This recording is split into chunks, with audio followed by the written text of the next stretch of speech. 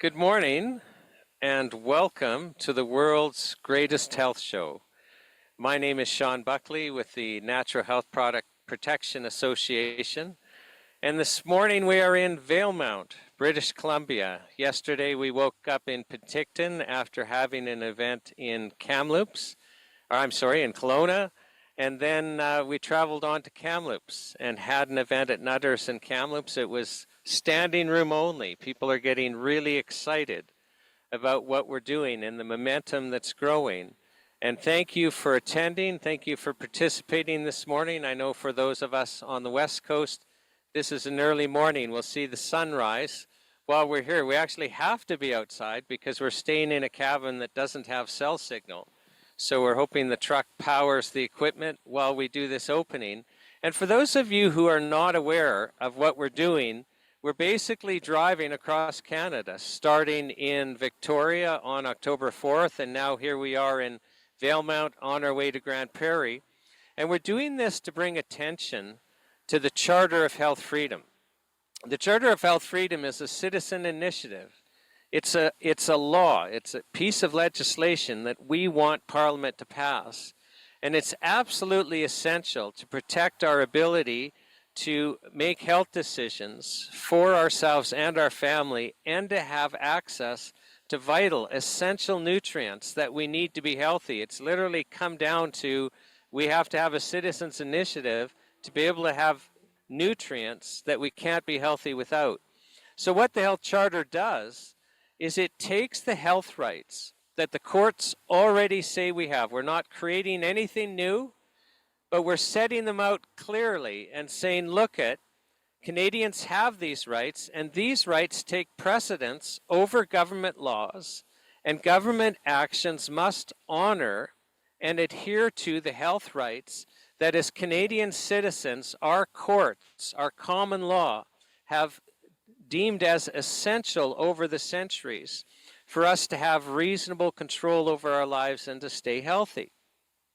So it does that. Another thing is if you're watching this health show, you'll discover that actually we can't be healthy by eating the foods, even if you're trying to eat organic and all of that. The nutrients are no longer there because of our farming practices. So literally, to be healthy, we must supplement. We must take vitamins and minerals. If you're not already, get advice of a nutritionist or naturopath or some other person in the know. Get evaluated and get on a protocol. You'll notice the difference. You'll live longer. You'll avoid chronic illness. So we're in this world where we actually need these. It's absolutely essential.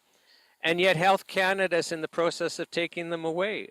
So what the Health Charter does is it removes Health Canada from the equation, creates a new Ministry of Wellness that doesn't attack. The mandate isn't to attack these products, these essential nutrients. Its mandate is to actually protect and promote. Well, that makes sense when you're talking about things that the population needs to stay healthy, to avoid illness. There's no dispute, this is essential nutrients. We should be protecting and promoting them. The citizens shouldn't be having to resist Health Canada restricting them. So the Charter of Health Freedom is absolutely essential for us to just maintain our health and to be as robust and vigorous as we should be. We're also doing something else on this tour. The Charter of Health Freedom is a citizen initiative, and citizens got together and they have a paper petition which just calls on Parliament, pass the Health Charter into law. Well, citizens have been gathering signatures, some just ordinary citizens, health food stores, people all over the place. And we find ourselves as the third largest paper petition in Canadian history, which is absolutely incredible, isn't it? We have over 150,000 signatures. We're gathering more as we're going across Canada. We invite you to go to NHPPA.org and find the petition on there, print it out, sign it, have your friends and family sign it. If you're a business owner, have it at the counter, get people to sign it, send them in to us. I appreciate there's a mail strike, but we will eventually get them and we'll have them entered. Let's make this even a larger petition. Let's send a clear an unmistakable message to Parliament that we want to have access to vital nutrients. We don't want to fight about this anymore. We want those rights that in theory we already have set out clearly and followed. These are simple asks, they're unobjectionable, they should be supported by everyone, which is an important point here. So we're driving across Canada and we're raising awareness. So please join us, please get everyone watching. The things that are being discussed during this online health show are just fantastic. Ordinary Canadians sharing their stories, their forbidden stories, because we're not allowed to share success stories. People that in Canada that are suffering under the mainstream medical system, they're not allowed to know. They're not supposed to know that there's this whole natural health community, this whole branch of health practitioners and experts that can help them. So don't lose hope and share this with people. Now, I want to talk today about the media and censorship. And I'm not talking about Health Canada censorship. I'm going to talk about that in detail in another opening. I'm talking about media censorship. And I'm also wanting you to come to understand today that we're taught to trust the media. So all of us, some of us still trust the mainstream media, and some of us trust the mainstream media with our lives, with really important decisions. But even those of us that no longer trust the media or are skeptical towards the media will all remember when we did trust the media. So you would turn on the television and watch CBC or CTV or CNN, and there's this professional set. The quality of the production is first class. They've got good-looking reporters and anchor people that speak wonderfully. They're presenting as absolutely authoritative, and we believe we're getting fair coverage of the news, and we believe that that's always the case, and we placed our trust in them. We rely on them to tell us what's going on in the world. We rely on them to tell us what's going on in Canada. And just understand that we're actually taught to trust them, and we're taught to trust them by them. So the media, just think about that for a second. We are taught by the media to trust the media. The whole presentation, the whole delivery that makes us come to think that we're getting balanced reporting, that we're getting reporting of the truth, that message comes from the media, because if we didn't trust the media, we wouldn't watch them, and their influence would end, and their business would end, and they'd actually be out of jobs. So, just come to understand that largely the message that you're receiving, that you should trust the media, comes from the media. And I think we need to be aware that there's a political agenda that goes into the media, and sometimes it's very strong, and sometimes it's less strong. We're in a point right now where it's really, really strong.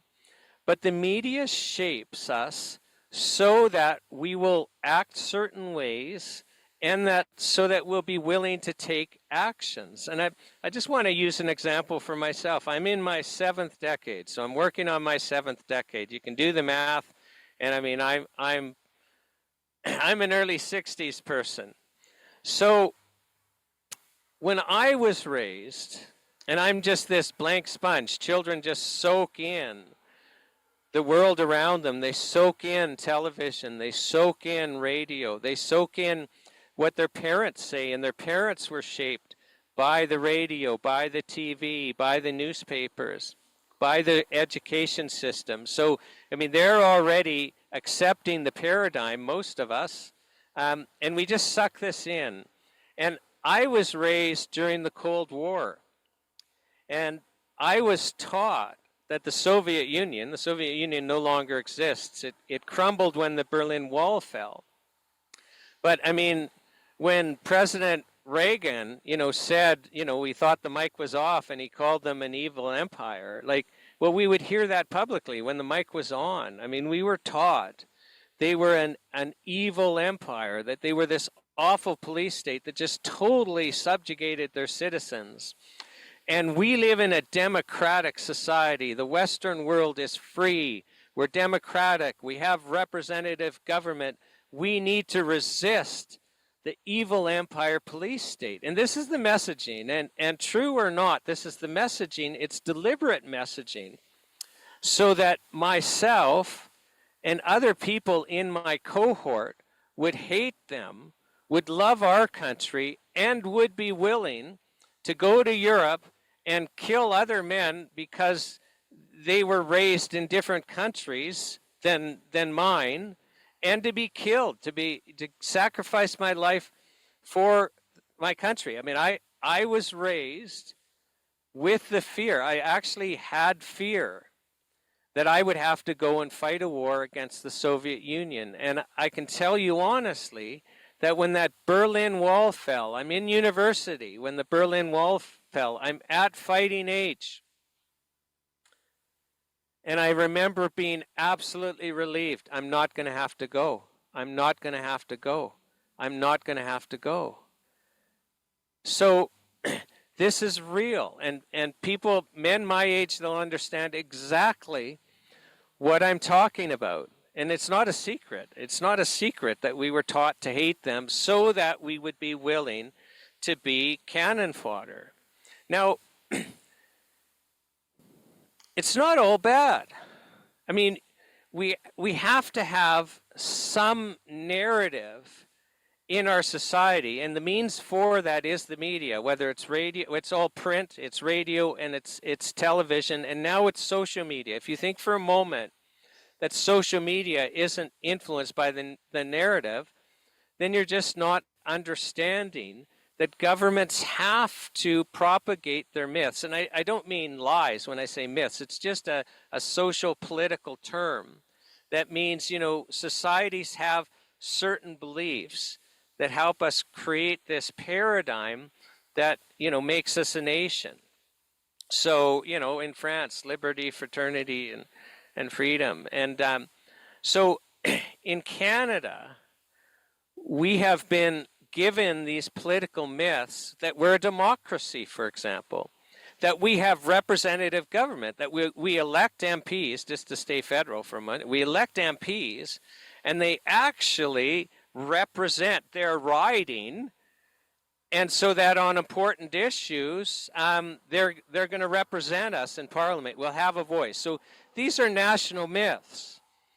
And again, as a myth, I don't mean that means they're true or untrue or somewhere between true and untrue. But do you see how that makes us cohesive?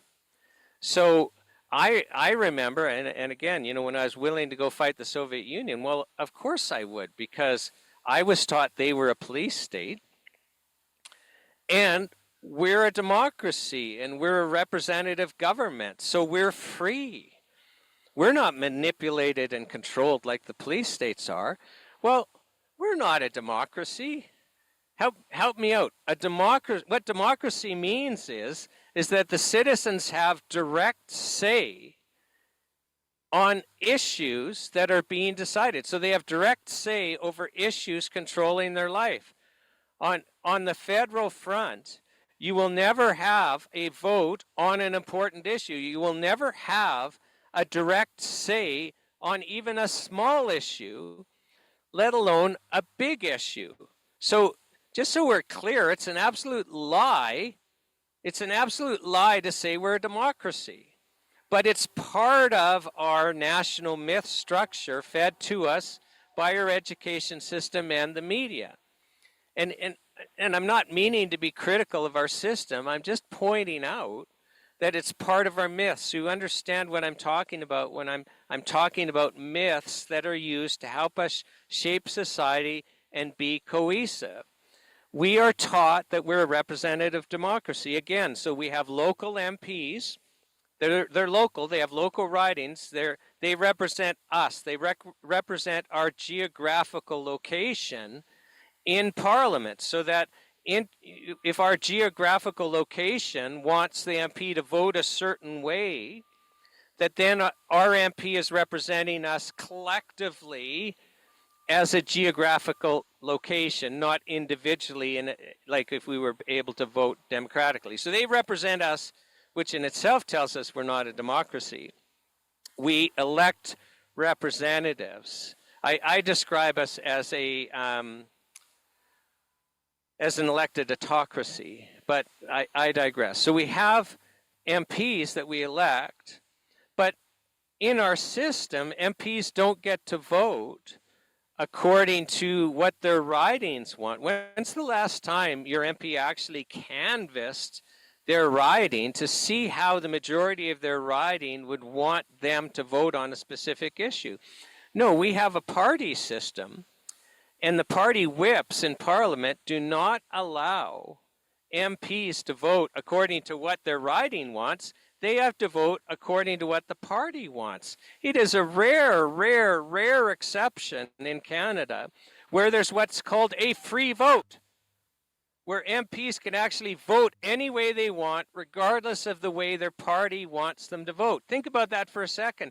When is the last time? I can't even remember the last time we had a free vote. And again, that's what we call them, free votes, where your MP's actually free to vote the way he or she wants to, let alone the way he or she wants, or, the way he or she's geographical location that elected them wants them to vote. So almost all of the votes in Parliament are not free. They're controlled by the party whips. They're controlled by the party machines.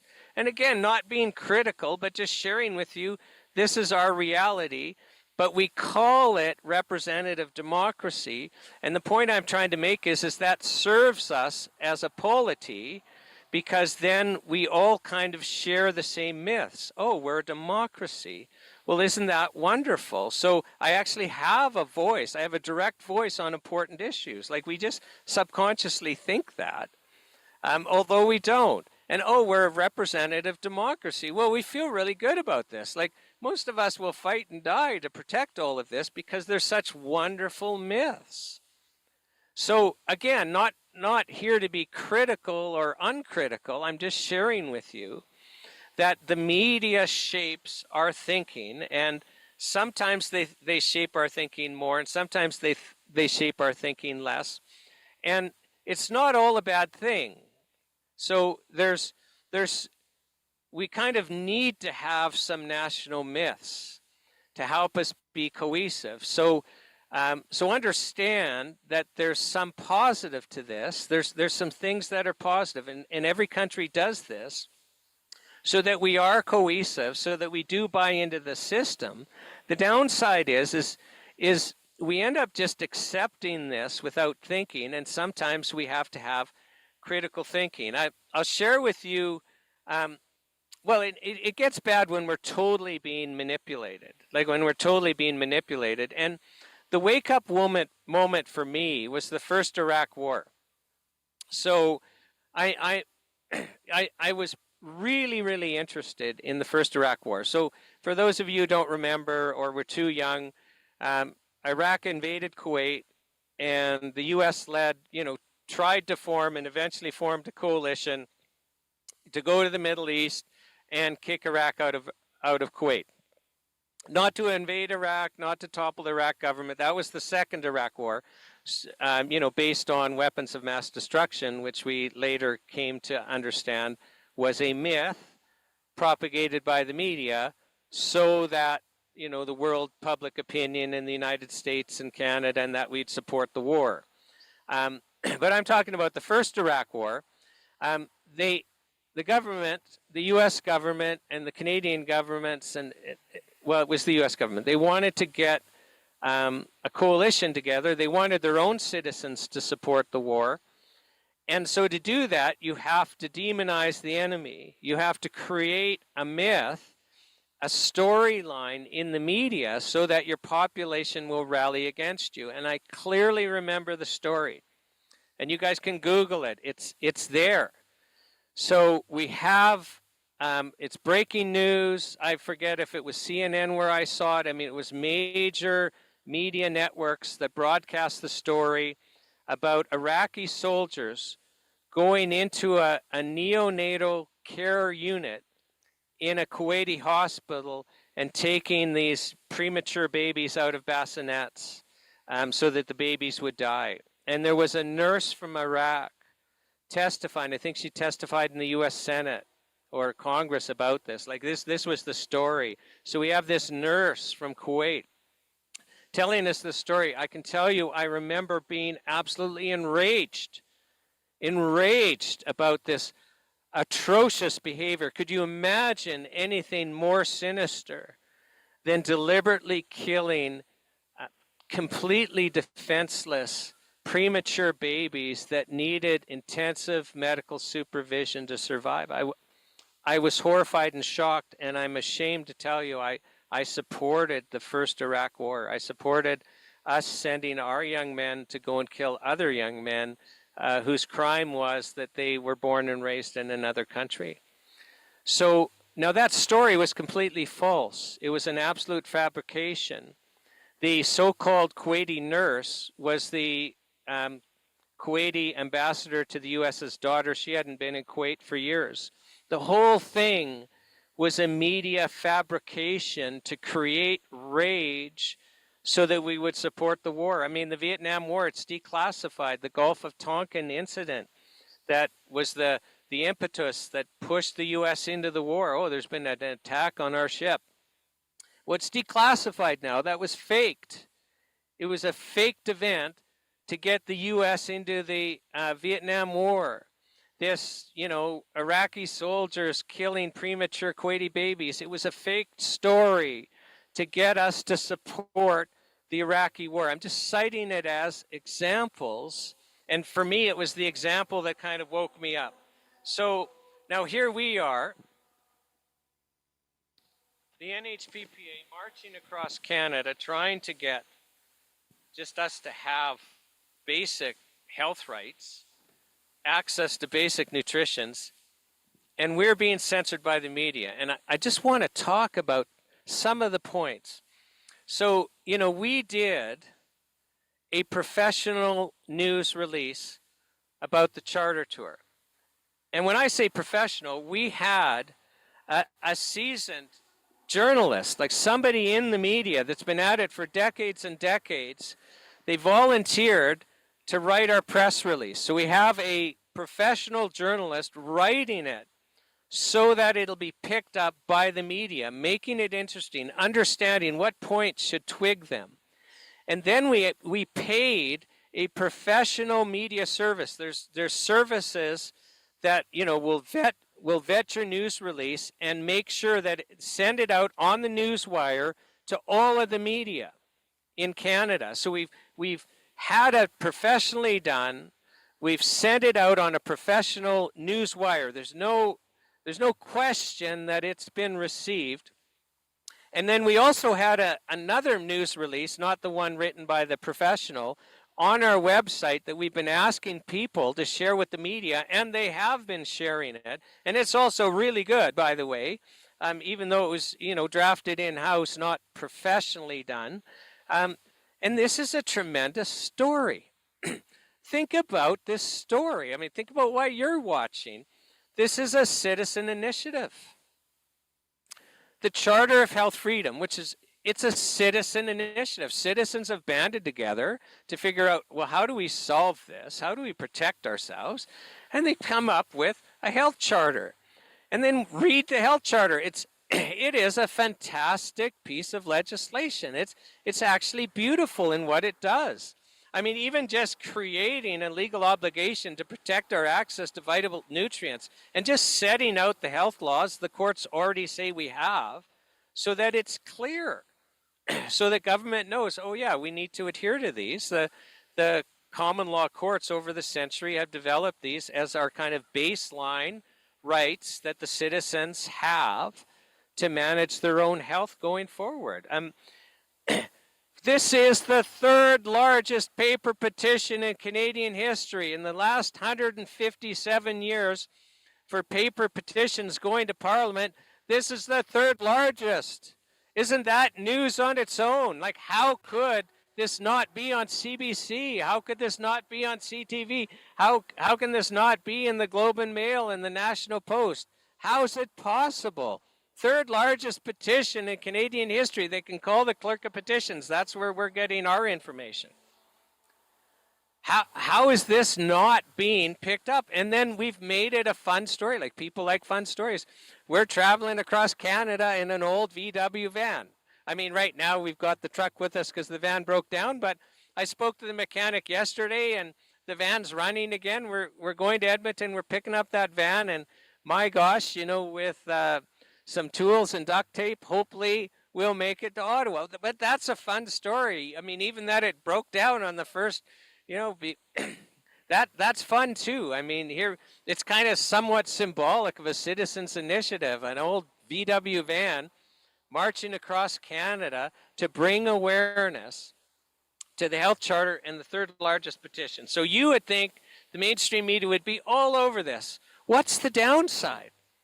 Like, first of all, this is news. What's the downside? Why is there no coverage? And you know what?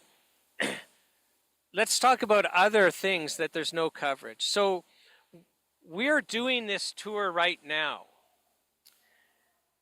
because Health Canada is bringing in this self-care framework. They're in the process of phasing in further regulatory structure that is really going to further harm our access to these products and price the ones that remain out of existence. And because of public pressure, they might have to pause a little bit because we're creating some waves. That's how they work. They have an initiative and they push and push and push. And then when the pressure gets too great, they just pause for a while, wait for the pressure to go down, and then they go ahead. But they've already done some awful things in the last year and a half that we need to turn back. Well, in the last parliament, so we just had an election, so we have a new parliament. But before the election, that last parliament, just through the NHPPA in the last 20 months on this issue, protect our access to natural products, we can track roughly 3.1 million communications to the 338 MPs. So, like, do the math. How many communications is that per MP? And many of these, most of these were actually paper communications by way of the postcards. And we would have MPs send us photos. Some of them are posted on our social media, literally of like these stacks, huge stacks of postcards. The standing committee looking at Bill 368, some of them are holding up these postcards and saying, like, I've just got reams of them. And also e-letters and faxes and, handwritten letters. On e-letters, when Bill 368 was in the Standing Committee of Health and we had a week to put pressure on the Standing Committee of Health because there were amendments to the bill being proposed, in a week we had almost 250,000 electronic letters that we can trace sent to the 12 MPs on the Standing Committee of Health. The point I'm making is that the MPs know that this is the single largest issue affecting Canadians. The mainstream media knows this. Why is it crickets in the mainstream media? So why isn't there mention of this? Our children are getting sicker and sicker. And I think this is a U.S. figure, but likely we can extrapolate it back to Canada. But roughly 20% of U.S. children are now chronically sick. The rate of autism is going through the roof. And some of our it's going through the roof, especially in the male children. And some of our speakers have pointed out some really interesting things, like the rate of autism perfectly tracks the increase of glyphosate in our food supply. The rate of autism perfectly tracks the increase in Wi-Fi and cell towers in our communities. Now, I'm not saying that glyphosate and Wi-Fi, for example, cause autism, but when autism is going through the roof, and it's clear that we've got some strong correlations, shouldn't the media be talking about this? Shouldn't we be investigating so we can rule out those causes or determine whether they're contributing? But our children are getting sicker and sicker at an alarming rate, and it's not being discussed, and it's not being investigated in our media. During these openings and during this online health show, it is being brought out. Like, this malnutrition is absolutely real. The reality is our food supply has become toxic. Everyone watching this, if we tested you, you've got glyphosate. Just to pick one toxic chemical, all of us have glyphosate in us. I have glyphosate in me. Even though I eat organic, I try to avoid processed foods and GMO, all of this. It doesn't matter. It's now everywhere. And we have this toxic load. We probably don't even know what it feels like to be healthy anymore, because we all have so many chemicals in us interfering with our body processes. It's like we're on a walking journey up a hill and we've got a 50-pound weight on our back. We don't know what it's like not to have that weight anymore. And there's a list of vital nutrients that we need to survive. I mean, watch Udo Erasmus came to our Vancouver event unannounced, and we put him on the stage, and he's sharing with us he termed them essential nutrients, and he told us about them. And he says, well, we call them essential because without a single one, you will die. Like, eventually you'll die if you're not getting it. And if we're not getting, if we have enough to stay alive, we'll be chronically ill. Well, they used to be in our foods. The U.S. Department of Agriculture routinely measures the amount of vitamins and minerals in our food. We can no longer actually be healthy, even if you're eating organic, even if you're eating raw, even if you're eating, fruits and vegetables. You can't do it without supplementing. So we have a population that actually, even though we're well fed, we're chronically malnourished, and that manifests as chronic disease. This is real. Why isn't the mainstream media talking about this? We had Professor Alan Castles as one of the speakers on the online health show, and he shares with us, I already knew it, the third leading cause of death in Canada are chemical drugs taken as directed, so not abused. Chemical drugs taken as directed are the third leading cause of death in Canada. And the chemical drugs are also one of the top 10 leading causes of death in Canada are highly preventable medical accidents in which the chemical pharmaceutical drugs play a major role in that leading cause of death. One of the most dangerous things that we can do as a population is take chemical drugs. It's a fact. But the mainstream media doesn't go anywhere near that as a leading cause of death. They tout and promote the pharmaceutical industry. We should be having a national dialogue about this. I mean, our health policy itself is a fraud. We don't ask ourselves, how do we get good health outcomes? Our drug approval process, watch this health show. And I've already touched on it in some of the openings, definitely in the presentations that we do on the live stops. It's a fraud. I'm going to talk about that in some further openings. It's going to shock you. There's total censorship of truthful health information. Why isn't the mainstream media talking about this? We don't have an honest debate on crucial issues affecting our population. And the question is, why are we being manipulated? So I've just listed for you point after point after point after point of major issues that should be every day in the mainstream media. They should be on the top of our minds. But it's crickets, it's blank for many of you, and certainly if all of Canada was watching this, they'd say, what? Third leading cause of death? What? The drug approval process is a fraud? What? There's censorship of truthful health information? What? Why do people not know about this? Why are we having to do a tour? But just let's slow this down for a second. Why? The non-specific answer is it's deliberate manipulation of public opinion. Yeah, you live in a democracy. You have representative government. Our healthcare system's fine. Pharmaceutical drugs are wonderful. You know, just think about how many people are protected by them. Oh, and this program's brought to you by Pfizer. We're being manipulated. We're always being manipulated. As I said, there's that's not all bad. You have to understand that the mainstream media, which includes social media now, the media is the mechanism for governments and other groups or influencers over the path of our society as a way to move us in directions in a cohesive way.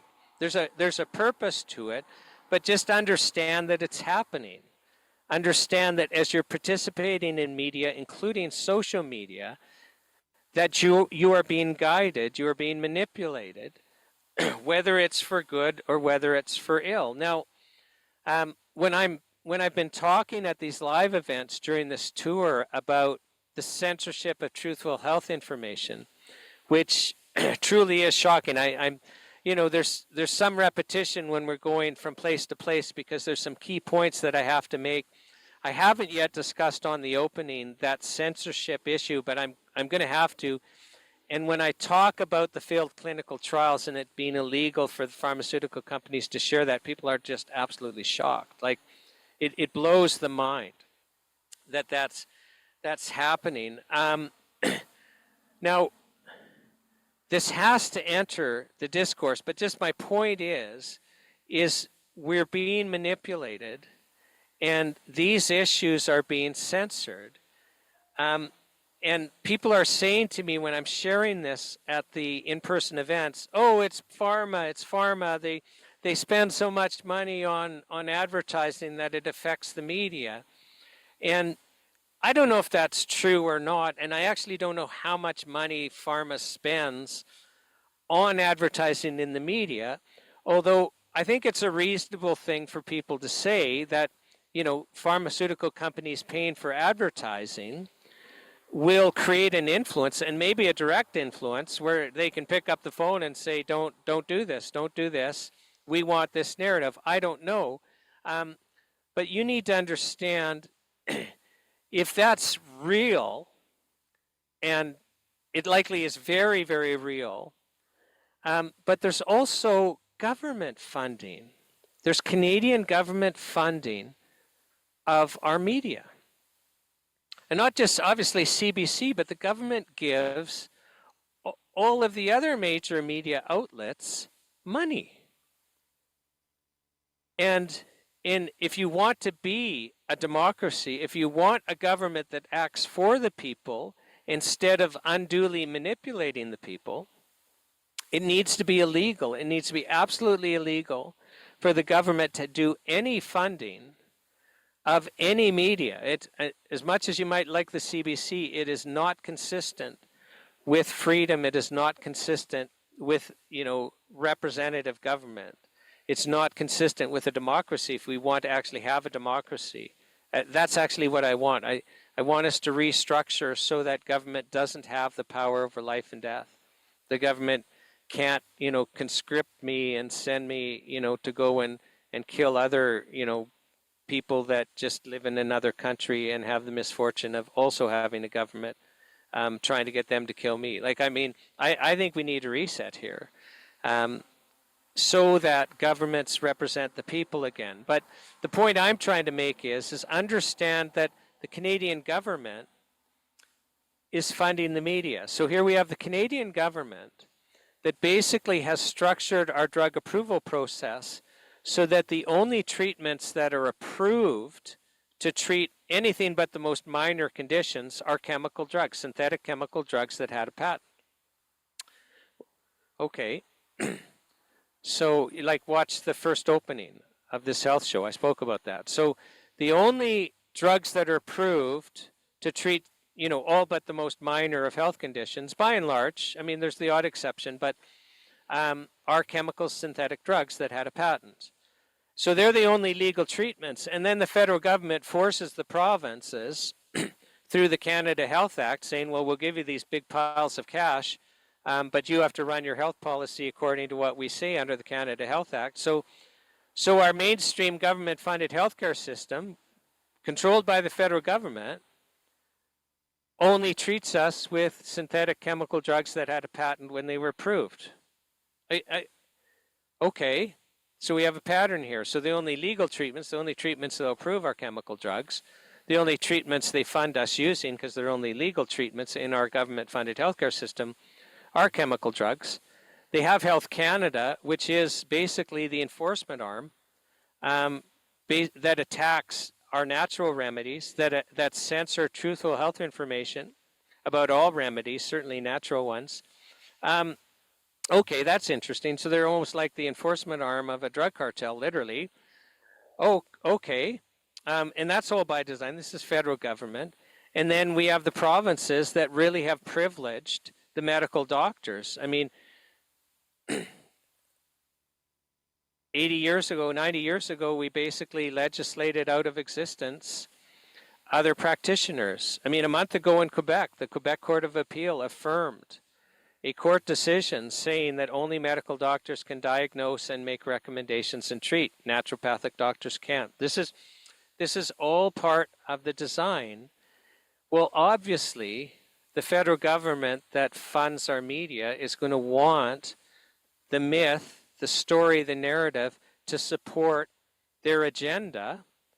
And their agenda may be well-meaning, but their agenda is, I don't believe that, but their agenda is to have us taking only chemical pharmaceutical drugs that had a patent when they went through the drug approval process, because they're the only ones that are approved by the federal government. They're the ones then, because they're the only legal ones in the government-funded healthcare system, by and large, which is run by medical doctors, which are only trained to use chemical drugs. They're not trained in nutrition. So it is likely that our leading cause of illness is malnutrition design. And so you treat malnutrition actually by giving the nutrients that the body needs to get well, but the doctors aren't trained to recognize nutritional deficiency. They're trained to treat the symptoms of nutritional deficiency with chemical drugs. So just understand that the reason why we're not being told about this by our media is that it's part of the myth. It's part of the manipulation.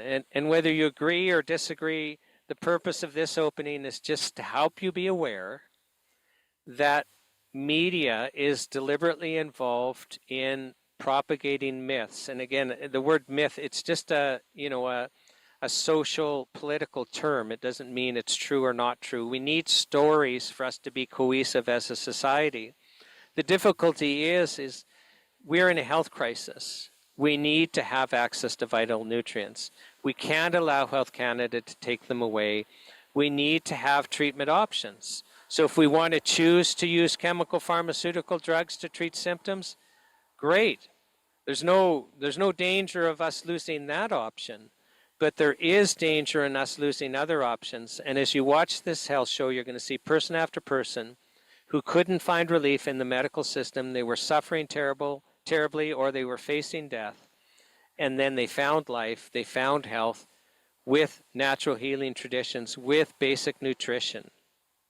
And we need to protect that. And that's what we're doing. And because we're being censored, because we're not being covered by the mainstream media, it is essential that you help us. So subscribe to our newsletter, NHPPA.org. And when we send you the newsletter, send it out. Send it out to your network. Participate in this health tour. Tell your friends, tell your families, put it out. If you stream yourself, live stream our feed. We have social media posts, like on our site. We have, kind of take action for the charter. We actually have social media posts you can repost because we are throttled and shadow banned up the yin yang. Yeah, like just help us. We have materials. We have posters. So where we're having live events, we have specific, city posters. But we have the more important posters are the not city specific, just saying, hey, there's an online show, watch. Put them up at your post office, put them up at City Hall, put them on telephone poles, put them in your grocery store bulletin boards, print them out, get them out. We have PDFs for postcards for MPs, print them out, give them to your friends and family. Like, let's participate. Let's understand that this message is being deliberately censored because it's not part of our national myth for us to have these access to nutrients. It's not part of our national myth for us to, be free to take these, to be free to be educated about them. And so we're just going to have to work and make this part of our national dialogue. It's okay. I mean, I'm just wanting with this opening for us to understand where we are so that we can adapt. This is what participating in your society is all about. It's about when you see the need for meaningful change to participate. So I'm inviting you to participate and watch the show. Thank you for watching.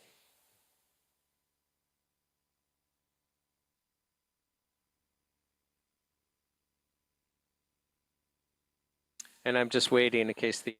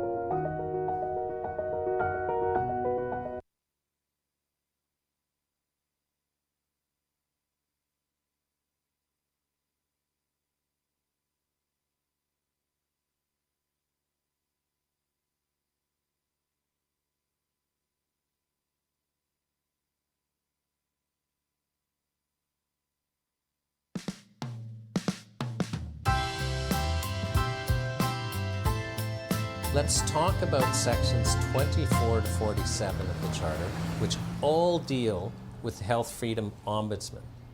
What these sections do is create a new position of a Health Freedom Ombudsman and then give that person the powers and procedures necessary to protect our health freedom rights. Now, this is crucial because I have been involved with case after case after case where Health Canada has been restricting access that either the person contacting me or a loved one requires, sometimes for their very life or for very serious health conditions, and they're basically ignored. And there's no mechanism. And if you have hundreds and hundreds of thousands of dollars and can hire a lawyer, even then, getting into court, you're not going to get access quick enough. And so there has to be some mechanism. What do you do when you're being threatened by the actions of a government bureaucracy? Any government bureaucracy in the area of health. If in any place there's need for an ombudsman, it has to be in the area of health freedom, the right to be exercising your choice of how you're going to treat yourself and considering your needs when your health is being threatened by the government. And so that's what this does, is we create the Office of the Health Freedom Ombudsman and we give this office the powers needed so that you have a voice if your health is threatened by any government department, not just Health Canada, not Ministry of Wellness, but any federal government department.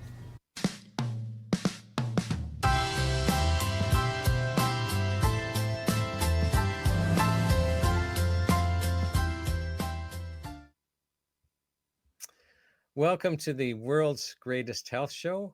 My name is Shawn Buckley with the Natural Health Product Protection Association, and I'm very pleased to be here with regulatory consultant Bruce Dales. Bruce, welcome to the health show. Well, thank you very much for having me here, Shawn. It's awesome to talk to you.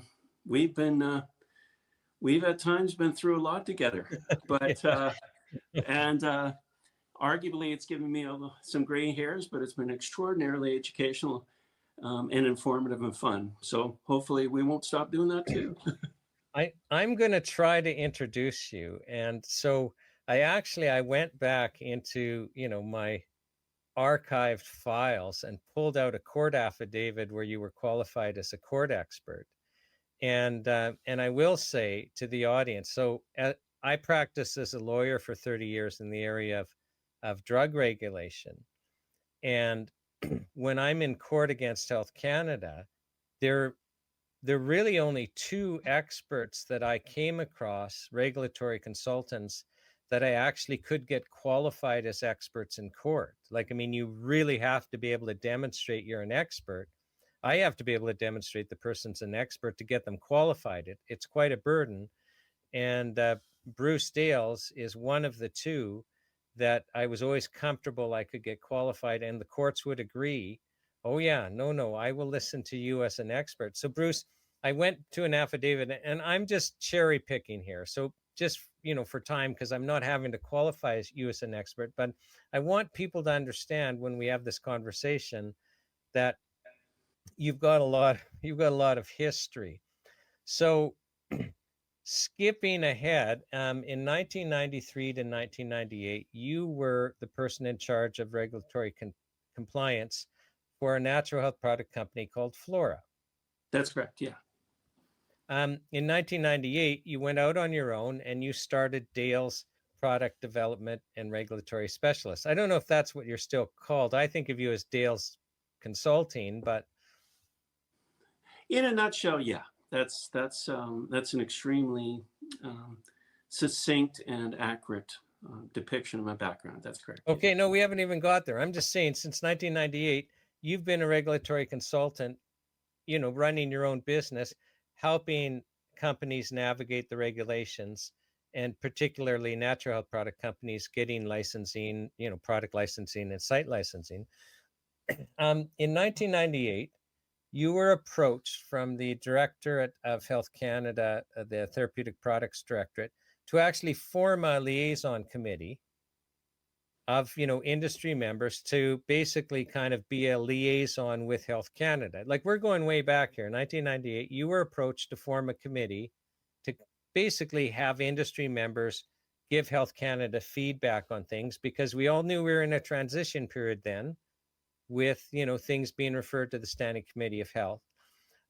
Another organization that approached you was the National Institutes of Health in the United States, asked you to join a panel of 120 experts worldwide to assist them with protocols to help incorporate natural remedies as cancer treatments. That's correct, yeah. Okay, and I'm just cherry picking here, but you also you were approached by the Russian Ministry of Health to help them develop their new drug approval process. That's not quite accurate that way. What really happened was the Russians approached us to develop some new drugs, to go through a new drug process, and they had specific protocol in order to further develop certain natural products into a new drug process. So I work with them on that. Yeah. Right, but actually helping them with their processes. Yeah. So you were basically helping them redefine the regulatory process to help incorporate natural health products through their new drug approval process. Yeah, that's fairly accurate. Yeah. Okay. Well, and then 2002 to 2004, you taught students doing research and development on directed studies at the British Columbia Institute of Technology. That's correct, yeah. I've already shared that, as a lawyer that had to have regulatory experts, you're one of two that I'm aware of regularly being qualified. And in reality, there aren't very many experts out there that actually have the background and have the horsepower to be qualified in court as an expert. And most importantly, what makes you the most qualified is you're the first person I call when I have to go, what the heck, what do you think, right? There's this happening, what's going on here? So, and we've had conversations for decades on regulatory issues with natural health products and drugs. Yeah, that's correct. And I compliment you too, Shawn, on being constantly on the natural health product company's side, under ethical situations, of course, and backing them in regards to fair and equitable treatment with Health Canada. Right. Well, thank you, Bruce. And I want to go a whole bunch of places, but one of the things that Canadians watching this might have no idea about is they may not even understand that in a way our government funded medical system is gamed.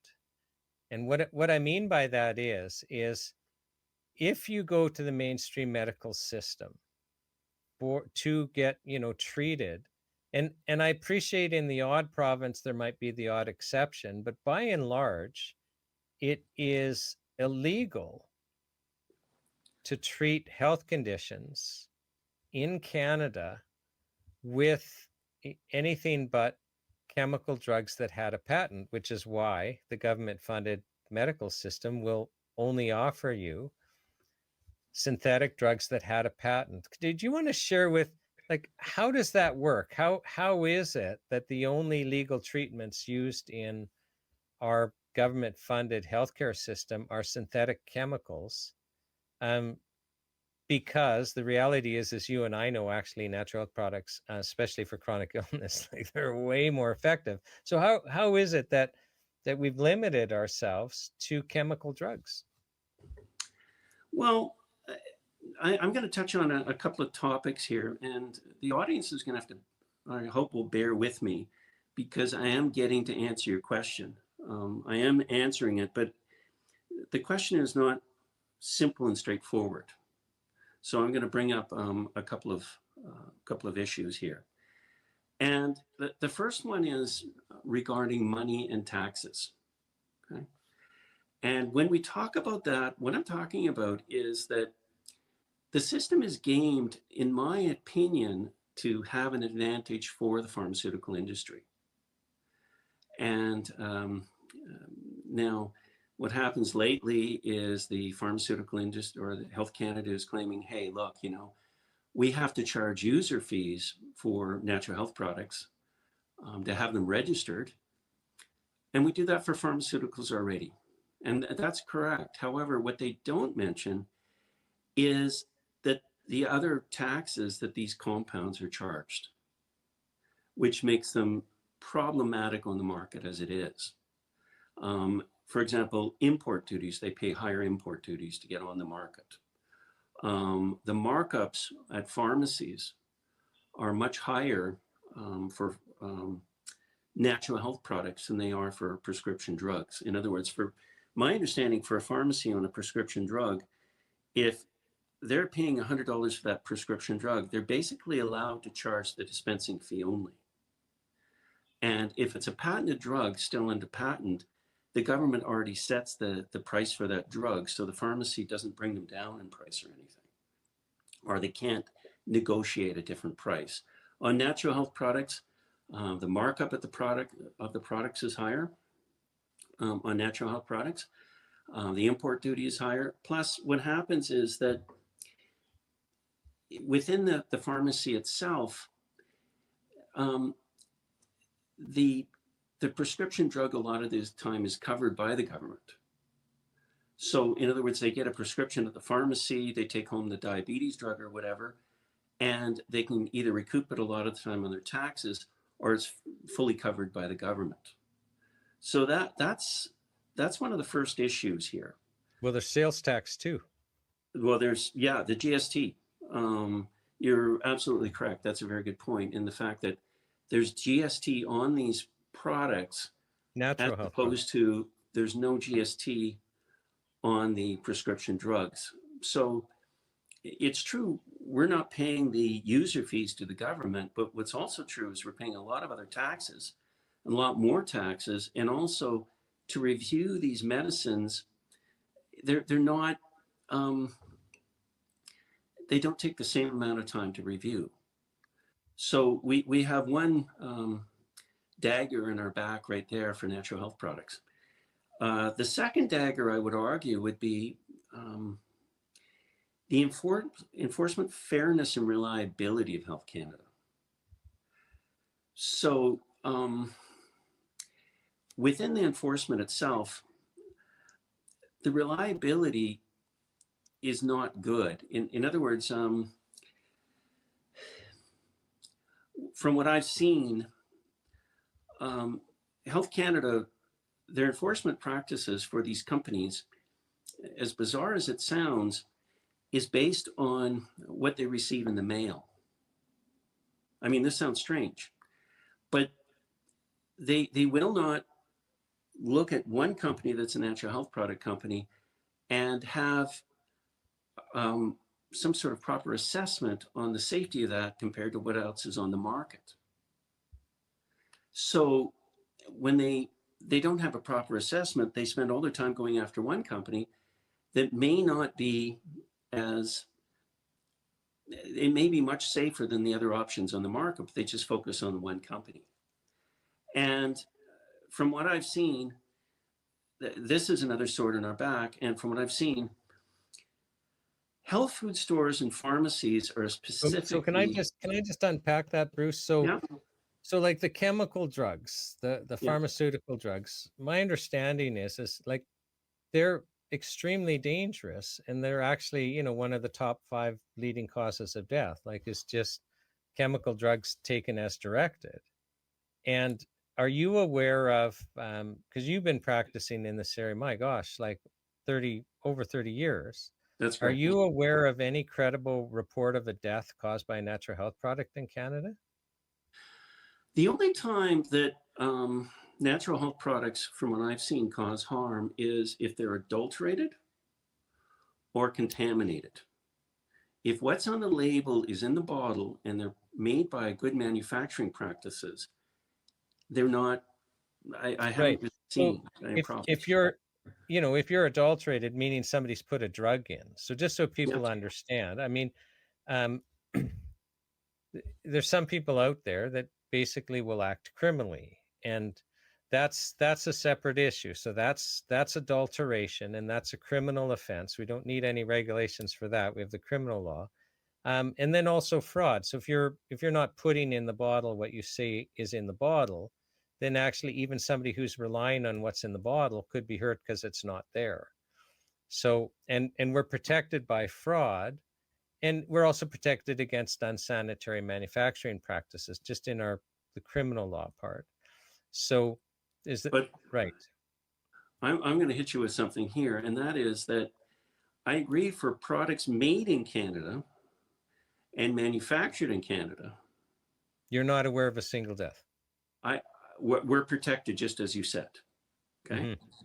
However, what's interesting is that Health Canada goes after health food stores and pharmacies and these manufacturers from Canada.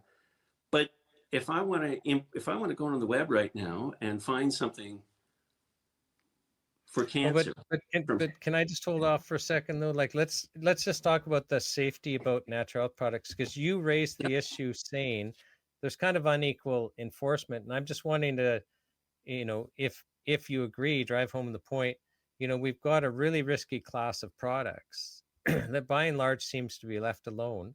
In Health Canada, when they're going after a natural health product, really because of the mail, meaning somebody's complained, doesn't actually, it doesn't mean the product's dangerous or should be a focus. It's just Health Canada's enforcement is based on complaints. They are, yeah. They are. Yeah. And what happens, I would agree with you. In as far as the pharmaceutical industry goes, when they go and approve a new drug, a lot of the time the clinical is not that extensive. In other words, the amount of people in the clinical trial. Meaning a chemical drug That's approval. right, yeah. So they rely a lot on post-market surveillance. So they rely on the first, I don't know, 10 million people taking the drug to see how safe it is. Now, in the case of, I agree with your point, in the case of peppermint, how many billion people have taken that over time? You know, it's multitude of billions, so we know for sure that's safe. Whereas in the case of a chemical drug, most of them are synthetic analogs. So when the first thing gets first released, we learn over time the true nature of the drug. I'm not saying that they shouldn't release it. I am saying that we have to put it in perspective, in that we really, in my viewpoint, don't know how safe that drug is until it's out for a while and taken by a lot of people. And I just want to unpack that again and just make sure we finish the other point. But you're basically saying, like, Canadians need to understand, when a chemical drug enters the market, it's usually approved with quite a small clinical trial. Like, they might think there's been all this grand testing, when really we're talking about small numbers for a short period of time. And really we're the guinea pigs, because the safety signal is, well, how many of us are hurt or are not hurt for the first period of time that a chemical drug's on the market. But the point I was trying to make, Bruce, is like, my understanding is the entire natural health product industry. So like, how many products are even on the market now? Like 70,000, 80,000, like, there's a lot of products. The whole natural health product industry is safer than peanut butter. I trust you. I haven't Well, checked just think the stats, about it. but Peanut butter causes death every year. Are you aware ever of a death caused even by a spiked or adulterated natural health product? Like, I mean, where are the deaths? Well, when you're talking about adulterated or contaminated products, they do make me nervous. However, you are correct. I completely agree with you. If what's on the label is in the bottle and it's taken as directed by as it is traditionally taken over centuries, and it's manufactured by good manufacturing practices, these products are extraordinarily safe. There's no question. And I don't know any compounds on the natural health product market that are synthetic analogs. And that seems to be where some of the issues lie in safety in some of the synthetic analogs that come out by the pharmaceutical industry. And given after a synthetic analog is out for a while by the pharmaceutical industry, a lot of them are safe and a lot of them are therapeutic, but we find out over time. Within the pharmaceutical industry, they do have to do safety and efficacy studies before the clinical trials on 2 animal species. But what happens in a guinea pig or a rat or a mouse or a rabbit doesn't necessarily happen within a human. And they're not that long, those clinical trials on the mice and the rats and the rabbits either. They're done for a short period of time. So I think your point is well taken. And I think that the thing that is most concerning to me when we're talking about natural health products, the only time I get worried about them isn't when they're manufactured in Canada and under the standards that you're mentioning, Shawn. My concern is if they're imported, if somebody looks online and they're imported from a third world country by third world manufacturing standards, and they're just sent directly to the customer here without any testing. And these people can say anything what they want about the product. They can put anything they want on the label and nothing's really checked on it. So it's interesting to me that Health Canada is threatening and really going after natural health product companies within Canada that go by the standards you're saying, but at the same time, ignore the natural products coming over the border like that. Or they don't, in my opinion, they don't do a risk-based analysis compared to as you're talking about the pharmaceutical industry as well. To me, and I think you mentioned this in your charter, Shawn, that there needs to be a risk-based analysis before taking a product off the market. I want to get back to the import thing, but before we do, just kind of follow up on one thing you said, that they don't really do a comparison. And remember, not that long ago, Health Canada for quite a period of time took natokinase off the market. So, and so just so that people understand, what we're about to talk about. So natokinase is it's an enzyme derived by a type of soy, and it's widely consumed in, some areas of Japan. And, a number of manufacturers in Canada were providing natokinase. No one was licensed for it. Like, we've now got this licensing requirement, but the manufacturers had submitted licenses. So Health Canada knew, by and large, who was, at least that these people were selling natokinase because they had applied for a license. They were just waiting. And Health Canada just made this decision. Oh, natokinase is dangerous. Let's just ignore how widely it's consumed everywhere else without any seemingly problem. And let's ignore that no one in Canada had been hurt by natokinase.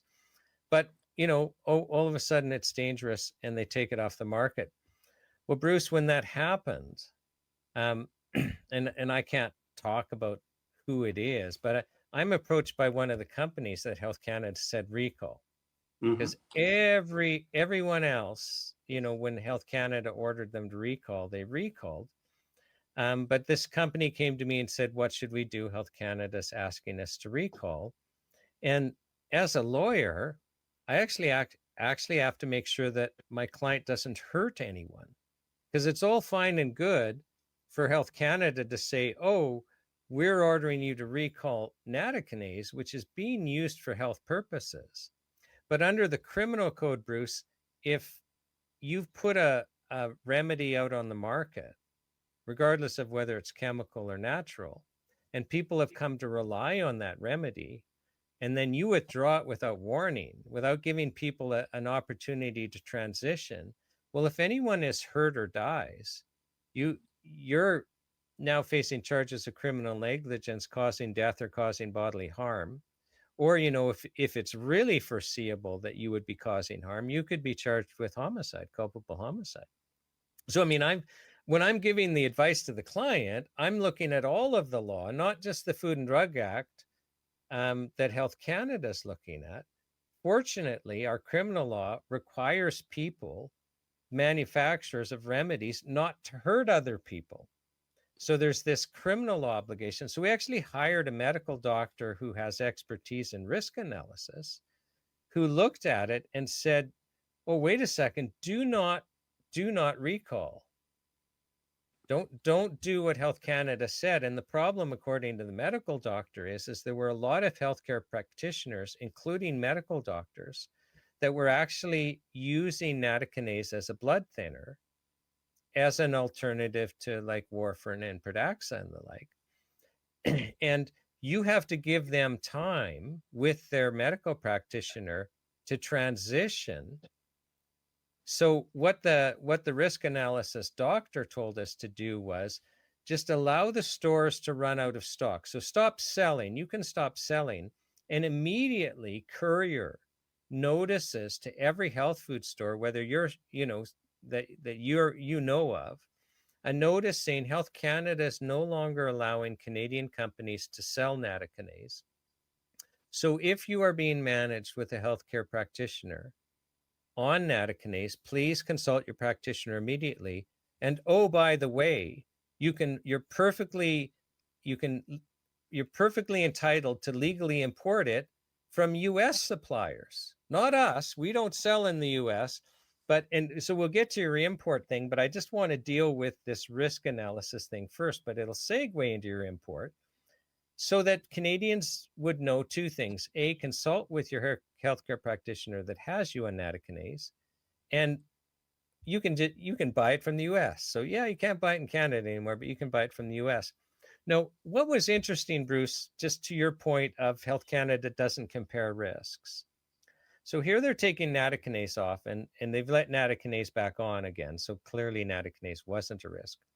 But at the exact moment, Bruce, there was Pradaxa was a newer blood thinner, chemical blood thinner on the market. And there wasn't an antidote at the time. So in our mainstream media, the media is reporting that emergency room doctors are complaining. People are showing up at the emergency ward, they're bleeding out with Pradaxa and they don't have an antidote. Like if you were on warfarin, like rat poison, and you showed up at the emergency department and you've taken too much, you're bleeding out, they give you a shot of vitamin K and you're going to make it. But they didn't have an antidote yet for Pradaxa. My understanding is they do now. Well, Bruce, how many lives were lost because people being safely managed on nattokinase without any side effects by medical doctors had to go on warfarin or Pradaxa because there was no longer a safe alternative. And Health Canada never looks at comparative risk analysis. They never look at the benefits of a natural health product when they attack it, do they? I completely agree with you.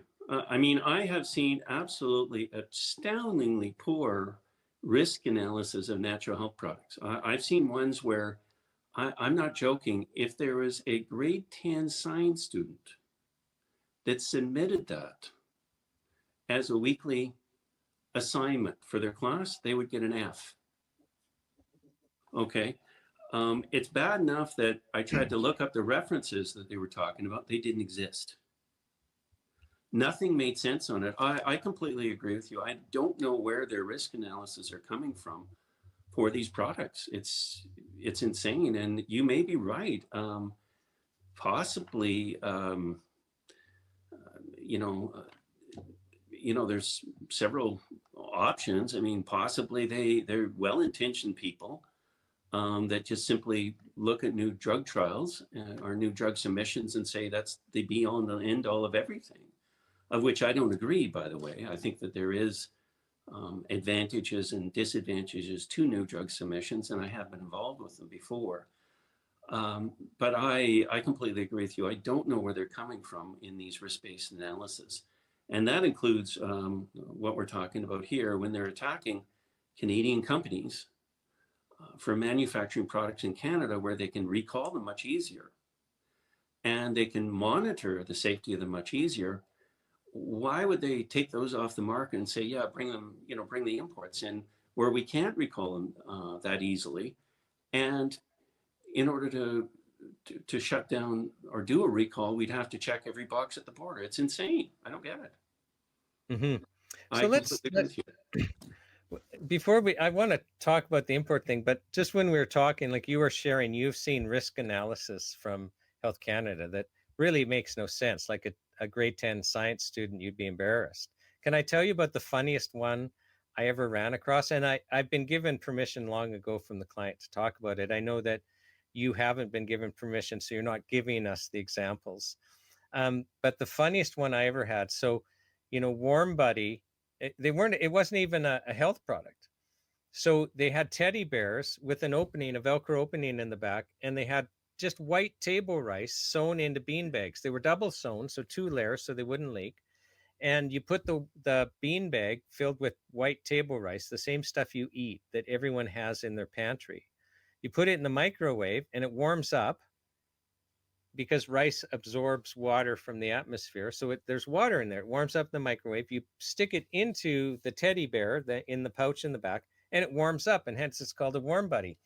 Well, Health Canada was just totally going after this company, saying, you are putting Canadians at risk because white table rice is horribly dangerous. And I'm getting to the fun part about the health risk analysis. I'm ashamed as a Canadian that we would spend taxpayers' dollars on this. Well, I get a copy of the risk analysis done. So somebody in Health Canada getting paid more than you or I am sure, with benefits and pension and the whole like. So it's this big risk PhD person does a risk analysis. And I learned a lot, Bruce, because I learned actually that the real danger with white table rice. So notwithstanding it's double sowed, like it's got 2 layers, and Health Canada had no evidence of any time rice ever getting out. But in case it did, and I'm sure the company would have been glad to do 3 layers just to get Health Canada off their back. Apparently, white table rice, like the same stuff that you cook for your kids, like the exact same stuff, and notwithstanding you're throwing this in a microwave and heating it up, which clearly would kill things that might be in there. Apparently, the white table rice that we eat that's in here could have insect eggs. And if somehow the rice got out and a toddler put a piece of the rice in their nose or in their ear, there could be an insect infestation in the child's nose or ear.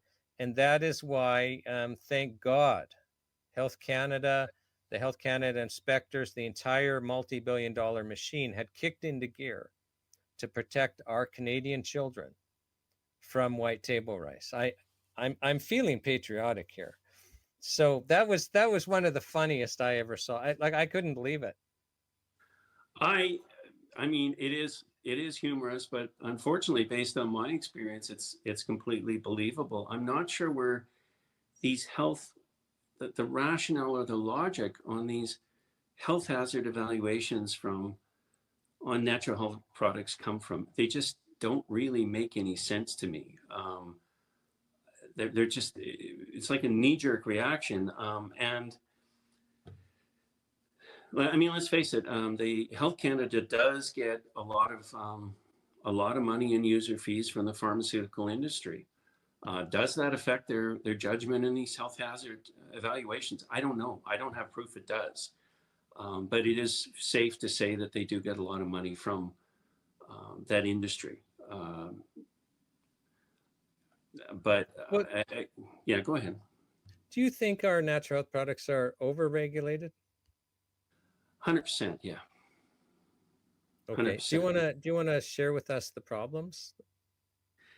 Well, one of the problems I have is enforcement reliability. I mentioned about the taxes, but enforcement reliability and fairness to me is non-existent. You know, it's insane. They seem to focus on certain companies, but don't look at the overall picture. And I know in 1998, there was the Bader case that claimed that they were racist against David Bader as opposed to the Vancouver Chinatown community. And since then, they claim they're not racist. But based on what I've seen, they don't really think the Canadian market is outside their mailbox,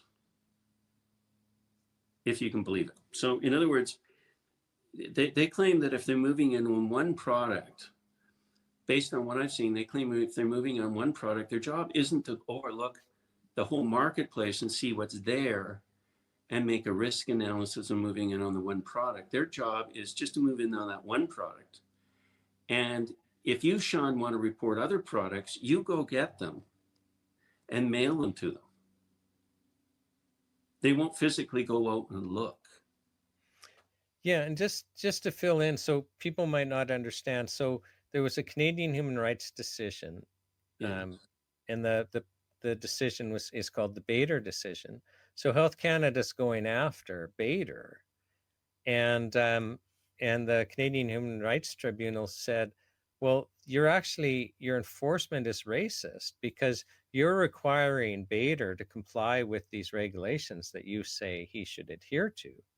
But the entire, when we look at Chinatown in the Vancouver area, there's just basically no enforcement at all. You're allowing different cultural groups a different standard than you're applying to Bader. That's what I just wanted people to understand what you're referring to, Bruce. And as far as you know, that's still the case, right? That certain cultural groups are basically overlooked. Based on my understanding, my opinion, my viewpoint, I believe that still exists.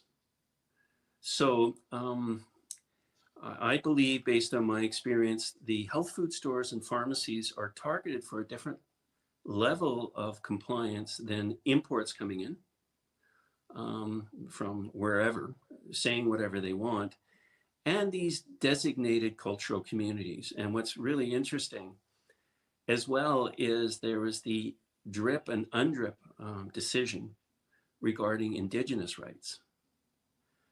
And we'll see where that takes us. More or less, I was speaking very generally, very briefly to a constitutional lawyer that they were claiming that, and they didn't want to be quoted on this, so I'm not going to say who they were, but they were questioning whether or not Health Canada has jurisdiction over Indigenous people based on the drip and undrip regulations.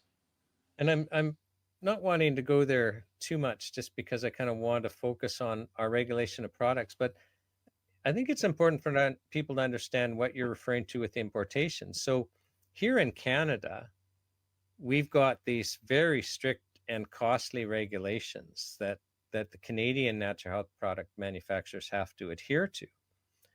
But all of us are absolutely free, unless it's a controlled drug like cocaine or heroin or fentanyl or something, but we're perfectly free to import from other countries that are unregulated the exact same product. So my vitamin D in Canada is going to cost three or four times what vitamin D in the US costs.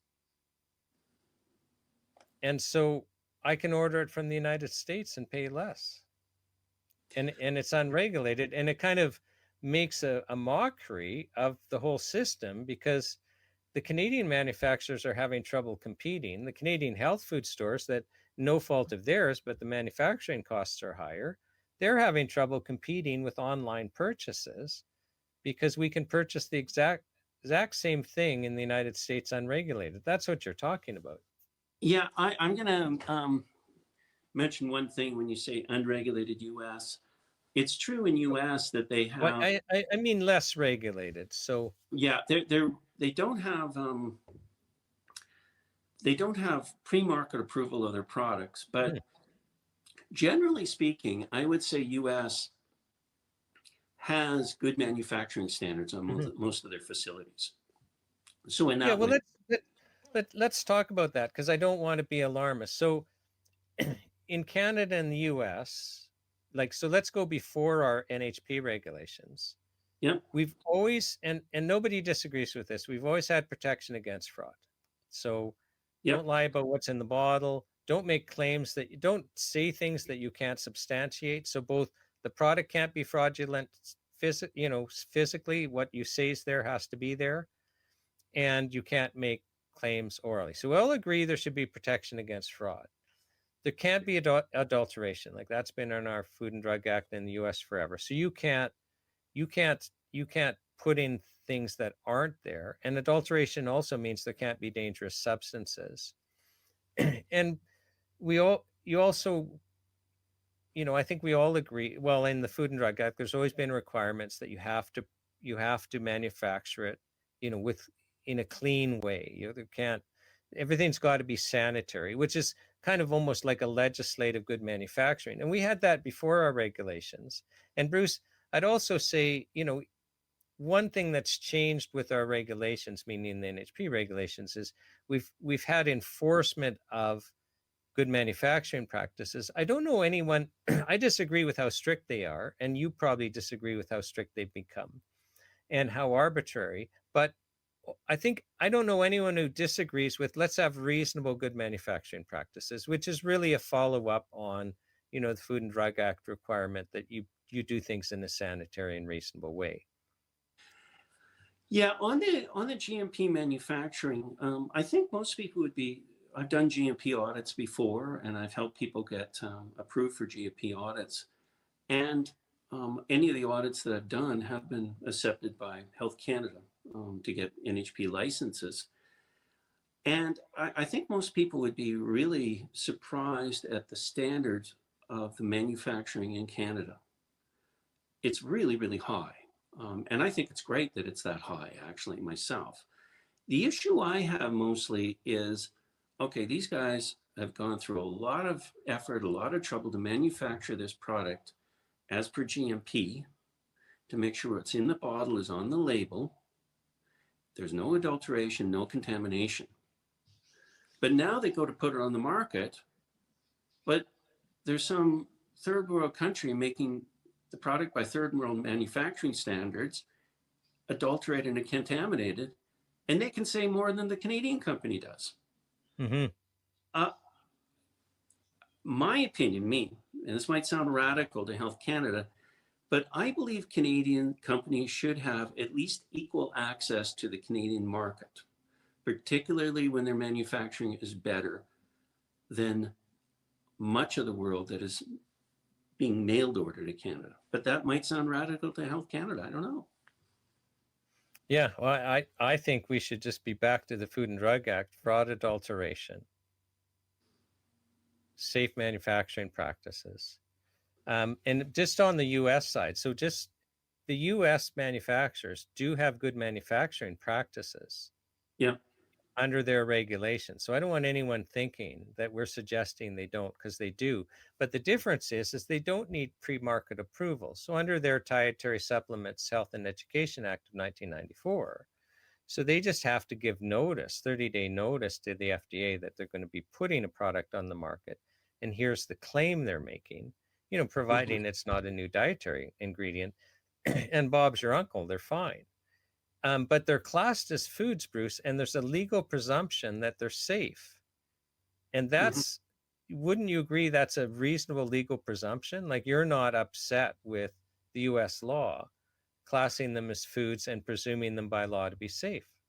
I agree with it. And that is, to me, one of the biggest differences between the natural health product regulations and the US regulations. The US regulations, the dietary supplement regulations, were derived from, as you said, the Food Directorate. Ours were derived from the Drug Directorate. So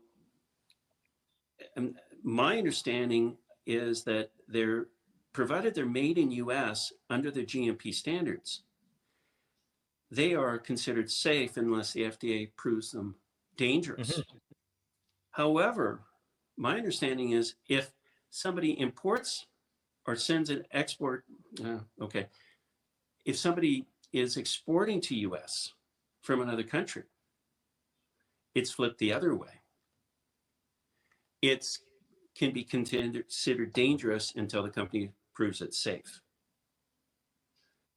That's my understanding. So in other words, the US is allowing their manufacturers at least equal access to their market, based on the fact that they manufacture products. Arguably more than equal access, because the legal presumption for imports is that you have to prove them safe.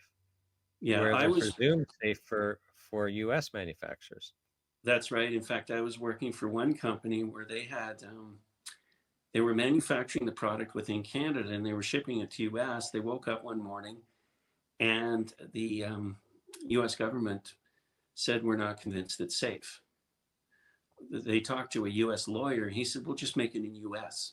They flipped their manufacturing to US, and now the FDA had to prove it was dangerous.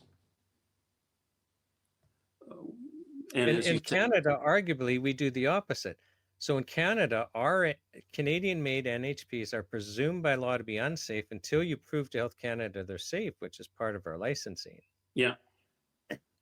But because you can import anything, the consumer can, without any proof of safety or efficacy, there's an implied presumption of safety for foreign products. So we've made it unfair for our manufacturers. I completely agree. And you mentioned this before. When you say import, obviously you're not mentioning a controlled substance. You're mentioning a general NHP that is available over the counter. And I guess the question I have as well here regarding NHPs are a culture's access to its own traditional medicines a constitutional right or a privilege selectively granted to them by Health Canada? Well, if you're asking me the question, I would say that's not a constitutional right. but it may be a right under Canadian human rights legislation. But the issue is, so basically what Bruce is saying is let's say you're an Indigenous community, or you're a tradition, you're a part of the Chinese community, and you've got this tradition of traditional Chinese medicine, or in the case of Indigenous community, your traditional Indigenous medicine.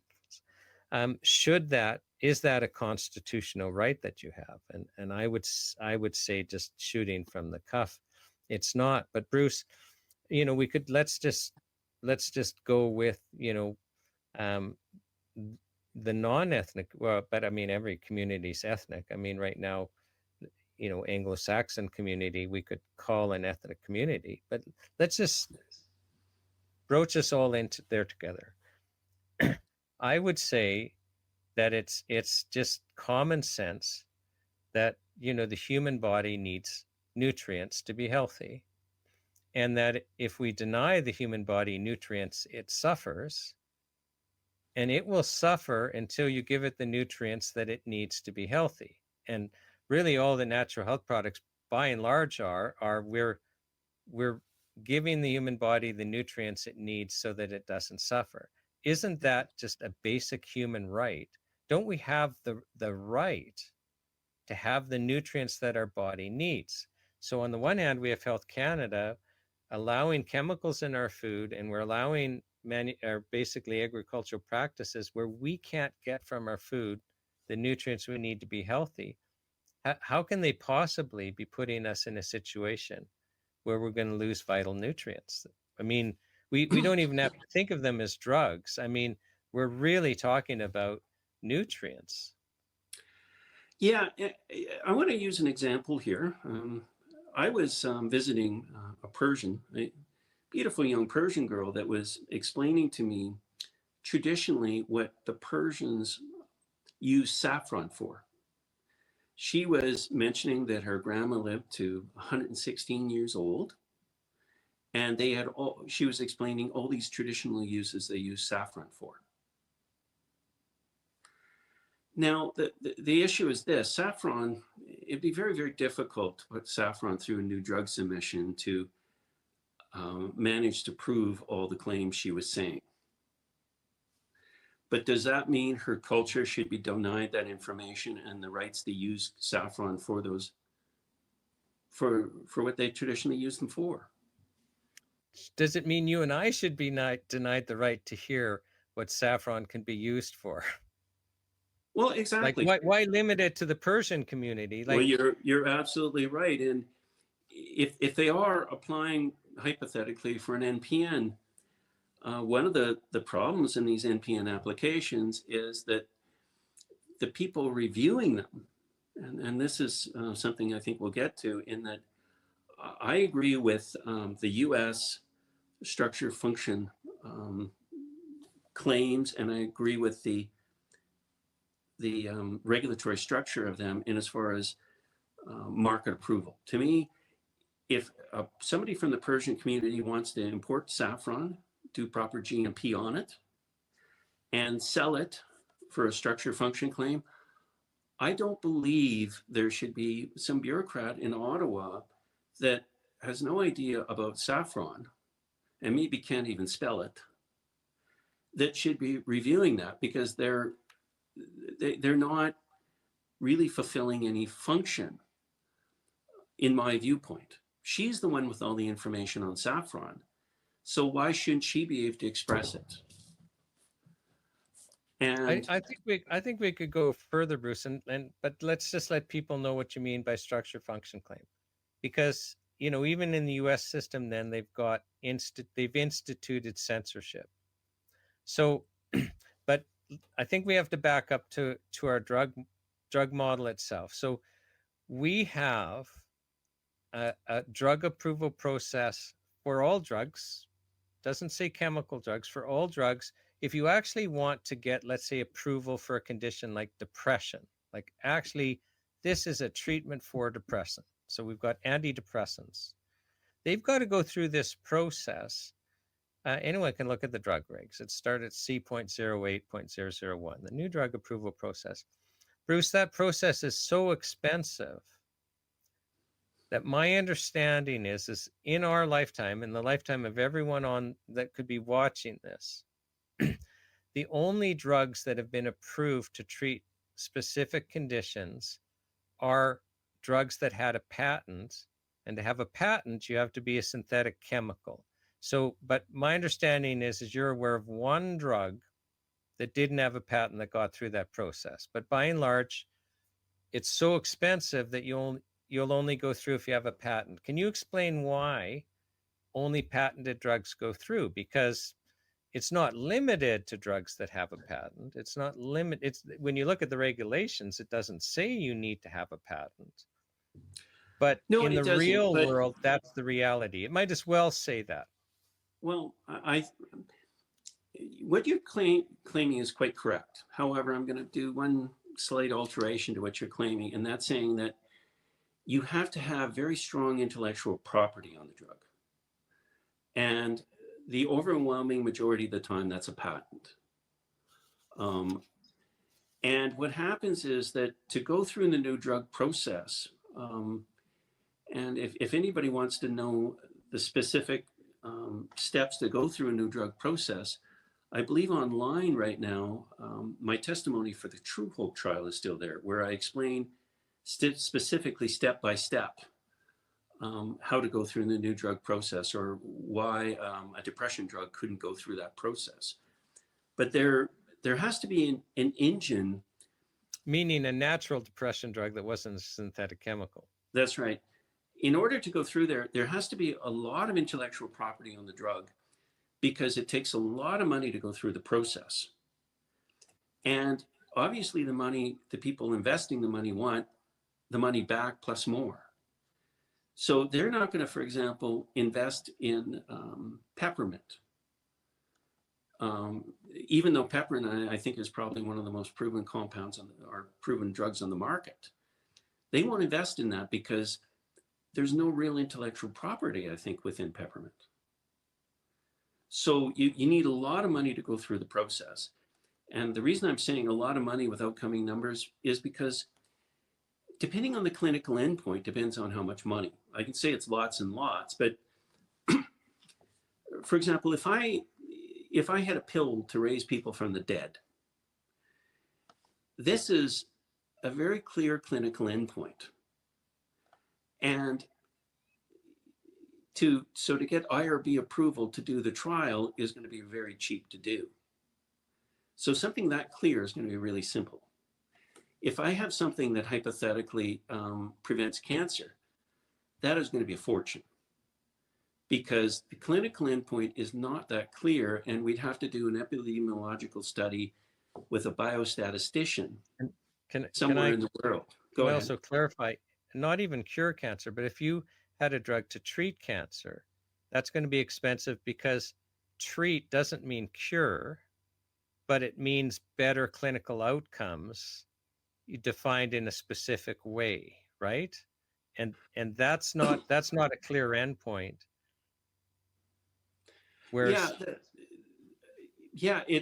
it's a very, very expensive project. That's very, unless you have the intellectual property protection to keep everybody else off the market, and only sell your product, it's a tough game to go through. Now, go ahead. Well, I just want to make sure that people understand what you're saying.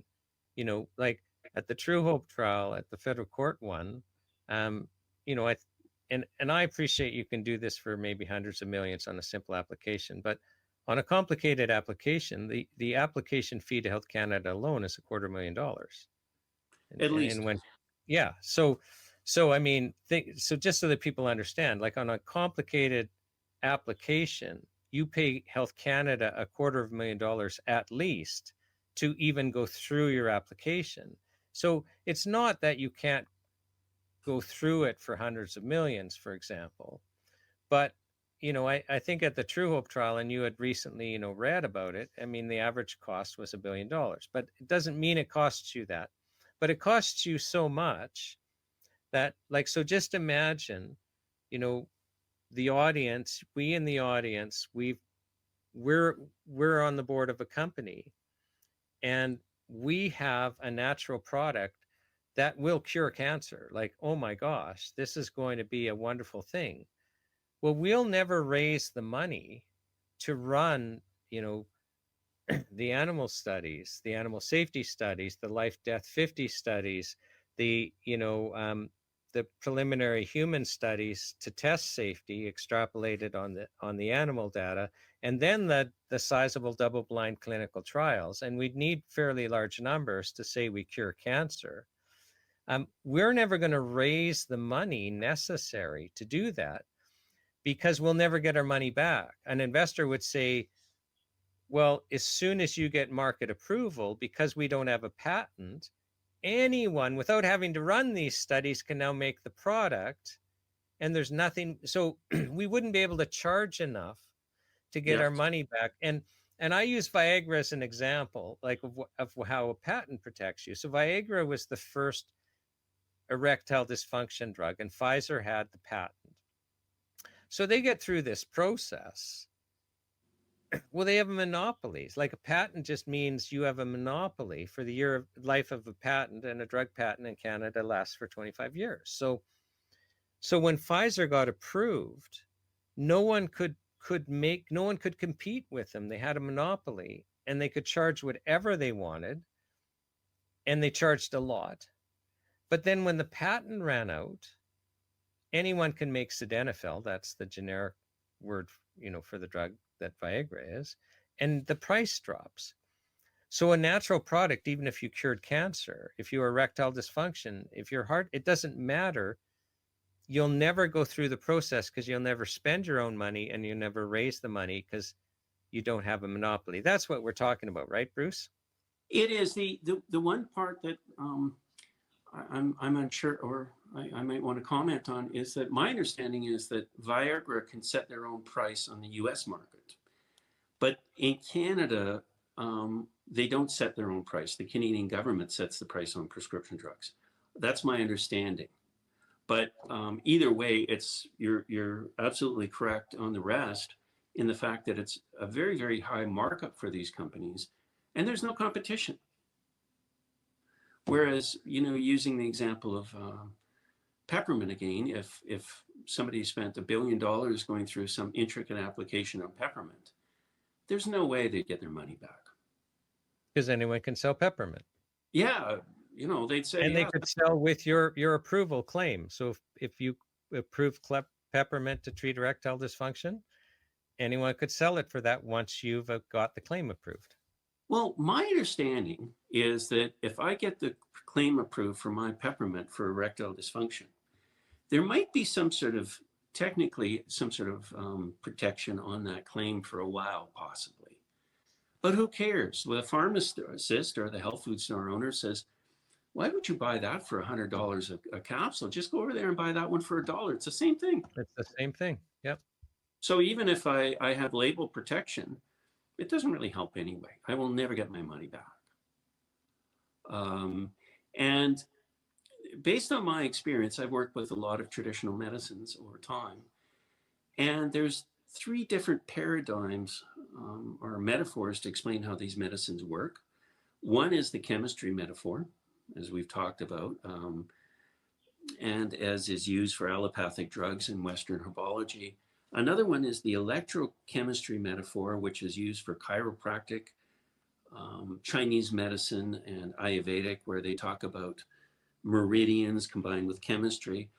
And the third one is the shamanic metaphor, which is, it's more esoterical in a way, but at the same time, there's more and more evidence that quantum physics seems to agree with almost the shamanic metaphor.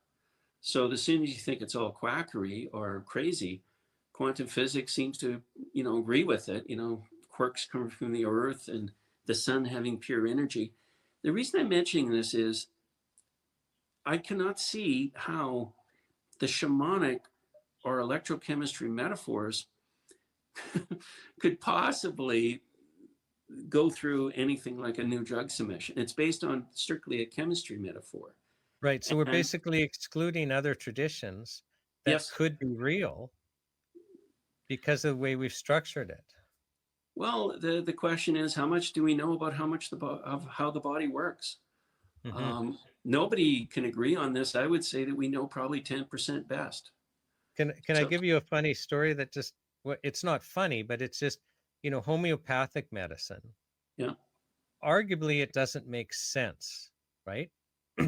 Like, arguably, it doesn't make sense. So just so people understand, is the idea of homeopathic medicine is that basically you give the body like a minute amount of actually the problem, right? So you're not trying to treat the symptoms, but if there's a problem, so like you got an allergy, well, we'll actually give you an allergen, but in such a minute quality or quantity that you may not even be able to measure it, and they Mhm. just keep diluting and diluting, but there's this shaking that's part of it. So you could have a homeopathic remedy, Bruce, where arguably in theory there's nothing there. Now, I'm interviewing yesterday Dr. Michelle Perro, who is a basically like a pediatrician emergency doctor. Like, she's a medical doctor that's like 45 years. She's trained at Yale Medical School and, Mount Sinai. She's working at the big children's hospital in New York City in the emergency ward. And then she moves to California. She's doing that. She's been practicing for a long time. And now she's got kids, and she's got this young boy who's really suffering with croup, and it just keeps coming back and real trouble breathing. Well, she's a pediatrician expert. Her husband's a pediatrician expert. She doesn't want to put her boy on the steroids. And she has some medical doctor acquaintance who's also a homeopath say, use this. And within 5 minutes, the croupy cough breathing was like, it's inexplainable. It's repeatable. Both her and her pediatric doctor, like she says, you can't get your head around it. And I had another physician, 40 years as a medical doctor, but the last 25 also as a homeopath. And he says, you can't get around how fast this homeopathic works. Well, Bruce, it can't be chemical. What's going on? I can't explain homeopathy. My background's in chemistry, but what I will say is, on a new drug submission, you do not have to explain mechanism of action. So my comment is, if it works, it works.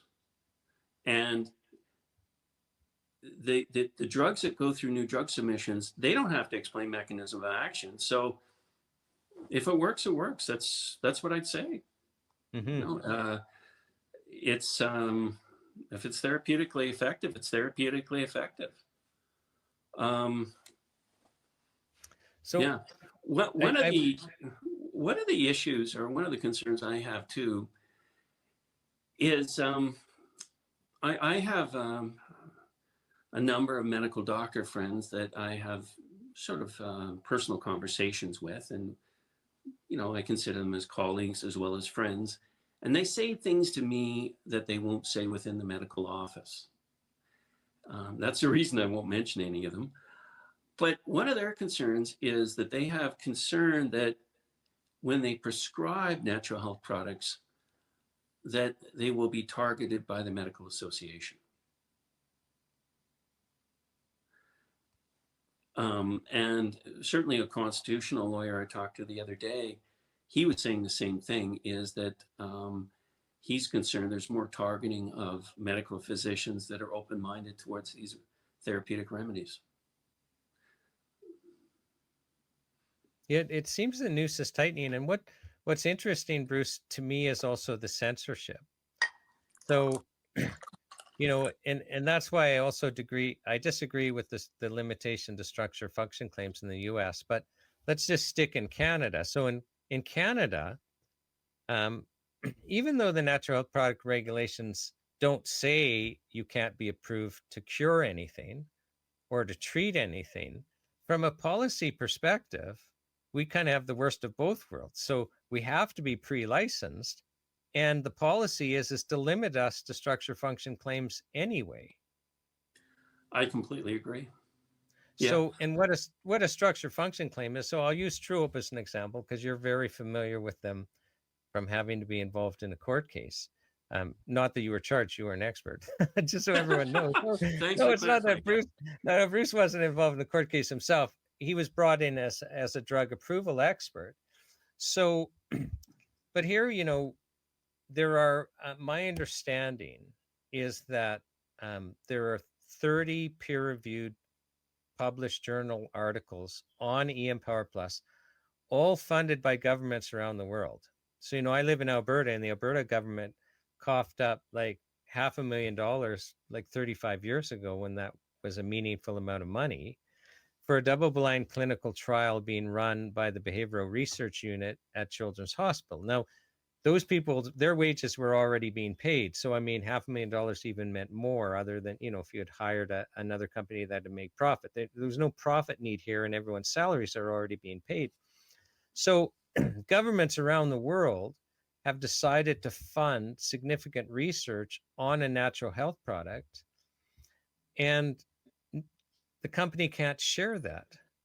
And practitioners can't share that because Health Canada will shut them down.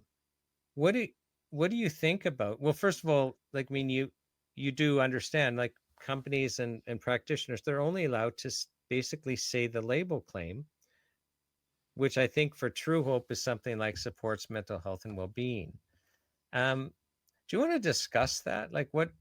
Insanity. It's insanity in that what happens, in my viewpoint, is that, put it this way to you, I knew one company, it was a fairly large company, I knew this person from a fairly large company. She put 3 applications into Health Canada for the exact same product, exact same ingredients, exact same claim, exact same product. But the application's in from 3 different companies. So yeah. So Health Canada didn't know it was the same product behind their own screens. And she got 3 completely different IRNs. So in other words, Health explain Canada, what an IRN is so people understand what's happening here. Well, it's a notice wanting more information regarding an application. So in other words, she sent in the exact same product. 3 different reviewers looked at the product. Exact same application. 3 different reviewers looked at the product and were requesting 3 different things. So this is the consistency of Health Canada within their review process. And that's the reason that I think we should go to the same policy of US of, as you were saying, basically no pre-market approval. In other words, we can put it on the market provided we notify within a specific space and time. Because these reviews are a waste of money to me, in that they're not being done consistently at all. And they're just a bunch of red tape going back and forth continually. They're not adding value to the product at all. So, Bruce, so for both chemical drugs and natural health products, I mean, do you have any faith in the approval process? Like, the public just assumes if Health Canada has in theory approved something, it means it's safe and effective. And I'm just wondering if you share the public's confidence. I'm not as confident as what you're saying. I'm not convinced specifically in natural health products that their review process is accurate. In new drugs, as I said, most of the information, like it or not, comes from post-market surveillance. And in fact, a lot of the time after thalidomide, Health Canada, their strategy has been to let the drug go onto the US market for a couple of years, see what happens, and then allow it on the Canadian market. Because they did allow thalidomide on the Canadian market, and obviously it was a disastrous situation. Right, and the US didn't, so they're kind of wanting to reverse that one.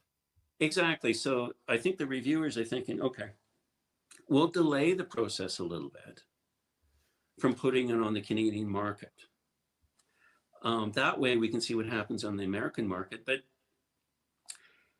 I'm not sure if the drug companies really mind. The reason I say they don't mind is that the US patents, from my understanding, on these drugs are stronger than the Canadian ones and longer. So if it takes a little longer to get on the Canadian market, they can hold the US patent a little bit longer. And obviously there is concern within the US of ordering therapeutic drugs from Canada that are lower cost than in US. And from my understanding, it's caused by two things. One is the patent situation. The patents there are allowed longer. And the other situation is that Health Canada sets the price, I believe, for the drugs within Canada, or possibly its provincial government. Yeah, I think because I think the way it works, Bruce, is they may when they're buying it, but I think it's usually done provincially, except during COVID, I think it was done nationally.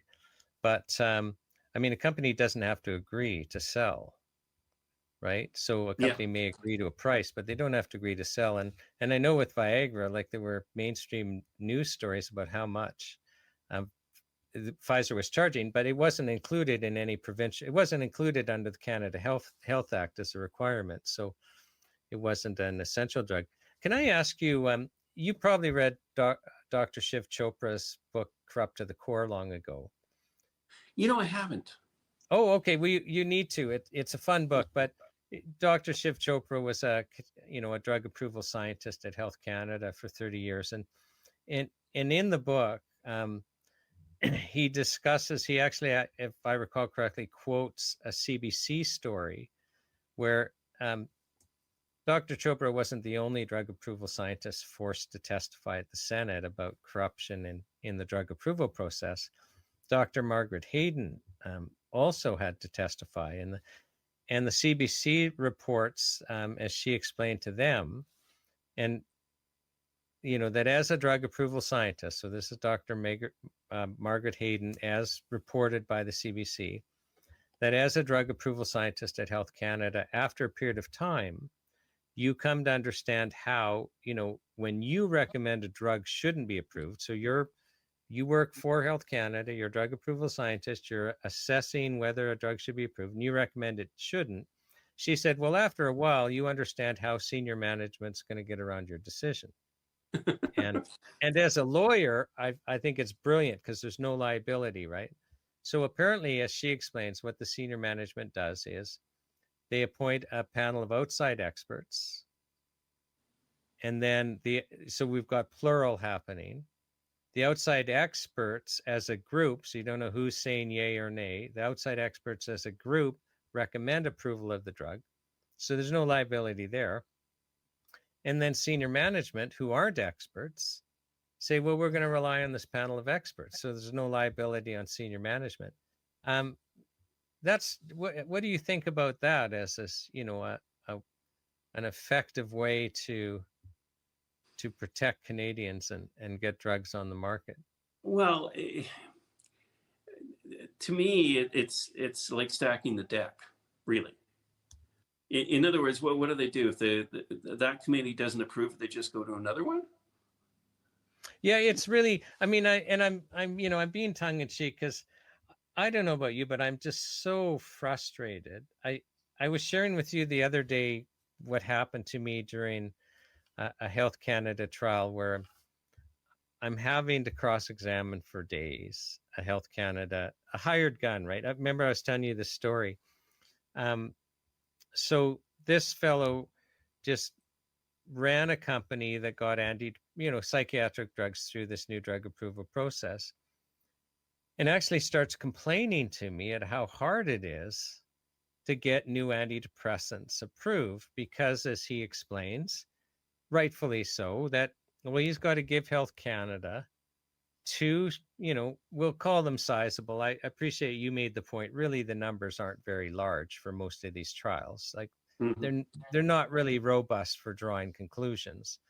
But he's got to give Health Canada two, reasonably sized double-blind clinical trials showing the drug works, which means there's a statistical separation between the drug and the sugar pill for a very short period of time on, as tenuous markers as we can, with an extremely healthy subset of volunteers so that the safety signals aren't big. I mean, that's how it works.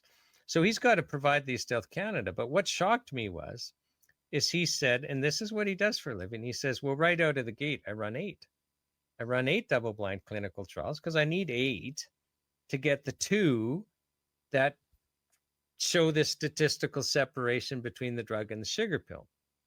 No, he doesn't give Health Canada those other 6. And those other 6, I mean, they might be inconclusive, some of them.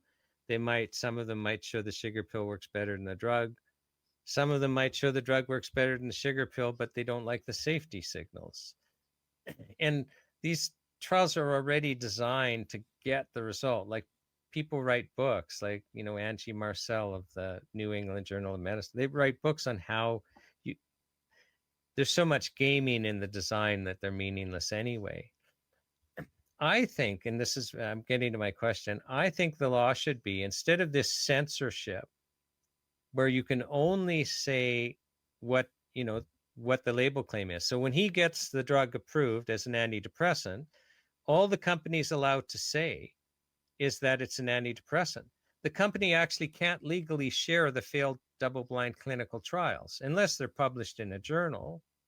The company can't legally share with the public, not that they would anyway, they're trying to make money, but it's actually illegal for the company to share the failed clinical trials with us, let alone the successful ones, again, unless they're published in a journal, a peer-reviewed journal. And then that's allowed.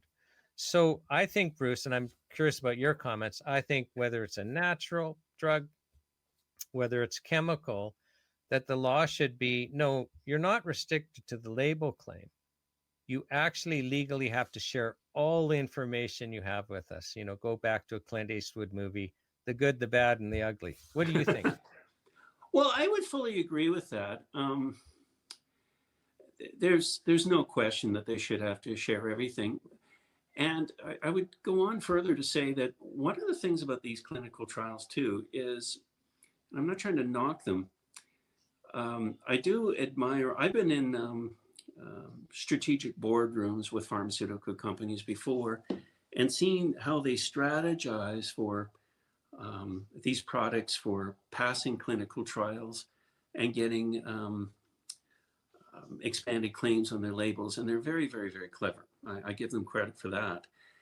The thing is, when these things are approved, one, they should have to show that, but one of the disadvantages of these drugs when they first go on the market again is there's only usually a certain subset of people that are in these trials. So, for example, if there's an antidepressant drug that usually they're European males because the fact that they have the most money, that's what they usually have in most of the trials. But if there's a European male from Germany that's finding some sort of therapeutic effect from an antidepressant drug for the first 6 weeks that they're on the drug, it doesn't mean that a pregnant African woman taking the drug for 6 months will get the same effect or the same positive outcomes over that period of time. It's kind of like apples and oranges.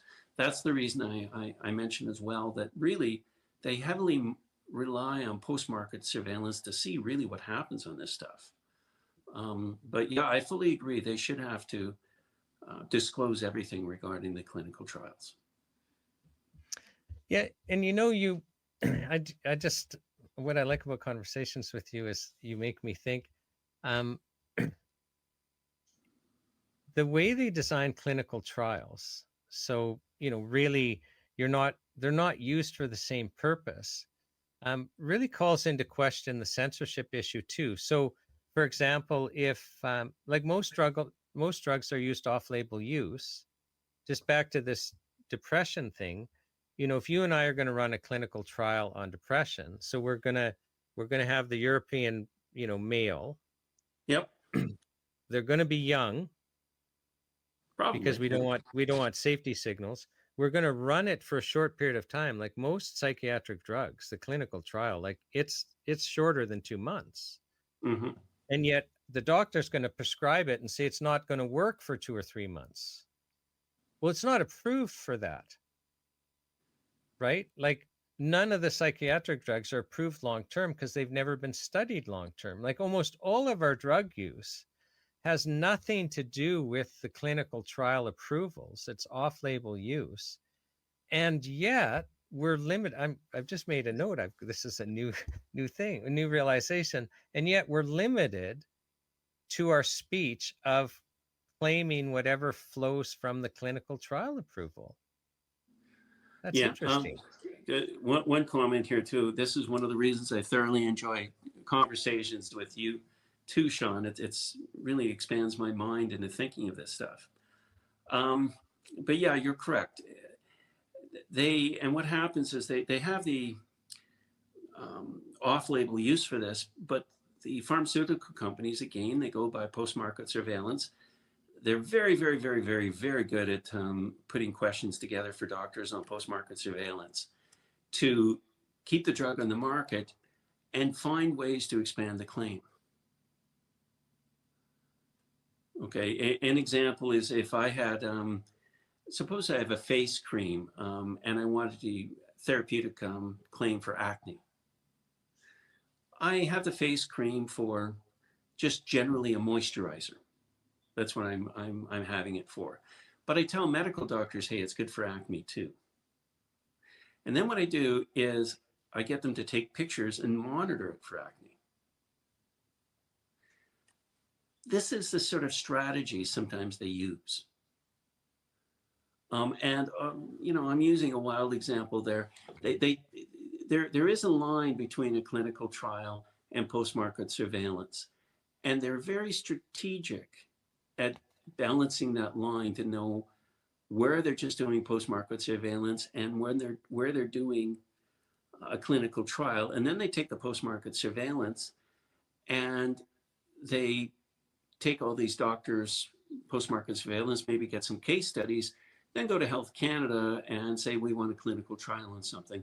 And by the way, the natural health product companies could have that same strategy if they chose, provided they know how to dance around the post-market surveillance and clinical trial strategy. That is one option for them. But your thinking is quite correct. Why aren't they allowed, if there's centuries of use of these products, why aren't they allowed to make these expanded claims anyway? It makes no sense. Mm-hmm. Provided well, I like to use ginger tea as an example because, you know, like, has it been 3,000 years we've been using it to help treat nausea? Yeah. And yet, likely, like, so why can't we just continue to use ginger tea to treat nausea? Why can't we share that information? Why can't we just be truthful and say, yeah, there haven't been any double-blind clinical trials to treat nausea? Well, okay, but why can't we just continue to use it for that? And I bet you, Bruce, that nobody has ginger tea approved to treat nausea, that it's some structure function claim, supports digestive health, if anyone's even bothered to do that, because you can just buy ginger tea in the tea aisle. You can't share with people truthful health information about it. Exactly. I mean, what's truthful is it's traditionally used to treat nausea. Mm-hmm. I'd have to check on the claims for ginger tea, but yeah, and I haven't either. I'm just speculating. But you're quite correct. These natural health products are restricted in expressing what they're traditionally used for. And I bet when my Persian friend was explaining to me about saffron, it's the same thing. What she was explaining, I'm sure, was not on the labels. No, I want to segue because you license your company, you license natural health products, and you know, and I'm happy to see if there's any manufacturers out there like Bruce's like, I hire him for court things because he knows what he's talking about.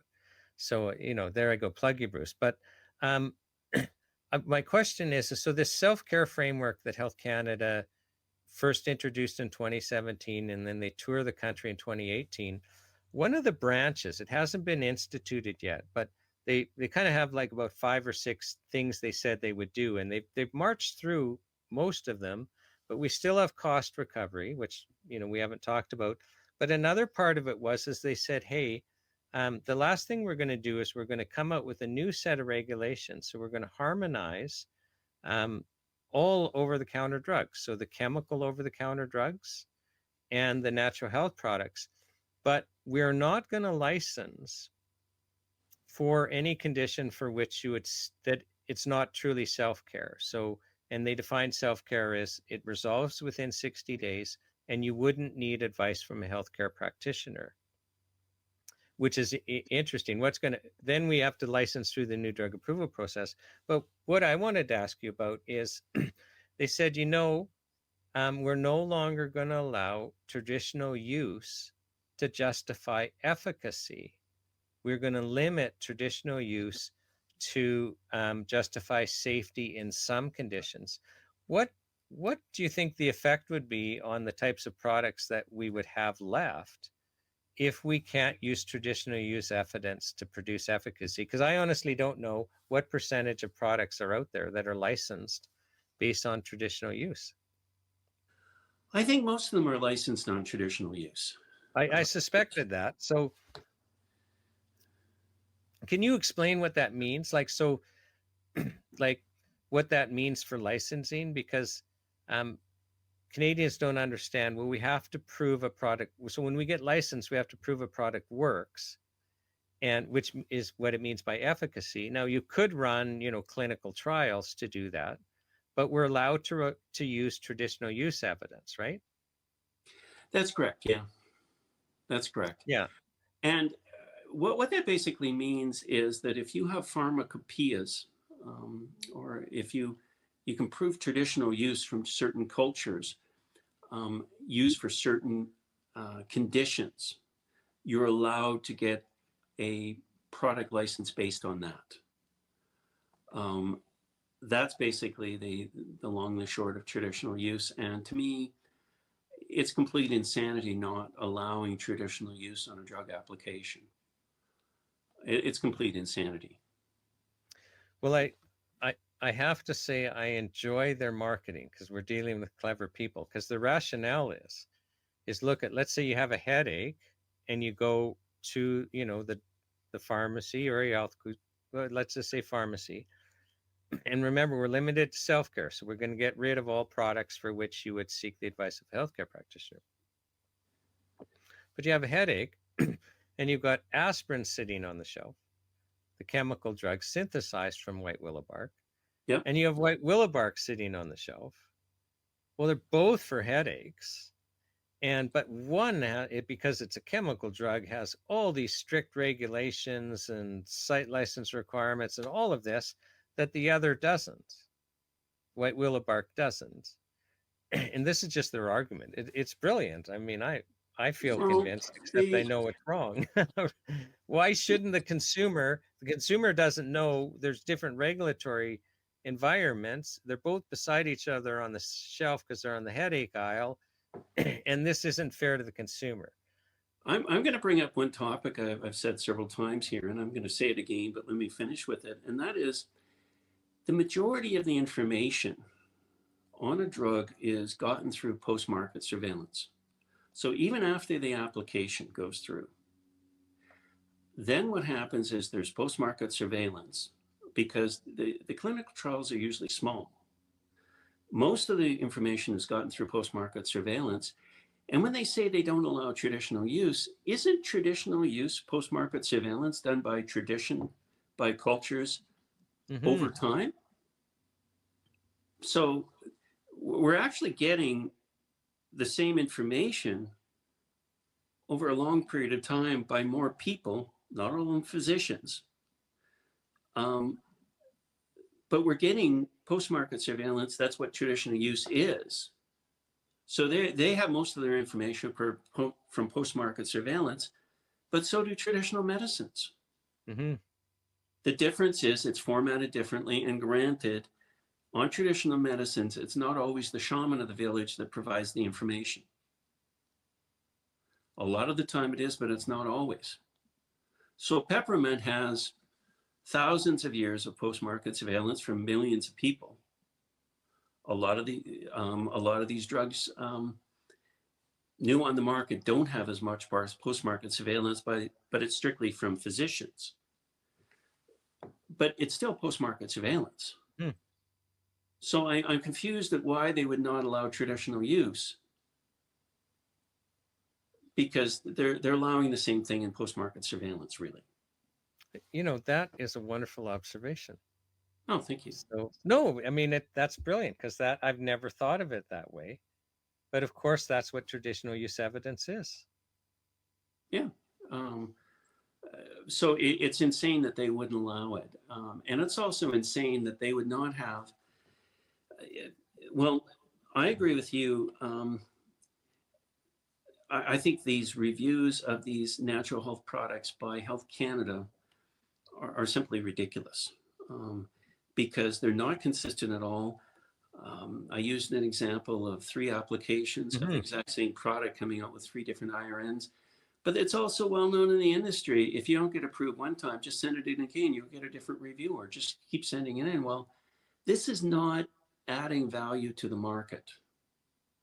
The US system of not having pre-market review, to me, is far more efficient, and it cuts down on the cost of these. And US, again, we're not talking about the manufacturing standard. I completely agree with the manufacturing standard being very stringent, making sure what's in the bottle is in the label. It's just that playing, games of sending applications back and forth don't really make sense to me. As far as my company goes, yeah, we do drug applications, but probably the specialty we have is that if there is a product on the market right now that a company wants to expand into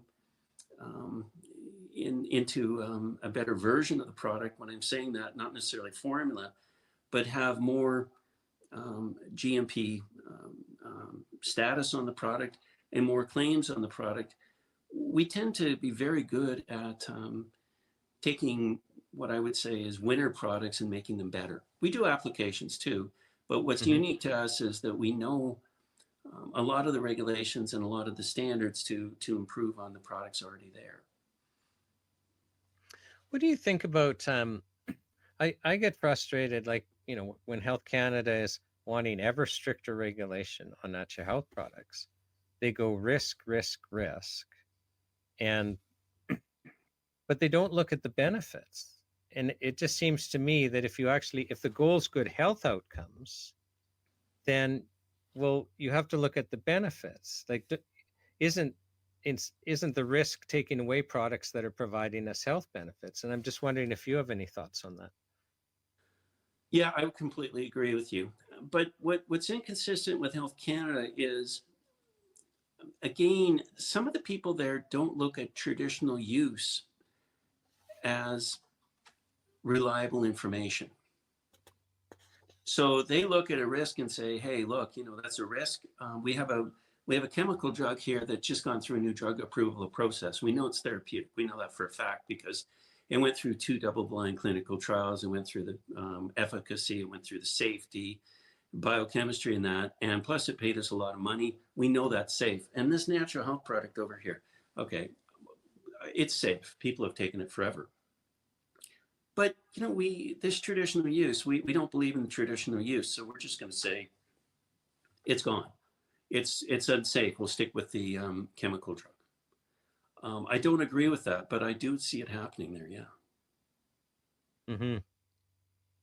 And in the meantime, the chemical drug, a lot of the time, I'm certainly, I'm not, hopefully I'm not knocking the chemical drugs. There's a lot of very therapeutic chemical drugs that have been very therapeutic over time that have helped people. And I'm certainly not trying to knock them, but I am saying that I have witnessed at times Health Canada discriminating against natural health products and favoring those by my thinking.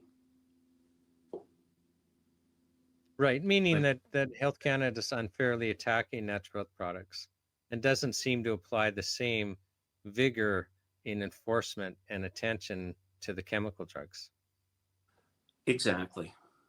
What do you think of the quality of Health Canada personnel? You've alluded to, you know, on the kind of application process, so they're trying to get their approval, that there's pretty low quality there. When, you know, the same application, 3 different things are being asked for, meaning, you know, the 2 things, you know, are fine and the 3rd thing isn't, and then you can say that for each one. What about on the enforcement end? Well, I would say on the application process, at very, very least, there's extreme inconsistency. I think that when people are making drug applications in, they shouldn't be thinking that they're sending it, you know, they're at a crap table in Vegas. Okay, depending on the reviewer, depending on what they get back, it shouldn't be like that. And as far as you were asking me about the inspectors, I think they're inconsistent as well. And I'm certainly not saying they're bad people. A lot of them I met are good people and they're well-intentioned. But I have not found that there's consistent training in them as well, or consistent enforcement in them as well. And to me, on a lot of these products, if you want 6 different answers from Health Canada, all you have to do is ask 5 different people. That's my experience. There's complete inconsistency, and I'm not sure whether or not they're not training them well. I'm not saying they're not good people. I think there are good people, but there just seems to be extreme inconsistency based on what I've seen. Mm-hmm. And I know there's all sorts of intricate conspiracies, you know, that are claimed against these field inspectors and that. And based on what I've seen, I would be actually impressed if Health Canada was capable of half the conspiracies, like intricate conspiracies involving everybody, that they've been accused of, because all I've seen is complete confusion. One inspector, which is arguably more of a problem than if there was some cohesion for some nefarious purpose. Yeah, it's kind of like if people were on a giant ship. You know, the insinuation is a conspiracy. Everybody's pointing in the same direction. My experience is, you know, with these field inspectors and going up within them, everybody's pointing in a different direction. You know, you're raising something interesting, and you know, there's this nature of paradox that if you try too hard to do something, in this case it would be regulate natural health products, that actually you end up being able to regulate them less. And one thing that's possible, Bruce, is just that, you know, the marketplace is so big and so vast that if you try to overdo it, you're basically going to get no compliance and everyone going underground and the Wild West because they can't comply. Whereas if you just said, listen, I'm going to limit myself to fraud, adulteration, you know, and good manufacturing practices, that likely you would get really good compliance and better outcomes. Do you have any thoughts on that? Because things really are complicated out there. I completely agree with you. I think if they just simplified it, I have empathy for a lot of the companies out there, because I think a lot of them are well-meaning, wanting to comply.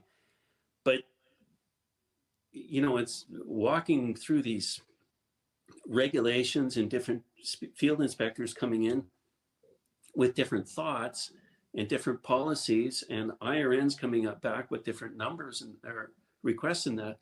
To me, I think for some of these companies, Canadian companies, it's like a minefield. You know, they don't know what's going to blow up next. So I feel empathy for them. It's insane. I think part of the issue too is that Health Canada may be having trouble retaining good people as well. In that, if there is a lot of the time, I think if there is a really competent and good field inspector, if they don't get promoted within Health Canada themselves, they're going to be basically scooped up by the pharmaceutical industry. They'll get a call one day offered twice the salary, because they know what they're doing and they're really good at what they do. So Yeah. there could be a problem with them trying to maintain manpower. Bruce, we're running long here, but I just wanted I wanted to ask you about you shared with me kind of well, I thought it was a funny story where when you're working at Flora, Health Canada actually billed you for having to deal with a complaint. Can you just kind of quickly share with us that story? I just thought it was quite funny, actually. Well, what was happening was that I forget the specific department within Health Canada, but they actually, I'm not going to share that because I haven't got. Okay, yeah. So we won't share that. So we'll just end with this. Then. I can share another story. Okay, yeah. I don't want to. Okay, I do want to get you into trouble. No, I'm just kidding. Actually, yeah, I can share with another story, and that is that what happens is that, as I said, Health Canada, they have a tendency only to look at what's coming in the mail. They will not get off their duff and actually look what's on the market. And I actually phoned the minister's office a number of times complaining about this, saying they're not uniform enforcing. I don't believe that the Canadian market is in their office, what's coming in the mail. I think they should get out and uniformly enforce. Okay. And I complained a number of times to the minister's office on that. Minister's office didn't actually do anything. What they did, though, is they got their security guard to phone me and tell me not to bother them so much. If you can believe it. That is a funny story. Bruce, just really quickly, do you have a final message to Ottawa? Because I like to ask people. What I was, just to finish this, I got to finish this, though. What happened was that I told the security officer that I believe that he's violating my constitutional right of free speech. And then he started to freak out. It was just bizarre. But yeah, as far as maybe you shouldn't answer the question, what's your message for Ottawa? Because you've been told by the security person not to speak. Yeah, maybe. Yeah. What I would say for Ottawa is that they've got to be use far more common sense and in as far as natural health product regulations. And obviously allow traditional claims. Traditional claims, I think, are a human right. That's my opinion. That's my thinking. And to sum it up too, it's been a tremendous pleasure talking to you, Shawn. And you believe that your charter will help with the issues that we've mentioned here, right? Oh, I totally do, Bruce. The first thing the charter does, because the charter is quite simple. So the first thing it does is it takes health rights that the courts already say we have, and it just codifies them. It says these are the rights, and it requires all federal government departments to basically adhere in their interactions with us with these rights. If you have to go to court and basically try to get a right enforced, you're going to spend $10,000 just having your lawyer research the case law and arguing and going through case after case with the judge. The judge will agree with you, but why do you have to go through that process?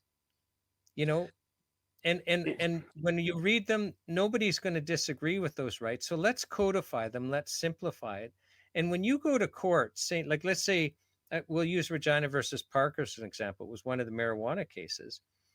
He's suffering terribly under the chemical drugs. He finds relief. But, when he goes to court, or when anyone goes to court where Health Canada or the government is saying, no, we don't want you to treat yourself with this, the Department of Justice actually hires experts to say, no, there's these chemical drugs. Here's all the research, they work. Parker's just full of crap when he says they don't. And there aren't clinical trials on what he says is working for him. And some people lose. Even if you have the resources to get through all of that.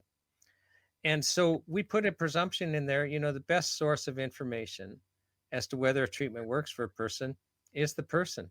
Who knew, right? So, and it moves the regulation of natural health products out of Health Canada's hand, and it creates a legal presumption to have a balanced risk analysis. So in the United States, the FDA can't remove a product unless there's evidence of harm. Well, under the charter, You actually have to look, what are the benefits? What are the risks? How do we get the best health outcomes? And that's what you do. It's common sense. It's crazy that we even have to put it in an act. But Bruce, thank you for asking the question. I think it'd make a world of difference. Yeah, and my understanding is the Constitution takes precedence over the Act and the regulations, and this comes just under the Constitution. So this will take precedence over the Act and the regulations. And the final thing I'd probably say is that there's probably a lot of, I know there's a lot of people that genuinely want to help the natural health product industry, and I would say put your efforts out where it's going to pay off most. So, and I think one of the efforts that doesn't pay off is phoning Health Canada's reception and yelling at them. Okay, that doesn't really help. I think Shawn is extremely intelligent lawyer that's on our side. So I trust his advice in giving information on doing what helps best. And according to you, Shawn, providing or supporting this charter that you're suggesting is going to help us, correct? Yeah, and thanks, Bruce. Okay. We've got to cut her off here. So Okay. on behalf of the Natural Health Product Protection Association, on behalf of the World's Greatest Health Show, I have to tell you, I've totally enjoyed this conversation. So have I. And thank you so much for coming and sharing with us. Thank you for having me, Shawn.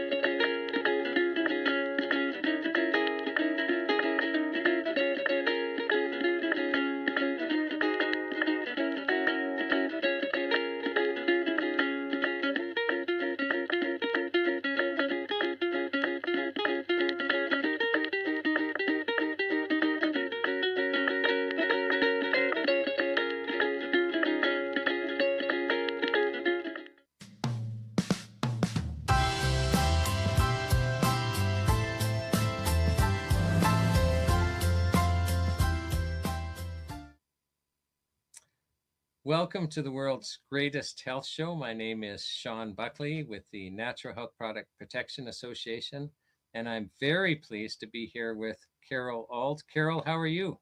I'm very well. Thank you, Shawn. And welcome to the World's Greatest Health Show. Great. Thank you. I'm pleased to be here. Now, you approached us because you had suffered a pretty traumatic injury, and it was during COVID where they didn't want you to go to the hospital. And you turned to other treatments, and it's a very interesting journey. So I'm wondering if you can kind of share with us what happened. Okay. Well, I mean, alternative treatments are my go-to. I'll sort of put that out there from the get-go. What happened is I'm an avid cyclist. I've only ever had 2 bike injuries in my entire life, and this recent one was in June 2022. So I was riding around the beautiful coastal areas here in Victoria, and I went over to Cadborough Beach, and it was a bit of a windy day.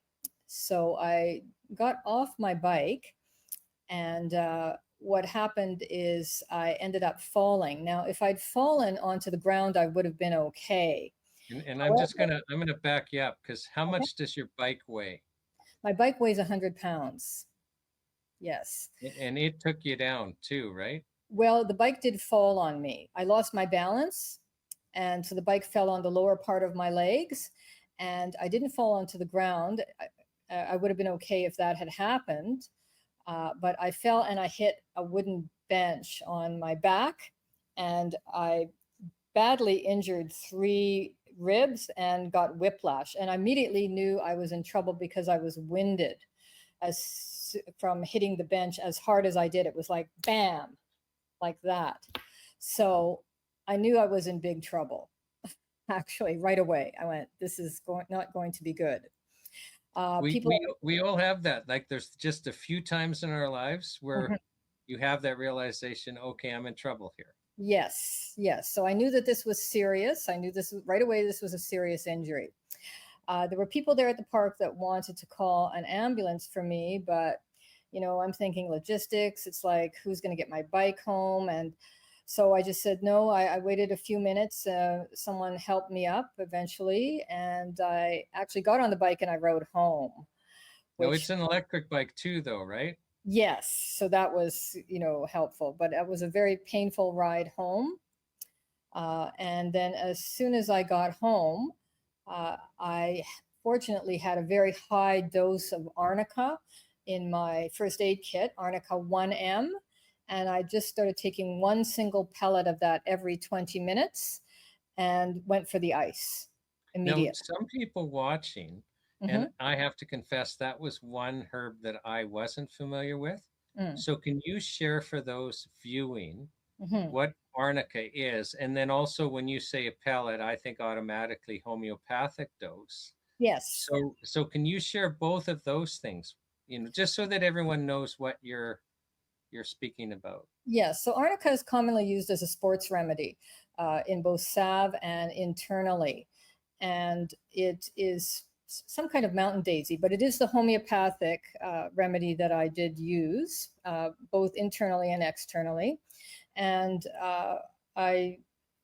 it's for bruising, it's for shock, it's for trauma, it's for any kind of sports injury. So it prevents internal bleeding. And I knew from the way that I'd been injured that this was bad. And I didn't want to have any bruising. So I knew if I took this right away, I was hoping that it would prevent it. I mean, there's no guarantees with anything, but I took a high enough dose and I did it every 20 minutes until I didn't feel that I needed to anymore. And then I applied the ice immediately as well, off and on. And I'm just guessing that when you say you took it internally and externally, so you have the homeopathic pellets, you must have also had a cream that you applied topically. Yes, yes, Okay. yes, both. Yes. And then my understanding is like you're in shock. You end up just going to bed. You've got the fogginess. You've got the. I was in a lot of pain. It was excruciating pain. It was not like a sharp shooting pain. It was like a dull ache. It was like being hit by a truck, actually, hitting that bench. So there was throbbing all over my body. I just knew that it was bad. I knew that this was a serious injury. This was nothing to mess around with. So, I called around to a couple friends. I got the name of the local chiropractor and I made an appointment for the next day. You don't know that you got 3 ribs out at this point. No, I didn't know what it was, but I knew it was bad. I knew I was seriously injured. Okay. And Yes. I'd kind of already led you're in COVID, you've got no appetite to go to the hospital and they don't want you to go there anyway. But you do lean to avoiding that. I wasn't, all I wanted to do was have someone check that nothing was broken. I didn't think anything was broken, but I wanted someone to check that. If bones had been sticking out, I may have tried to go anyway, but I'm not a big fan of hospitals. And, this was during the COVID thing. And I had no way to get there. I didn't have a car. I suppose I could have called someone or taken a cab, but I'm just so used to doing things on my own and using my own way of going about dealing with these things. As I said, I had a bike accident before, so I remembered what I did then. And I employed some of the same kinds of methodologies in this one, but more because I had the 1M arnica at home this time, which I knew saved my life, frankly. Okay, so and again, that's to treat internal bleeding and prevent bruising and also help with shock, right? Yes. Like, it's a remedy that's taken after accidents, as I understand it. Yeah, or even for any kind of bruising, right? You bang yourself against a door. I'm always jumping on and off the bike. I notice, I've got a bruise on my leg. So I'll take I'll take a lower dose of 30C and I'll put some cream on it. So, I don't like to walk around with bruises on me. So I just routinely use it, right? I'll use it for pain, for stiffness, for soreness. So it's great. It's very safe, no side effects with homeopathic remedies. It's one of my main go-tos, arnica. Okay. Now, you end up going to the chiropractor the next day. Yeah, he checked me over and he assured me, as I thought, nothing was broken, but he told me, this is a very serious injury. So then he was trying to But tell me he did tell you about the ribs, though, didn't he? It's kind of a blur. He was working on my neck, first of all. He was the one who told me I had whiplash. I knew there was something wrong with my neck, but I didn't, I knew it was out, but he confirmed it was whiplash. And he said, yeah, that the ribs were all twisted. 3 ribs were twisted on my right side. And you made me just realize we had forgotten about the neck, because you actually couldn't really move your neck. Like, that was another part of the injury, was the stiff neck. Yeah, I could move it a bit, but it was pain, right? And I can't even remember. I think I was even getting some headaches. This is 3 years ago now, right? But I believe I was getting headaches. That headaches started. So anyway, he actually recommended some herbal painkillers to me, which I had one of my neighbors go and get for me, and they worked great. There was one from a company in Toronto, and I can't remember the name of it. It was a combo, but basically it had boswellia and white willow, so among other things, and it worked great for the pain. So I didn't use any Tylenol or any kind of opioids or anything like that for treating the pain. He did tell me he thought I had a high tolerance for pain. I guess that's true, but I just figure with painful kinds of things, you've got to work it from the inside out. And that's why I like homeopathy and natural supplements, because I feel they don't have side effects. At least for these particular situations, the herbal remedies had no side effects for me, and it just gripped the pain. So, just so the audience is aware, because they might not be aware. So when you say white willow bark, I mean, they'll know what most people know what aspirin is. Well, aspirin is just a copy of one of the main, because white willow bark has more than one pain relieving substances in it, but the main one they took out of white willow bark and just changed the molecule a little bit to make it a synthetic chemical, and then they could patent it. So when you hear white willow bark, for those of you who aren't familiar with it, that's where aspirin comes from, and it's been used for pain control for probably thousands of years. So yes, so you found that the white willow bark and it had the other ingredient was really effective at taking away this pain. It worked great. I wasn't even looking for Tylenol or opioids or any of that. I wasn't looking for it, because I went, this is doing the job. Great. So people think you have to have those, but I didn't think so. So I had bad appetite for the first few days, but I'll just back up, because you were saying you were able to avoid opioids, and I know a lot of people even that have aren't into natural health who feel that way, and they might not even appreciate there are some other alternatives. There are. It's not that opioids don't work for controlling pain, they do, but some people are just reluctant for different reasons. It's very easy to get addicted to them. I think the studies say that a person could get addicted to them after 7 days. So, and they have side effects, right? Yeah, when that those are the reasons. But I'm just trying to emphasize you're here, and you're telling us you had tremendous success with something that's actually known to be a tremendous painkiller. It was one of the very first, and I think it's important for people to understand there's alternatives for pain relief. I think it's really important to look at alternatives, and I think a lot of that is being suppressed right now. But I've done a lot of reading over the years, and I've used homeopathic remedies and TCM since my 20s. I'm in my 60s now, and it's worked great for me every time. I've had great success with using natural supplements, and they're very important for my health and well-being.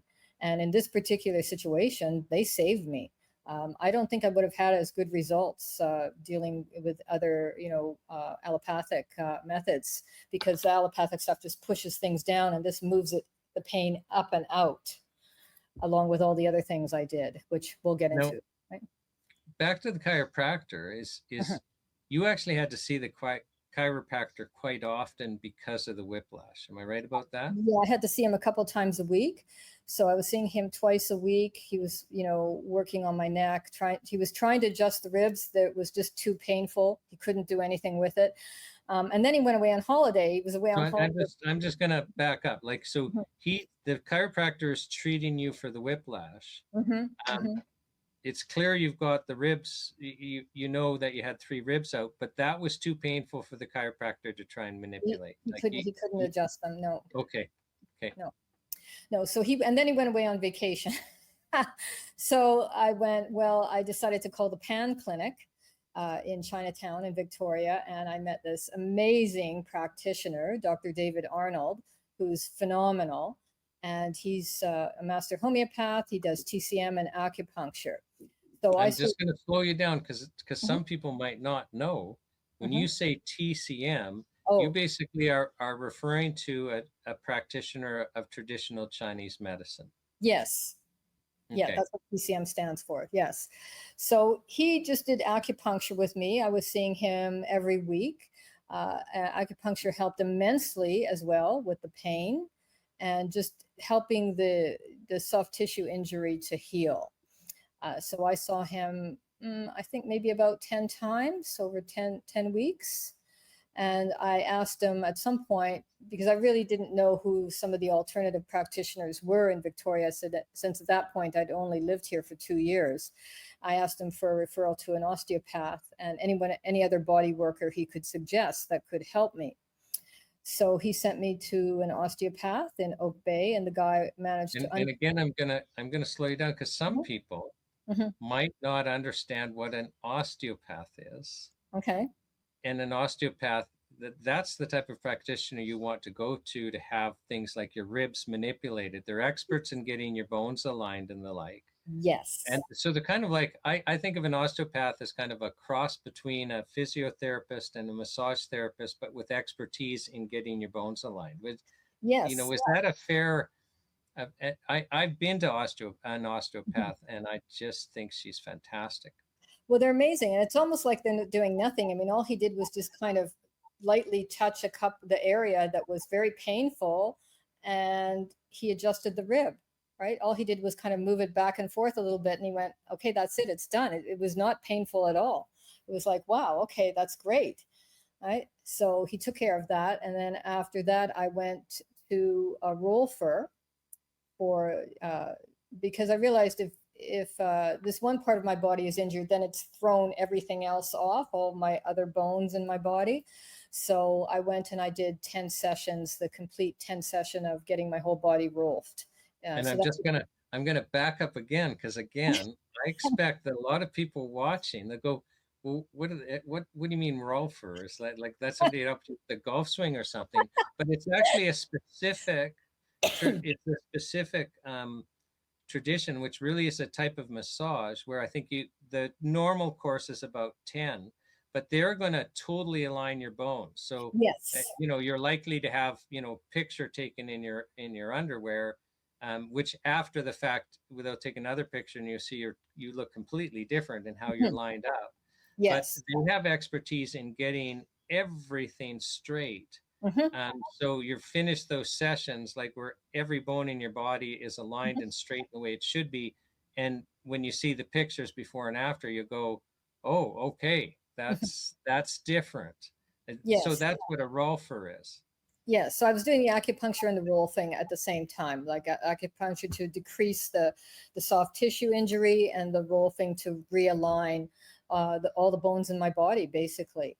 And I was still continuing to take the supplements as needed, right? And actually within 2 weeks, because I realized how important it is when you're injured to keep moving. That's what, usually physiotherapists tell people, right? Even if you're injured, you have to keep moving. So even after the first day, I continued to do my yoga practice modified, right? Often just restorative, more gentle kinds of poses, laying on pillows, lying on blocks, those kinds of sequences, and Feldenkrais, which I'd done since my 20s. So a lot of people don't know what Feldenkrais is. It was a technique invented by a fellow named Moshe Feldenkrais, who studied judo.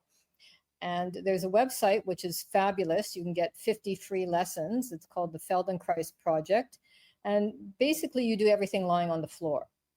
So it deals with the brain and the neurological system, but it's also adjusting your body. And when I mentioned this to my other practitioners, Right, but it's a set of stretches, just so people understand, right? it's not really stretches. It's movement. It's called awareness through movement. So they're talking you through all these slow, subtle movements, and each sequence adjusts everything in your whole body in different ways. It's very subtle, but it's very deep and it's very powerful. And I find for me, over the years, I've used it because it gets into places that my yoga exercises don't get into. So, and again, as I'm talking to my practitioners, what I appreciated about all of them is we're talking the same language. I could tell them I'm doing this, I'm taking this homeopathic remedy, I'm using these supplements. They understood what I was doing, and they were able to work with me to help me heal. There wasn't any kind of, issue that, well, I don't know what you're doing, or what's this or what's that. Like we were speaking the same language.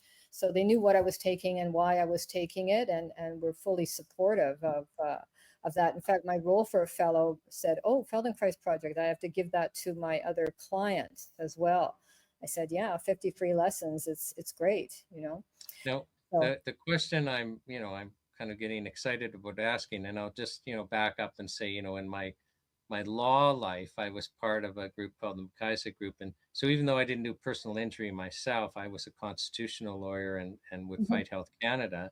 mhm. We would intake personal injury files and then let their personal injury unit do it. So I became very familiar. I would have to interview people and follow them in their journey. And you've described injuries to me, especially, including the whiplash part, where I'm expecting, we would be saying, okay, be patient, be patient. We're actually going to wait 2 years before we file the lawsuit, because once we file it, we have to go, because we're not expecting your injuries to be resolved in 2 years. Mhm.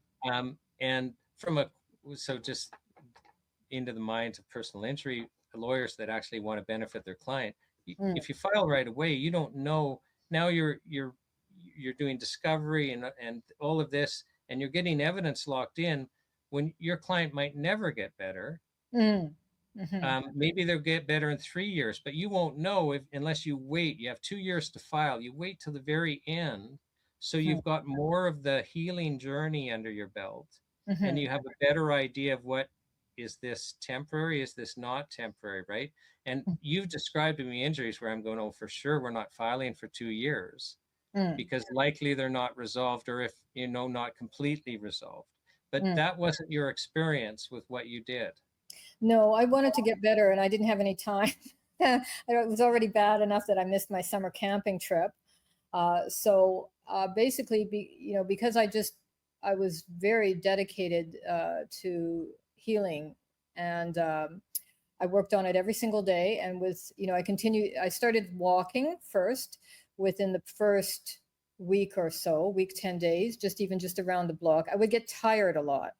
So I would walk, and then I'd have to sit on a bench for a bit, and then, but I kept at it. And then within 2 weeks, I did start riding my bike again, carefully, of course, right? Because I knew I was still injured, but I didn't want to delay things. And I realized how important it was to keep moving, to help the injuries heal. Right. So how long was it until you were completely healed? It was between 3.5 and 4 months, which is what So they said. that's unheard of. So Mhm. what do you attribute that to?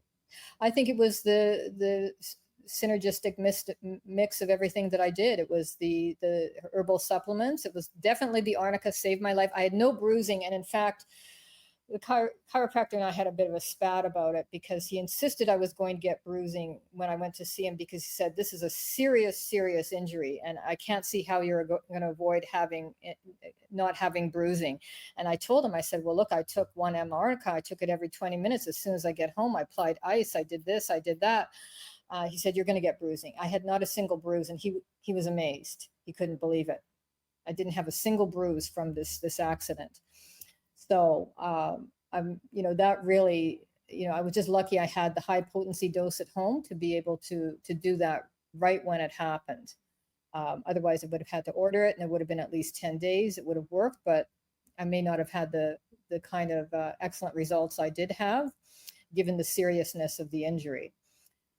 So, you know, it's my go-to, right? I've got even a little homeopathic first aid kit I have here with 36 first aid remedies that I use on a regular basis. I get stung by a bee, I know which one to pick, right?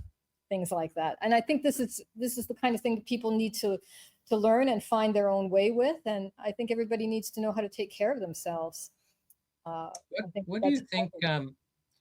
What do you think about? I mean, obviously, we're marching the Charter of Health Freedom across Canada, and we want to have the Charter of Health Freedom enacted to protect our access to these types of remedies. What do you feel about the prospect of these remedies being, you know, taken away from us? I think that's a very real possibility, and I think it would be extremely detrimental. You know, these remedies have been proven to work. I mean, it's already being suppressed anyway, natural remedies and homeopathy, and a lot of people don't know about it, but the people who do know about it use them. And I can attest to that because I live in, you know, Fairfield, Victoria here, and there's 1, 2, 3, 4, like 4 different, either it's a medical clinic or health food stores, and they all carry homeopathic remedies and supplements, and they all do brisk business. So Canadians do use them. I think the stats are pretty high actually on homeopathic remedies. It's like 80% of Canadians use homeopathic remedies, but it's not in the general lexicon because, you know, they can't be patented. There's not big money in them. They're very inexpensive. You know, so, you know, there's no money to be made from it basically. So, but they do work. They do work.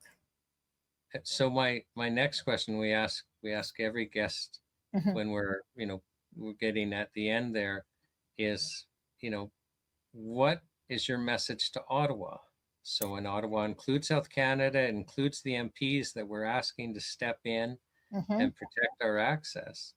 So we need access to natural health care supplements. In fact, all of this should be paid for through our health care plans. It shouldn't be coming out of our own pockets.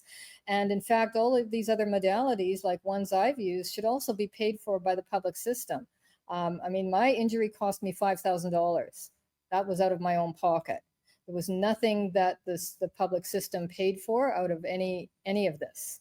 So I really feel that, you know, I'm not being well served by the public system. It's not addressing the needs and the ways that I want to take care of my health. And definitely supplements have to be protected. I mean, they have to be. We need them. Thank you, Carol. Okay. So, Carol, I really appreciate you coming.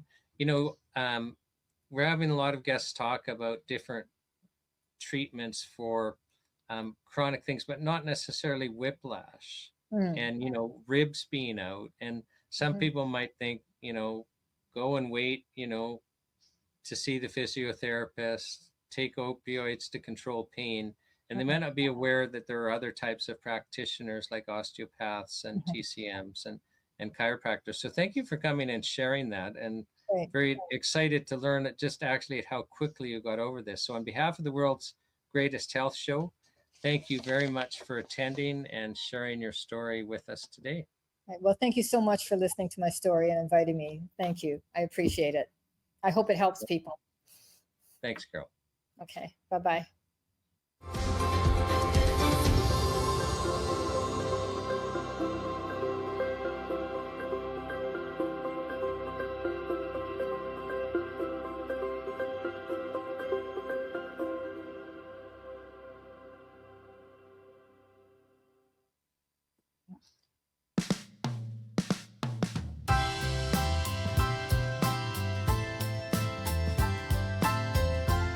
Let's talk about Section 23 of the Act, which is a very unique section. This is different than in the Food and Drug Act. This section deals with, are the government employees liable? And it basically says they are liable, except in the narrow circumstance of where they're removing a product where they have evidence that the product will, poses a significant risk, and the risk of removing the product is less than leaving it on the market.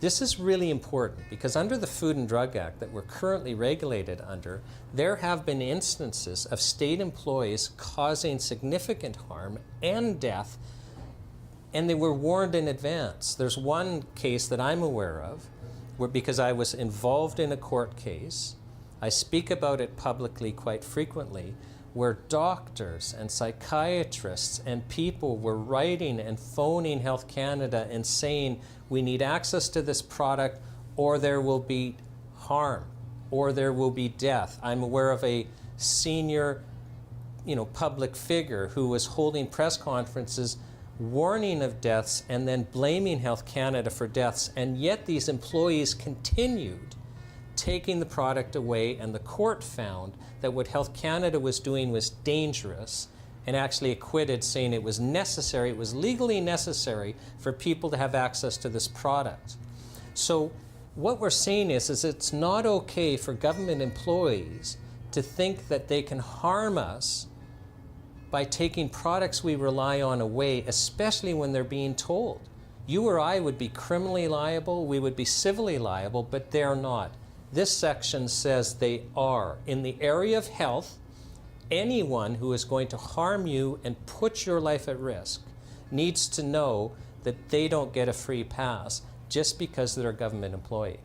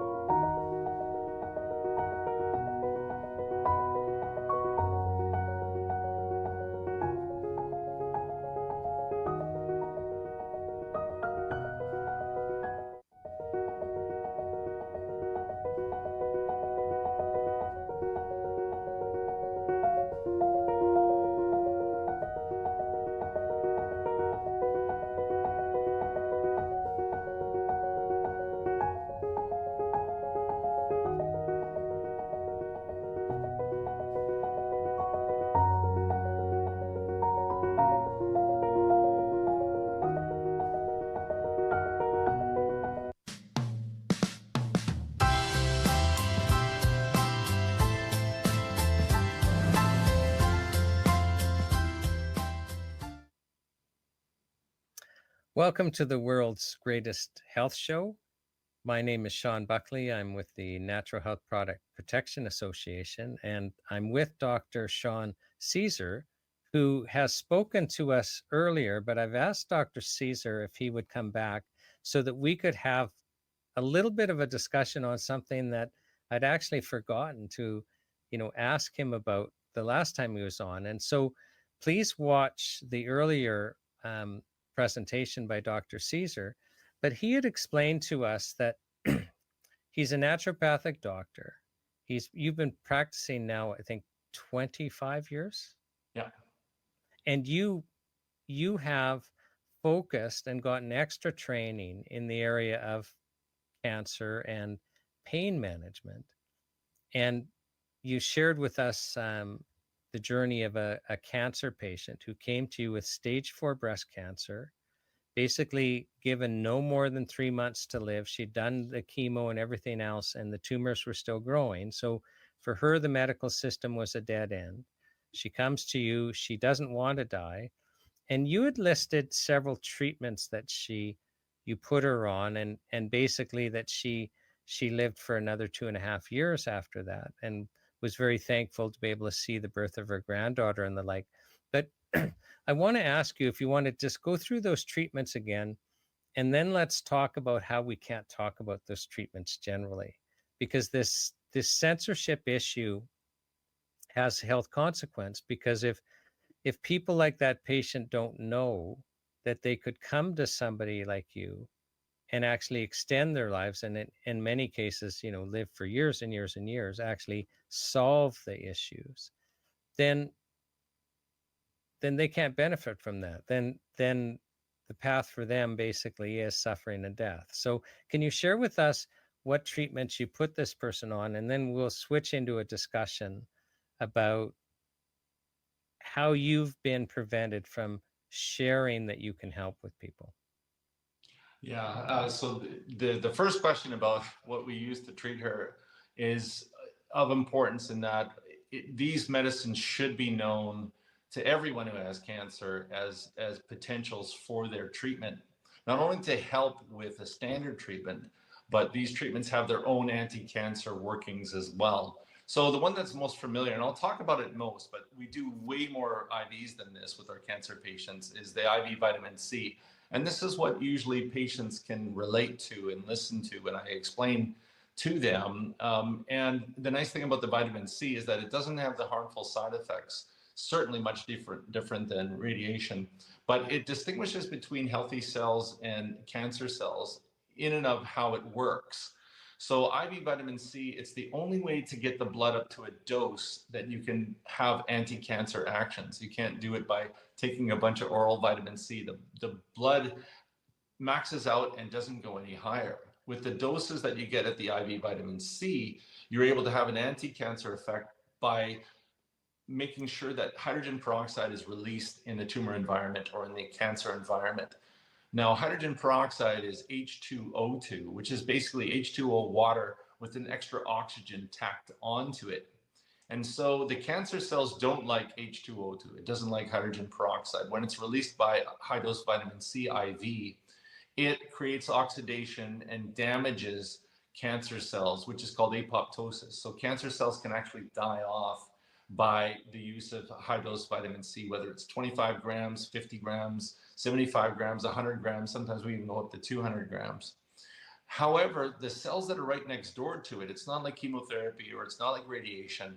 The healthy cells next to it takes the H2O2 and say, okay, we've got enzymes, we can break this up. We can just make a nice hydrogen and a nice water molecule, and we'll just use that. So the healthy cells don't get targeted and don't get hit by oxidation from the high-dose vitamin C, while the tumors and the cancer environment does get hit directly by the high-dose vitamin C and the hydrogen peroxide. Now, and I know you use some other treatments, but let's just keep the conversation simple with vitamin C.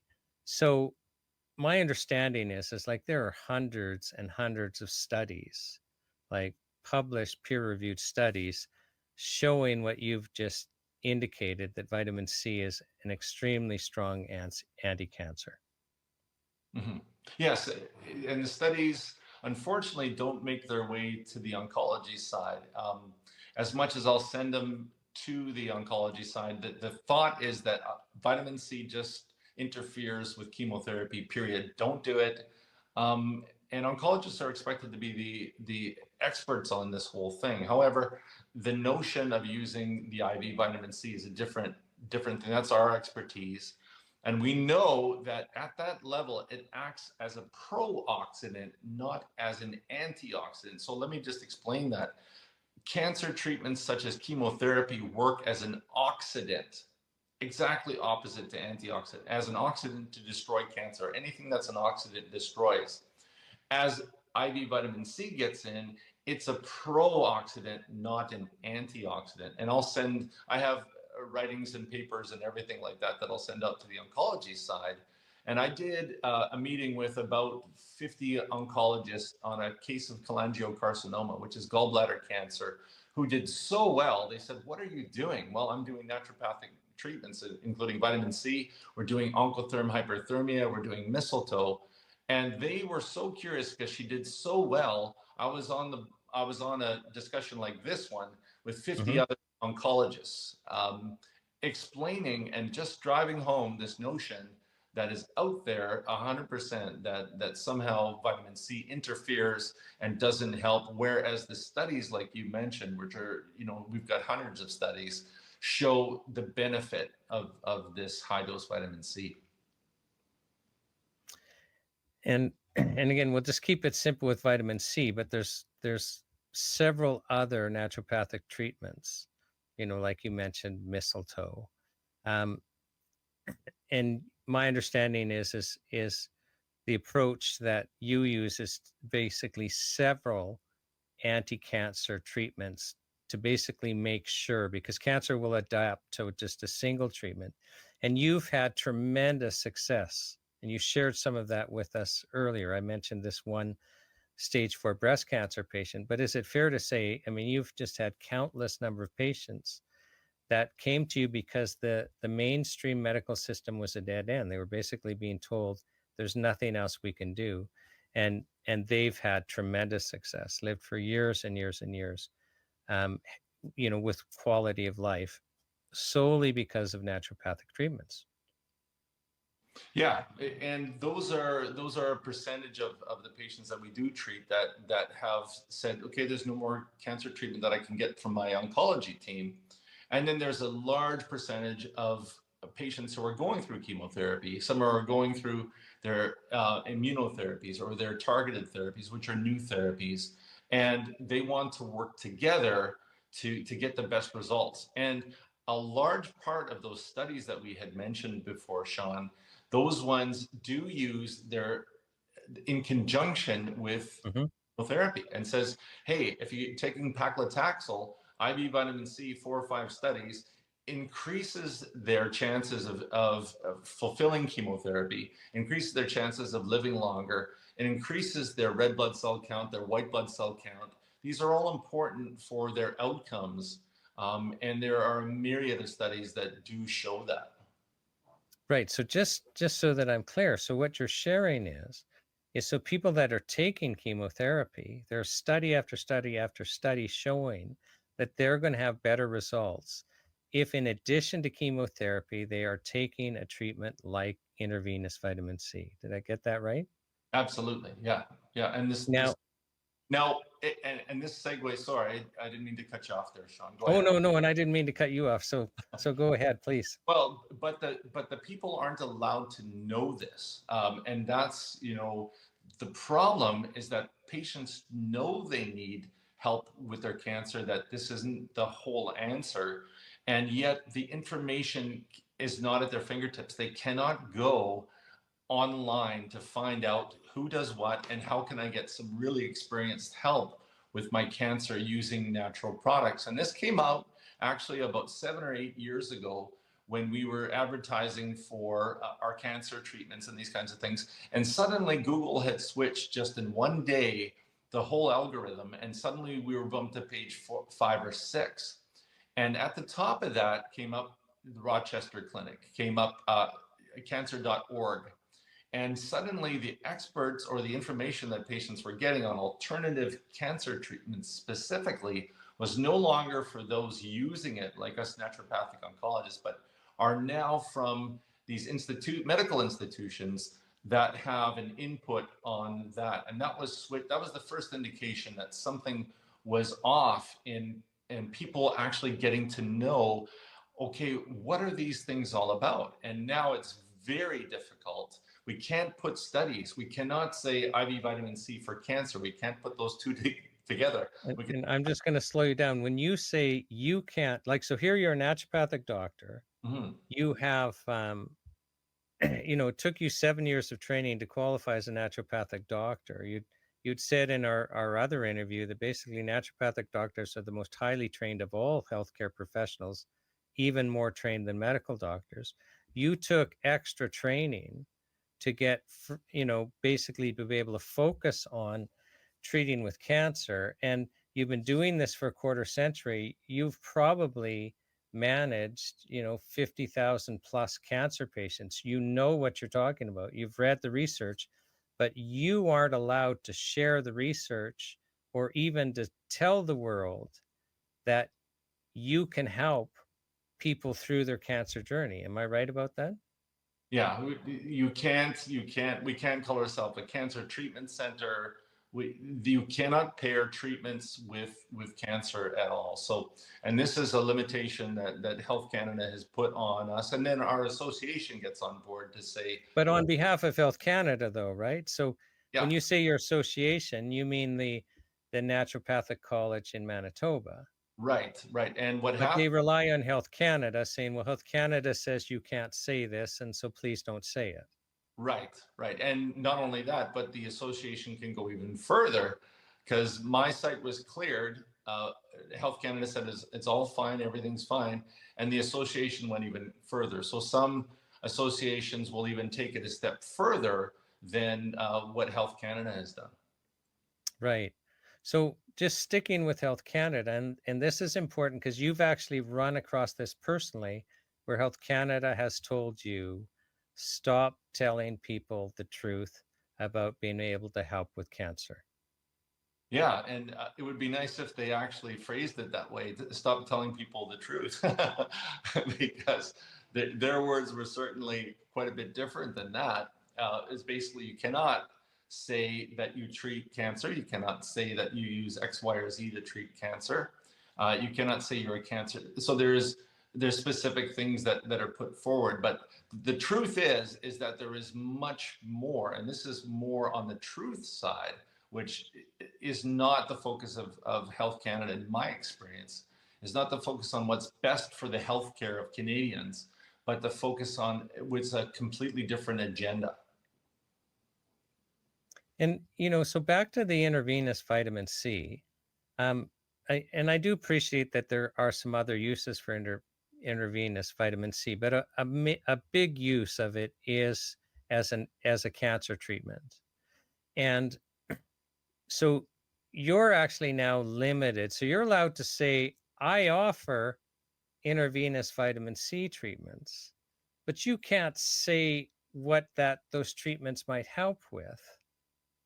Or basically you'll be attacked by both Health Canada and the Naturopathic College of Manitoba. Yeah, and not only that, I also put on there, I said, oh, well, I'll take it off, and that it's an antioxidant or a pro-oxidant. You can't do that either. You So you can just say you offer the treatment. All you can say is that we have IV vitamin C. That's it. There is nothing that can be said about it whatsoever. No studies involved. Can't say, okay, here's a referral to a different site that has the studies on it. So this is the current state that we're in, which is not only, the main focus is on patients being able to do what's best for them and getting the proper advice and getting the proper information, which isn't available. Right. And so what strikes me is really interesting about this, Dr. Caesar, is so there's treatments like intravenous vitamin C that can be really helpful for serious conditions like cancer, whether that's in conjunction with chemotherapy, whether it's apart from chemotherapy, because some patients might decide for whatever reasons, hey, I don't want to take chemotherapy. I know as a fact that just because you've shared with us before, sometimes you counsel your patients, well, you should take chemotherapy. Like you're just trying to focus on what do you think in your professional judgment is going to be lead to the best outcomes for your patients. So sometimes you would be encouraging patients to take chemotherapy, but some people might decide, no, I don't want to do that. Well, they can't even learn about IV vitamin C and other treatments. And that's got to have health consequences. Like,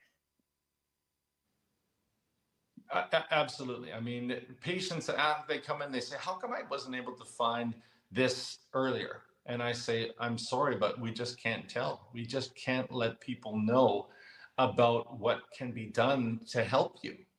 And it's an unending frustration for people not to have access to that kind of information here in Canada. They are, it ends up being so detrimental, not only to their health, but also to getting help early, which is essential for deadly conditions like cancer. Yeah, no, and I appreciate you sharing with me. And it's why I asked, oh, I got to have you back, because I think it's just such an important point for Canadians to understand that, you know, we all agree people can't make, you can't be fraudulent. And there's law after law, not just the Food and Drug Act, Criminal Code, or, telecommunications legislation. Canadians are protected against fraudulent claims. That's not what we're talking about. We're talking about being able to share, and that, treatments like intravenous vitamin C actually have valid uses that you want to know about as Canadians, and there's complete censorship about it, and there's health consequences to that. Yeah, absolutely. Absolutely. And it's not just intravenous vitamin C. So you're not allowed to share your successes. You're not allowed to share about treatments that are effective for things. All you can say is we offer this treatment and that treatment, but you can't let anyone know even what they're about.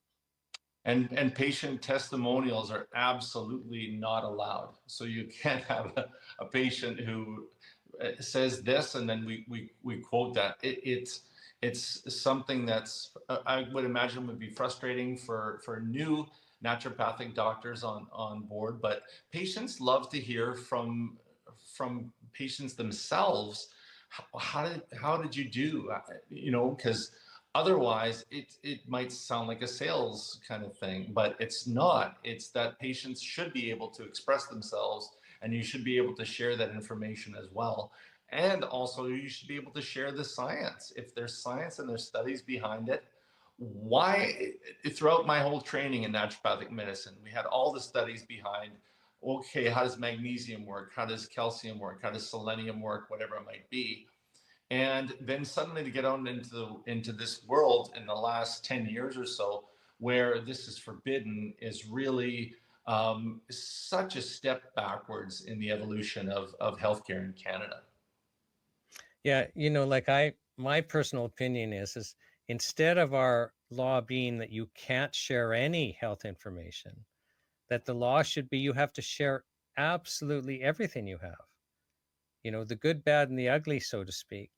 I had, and you might find this interesting. So I have a Health Canada file, and we're in court, and Health Canada hires a psychiatrist who runs a company to get psychiatric drugs, primarily antidepressants, approved under, Health Canada's approval process so that they can be licensed. Now, that process is so expensive.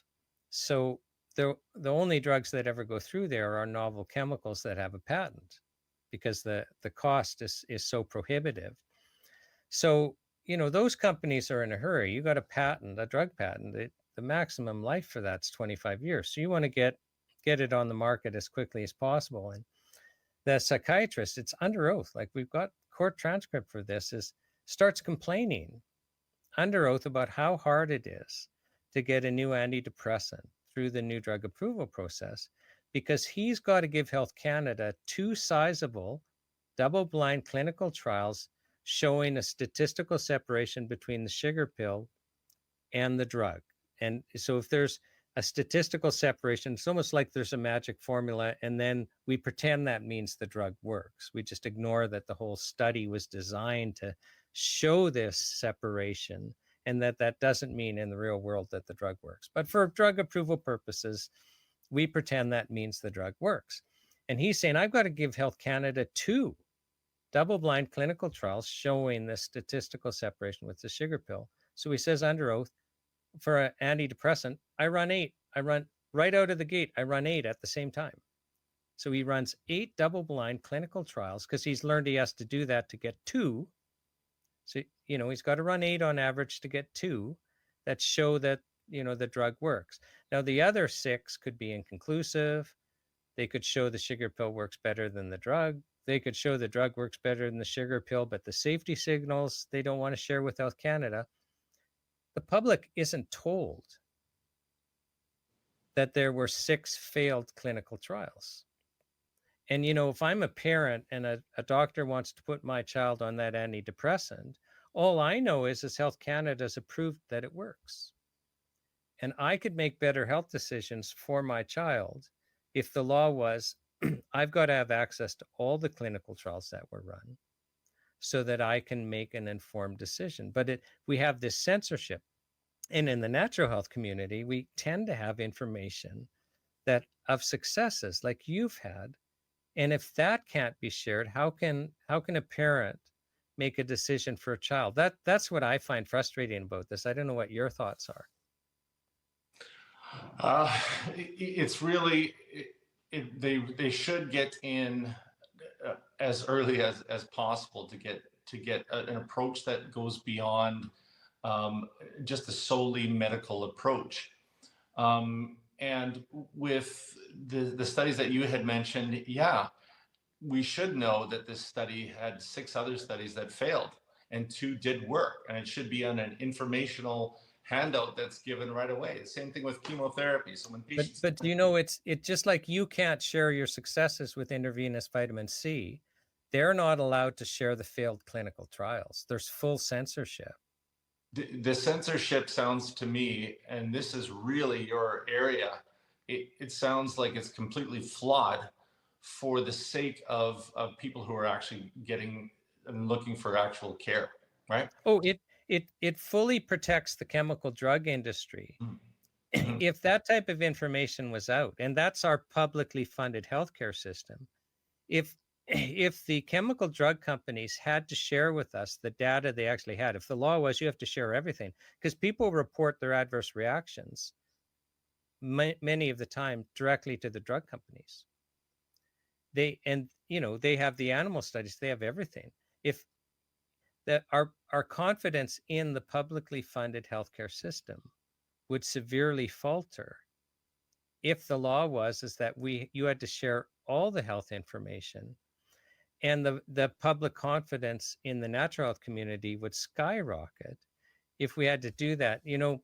If I can just, share some anecdotal evidence, like if I'm with manufacturers that, were in business before we had this licensing requirement imposed on us, that like the law came into force in 2004, but really we didn't have full compliance even required until 2015. So it's really recent. But, I can sit down with, an old school manufacturer and they will totally agree with me. The market told us whether a natural health product worked.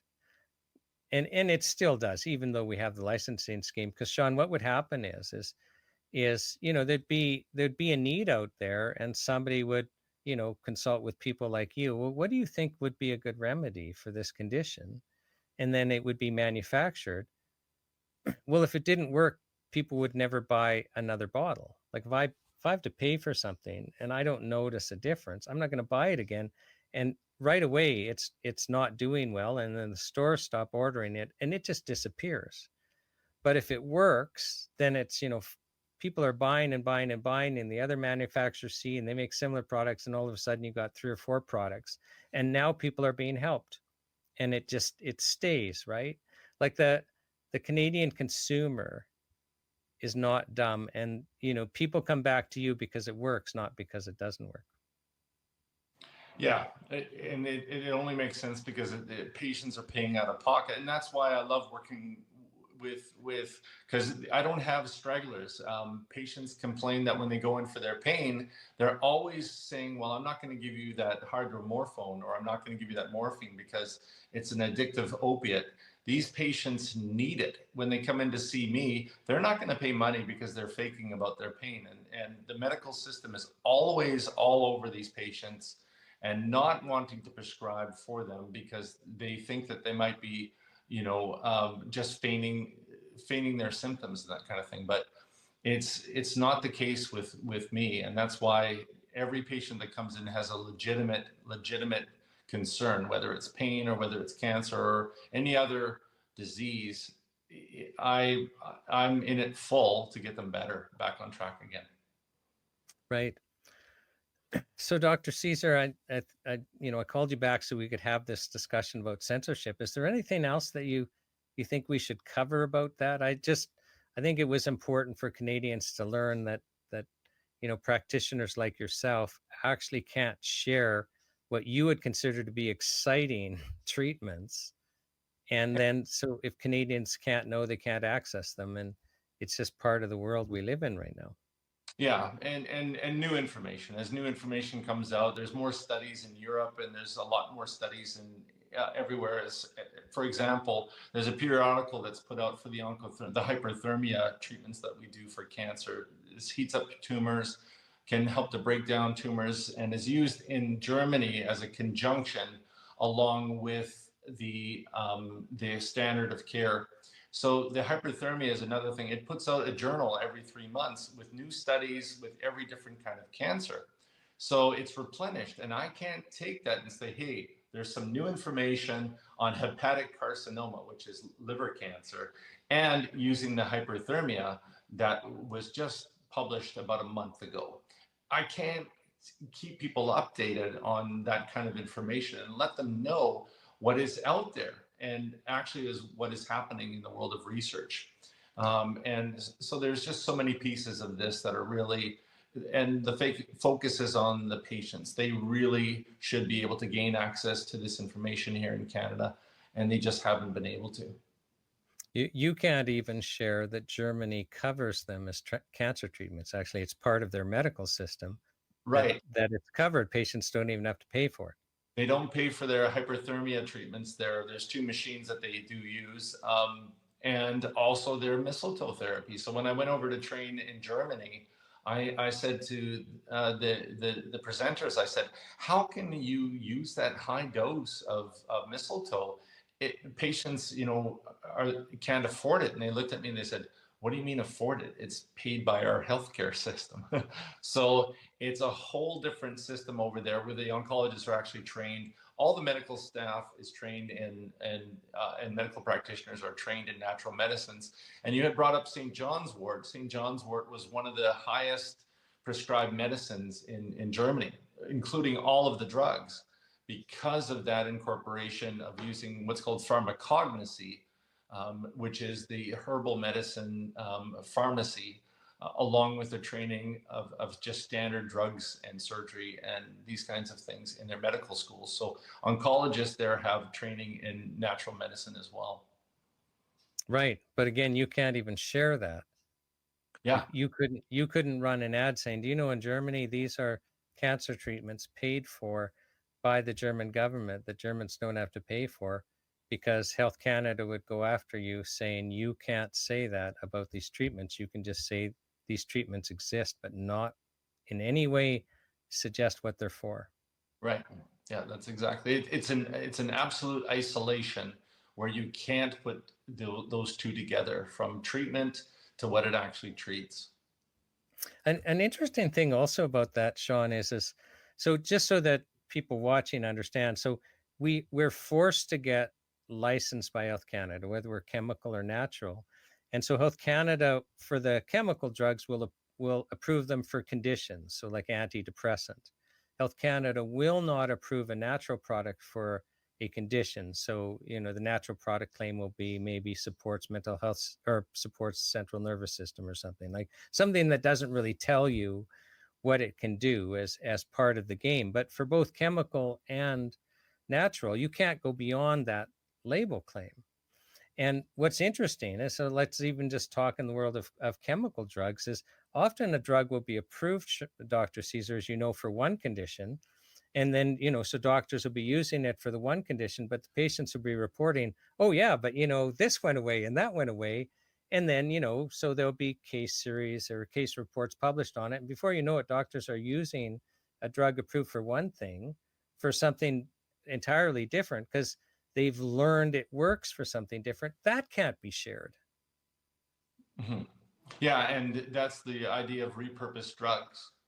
And there are quite a few studies on that, and cancer specifically. Like I said, that's my focus. So that's what I know. And when I have my prescribing rights and the ability to use things like metformin or atorvastatin, these drugs that have a secondary action, is something that can't be published on the drug side either. And patients should be taught about that stuff. They should know access to, like you said, all the information, including the drugs. Like, we're not only on this for the natural medicines, we're on it for access to all information.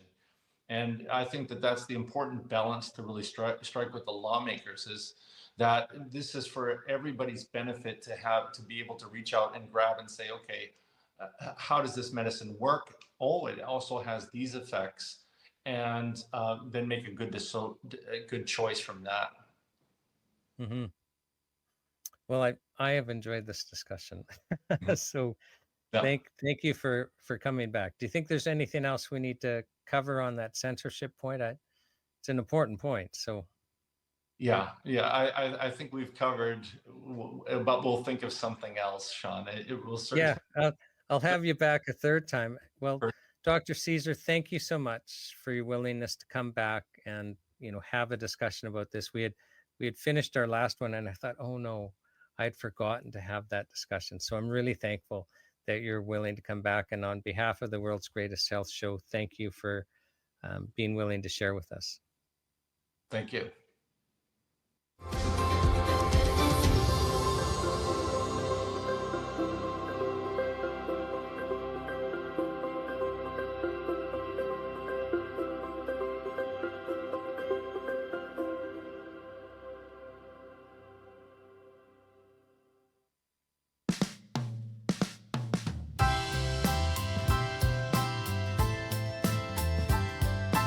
So I want to explain at the very beginning of the charter, when you read it, there's these, whereas this, whereas that, and a list of whereases. That's a real common thing to do in legislation, and it's really just the way of introducing, well, why is this act being introduced? Why do we need this act? So simple things like Canadians are competent to make their own health decisions is one of the whereases, which introduces why we're codifying the right to make our own health decisions. So when you read the first part of the charter and you're going, well, this doesn't actually read like a law, understand that what this is doing is basically setting the stage for why we need what follows.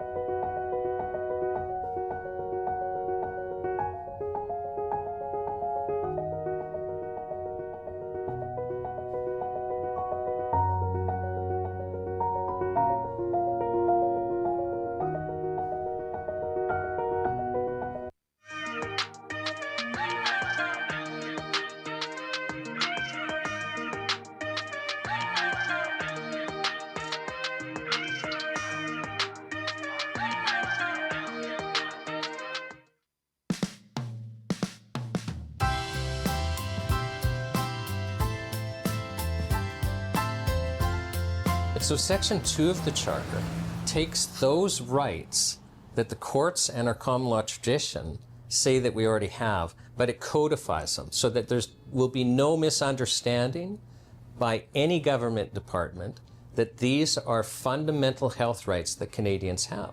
And one of the first ones set out in Section 2 is basically that we have the right to make our own health decisions, that we have sovereignty over our own bodies, and that our right to make personal health decisions, that is a right that we have without state interference. Because it's all fine and good to say we have the right to make our own health decisions, but if in practice the state keeps interfering with that by taking treatments that we want to access away, then really we don't have that right at all. And then another thing is that it entrenches that the state cannot take away a treatment that we want to have access to unless the state has evidence that it poses a significant risk and that taking it away will not create a greater risk. Because one of the difficulties that we've had with Health Canada is they will identify a trivial risk on a product and then basically take it away without asking the logical question, well, is there any risk of taking the treatment away? And at times they've acted very dangerously. An example that comes to mind is natokinase, which is an enzyme used to thin blood.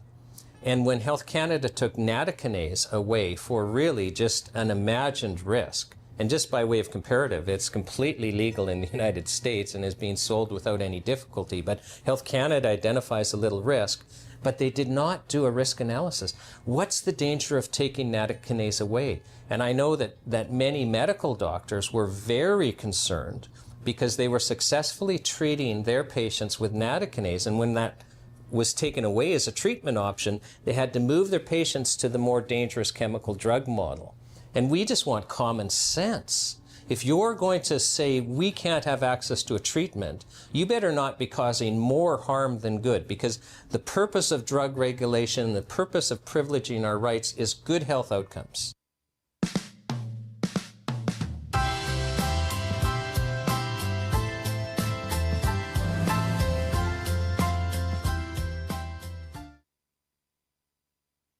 Welcome to the world's greatest health show. My name's Shawn Buckley with the Natural Health Product Protection Association, and I am very pleased to have with me Dr. Stephen Malthouse.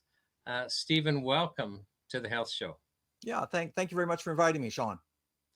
So, Stephen, I want to go over your background, and I'm just going to tell the viewers, Dr. Malthouse is a medical doctor. He practiced for 45 years, and we'll go into some of those details.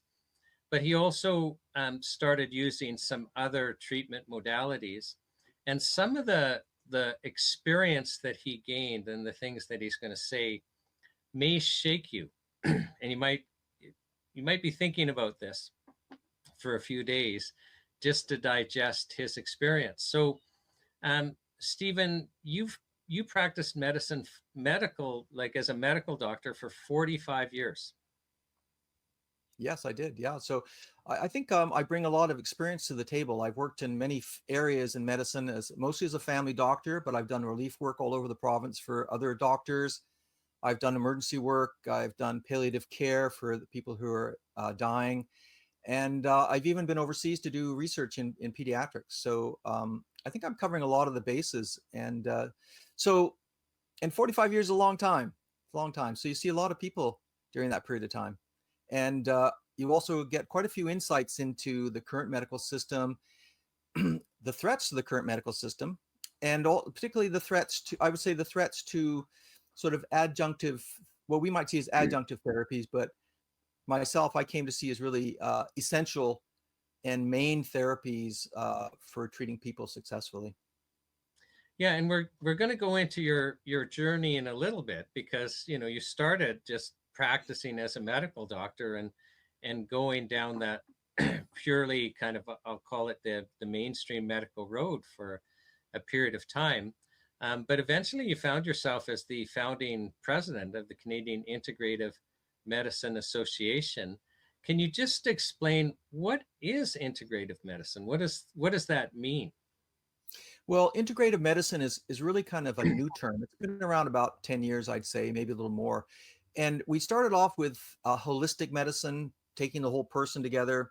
And then we went into alternative medicine, which sounded like it was kind of against conventional therapies as being alternative, like take one or the other. And then it went into complementary medicine, which was a term that was coined by the now King of England, Charles, and then what we see is both those things were, none of those words were really right to explain what's happening.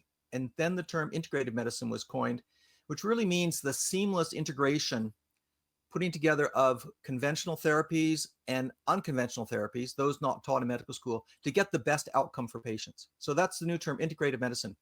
And so that could be anything from herbal therapy, homeopathy, acupuncture, nutritional therapies, all sorts of frequency medicines and so forth but you'd use those alongside the best of conventional medicine.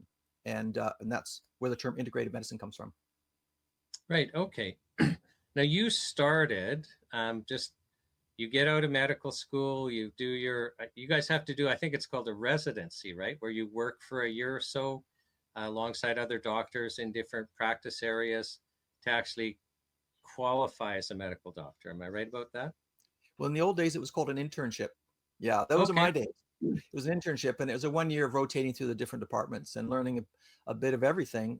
You know, it was a practical experience being on the wards in the hospital. Mm-hmm. So, you know, you get your license to practice and you start working as a doctor. Can you kind of share your journey of how it came about that you started thinking, wait a second, I need to integrate some other practices? Because am I right that you went to become a doctor because you actually wanted to help people heal? Well, I think most doctors go into this profession, most people go into the profession and become doctors because, yeah, they have a genuine desire to help people.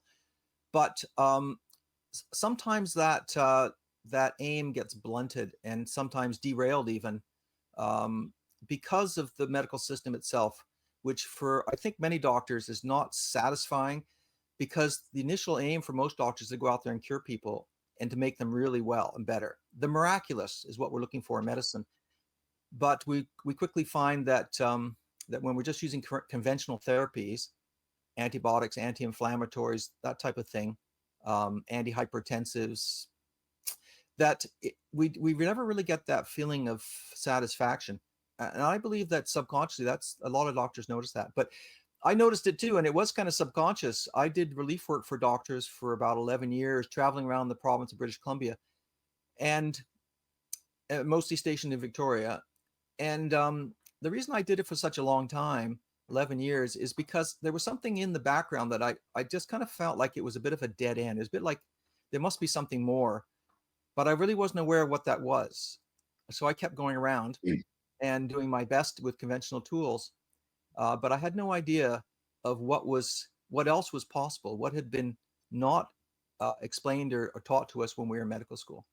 And then I had experiences which kind of started little things, lights going. Now before we get there, there's kind of two things that I want to ask you about. Well, what was the experience of dealing with chronic illness? But before that, you were talking about anti-inflammatories, and you said anti something else, and I thought antidepressant. And it's interesting that in the mainstream medical model, the synthetic drugs that we use have names like anti this, anti that, anti this, because we're actually trying to treat symptoms and not cure. Can you talk about that a little bit? Some people might not even have heard the term allopathic, let alone understand that we have a model that's allopathic, which means we treat symptoms, we don't cure, we don't treat the disease itself. And it might be helpful for this discussion for people watching to understand, well, what is our model? And why do we name whole categories of drug as anti this, anti this, anti that, as opposed to cures? Yeah. Well, the term allopathic actually came from Samuel Hahnemann, the founder of homeopathy. Allopathic and homeopathic. One means going against disease, against suffering. That's the allopathic, which is the anti group, let's say. And then homeopathic, which is like suffering, or seeing that the body's symptom pattern is really a reflection of an underlying disturbance in an attempt to get better. So in conventional medicine, we have antihypertensives. 90% of people are thought to have what's called essential hypertension, which means that we don't really know why they have it. So we just try to block the symptom. We don't ask ourselves, well, why would this person and not that other person have a high blood pressure? And so what we are doing with most conventional drugs, particularly chronic disease drugs, is we're trying to block the expression on the surface of the body or in some organ system of an underlying disturbance, which is the regulatory system not being able to successfully put the person back on track health-wise. And so that's why we have antihistamine, but we don't say, well, why? We might know, it's a bee sting or an allergy to some substance the person was exposed to. But we have antihypertensives and we have anti this and anti that, because we just see that what the person expresses, we think conventionally that is the disease. but in fact, that's the expression of the underlying disturbance, and we're blocking it. And therefore, we don't really have the satisfaction, the pleasure, and which aligns with our initial goals in many cases, to see someone be cured of the disease. We just can give them a Tylenol 3 for their menstrual cramps, but we never ask ourselves, well, why is this person and not the other person having cramps? So we have to dig deeper. And if we only treat in that superficial way by blocking the expression, it's a bit like throwing coffee on your roadmap. You now can't get to your destination because you can't see it anymore. Right. So our mainstream medical model, which is, I mean, they are admittedly allopathic, it focuses on treating symptoms of a disease, but not the disease itself, just to kind of scale this back down in real simple terms. Is that right? That's right. Yeah. But a tradition like homeopathy tries to, okay, what's actually going on? And then getting the body to solve the problem, not solve the symptoms of the problem, but actually cure. Yeah. And many of these therapies, like homeopathy, acupuncture, we don't really know how they work, but we don't have to know how they work because we can see the results of them working, which are effective, like they work, they take away the person's symptoms, and they also improve the person's general overall health. So their vitality comes back as well. So it's not as, and it doesn't just move the disease from one place to another by blocking its expression on the skin, like eczema with cortisone, and then sending it into the lungs to create asthma or allergies. So we don't know how these therapies work, but it doesn't mean we can't use them. Just as we didn't know how aspirin worked, for a long time. I think it was 1950s we learned, the mechanism of aspirin, but we've been using it since for a long time.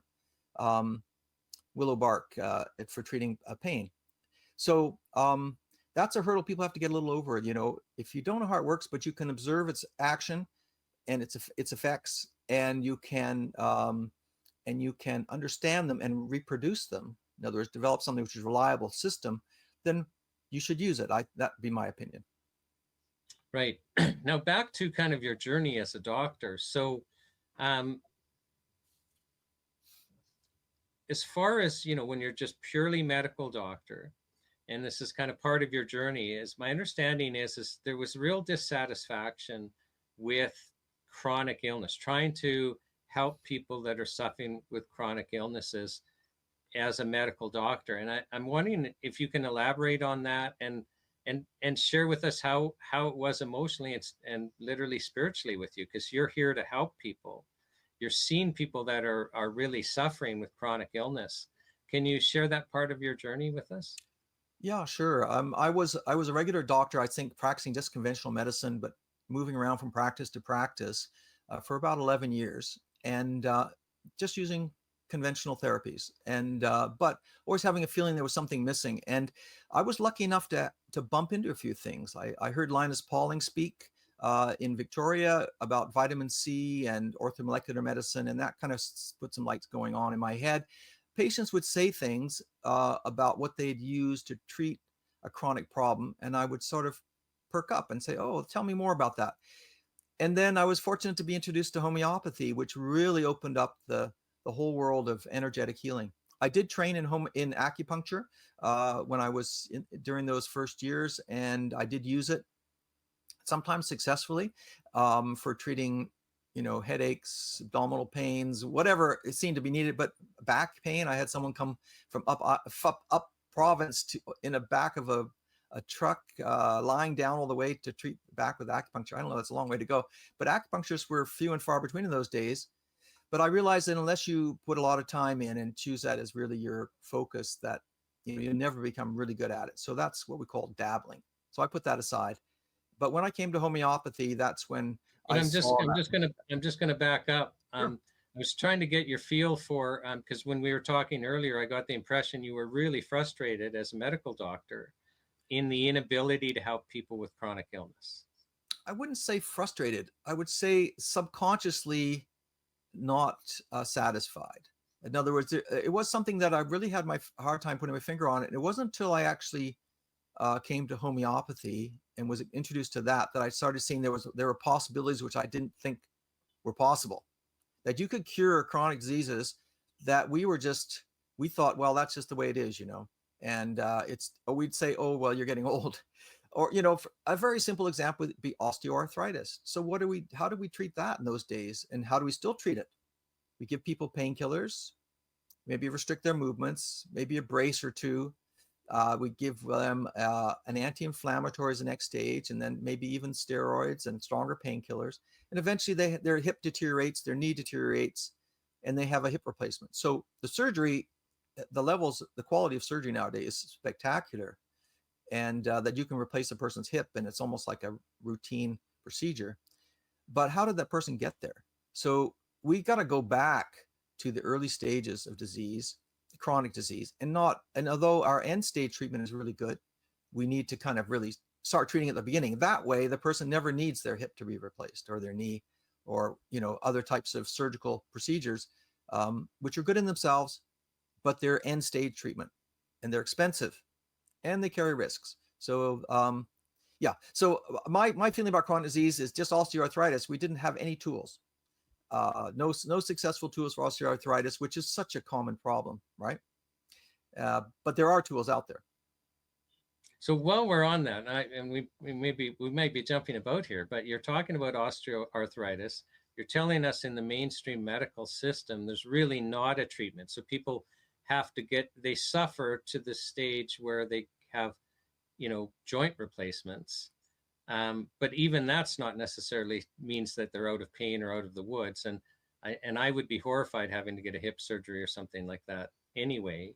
But there are ways to address it. So can you share with that? I appreciate we're jumping around.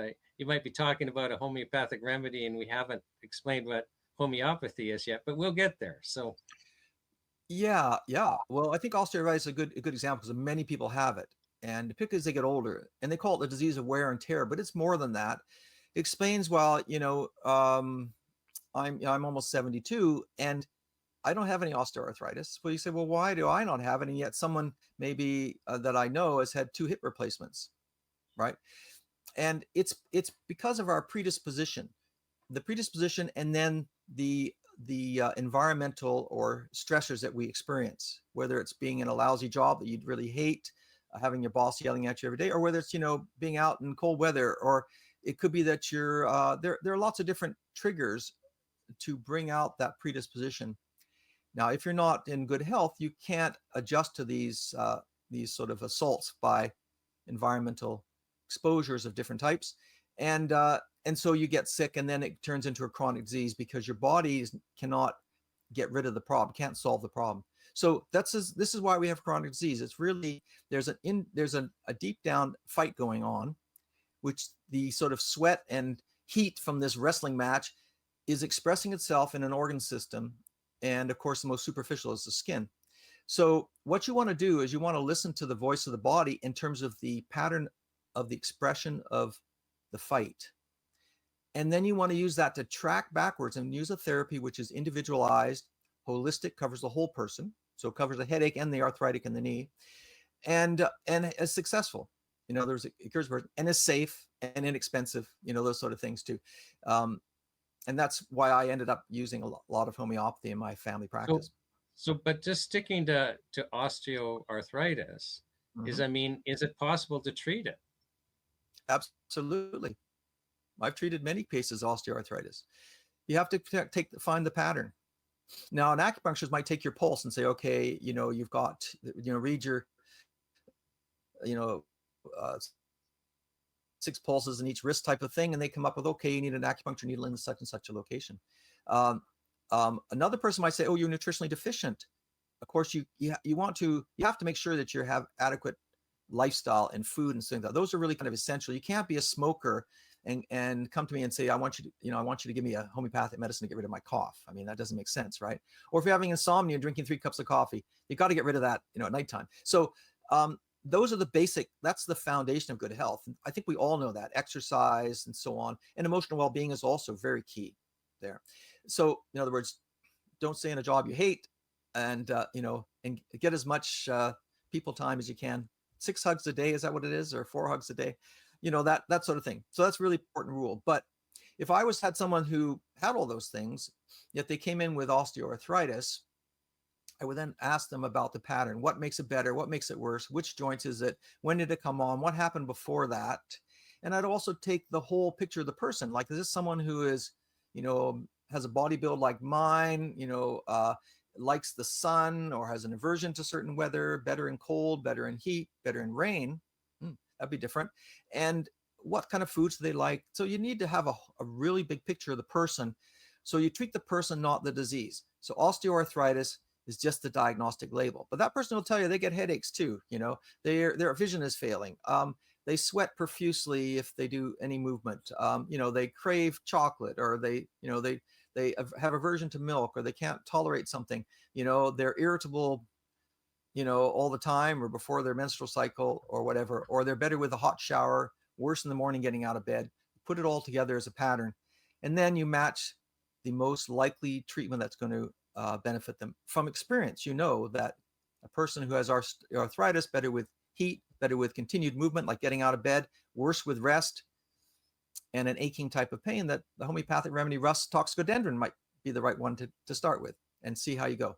So I didn't learn anything about homeopathy. I never heard the word homeopathy in medical school or in the first 11 years of my practice. So vitamin C. Most people are vitamin C deficient.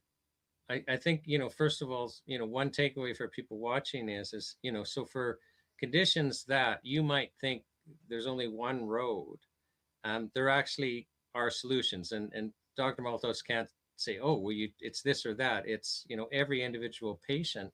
But Dr. Malthouse, so you didn't hear the word homeopathy, and I don't think I did until I was already practicing. Like these traditions had been totally suppressed. Mm-hmm. So what is homeopathy? Because it's a totally different way of, thinking of treating illness and restoring people back to a, homeostasis, or whatever we call it. Mm-hmm. And it kind of sounds funny. Like, I think some people hearing this might go, well, that can't possibly work.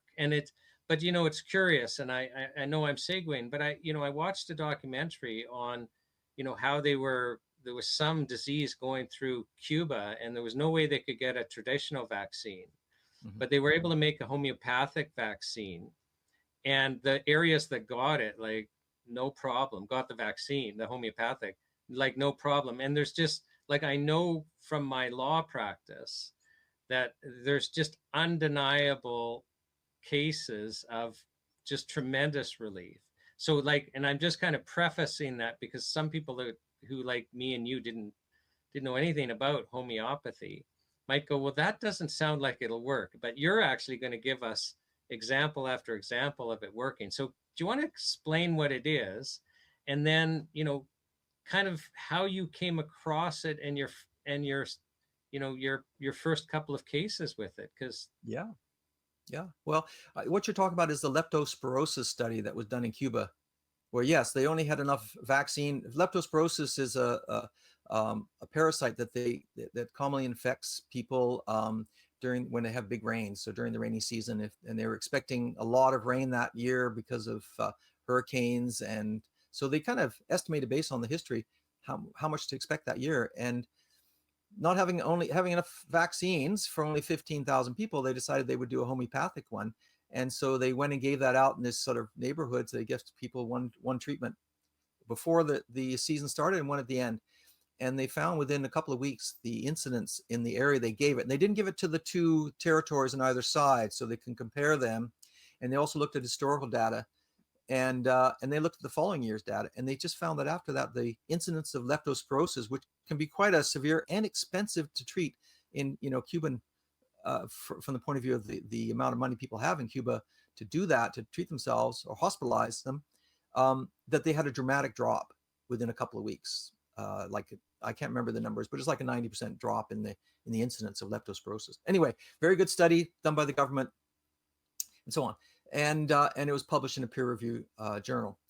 But for me, I think I was not introduced to homeopathy right away. I started to bump into things like vitamin C, with Linus Pauling recommending that, and reading about that and saying, wow, most people are vitamin C deficient in North America. particularly in the north. And then I started thinking about vitamin D and how the absence of sunshine above the 39th parallel, it means that everyone's going to be vitamin D deficient. Magnesium deficiency in food. So I kind of started off more along those lines, and also learning a few about some herbs and so on, though I didn't really use them very much. And then, as I think I mentioned earlier, I did train in acupuncture. But when I came to homeopathy, that's when I feel like the veils dropped from in front of my eyes. Homeopathy is kind of a difficult thing for people to get their minds around because of the way the remedies are created. A way that makes them very safe, but also increases the medicinal properties of sometimes even inert substances. But so, for example, you could use salt and make a very good homeopathic remedy out of it using the process of potentization, which is repeated dilution, but also it has to be shaken in between each dilution. So if you don't add in this shaking component, which is called succussion, then the remedies, the substance, the dilution you create eventually will come down to zero and not be effective. But if you add in this vigorous shaking where there's kind of a shearing force between each dilution, then you actually can open up medicinal properties of substances. And it's based on this, creating what we call the infinitesimal dose. And that is challenging for people to get their minds around. Now, as you go beyond Avogadro's number, where theoretically there are no molecules left of the original substance. But it's a bit like when you do that, you go into a different aspect of the therapeutic curve. You go into the point where the medicine has the opposite effect that it would have if you gave crude large doses. So something that can cause disease. Can I just slow you down just for people? Yeah. So basically, I'll be the English translator here. Yes, so please. Homeopathic remedy is taking a substance and diluting it and diluting it and diluting it. So the final remedy. And shaking it and succussing it. I appreciate there's this process. You have to have that. Yeah. Okay, go ahead. So, but at the end of the day, I mean, the amount of the substance in the remedy that you're going to take it's almost non-existent. It's so diluted. And so you would think conventionally, well, there's such a little amount. How could I take it? I mean, let's say you had a big pot of soup, like we're talking, for 400 people, and you put a grain of salt in there, you're not going to taste the salt. Well, like, why would you, like, what's the point here? Like, it's just so diluted. And yet it works. So yeah, we don't really know. That's the mental disconnect. Yeah, we don't really know how it works. But it's a very empirical, because not knowing or not having a theory, well, there are quite a few theories, but not really knowing how it works doesn't prevent us from using it as a tool, knowing how to apply it as a scientific method and a treatment. Repeatedly using the same thing, same substance again and again, observing the results, and being able to collect all that information and say, hey, look, if we give this to this person with this pattern, this is the result. So we don't know how it works, but we do know that we can do it that way. So it's although we're trying to find out how it works and we have theories, of course, we can't really see at the energetic level. We don't have a microscope for that quite yet. So it's very much an empirical science, but it is very scientific, actually. And there's many studies out there, not just human studies where there are placebo-controlled studies, but studies in animals and a lot of plant studies. There's such a thing as agrohomeopathy now, where homeopathy is used to treat vineyards and things like that. Now, can I ask you, I think your first two patients, one involved a lady who was actually off work on workers' compensation. And then there was a gentleman who was in the hospital with kidney disease. These are your first two experiences where you're actually using a homeopathic remedy as a doctor. And can you share with those people viewing kind of what happened? So what's going on in each case and what happened? Sure. Well, most people will come to homeopathy after they either experience a dramatic, let's call it cure, or they know somebody that got treated and they go, oh, I used to have migraines every day, 3 times a week, and then I went and had homeopathy and now I don't have any headaches. So that's what usually gets people to want to try it or to study it. In my case, as a doctor, I had never heard of homeopathy, and I've been practicing all over the place for 11 years. And then I got introduced to it by my wife, my future wife at the time, who trained as a naturopath in Australia. And so I went down and listened to some MD homeopaths and down in the States, even met the Queen of England's homeopath at that time, Dr. Ronald Davey, down in Seattle. And I came back with a little kit with 12 remedies, 12 homeopathic remedies, which is not many, consider there are more than 3,000 in the homeopathic pharmacopoeia. And I was doing locums for doctors at the time. And I had this one case of a young woman came to me. She'd been off work for 6 months, getting workman's compensation for that because she worked at a fish farm, and she'd been cutting fish, and she got a repetitive strain injury in her wrist. She had tendonitis, and it was not recovering. She came in, she had a splint on, that sort of thing. She was having physiotherapy. And I remember this because it was my first case. And I thought, well, wait, maybe I should try one of those homeopathic remedies. I didn't know anything about homeopathy. Now, is there anything else you can do as a medical doctor? Well, There's nothing you can do. she's having everything. She's having physiotherapy. She was taking, anti-inflammatories. She had a brace on, and she wasn't improving. And it had already been 6 months, right? So it didn't look like she was going to be able to go back to that job. And she had now a chronic wrist problem. So I took her, we call in medicine taking your case in homeopathy. I took her case, bit of the details, what made it better, what made it worse, where was the location, what brought it on, that type of thing. And I decided to give her a remedy called arnica. Now, arnica is a good trauma, blunt injury remedy that we use for that. But I didn't know much about homeopathy, and I gave it to her. And next time I saw her, I think it was about a week or so later, for whatever, she had to have regular checks because of workman's comp. There was no change. So then I kind of thought about it some more, and then I gave her another remedy called Rust Talks, which I already mentioned on the recording here, or the podcast. Is that good for arthritis, which is better with heat, worse on initial movement, better with continued movement, and so on, which is what described her case. I gave it to her, and in a week she was so much better that the workman's comp was sending her back after 2 weeks after I saw her. Now that kind of surprised me because that was pretty dramatic. It's pretty dramatic. And so it means that you don't have to wait months and months and years for homeopathy to work. It can be worked right away. I had a child with an ear infection. I gave the child a remedy called pulsatilla, and they were crying, weeping, wanted to be on their mother's lap and so on. And the mother was trying to work this is when I worked overseas in Nepal. And within like 15 seconds, the child was happy, giggling, playing, and was holding the telephone to her sore ear, pretending she was talking on the phone. 15 seconds. I've seen other ones where you give people things for, having pepper in their eye, like cut up peppers in their eye. They can't come in, their eyes all tear, they can't open it, it's painful. You give them the remedy, and this is a real case, and the person opened their eye and said, oh, that feels better. As I was turning to get the tap water to rinse it. I'm just going to stop here because when you got something burning in your eye, like we all expect it to last for an hour or so as we tear it out.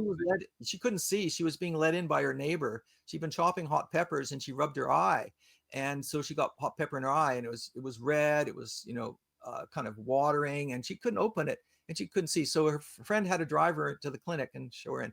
She came in being let in like a blind person, and I gave her one remedy, and then I thought, well, maybe it's a second one, and I gave her a second homeopathic remedy under the tongue.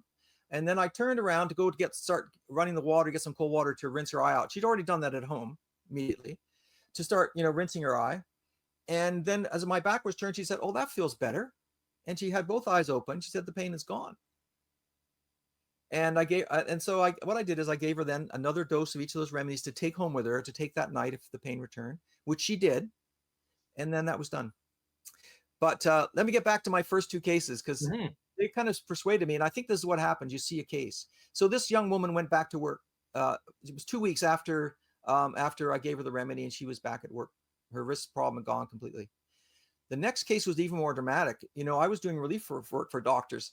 So I was getting, the more I went into this, the more a little bit of hot water I was getting into with the doctors that sometimes said, oh, you shouldn't be recommending homeopathy for my patients. But there was nothing else. They were chronic cases, and I didn't really see the harm in it. But because homeopathy is extremely safe, right? And I would often give them the remedies, so it was cheap.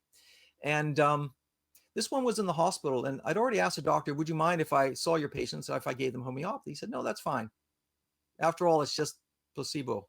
That was his comment. So I saw a young man about 25 years of age in the hospital, And he was being wheeled around on the ward by his girlfriend. Because he had so much swelling, that he could not walk. He had a kidney disease, which is where the kidney starts losing protein, and therefore they retain a lot of fluid, makes it very heavy, and it's a kidney disease, acute kidney disease.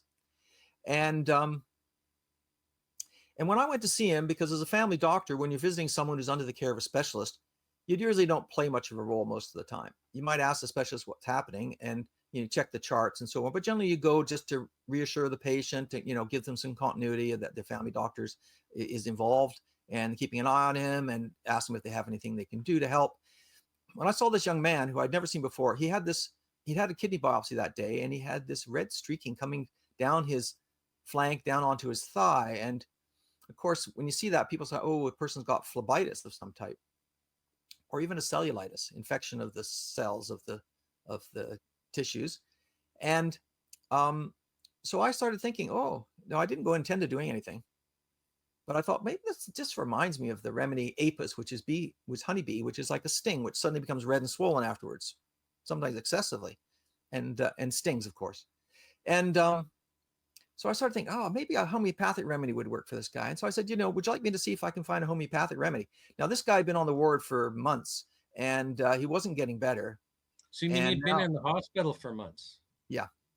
Mm-hmm. And he was not getting better. He was in large doses of steroids, prednisone, like 60 milligrams at the time, and other medicines to try to treat his kidney disease. He was under the care of an internal medicine specialist. And so I went home and I studied the case. I still, I was just like a beginner. It was kind of a bit audacious, I'd say. But so I came up with two remedies. The first one I thought about was apis, because it was so much like a bee sting, right? It looked like he'd been stung on the side. I was just thinking of treating his inflammation. And the other one was a remedy called bryonia. So I went back the following week, and I had one a few days later, because I saw him on a Friday. I went back on Monday. I had one remedy, apis, in one pocket, bryonia in the other pocket. And I saw him, and I asked him a few more questions to try to clarify, and I gave him apis, which was my first remedy I thought about. And then I saw him again a few days later on Friday, and I said, what happened? He said, nothing. No change. Much the same. And now he was on, I don't know if he's on antibiotics or he's on anticoagulants or something like that, because they weren't sure what this was, occurring after he had his kidney biopsy, which is a needle into the kidney. And so I gave him the other remedy, bryonia. And then I went away for the weekend, came back the following Monday, because, as a family doctor, you might see someone twice a week. As a family doctor, particularly if it's a remote, somewhat a hospital that's quite a ways away from your practice. And he responded saying, you know what? When I took that medicine, it felt kind of scary, because I had a feeling like something was happening inside me. There was some kind of shift, he said. Something was shifting. And when I saw him, he was actually improving. He said, then I started getting better, and the fluid started disappearing. And he was already, this is like 3 days later, he was already had lost enough fluid. He must have had a tremendous outpouring, diuresis, that he was walking on his own again. Didn't need to be in a wheelchair. So he'd lost quite a bit of weight, so he could actually move these really heavy body and legs, and the fatigue that would be with it. And then he was discharged at the end of that week. He went home, and I checked on him 6 months later through his specialist, who said completely resolved, off all his steroids, he was good. And then I inquired the specialist whom I knew. I said, well, have you ever heard of homeopathy? Because he didn't know I'd given him homeopathy. And because, I could do that, it was very safe to do, and it wouldn't interfere with conventional treatment. And I'd had permission to do that from his family doctor. So, and he said, yeah, they use homeopathy in India because it's cheap. And so I could see that was kind of a dead end in trying to say, hey, this is what I gave your patient at that time, and look, it seemed to be effective and worth looking at for the future. So those two cases were, again, like something which, for even a beginner, which is very fortunate that I was actually got the right remedies, made a dramatic change in those people's lives. And then that sold me. And then I started studying. Now, another thing, so you've given us an example of two kind of physical cases, but you and I spoke earlier. You gave me a case about a woman who couldn't sleep, and another woman that, well, also couldn't sleep, but because of fear of a fire next door. Mm-hmm. So, or I'm sorry, a nurse. So the woman who couldn't sleep and the nurse. And these are emotional issues where, the medical doctor will want to put you on antidepressants or anxiety medications with everything that flows from that. Do you want to share about those too? Because those are pretty interesting, and I'm wanting people to understand that homeopathy basically covers everything. It does, because it treats the whole person. And often physical symptoms are triggered by an emotional shock, or the other way around. So you could have, cold weather exposure, and you could have irritability, for example, or some emotional issue would come up that you couldn't get rid of. But those two cases are quite interesting. I mean, I've seen thousands of patients that I've used homeopathy for, and so on. And I'd say I'm a moderate homeopath, because I use conventional medicine as well, and had tried to integrate the two together, which means that, I'm not spending 24 hours a day doing homeopathy. I'm also using conventional drugs. But I did find that many people will come to me for homeopathy because they realize that the conventional approach was not working for them, or they had a belief in a different paradigm. In other words, curing from the inside out. And so I had a case when I was doing a relief for that.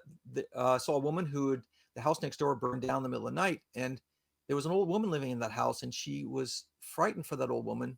It was in a remote location that she wouldn't get out of her house and she would burn up. And but the old woman did get out, but the neighbor, since that time, had sort of anxiety levels which are unusual for her, and she also she couldn't sleep at night. So she had this terrible insomnia. She couldn't sleep at night. And she came into me, and finding out the cause, the etiology, where does it start, is very important in homeopathy, whether it's emotional or physical. And it was obvious she'd had a shock, and this was as a result of that, like an emotional shock. She was, frightened for this other person. And so I gave her a remedy for that, homeopathic remedy called aconitum. And that, her insomnia went away like within a night or two maximum. And then she came to me later, like a week later, and said, the lady on the other side, the other neighbor, also can't sleep. And so I said, well, why don't just I gave her another couple doses to give to the other person. And she gave one dose or so, or two, and the other person's insomnia also went away. So it's very good for emotional things. I've had lots of cases of grief and things like that to treat. And I had one, which was a nurse, worked with newborns, and a newborn had died, and she was under other stresses from, her mother's health and things like that. And this woman had a diagnosis of MS. And so she asked me, if there's anything that I knew about in the alternative medicine field. And so I said, well, I took her history, found out about a lot more information, kind of put it together as a picture, a pattern, and then I matched a remedy to it. And I used a remedy called Natrum muriaticum, which is homeopathic salt, and potentized salt, and it often has a tradition, this idea of grief that they can't let go of. Now we use salt like brine for pickling things, making it last forever. And similarly, they have this characteristic of being quite sensitive emotionally, these people in general. And when they have a grief, they have trouble letting go of it. I had one fellow whose dog had died 5 years earlier, and he was still grieving about his dog. And the remedy he needed was Natrum muriaticum, homeopathic salt. So this woman got better. Her fatigue and her MS, which was a bit, relapsing and so on, seemed to be improved. Her headaches went away, and she decided to move on in life and quit her job as a nurse, and went on to other things. So it kind of removed a block, not just in her mental, emotional, and physical, but also in her path in life. It allowed her to free her up from the things which are holding her back, and she could go on. And that we often see with homeopathy. It removes the obstruction to that person pursuing what they really want to do in life, what's really the right thing for them. And am I correct on the medical side?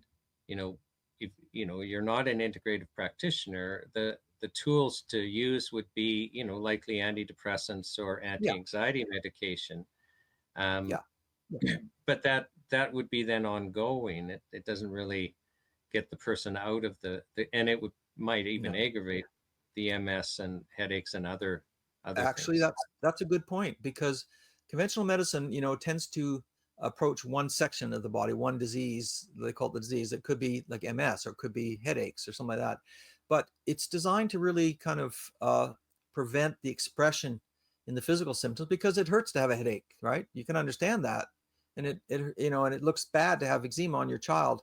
So with that kind of short-sightedness, though, you can drive the disturbed energy deeper into the body, or to a deeper, more important organ system. And we've actually tracked that. It's called Hering's Law of Direction of Cure, which can tell you if you're creating a deeper disease by covering that eczema with cortisone, making the skin look better, but then the child develops asthma or allergies or a cough that won't go away, that type of thing. So yeah, you have to be very careful.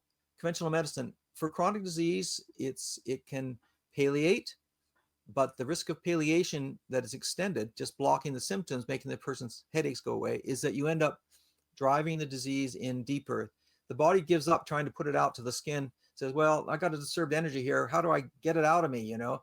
Well, I'll just send it out through the next expressive organ like the lung, which is another way of kind of getting things out, right?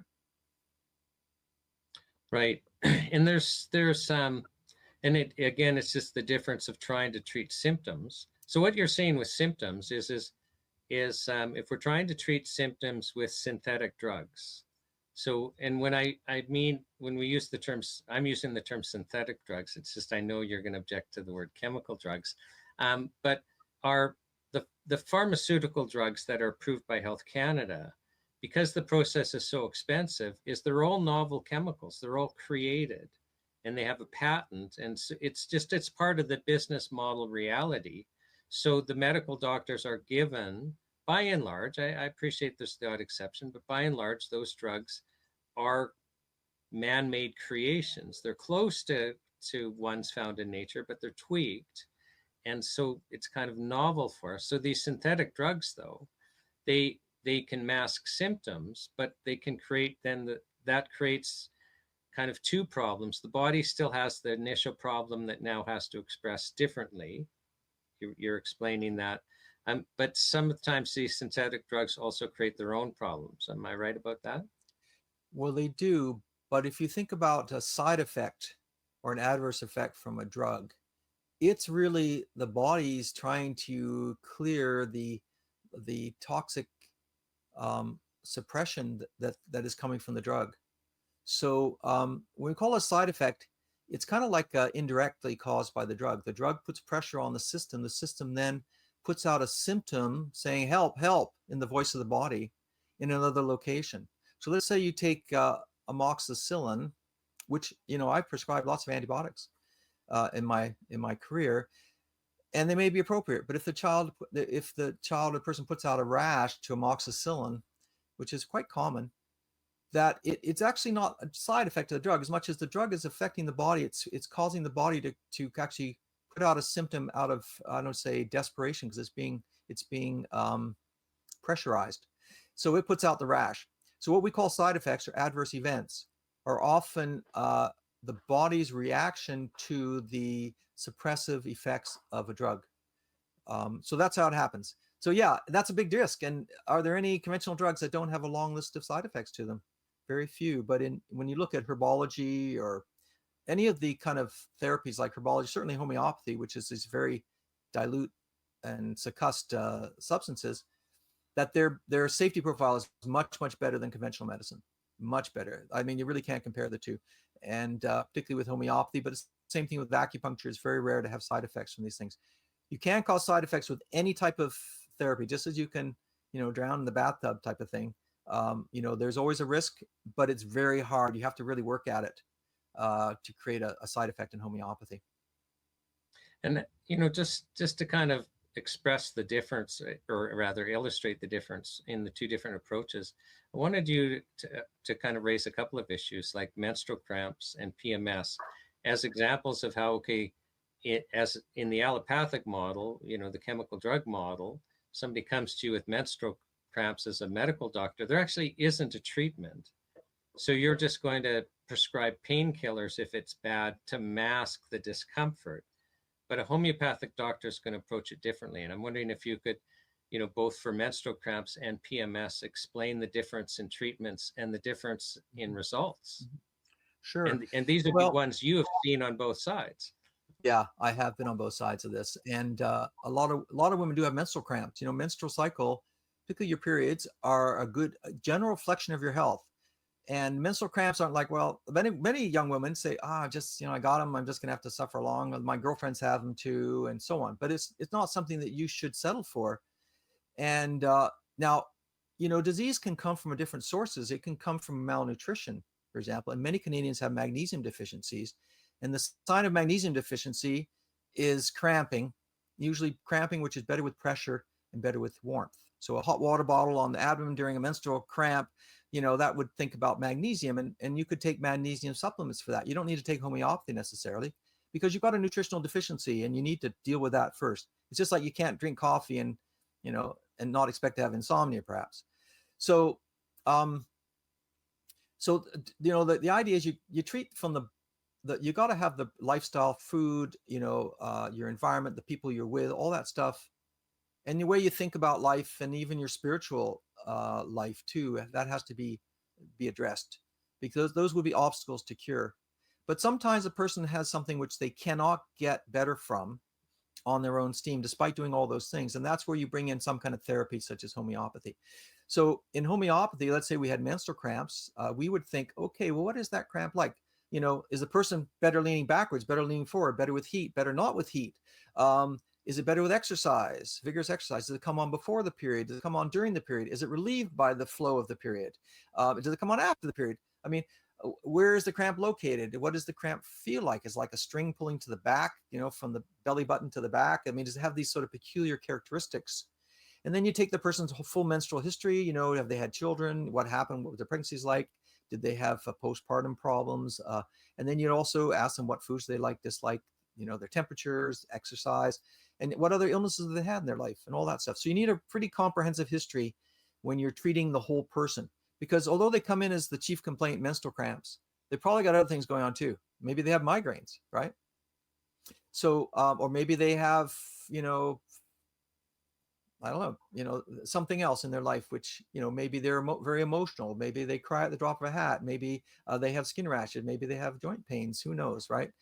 Maybe they crave ice cold water with cubes in it and chew it, things like that. So you have to take the whole person's history, and that's why it takes a bit more time.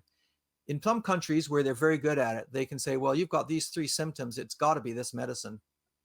So, they're very fast at it, like in India, where there's traditions and so on. But in most cases, we take sometimes an hour and a half to take a full history on someone with a chronic disease.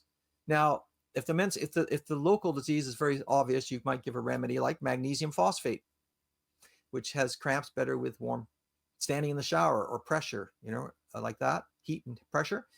Colosynthis, better with pressure. And there are many others. Sepia has lots of PMS accompanying it. Lachesis has cramps which go away as soon as the flow starts. What color flow is it? That sort of thing. So you'd ask all these questions to try to zero in. But you can see it's a much more comprehensive approach to the person than just giving a painkiller like Tylenol 3, or, telling everybody to stay away from that person because they're, it's like walking on eggshells around their menstrual period. And putting them on birth control is not the answer. Yeah. So, and it's almost like it's a similar discussion when I asked you about arthritis or osteoarthritis. Osteoarthritis. So every time it's basically treating the whole person. But the point I was trying to make is your experience as a homeopathic doctor, if you're treating the whole person and the person's complaining of menstrual cramps or PMS, you actually have success in solving those issues, whereas as a medical doctor, you would be masking them. Yes, you treat the person, not the disease. I had a friend who went to a homeopath because he had ankle arthritis or ankle pain. The homeopath gave him a remedy, and his pasta allergy also went away. He couldn't eat pasta because he'd break out in a rash every time, and that went away while the doctor was treating his ankle. So the idea is that's the holistic paradigm. You treat the whole person. And sometimes I'll come back and say, yeah, my ankle's a lot better, but you know what? I just had pasta the first time in 20 years and it was fine. I went to someone's house, they served a bit of pasta. I felt I had to eat some and nothing happened. That sort of story. And you hear that all the time. When you take the history in homeopathy, just like in any medicine, you should take a history. It should be comprehensive. It should include the whole person, not just focusing in on that one narrow area where the problem is expressing itself most strongly. And then you'll have better success. And then you will be a happy physician, because you'll be happy because the miraculous will come back into medicine for you. And not only will your patients benefit, you'll benefit. You'll just go home happy as a clam, right? Because you saw something which was you've never seen or even thought maybe was possible. Some person being cured at a deep level.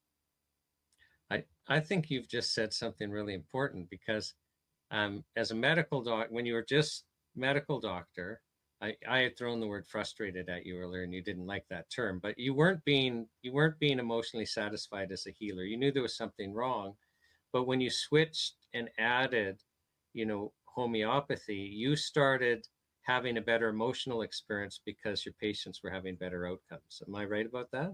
That's right. But it can be And tricky because it's a skill. It's definitely a skill. It's a learning curve, and you're learning all your life. Unlike conventional medicine, where we're always changing up the drugs for the new model, like the new when I started treating hypertension in people, none of those drugs are still being used. They've all been replaced. And that's very traditional. That's very common in medicine, is there's always a new drug coming along, the new, more expensive drug, often the new drug, which gives you a little bit of of an edge on the old one. And then the old one, oh, we found out that actually didn't work very well anyway. And people couldn't comply to taking it 4 times a day. So let's give them the once a day one. So, regular medicine is changing all the time in trying to find a better product, because really the products don't have staying power.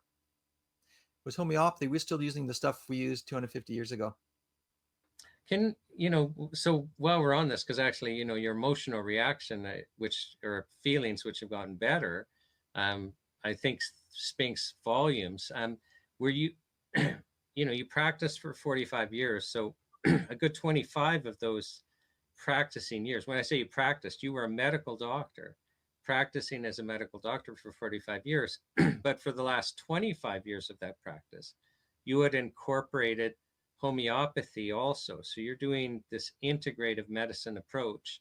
Did you have better outcomes, overall with, the synthetic drug model, or with the homeopathic? I'm sorry. Yeah. Well, if I was to compare the two, the better outcomes would be, you see, you got a few things in the equation there. One is, what was the patient want? What did they want? They just want to take conventional medicine and bring their blood pressure down because that's what they were told they should do. Do they want to get rid of their this or that, and take the conventional drugs? So it's pretty, and often I would tailor it to what the person wanted. I try not to poison them, but nevertheless, I would often advise them what I thought might be their best way to go, but it was up to them. So they kind of had a smorgasbord from which to choose. So it's kind of hard to compare. And the other one is that because I didn't practice full time, because I was kind of this bridge between integrative therapies like homeopathy, acupuncture, orthomolecular medicine, nutritional stuff, and so on, and conventional drugs, I wouldn't have the same results as someone who practiced homeopathy full time. And there are many MDs, the American Institute of Homeopathy, which has existed before the American Medical Association. It's a North American with international members, but it's mostly in the United States. I mean, it's an MD association. Those guys practicing homeopathy full time for 20 years, 25 years, like I did, would be much better at it. I should say that. So if you've got a problem, go to a homeopath that really practices a lot. That would be your best bet. But as someone who was bridging that gap for people, introducing them to new ideas, I think that the homeopathy had more profound effects on them, and also did things that we didn't have a conventional drug for. Osteoarthritis would be a good example. And so I would say that was, from the perspective of successful treatment, from the point of view of real healing, really curing the person at a deeper level, homeopathy was much better. From the point of view of a satisfied customer, it was kind of 50-50. A lot of people wanted conventional treatment. But as I found over time, the word got out, and more people would start coming asking, well, have you got anything else? And so in the end, I ended up probably giving homeopathy to about 70% of people that came into my practice. I'd give them a choice, but homeopathy was often one of those choices. And of course, you can't ignore nutrition and lifestyle and, you know, your interaction with people as well. Those are really essential. And from a family doctor's point of view, even though a lot of family doctors are pretty quick off the mark, you know, you got 8 minutes or 10 minutes or 12. I have to say that they generally know a lot of people, and if their heart's in the right place, they're still providing, in the majority of people, that kind of you know, hand on the back, you know, touching them and saying, you know, it's going to be okay. And so that's a big part of family doctors, their practice. You touched upon nutrition again, and I'm wanting your thoughts on, because you touched on this earlier. So, you know, it's one thing to be using, you know, synthetics drugs. It's one thing to be using homeopathic remedies, but you touched on the idea, you know, you do have to be getting the proper nutrition. I mean, that's kind of like a starting point. And do you want to just kind of elaborate on that a little bit so that people watching can understand, you know, like you can go to a doctor all you want, but you really do need to be taking care of yourself by making sure you're eating properly and such, right? Yes, And absolutely. you'd also mentioned spiritual. I mean, we tend to ignore that we are spiritual beings. And like, so there's different aspects to our health. And I just, you know, if you want to comment on that, because it's almost like we gloss over that in our medical system. And yet you can't run your car without oil for very long before you're going to have a problem. And it's that way with nutrition, isn't it? And the body. Absolutely. And that should be one of the first things you think about. I mean, if we got a half a day of nutrition when we were in medical school, this is back in the 70s, that you know, that was extraordinary. Doctors are told, well, leave nutrition to the dietitians in the hospital. You know how bad that is, right? So but there's lots of information about that, but nutrition really is essential for good health, you know. And nutrition, you look at it from two ones. One is, are you deficient, like vitamin C, vitamin D, magnesium, talked about those, but also, are you being poisoned in your food? So what kind of food are you actually taking in? So we see glyphosate even in, you know, baby formulas and so on, as well as heavy metals. We see glyphosate in like feeding tubes and things in the hospital. Like, how does it get in there? You know, so it's a bit like we have to be careful about poisoning ourselves, as well as not getting the essential nutrients that we need in our food. So it's a double-edged problem, actually. So viewers might not when you say glyphosate. So we're really literally talking about a herbicide that we spray, you know, so Roundup. Everywhere. And we've genetically modified, you know, crops like wheat to be able to withstand it. So that's what Dr. Malthouse is speaking about. And it just has profound health effects. We're hoping to get Dr. Michelle Perot to be a speaker, and I just find it disturbing when you look into glyphosate. So it's a good example. It's in Girl Guide cookies nowadays, based on, I think it was Moms Across America did a study on that, and Dr. Perot would be able to talk about that. But yeah, and the amount varied depending on where they made the cookies and what state, how much glyphosate was being put into the, you know, onto the fields in that state. So yeah, so there's court case after court case after court case hammering the companies, finding it's tremendously cancer causing and tremendously problematic in so many areas of health. And in Canada, almost every province is now spraying it in the forests, just writ large. So you know, it could be an accelerant too, like a fire accelerant, right? It is. And also it takes down a lot of the other types of trees. So you only have one type of tree, the one that you can cut and get lumber for. Yeah, no, and I know we just totally segued there. So, but yes, but nutrition, it's kind of like you can't run your car without oil. You know, if you're going to be healthy, don't ignore the nutrition part. Do you have any comment on, you know, the spiritual part? It's just, you had raised that earlier, and you know, is there spiritual, emotional part to being healthy? Yeah, definitely. In fact, as you say, we're probably spiritual beings that kind of incorporated into this bodily form in this location probably for a spiritual reason, you know. But it's really, you kind of have to do your own investigation to find out what that reason is. But I do think that it is kind of the core of our existence, and it manifests in many ways. But if you're sick, if you've got chronic pain, you're not going to be spending time doing prayers and meditating, you know, or reading scriptures, or, you know, Buddhist texts or Hindu or whatever. You're not going to be able to do that investigation if you're in chronic pain. So the idea behind most conventional medicine, although there can be some time where just letting the person talk, it frees them from the obstruction to their kind of incorporating an experience of life and then moving on. I think that our job as doctors is to remove obstacles to spiritual development, really. And we don't really think of it that way very often, but when you try to put it all together, I think that's what it comes down to. And we may think that, well, our job is just to take the physical way, but it may be, in many cases, sitting with a family with someone who's dying, or listening to someone just tell their story of what's happened to them and their suffering and their illness. That is helping them in a spiritual way as well, because it's helping to remove barriers to them then further in their investigation as to why we're here. Yes. Okay. We're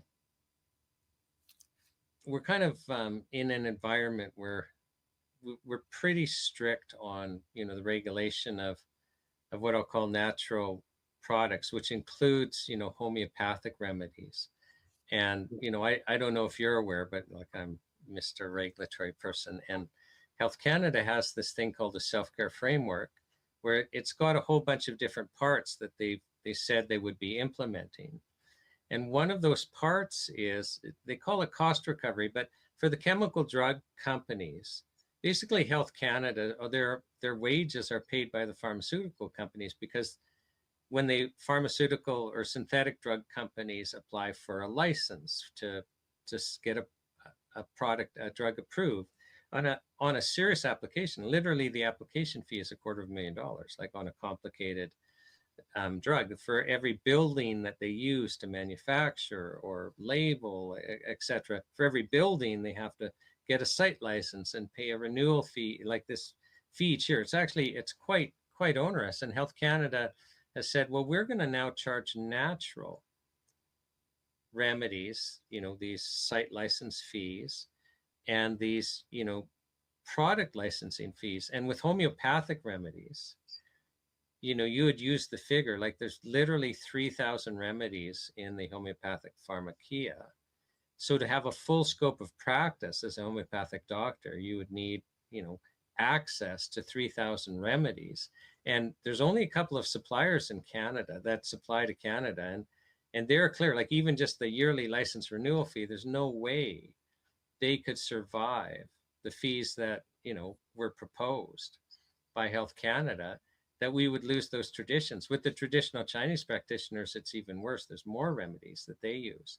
So, but even if Health Canada was to like cap, okay, but per year, you're only going to pay so much, we're putting the industry in danger. And that's a long way of me asking, like, what would be the health consequence of losing homeopathic remedies in Canada? Oh, it would be terrible. The thing about homeopathy, because it's based on this dilution succussion, that it's very hard to get rid of it, because you can propagate it,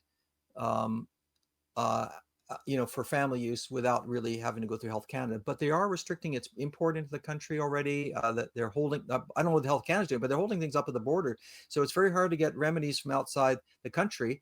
And if you're not producing them in the country, you're not going to have access to them. But it's not just homeopathy. It's many things are going to disappear from health food, and not just health food, but grocery store shelves, because of this new framework that they're trying to bring in. And what they're doing is, I know that 80% of the costs of Health Canada licensing and so on is borne by the manufacturer in conventional medicine. They've got huge markets and so forth, and that is the most conventional treatment that people are looking for, and so they have much greater income. But these other companies are quite small, and they may produce one or two products. And if you put the same onus on them for a product, for safety issues, like monitoring and so forth, which don't really apply to them because of the product they have, that you would give to the big drug companies, it's really unfair, and it almost so unfair that it's hard to believe that it cannot be done with the intention of trying to get rid of natural health products, get them off the shelves. And the funny thing, that was snuck in via the budget bill a few years back where they Oh yeah, started no, they no, referred to right? it was insidious. But I'm asking you, what you're a doctor that have practiced in both fields. You've shared with us you've had better health outcomes with homeopathic remedies. What do you think the health consequences would be if we lost our homeopathic doctors because they have no remedies to use? Well, it would really undermine the health of Canadians in a big way. Yeah. Yeah, like we're And talking we're not serious just talking about heat wave. homeopathy. If we think about all the other things like supplements and so on, you know, in places like Europe where they have Codex Alimentaris that, you know, that you need a prescription to go get vitamin C more than 50 milligrams. And of course, 50 milligrams of vitamin C is nothing. You know, most people are taking 1,000 to 5,000 a day just to, you know, to have proper nutrition. So you'll have a sick population, and it'll be insidious though, because most people are not aware of how important these supplements are. But a lot of people, you know, they rely upon them, and some rely upon them for like the orthomolecular aspect, which we know with things like True Hope and so on, that those are actually medicines that people's lives depend upon. And if you can't access those, yeah, it'll be a big downturn in the health of Canadians. Right. Okay. So how do you think going forward we should get, what should we do to get the best health outcomes? So let's say, you know, Canada was just to say, we're throwing all of our drug regulations and drug policy out the window. Let's start again. How do we get the best health outcomes going forward? And you're the perfect person to ask because you're in so many different, you're aware of so many different modalities with your involvement with integrative medicine. So if you know, if we could just start from scratch and ask the question, how do we get the best health outcomes? And I know that's a big question, but if you want to try and tackle it. It's a huge question, right? So, because there is the research and so forth. There's lots of research in integrative therapies such as homeopathy. So you have to listen to people. You have to actually listen to Canadians, and that's why I think taking a show on the road and also the Charter of Health Freedoms is so important, because we need people's voices to say, yes, you know, I take this and I want my health food store to carry it. I don't want them to be penalized, and, you know, and also manufacturers to be penalized, to treat them like they're a drug company, and cause obstacles to them to be able to get those medicines, those nutrients to me. So yeah, I think listening to Canadians is really important, and taking away some of this kind of the power of oversight that Health Canada kind of uses without really knowing what they're talking about, unfortunately. And I don't think that that's their job. Their job is not to look after the health of Canadians. Their job is to protect patents. And I think you've even got an experience of this by asking someone on the stand about it. What did that say? Yeah, no, it was during a criminal trial. It was the True Hope trial. So Health Canada is charging, you know, True Hope with these heinous regulatory offenses, and I'm being tongue in cheek there. Like, arguably the most serious was, you know, that they were selling a product without a license. But at the time, there were no licensed products. There were about 80,000 natural health products on the market, and none of them were licensed for all intents and purposes. You might have had the odd vitamin with a you know, monographed in, but for all intents and purposes, we had 80,000 unlicensed products because there was never any intention for them to be licensed. And we shouldn't have a licensing requirement. And, you know, for example, the United States, our biggest trading partner, doesn't have a licensing requirement. And we didn't before, it's very recent. But, you know, out of, you know, 80,000 products, they've charged this company, and there's an inspector on the stand. I believe her name was Sheila Wheelock. And as a lawyer, I'm trying to box her in. So I'm asking her a set of questions that I know the answer is going to be yes. And then once she said yes to this series of questions, I've got her in a box, and I'm going to force her to say yes to something that logically flows from all the other yeses. And one of the questions that I was sure she was going to answer yes was something like, you know, well, as a Health Canada inspector, you're there to protect our health. And I'm expecting a yes. And I get no. And, I keep my poker face and I just keep trying to circle around to get the yes that I know is going to be coming. And then she corrects me with the truth. She's under oath. And she says, no, as a Health Canada inspector, we're there to enforce the law. We're not there to get good health outcomes, which is entirely true. And in the Food and Drug Act, there's no obligation on Health Canada to get good health outcomes. And, you said they're there to protect patents, intellectual property right. It's 100% true. And they're not there to get good health outcomes. So it is kind of interesting. So as far as getting, good health outcomes, if we were starting from scratch, you're saying people should have, the right to choose how, what they, different modalities, that we shouldn't be giving a regulatory body the right to say you can't do something. Any other comments that you would have for us? Yes, well, I think safety should be taken into account, certainly. So it would be nice to have someone looking over the industry to, to look at safety issues and so forth, and proper manufacturing practices. I think that that's an important thing, but I wonder where that's really being done. I kind of feel no, that it's not. And this whole shift to this new framework and the kind of heavy-handedness of Health Canada in what it wants to do or appears to want to do, and is probably going to do with regard to a lot of these small products. I think that needs to be removed. But I think some regulation may not be a bad thing, but what degree would that be, and what would be the parameters of that? Certainly not what we have now. But making sure that we don't have adulteration, and that good adulteration would be something that should, let's say you have a sleep aid from out of the country that comes in and it's got Valium in it. Of course, you wouldn't want that. You also want to make sure the good manufacturing practices in the country as well. So I think those would be reasonable things. And looking at the safety of products too. It is should be a bit buyer beware, and we probably need, I think now with people starting to open their eyes a little bit more and turning towards natural health products and other therapies such as homeopathy, that we do need people, we do need some guidance for those people. In other words, it is kind of a bit of a jungle, and that people have to know where things fit in, and to give some, guidance, that not heavy-handed guidance, but such that people can look, okay, I want to treat my headaches. What's the best way to go about doing that for me as an individual? And then let them choose. Like, what are the products available? What's, the research? Let them choose. And what's the safety component, But most natural health products are so extremely safe. What is it? You're more likely to die from being struck by lightning. How many times? 11 times more likely than... 14 times more likely to be struck by lightning.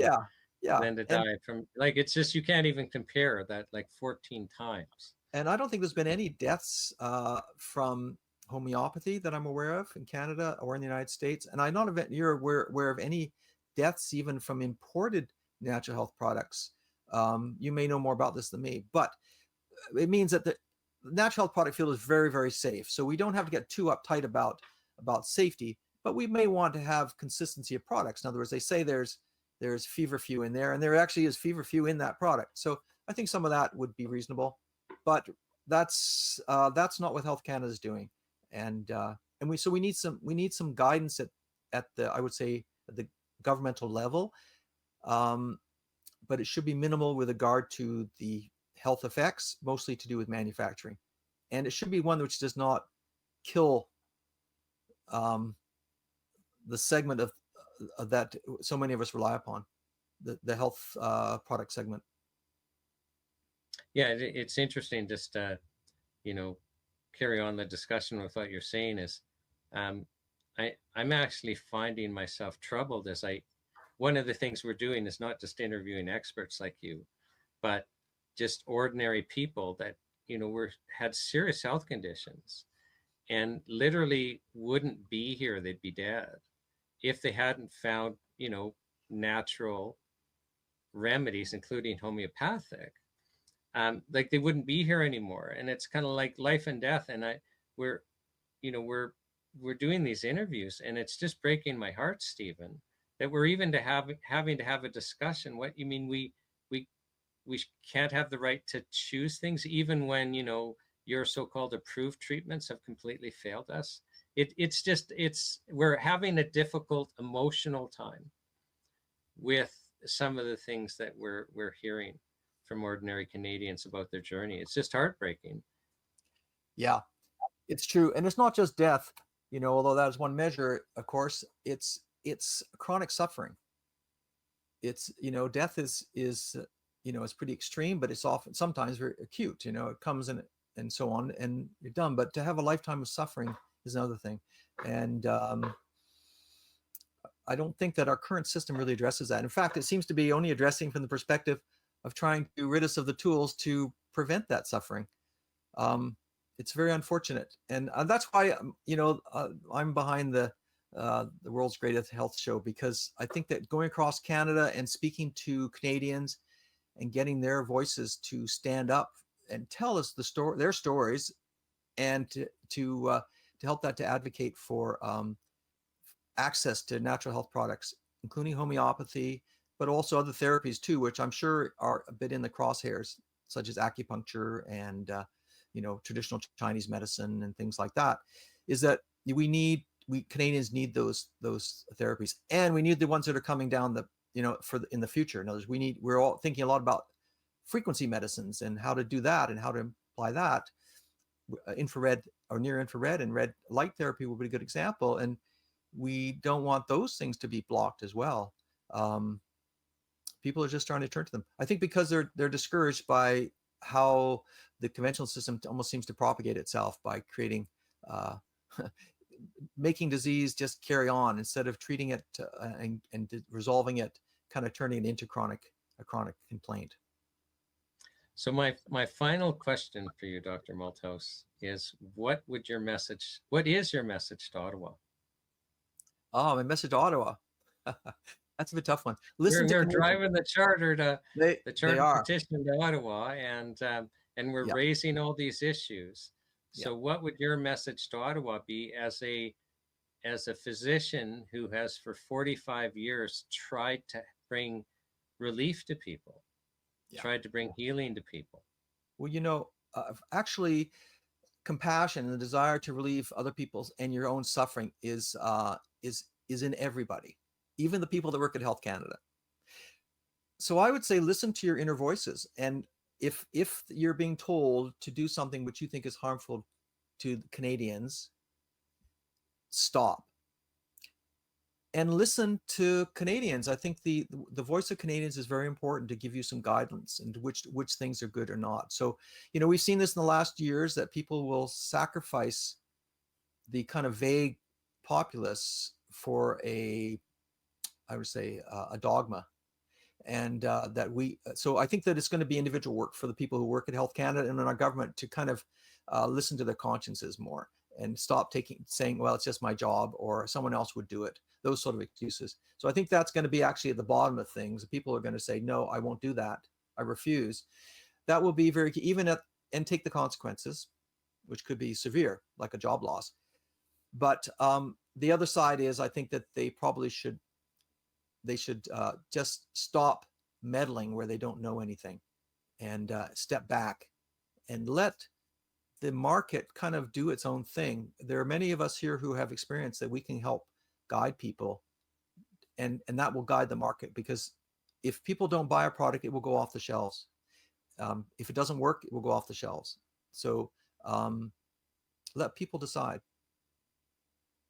And I thank you for that. That I don't want to comment at all, except to say that I thought that was a very, very important answer, and I hope that Health Canada and Ottawa listens to your answer. I do want to ask you one more thing, and it's just, and I'd forgot to ask, but you're involved in something called the Canadian Health Alliance. And, if there's any other practitioners out there watching this presentation, I think it's important for them to know about that organization. So can you just, briefly share why it's important for practitioners, be they medical doctors or homeopathic doctors or TCMs or nurses or nutritionists, to get involved in the Canadian Health Alliance? Well, it's actually the Canada Health Alliance, although I'm sorry. That's okay. Many people make that mistake, but the Canada Health Alliance is we have now about 5,000 plus members, which are practitioners, as well as, and they can be practitioners, not just medical doctors, but practitioners of every type of healthcare therapy, as well as we have lay people who are not, but just want to support the idea of a shift to better healthcare in Canada. So Canada Health Alliance is really the idea of breaking down barriers so that different practitioners talk to each other. So, in the old days, a doctor would not talk to a chiropractor. And in fact, the American Medical Association had a rule that their regular doctors, called the regulars, could not talk to a homeopath. They couldn't refer to a homeopath. And I think one doctor's wife was a homeopath, and so he got kicked out of the American Medical Association. But anyway, the breakdown barriers.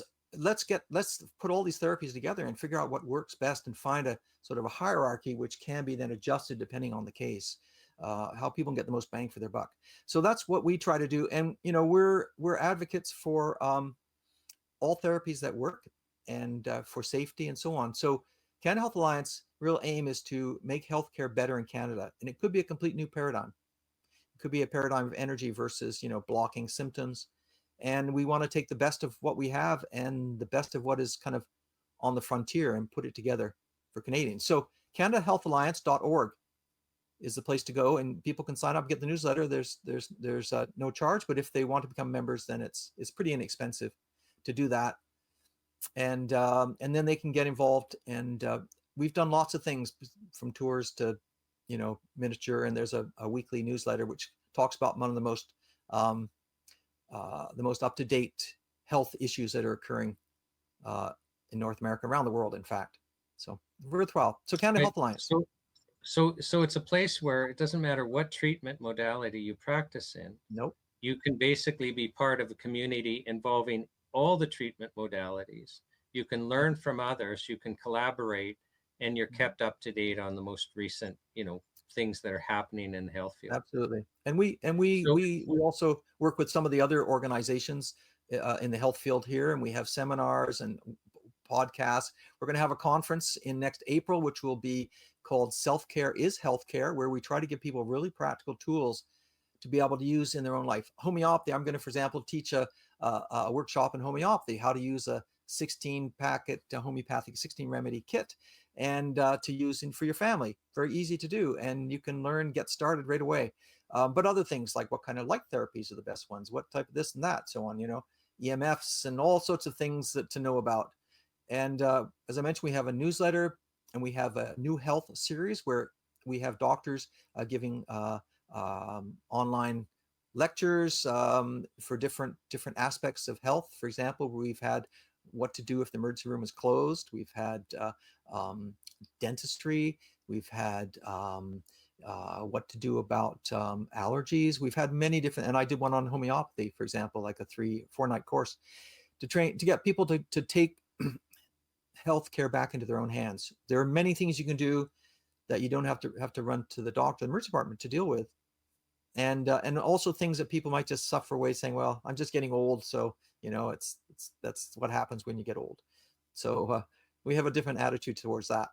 But anyway, so Canada Health Alliance at CanadaHealthAlliance.org, that's the way to go and have a look. They're also not just a website, which is, I think, being redesigned at the moment. So be prepared.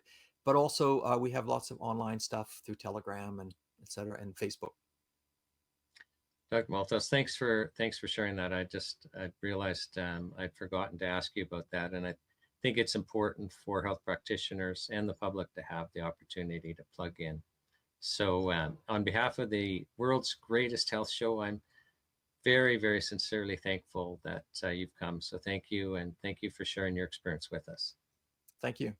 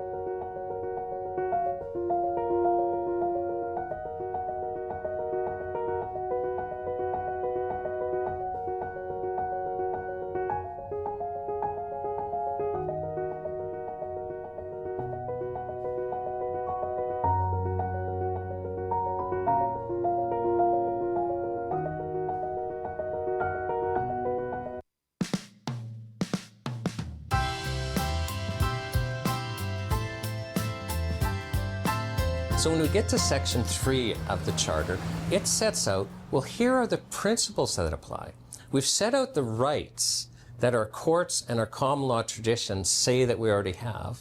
And later on, we set out, a whole bunch of kind of things that need to be in place for these rights to take effect. But what are the principles? So when a court's looking at the Act, or if a government body is looking at the Act, well, how do we interpret this? What are the principles that should be guiding them?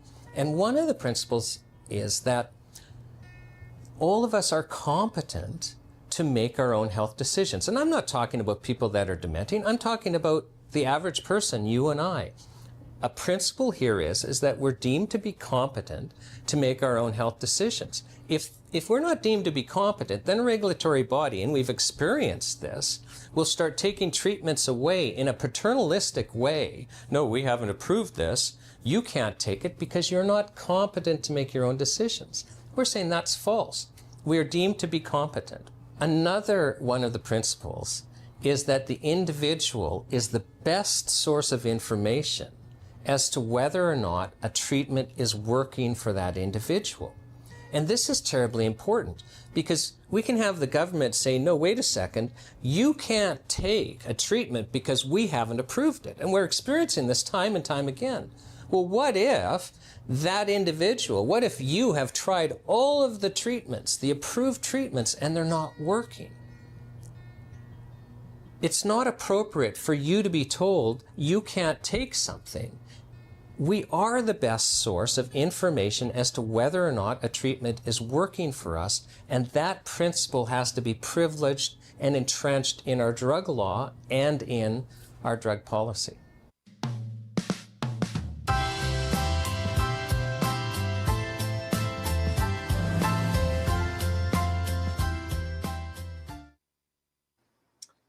Welcome to the world's greatest health show. My name is Shawn Buckley with the Natural Health Products Protection Association, and I'm very pleased to have Elizabeth Nowell with me. Elizabeth, welcome to the health show.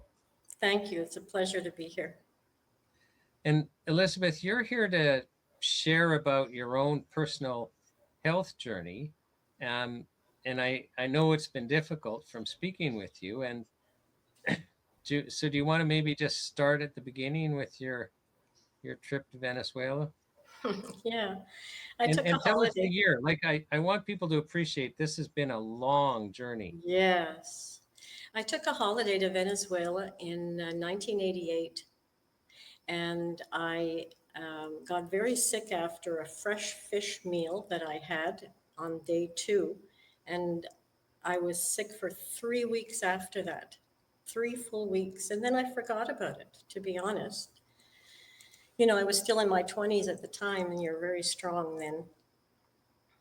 And so in the early 90s, only a few years later, I started having really strange symptoms.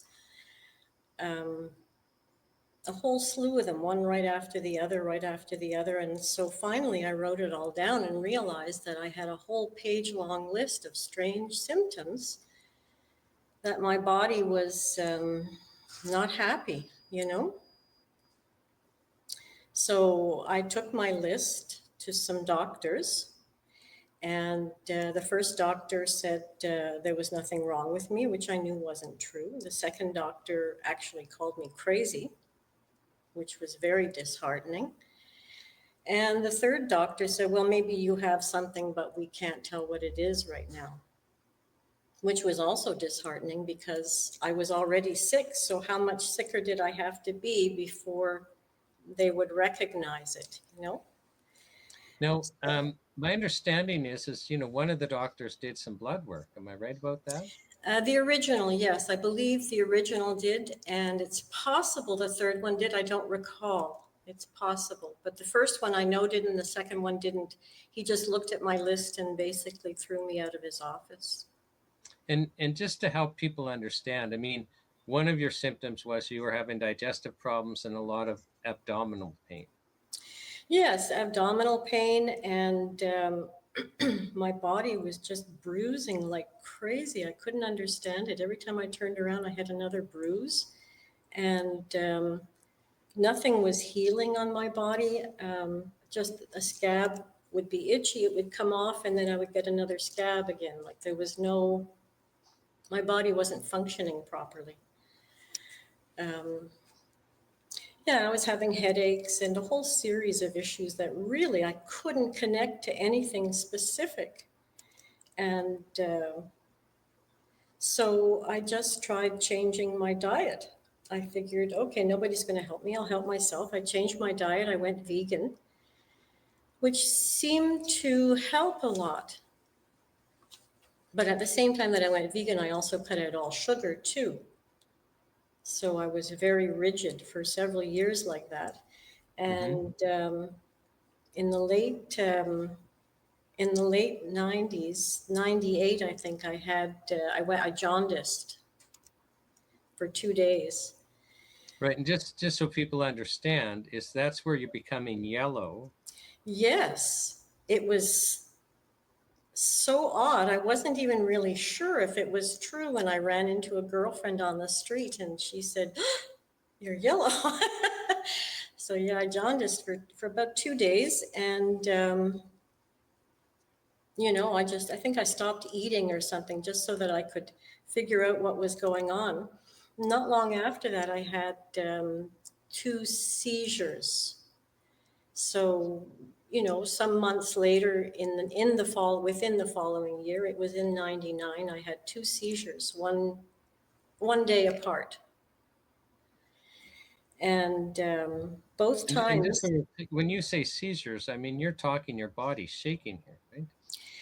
Yeah, I could barely breathe. I couldn't move. I was all seized. My whole body was seized up in my back neck. Like I don't know how else to explain it, but I couldn't move I thought I was dying, honestly. The first time it happened, it was 32 minutes. And I just kept watching the clock on the wall, praying. And the second time was the day after. And I had just eaten the exact same thing, but only one bite of it. And both of them were gluten. And so I had another 10-minute seizure. And that's when I went from gluten to spelt and kamut. I changed my diet again. So you eliminated gluten from your diet? Yes, at that point I did. Yeah. So you don't see the pattern yet, but No. it starts in Venezuela with a meal, and diet changes as your condition progresses affect it, but nobody's seen a pattern yet. No. And the doctors aren't helping at all. They're not even looking. They seem to have no interest whatsoever. In any case, at that moment, I did find a naturopath. This was in 99, I think. And I did find I didn't mention that, but I found a naturopath briefly who said to drink water, which I did. I was drinking a lot of coffee and a lot of tea and the occasional beer and whatever. So I stopped all that. And I just went to water, and that improved until probably like the late 2000, like 2007, 2008. And my body was still rejecting the kamut and spelt. And I ran into somebody who was celiac, and he said, try eliminating gluten entirely.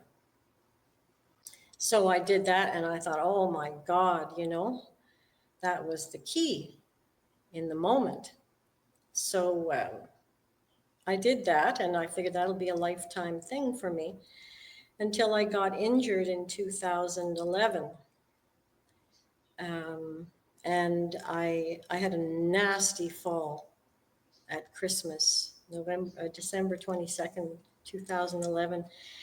I fell down concrete stairs, icy concrete stairs, in just my pajamas at 5:20 in the morning, racing to get a flight across the country to visit for Christmas.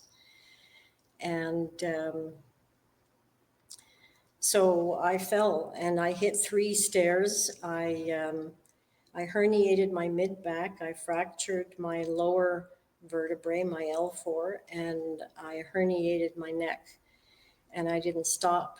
I just kept moving. I'm a trooper. I wasn't going to miss Christmas.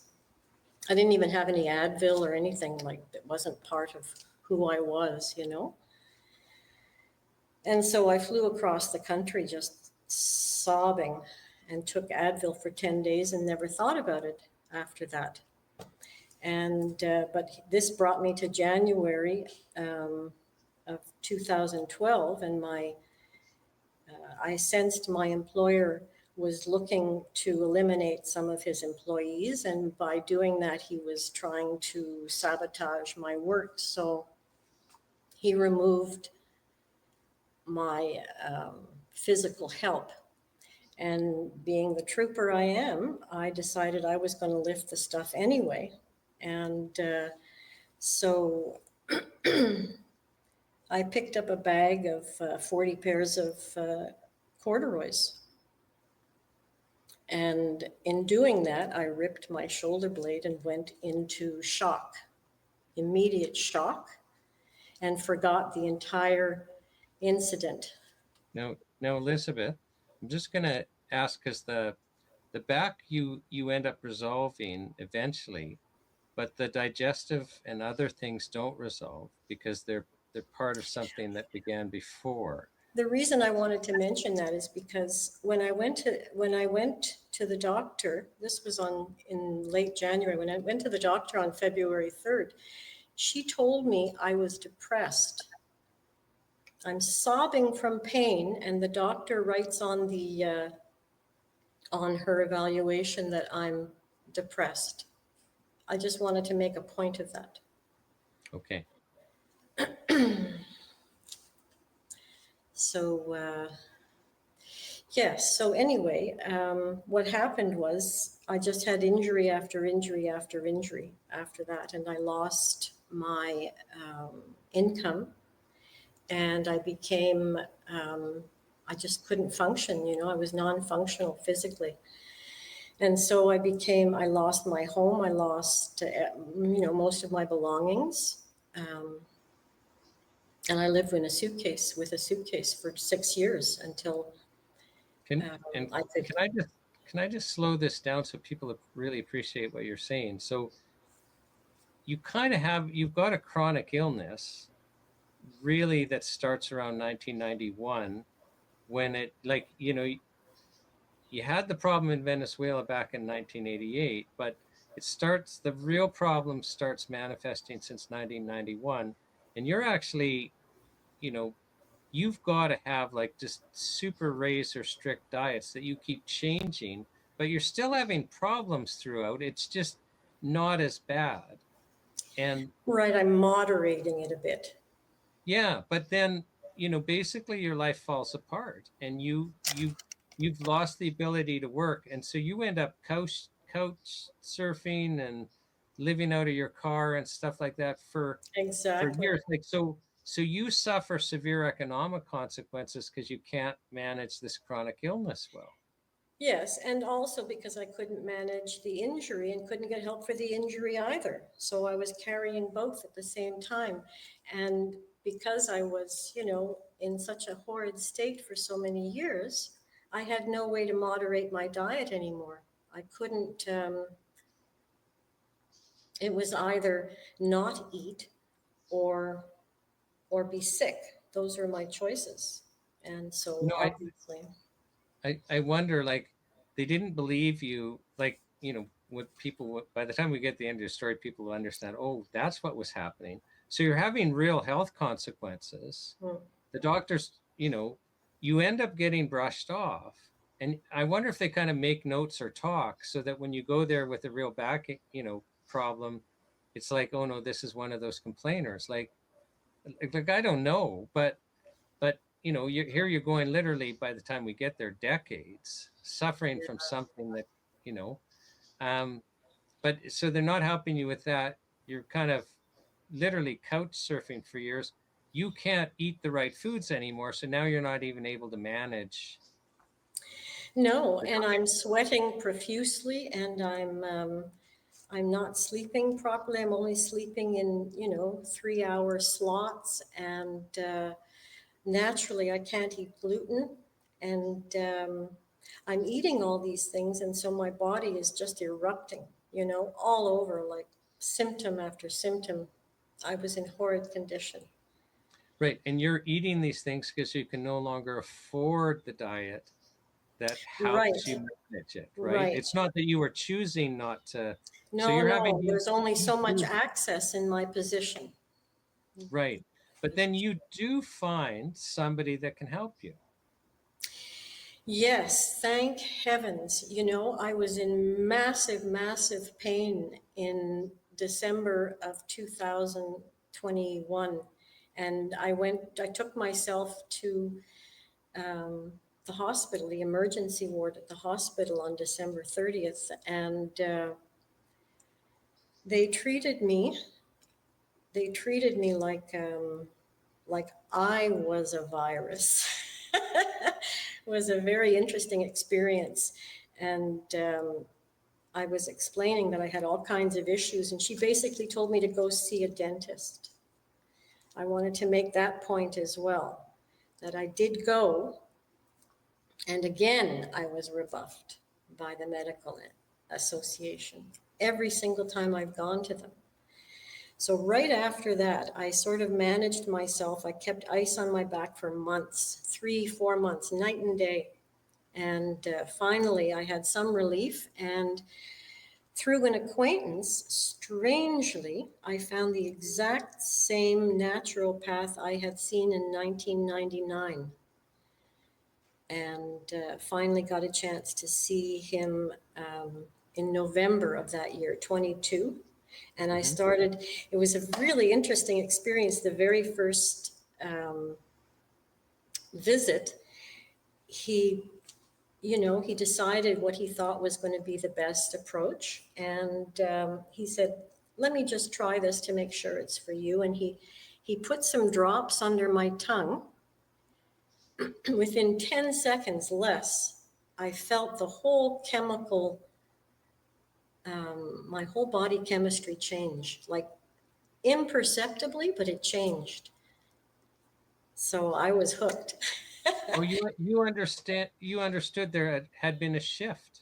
Absolutely. In that moment, I could feel a shift, a subtle Now, what did the naturopathic doctor diagnose as your problem? Well, I'm not sure we're allowed to say the word diagnose. To be honest, I think he was starting with my stomach. That particular item was for my stomach, because I think he thought I wouldn't be able to properly ingest anything else afterward.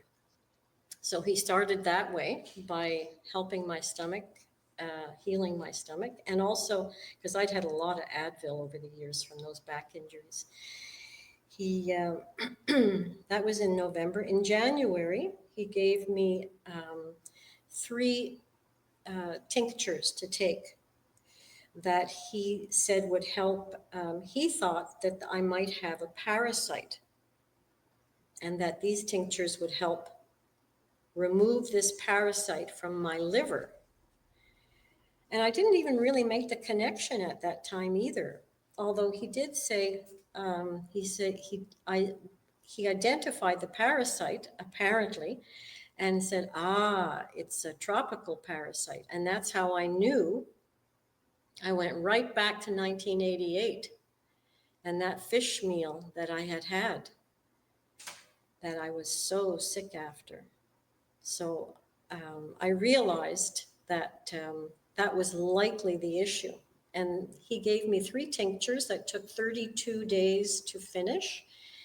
And that was it. That was the end of my issue with not being able to eat any gluten. My liver was still in a delicate condition, and I'm working on that. But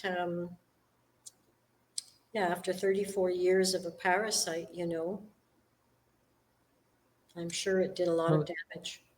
You eat all the gluten you want, and you have no reaction now. So you have no dietary restrictions for the first time in decades. Right. I mean, I'm not a young woman anymore, so I do moderate myself in Yes, terms but of, that's different. yeah, All right. exactly. Yeah, we're So all doing the same thing at this stage for sure. yeah, I just don't want you to minimize, Elizabeth, because not only did you suffer physically, but you got destroyed financially. And I can't imagine the stress of losing home and, not actually having a solid place to live for years and years. I And must then, say something there because, that was a terrible experience.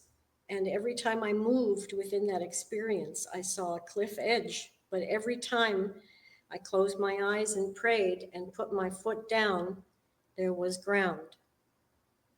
Just want to say that.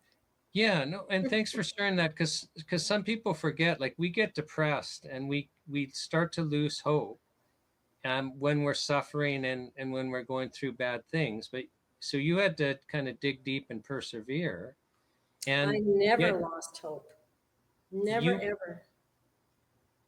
you come across a solution. So basically, the naturopathic doctor uses natural remedies to get rid of your parasites and calm your stomach down and deal with some other issues that had accumulated. Yes.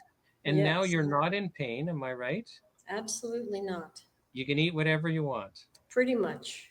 And you're on the road to recovery. I mean, your body will That's be it. behind from decades, I'm but you're searching getting for stronger and gymnasiums. stronger.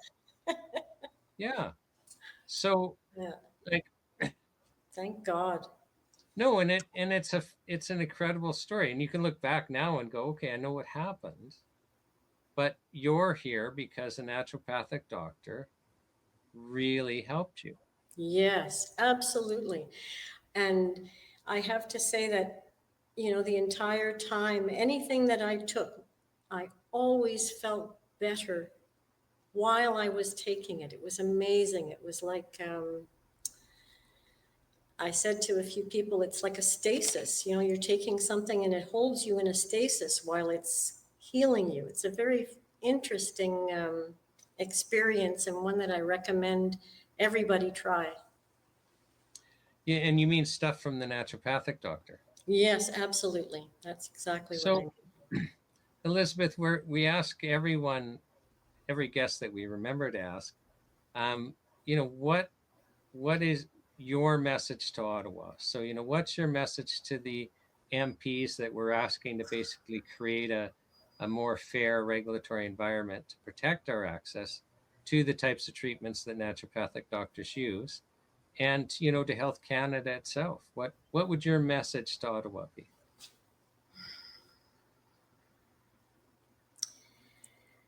My health is not your business. Stay away from something that can help me, because the government is there intending to help the people. So if you're intending to help them, there's no other route that you can go unless you allow us to have the products we need to heal ourselves. Best Well, I that can do. I appreciate you sharing that with us. So I Elizabeth, appreciate the opportunity. yeah, no, but I appreciate you coming, and I appreciate every other guest coming, because the only way we can get these stories out is people being willing to tell them. And that's what's been missing is us listening to each other so that we understand what's going on. So Elizabeth, I'm really thankful. Same here. You've had taken the time to apply and be interviewed, and then to be brave and come on the camera and share your story. So on behalf of the My world's pleasure. greatest health show, I just thank you so you. much for coming and sharing.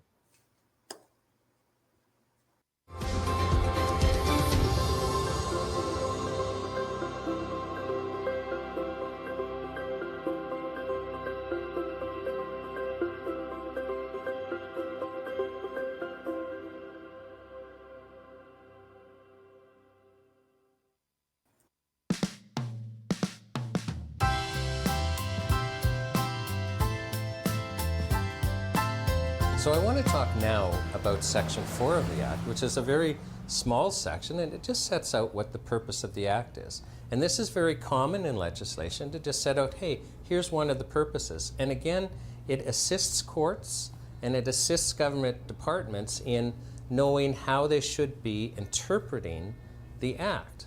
Because if you know its purpose, it helps with the interpretation. And the purpose of the Act, as set out, is to actually protect and promote our health freedom by ensuring that we have access to things like natural health products and traditional healing practices. So that's the purpose of the Charter, and that's why that section is there.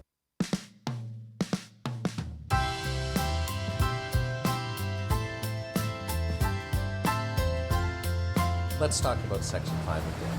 And Section 5 is very important. It sets out how the law is supposed to be construed.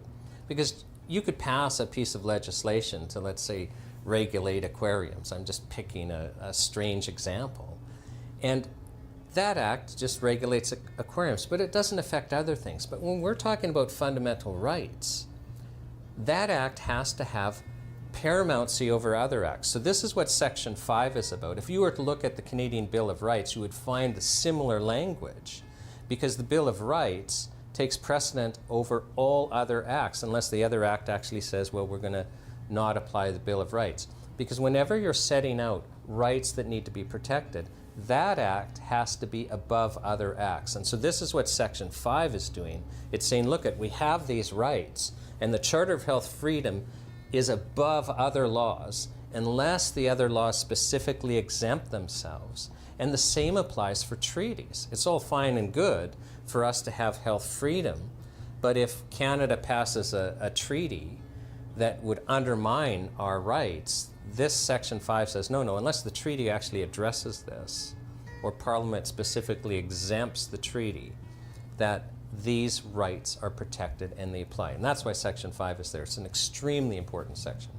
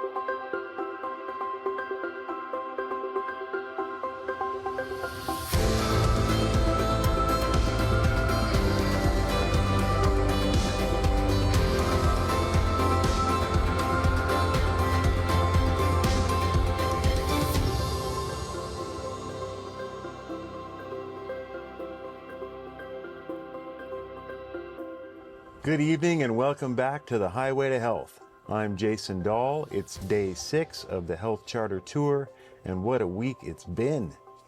On October 7th, we were live in Kelowna at the Kelowna Events Center, a packed house, an inspired crowd, and another step forward for the Charter of Health Freedom.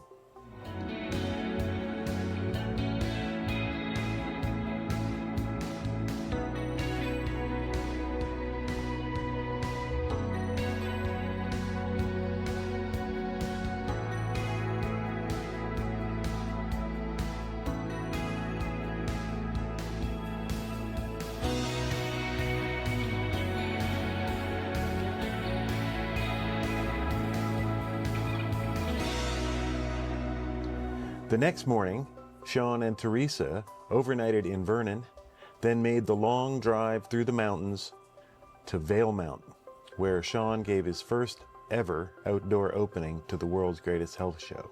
No cell service, just the open air, the mountains, and a powerful message that nothing can stop this movement. Last night we were in Kamloops at Nutter's Everyday Naturals.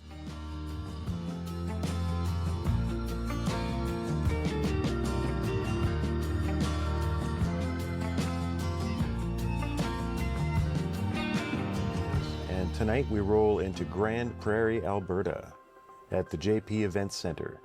Tickets are moving fast. If you're in the area, head to Eventbrite right now and grab yours before they're gone. Now, before we hit the highway to Grande Prairie, here's an update on our beloved World's Greatest Health van.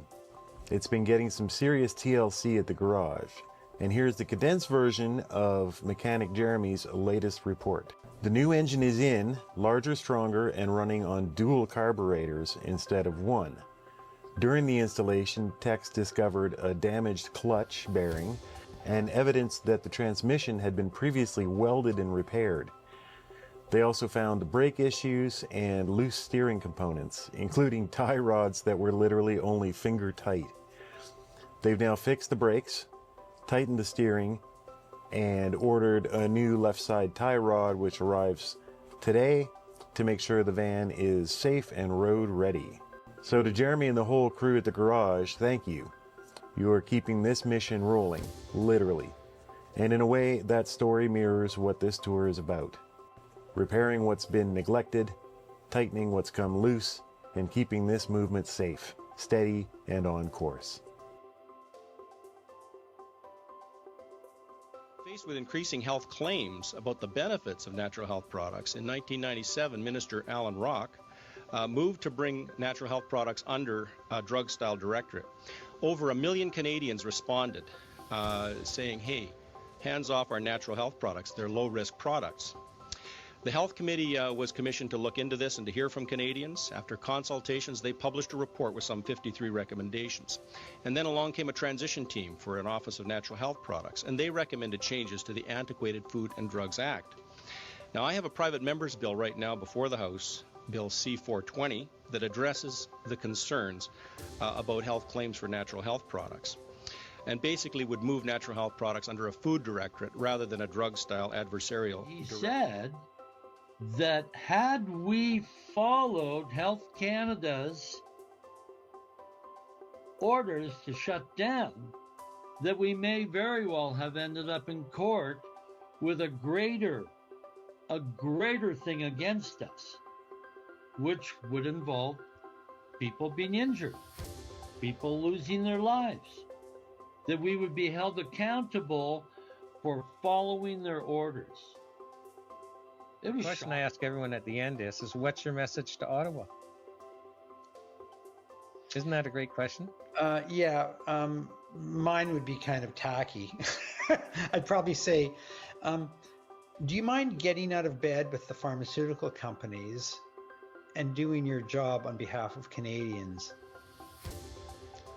That would be kind of my bottom line. And if you can't stop taking money from the drug companies because you're addicted to it, stop meeting with them, stop having coffee with them, stop. 2/3 of medical visits in Canada end in a prescription. So that's either a new drug that you get prescribed, or it's a refill. So a drug that you're already taking is getting renewed, or it's a free sample. And the free samples are the newest, latest drugs that the drug companies drop off at physicians' clinics, and they, here, try this. It's free, but it's not really free because we all pay for it eventually. Yeah, so you can't discount the idea of patient demand, and because we do live in very much a quick fix society where we want rapid solutions to any problems. And if it takes years and years to develop a medical condition, sometimes takes years and years to reduce the impact of it. I mean, this is the problem with the weight loss drugs that I explained to you, where they're so widely advertised, they're so widely promoted by celebrities, and they're embedded in sort of cultural discussions. People believe that the drugs are completely safe. You inject yourself, once a week, and the pounds just melt away, believing that there's no downside to it. And I think part of the reason why there's so much demand for a drug treatment is we do have a quick fix mentality, sort of fast food approach to expecting. Oh, well, and I think we've also got the point where now we have to ask, do you get paid more if I take a certain treatment than if I don't? I think we've learned we have to ask that also. Like, are there incentives for me to take a specific treatment? Yeah, usually, Shawn, the incentive, unless this has changed, the incentive is this drug's going to get you out of my office. And that's the goal here, is to get you out of my office, because I only got 10 minutes with you. I've got 10 more people waiting in the waiting room. And if a drug does that, that's it's what we call it's a termination strategy for a consult. But the other thing too, and this is really insidious, Shawn, your viewers need to know this, is that so much of what happens in the public debate is driven by advocacy groups such as Obesity Canada, which tells us, we should be giving GLP-1s to children now. Or, you've got Arthritis Canada that's behind, marketing Vioxx or drugs like Vioxx to people. So the pharmaceutical companies understand to some degree that they're not really well trusted by the average consumer. Therefore, they give money to these organizations like Diabetes Canada or Arthritis Canada or Osteoporosis Canada, and these groups do the marketing for them. It's hiding your promotion. It's camouflaged promotion. Right. And most of us, and this is just not my opinion. This has been very well researched in Canada. There are some really good papers written about AstroTurf marketing. And when it comes to drugs, the pharmaceutical industry puts tons of money into patient groups that end up becoming their spokespeople. I'd like to forward a rah-rah from Shawn and Teresa as they're on the road. At what point do we as a collective take action? How long do we sit back and watch the doors to natural health continue to close? The time is now. Go to NHPPA.org, sign up and send your letters to members of parliament, print them, mail them, flood their offices when the strike ends. Talk to your health food stores, your naturopaths, your friends and family. Tell people to tell people. We need exponential growth, a wave of voices too big to ignore. Our strength isn't in waiting, it's in numbers.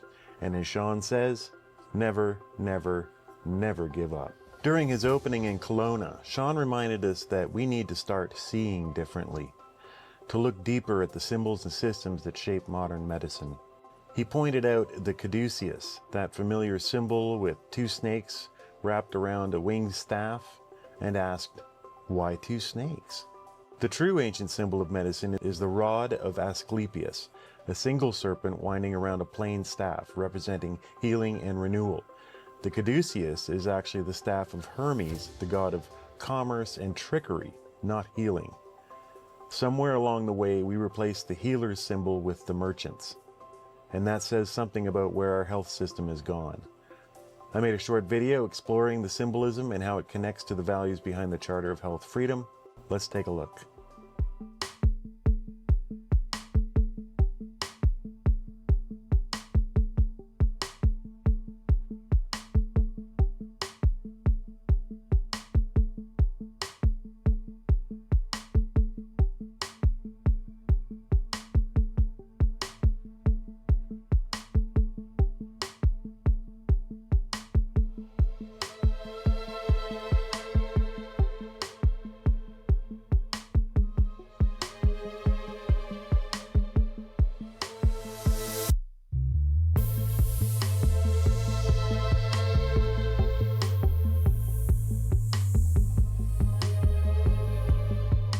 Tonight, we're live in Grande Prairie, Alberta at the JP Event Center, and this one's shaping up to be a full house. Grab your tickets now on Eventbrite, and don't miss this powerful evening of truth, connection, and community. After that, the world's greatest health van continues east towards Edmonton and beyond. Every kilometer brings us closer to Ottawa and to the moment when 150,000 plus voices will be delivered straight to Parliament Hill. Day 6, and this tour just keeps gaining momentum. The van's nearly ready to rejoin the road, the message is spreading, and Canadians are waking up. Stay connected at nhppa.org/join the tour. Follow the journey, get tickets, and show your support for the Charter of Health Freedom. I'm Jason Dahl. Thanks for watching, and we'll see you tonight in Grande Prairie on the world's greatest health show.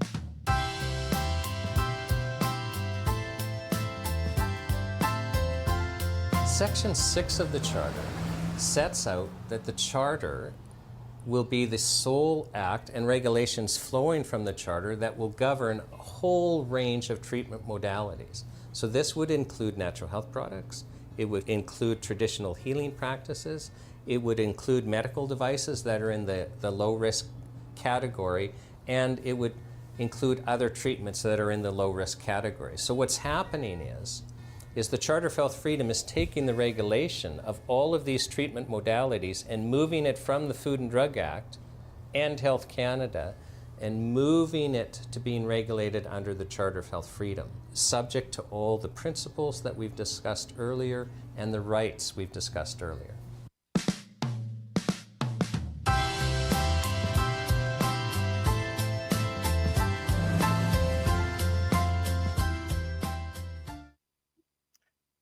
Welcome to the world's greatest health show.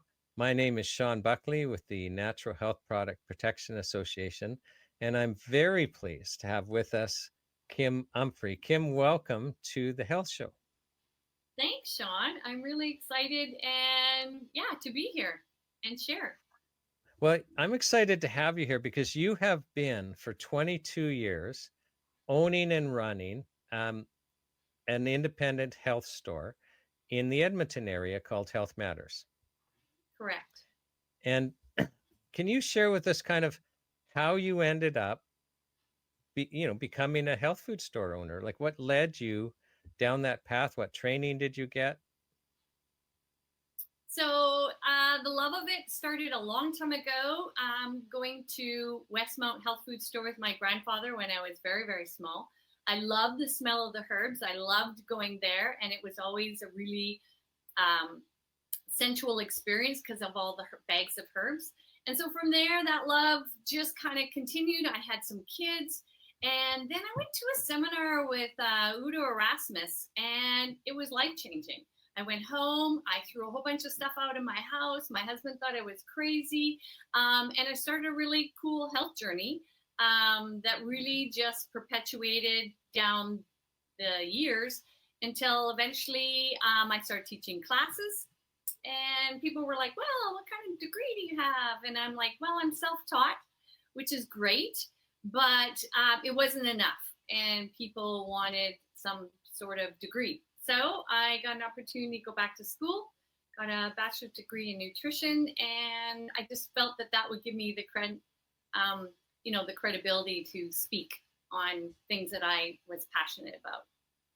It's interesting because you probably were already an expert, but people expect, the degree or, the certificate or whatever. Yes. And I expect that was all helpful.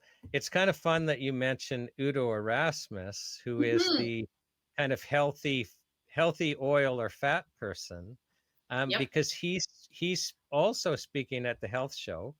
And I imagine there'll be a whole bunch of other people going home and throwing out a whole bunch of bad oils. Watch his thing. Exactly. Yeah. He was life-changing. You can ask my kids. Yeah, like I'm already cooking at lower temperature and watching what oils I use. So I know exactly what you're talking about. So you actually so you're teaching, you're practicing as a nutritionist, as I understand it, for a period of time. Yes. But and that wasn't enough for you. It wasn't enough. I couldn't reach enough people. It was too small scale. There's only one of me. I'd send people to go get stuff. The stores didn't have it. They'd sell them the wrong thing. They'd come back and it wasn't what I recommended. So I got to a point where I had a life change and I needed to go back to work, and I needed a job. Didn't want to work for anybody. So I bought a health food store, an existing one. And that was more what I wanted to do. I could reach more people. That we see that you'd shared that with me off camera, that you wanted to reach more people, and I just found that interesting. So you were kind of on a mission to just basically help people. Like that's what your heart is. Absolutely. It's, I'd have friends that would say, oh, I have this or I have that, and I'm like, oh, you just need this, and oh, just add this in, and they would add it in. They go, oh, that fixed, I now sleep and I don't have leg cramps, and I'm guessing magnesium biglycinate. Exactly. So, yeah. So now I just did something kind of forbidden, and I kind of want to talk about health food stores, and that you and I actually even have to be careful during this interview. So absolutely. Okay, and that's because you're afraid that Health Canada will hammer you if you actually just speak too truthfully here. Correct. If you speak anything off the label, it puts a little bit of fear in you. Your hands are tied, what you can and can't say. Right, and just to use as an example, so I mean, you were sharing about people, not sleeping well and having leg cramps. And I just guessed that likely what you recommended was a specific type of magnesium, biglycinate magnesium. Correct. Did I guess right? You know, what was 100%. behind the Yeah. hidden curtain? Okay. Now, No. it really wasn't a guess, because people in the natural health community, people with nutrition, and I'm just a lawyer who operates in this field, but I've run across this so many times that I understand that, you know, magnesium's so essential that it's crazy, and that it helps you sleep, this type. And if you're having leg cramps, I mean, it can be other things that are deficient, but, you know, kind of first line of defense might be magnesium, you know, of a specific type, this biglycinate type. And you're smiling because you know exactly what I'm talking about. But if you 100%. share that, you could be breaking the law, right? Absolutely. Yeah.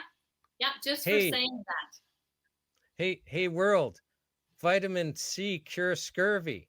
But someone like Kim can't say that. We know it's true 100%. You Yeah. learn it in school in history, how the British, you know, Navy back in the wind, you know, sailing days, crossing these big oceans, relying on the winds, and the sailors were suffering from scurvy. Yeah.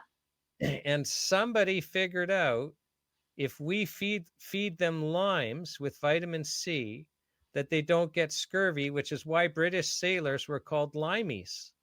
Yep. I learned that in history class, probably in grade 6 or something. We all Yep. accepted as true that vitamin C cures scurvy, but it's illegal in Canada for someone like Kim to say that, right? Absolutely. Nope. Can't cure, can't heal, I can't say any of those words. Right. Okay. So let's just put this into context. So you purchased a health food store. You've already self-trained in nutrition because it was a passion for you, right to the point where you're lecturing. You feel that, oh, wait a second, you know, we all credential this, credential that. So you go and actually commit to a Bachelor of Science degree in nutrition, so that now you got the Bachelor of Science. Although you're probably also still learning outside of that because it's a passion for you. Absolutely. And now you buy a health food store. But health food stores tend to have, so we all know, if we go to Health Matters and we speak to Kim, that she's got all this training behind her. But my experience is, Kim, that most health food stores, these people are trained, like in the supplement department. Can you share with us kind of about your staff, the type of training they have, the type of training they get once you hire them? Right. So my staff, I usually am looking for someone that's got some sort of basic nutrition or herbs or some sort of basic training that I can work with, so that they have the good physiology of the body and understand the body. From there, we do training. We have lots of training modules for our own brand. But then on top of that, we have fabulous vendors that bring in naturopaths and scientists, and they do lots of training. So we are continually training, usually 1 or 2 a month easily, sometimes more, where I make sure my staff attend. So we have really a continuing education program that learning never stops. Who wants to stop learning? There's always new science out there, new products, new science. Is very exciting. So we want to keep up with all that. So I want to just break this down. And the reason why, Kim, is, you know, I shared with you off camera that, you know, we had a long-standing chain of health food stores, Kadish, in Ottawa, Ontario, that, Right. you know, recently closed their last 4 stores. And they'd been, you know, getting whittled down. And it really created a sense of urgency for me that we need to protect our health food stores, our local health food stores. And I think that a lot of people don't understand what a resource they are.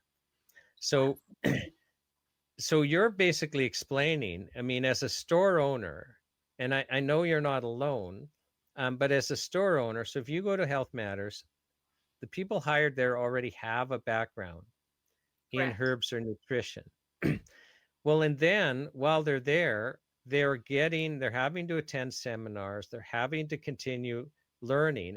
And so some of these are, and this is another thing that people don't understand. So in Canada, our manufacturers, which are wonderful, they have trained reps that visit the stores regularly. So you know the reps.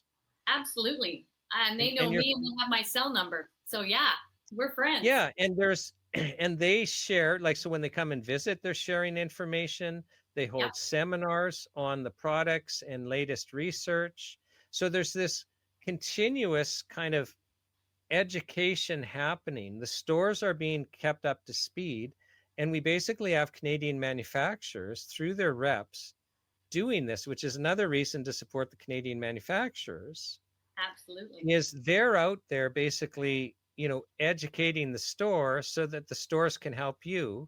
So that if somebody comes in and wants to buy one of their products, the store staff there is able to give them important information on how to help them.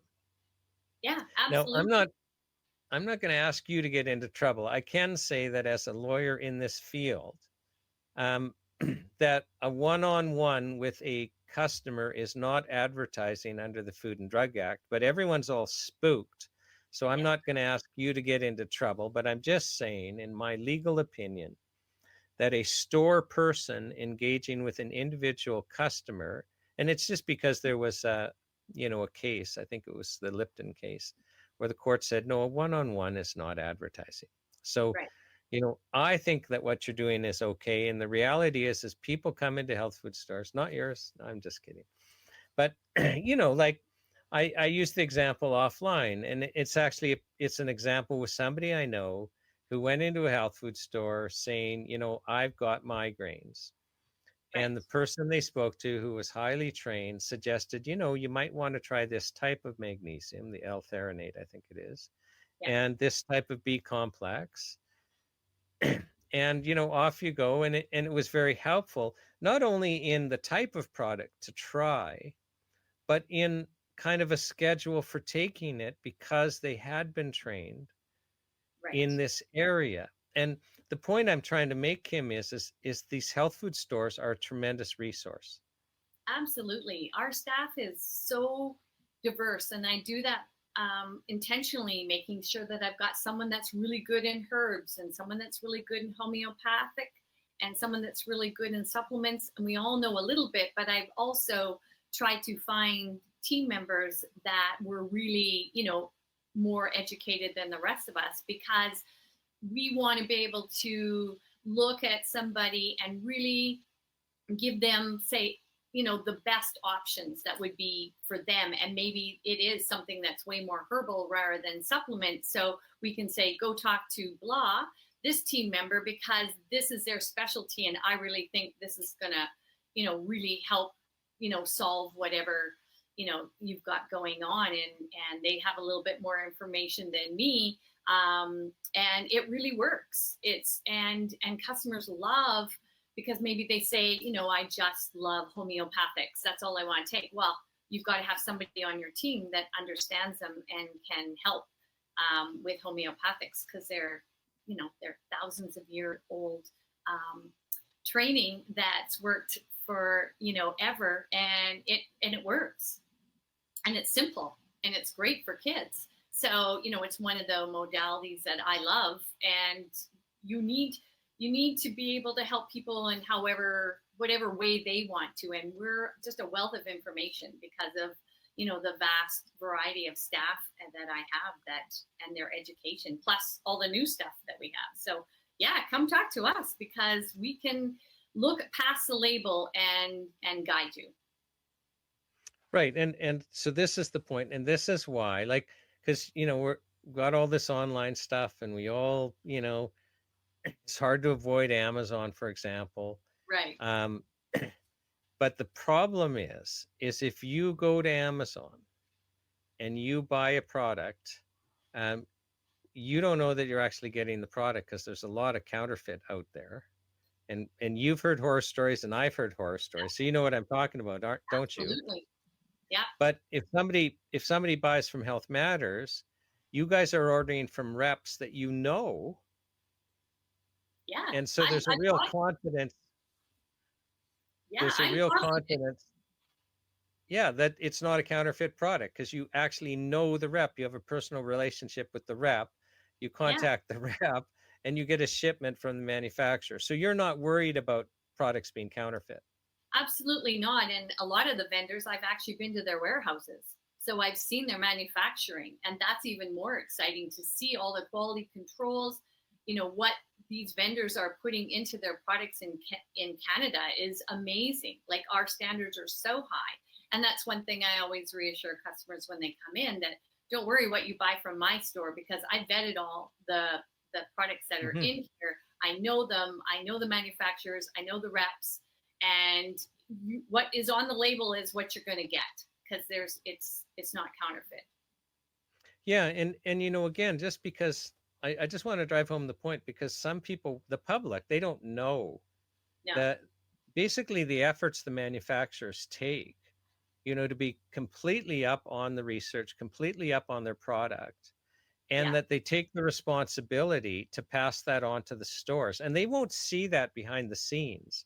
No. You know, they're not just, and the manufacturers don't have to do that. No. But they choose to do that because they want to be making a difference. Yeah. And they're so excited about their new products and their new launch and the new research that's come out.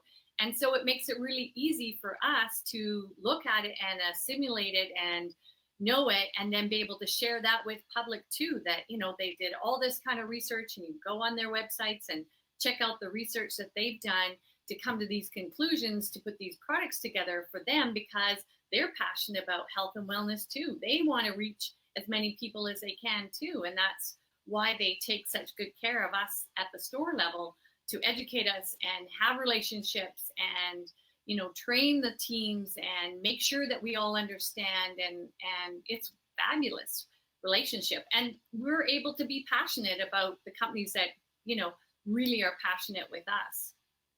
And we share that with our consumers, because we can tell them knowledge that this is right from the manufacturer. We were trained. But at the same time, so you guys are all trained, and there can be discussions, in my legal opinion, one-on-one, but beyond that, to actually like advertise about things, right? And you want to be careful about saying anything on, you know, to me, because you know this is going to be broadcast. So you know, it's kind of funny. Like, I feel like we're dancing around. We're doing a little dance here. We're screwing we're doing around this little dance.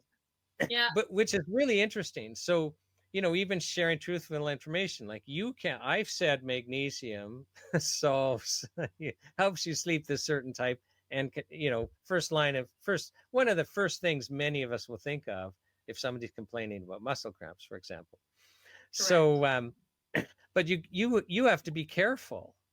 Yes. And, you know, you could know as a fact, because of published research, because of your training, because of actually knowing that people have had, you know, a specific condition solved by, you know, specific natural health products. You could know it to your core. I mean, if you had that problem, or the people you love the most had that problem, it's like, this is what you're taking, or this is what I'm taking, but you can't say it out loud publicly. No, not really. Not really. You know, you say it. I usually say it like, well, I personally. Well, I don't want you to get into trouble. Let's be careful okay. here. I can say I personally take, and that helps with the liability. Right, but I can talk about myself, and I take this for this, and, you know, but I would like to just be able to talk honestly, you know, with the person in front of me, you know, that's come to me looking for guidance, and just say it how it is, from this research and this research and this research, and this is what the conclusion was. That would be nice.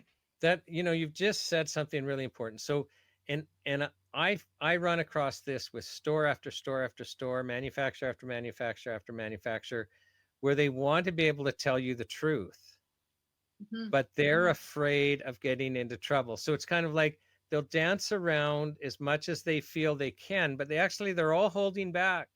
Yes, we're all holding back. Like, you're holding back, your staff's holding back, everyone's holding back. and which is really interesting. The amount of censorship, Kimberly, and the amount of fear is interesting. Yeah, and it's very real. When I took over the store 20 years ago and had my degree, we did training on this very specific thing, what you can and can't say legally. And, I took it, to heart that, I'm not a doctor. But a lot of times the doctors don't have any education in nutrition at all. And it's really a shame that we can't integrate and have them support us and say, go here and take this, because, it's really simple stuff, because it's just the physics of the body. The body needs this to do this. And so we're not doing anything that the body hasn't already told us it needs. We're just supplying it because our food's not so great. Yeah, let's unpack that. So, because you're trained, you've got a Bachelor of Science in Nutrition. You've been doing this for 22 years. You've been getting educated. So you tell me when I get off the rails here. So the human body is an amazing thing with an incredible ability to heal itself, but it needs a whole bunch. We list, it's not a secret. It needs a whole bunch of nutrients. 100%. Yep. So, it's almost like if you tried to run your car without gas and oil, you know what? You're just not going to drive far. Same thing with the human body. It's a wonderful thing, but predictably, it needs a whole bunch of nutrition. Correct. Yep. And a lot of it's basic, and a lot of it should be coming from our food sources. But as we know, our food sources are highly corrupted, stripped down, and there is an addictiveness of food, junk food, because they make it taste so good that it makes us bypass eating, the great salad, over a bag of chips, because the chips taste good. The salad, doesn't taste that great. It doesn't have all, because it's Mother Nature, and she hasn't boosted up all the flavor molecules in it, right? So we need these things. So if we don't get them from food, we have to take them externally to keep that body functioning, so we can feel young, do things, and keep our immune systems up. And we have life things that are stressful. Body needs a little help. I'm overrun here, and food doesn't do it. Just unpacking that a little further. So body needs nutrition, but yes. You were saying, like, our food supply, it's compromised. So the nutrients that were in our foods 100 years ago just aren't there anymore, because we only fertilized with a couple of elements, not with everything we need. And so it's basically impossible, just even if you're trying to eat well, to get what we need, isn't it, Kim?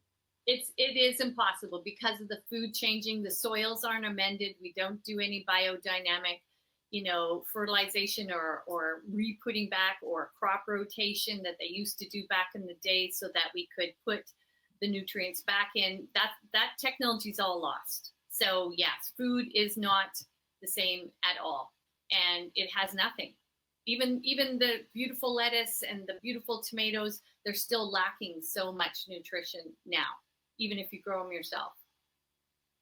Yeah, and as I interview people, basically everyone is saying that. And when I ask them personally, like, well, do you supplement yourself because you believe you can't get what you need? Basically, everyone says yes. And I'll tell you, I supplement for that very reason, right? And I expect you have your own specific regime just to make sure that you're getting the nutrition you need to stay healthy. Absolutely. I have, it's a busy job. You're managing teams, you have stress, you've got worrying about orders not coming. Like, there's just so much dynamics to running a store that I personally, my adrenals couldn't handle it unless I gave them a little bit of love. And the love only can come from external, supplementation to keep them happy, so I can show up to work and, have energy to get out of bed and, have cognitive thinking. These are all things that, I need to keep at a premium level so that I can function really well and do my job. Yeah. And So, just the point is we have to supplement just to stay healthy. And Yes. when we're lacking certain things, the body tells us, it gives us symptoms to say there's something wrong. That's right. And the something wrong we're not giving it what it needs. Like this is the whole approach of nutrition and health food stores is okay. There's predictable things that happen when you're missing certain things. And so health food stores help us understand, well, you might want to try this or that. That's And right. Fill those it's gaps. it's as simple as that, isn't it? These are the foods you need because that's what the supplements are. It's just the nutrients we need. Yeah, exactly. Just the nutrients. If we can just slide those in, they'll just make it a little bit easier to close those gaps so that there's not such a large amount missing, right? Zinc is a really simple one. I love it this time of year. You know, I love to take it so I can boost my immune system. And, you know, it's great if you've been a little bit sick. It just helps in so many things. And it's a real simple mineral. You know, it's something, where are you going to get zinc? Who knows? You know, go chew on something outside. We don't really have food sources for it. So it's something that's really nice to just, you know, be able to have something that we can offer, you know, someone when they're presenting those symptoms that show the deficiency. Now, some people watching this might not understand at all, you know, what types of things you'll find in a health food store, right? Like, you know, we'll think vitamins and minerals and that, but it's much broader than that. So can you share with us kind of the different types of things that if somebody comes to visit Health Matters in Edmonton and say, hey, Kim, you know, what's here? What types of things would they expect to find in a health food store like yours? Yeah, so we would have the classic things like vitamins and supplements. So that's everything from A to Z. So all those vitamins and minerals, we carry all those. We carry a whole extensive line of herbs. So pretty much same thing, A to Z of herbs. We carry lots of combinations, which I love. A lot of our vendors are really put a lot of research and thought into really good combinations. So you only have to buy one product, not 5, and create your own. We also carry protein. So lots of different kinds, vegetarian, and your traditional. The biggest craze now is beef. So beef protein is very tasty. It's very cool. I thought it'd be really beefy, but it's not. It's very satisfying. Lots of collagen. We like to sell some food things. So salt is super big. The Celtic salt, the Himalayan salt, and we know from our vendors, you know, that they're really good quality. We carry a lot of local, so we carry skincare, your toothpaste without fluoride, your skincare that doesn't have chemicals in it. We carry makeup. We carry lots of cool drinks because we have a whole fridge full of drinks, probiotics. Any kind of probiotic that you could think of, we carry. We carry a lot of juice things. Like I said earlier, I love homeopathics. So I have a whole wall of homeopathics, and we carry professional lines. So those are the lines of supplements that typically your naturopath or your practitioner would recommend because they're kind of developed a little bit more specific for very specific things. So they're a little bit, a lot more research goes into their combinations. And so we carry them because A, I have a naturopath that works for me, and B, because I'm a practitioner, it allows me to have those very unique products behind the counter in my store. So that's, and then it's quite broad. Yeah. Right. So, I mean, even, you know, you want some kombucha, it's going to be there type thing, right? That's right. So, exactly. And if you don't know what kombucha is, Google it. You'll like it. So, yeah, exactly. Exactly. You're 100%. So, Kim, something else I wanted to talk about, and again, I don't want to get you into trouble, but I think we can have this conversation without there being any recommendations. But, you know, somebody might pick up a vitamin bottle. So let's use vitamin D as an example. Oh, yeah, and I saw the lips move there. See, but we can do this without getting you into trouble here. Sure. So let's just, you know, do that little that little safety dance. So somebody might pick up, you know, a bottle of vitamin D, And, you know, it will basically have a dosage on there of, let's say, 1,000 IUs at the most. Am I right about that? And IU just means got a little international. better. We got 2,500 now. Oh, that's right. We bumped it up to 2,500. That's right. We were limited to 1,000 IU. Yeah. Forever. And Forever. on that bottle will be the percentage of the recommended daily allowance. And every vitamin has this, you know, RDA, and somebody picking that up that doesn't know any different might think, oh, recommended daily allowance, that's the maximum that I should take. You're not giving any health advice, but, you know, what do you think of these recommended daily allowances? And then I'll give you and the people watching a history lesson on this. I know that the recommended daily allowances are the very minimum that you would have to take to actually stay alive. Just alive. Okay. That's how low they are. They're so low that they barely would keep you alive. So they're too low for any kind of real, because foods change too, since a lot of them were put out, that, you know, they were always thinking you would get them, the rest of the vitamins, from your food sources, but that's not true anymore. So those really low levels are even now more low because we're not getting them from the food. So you basically said, if you follow those, like you'll be lucky to be alive. Yeah. And why this is important, because people who don't know, they're going to pick up that bottle and go, oh my gosh, you know, maybe I shouldn't take that much. And Correct. so, Kim, most people don't know where the recommended daily allowance or RDAs came from. And it actually comes from World War II, because the Allied forces were planning on invading France and creating a second front. And they weren't expecting that only one beach would break through. They were actually expecting each beach to break through.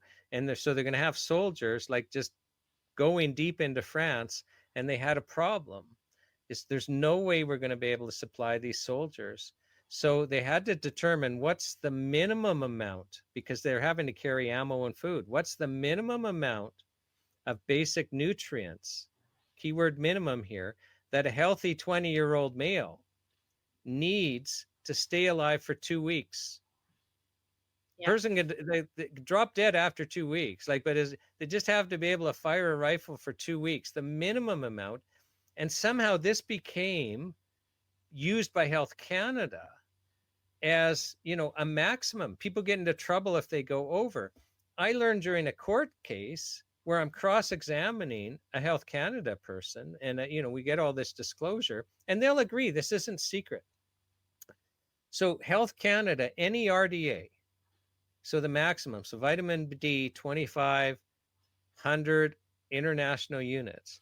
The RDA is the amount that every single Canadian can take every day of their life. So you're born, you're not even a day old, till you're 100. So every Canadian from birth to death can take daily, every day of their lives, and we will not see a single adverse reaction in the population.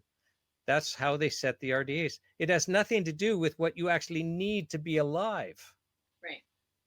So I don't even know why we have to put them on the bottles, because it's absolute madness, and people who don't know and follow it will be chronically malnourished.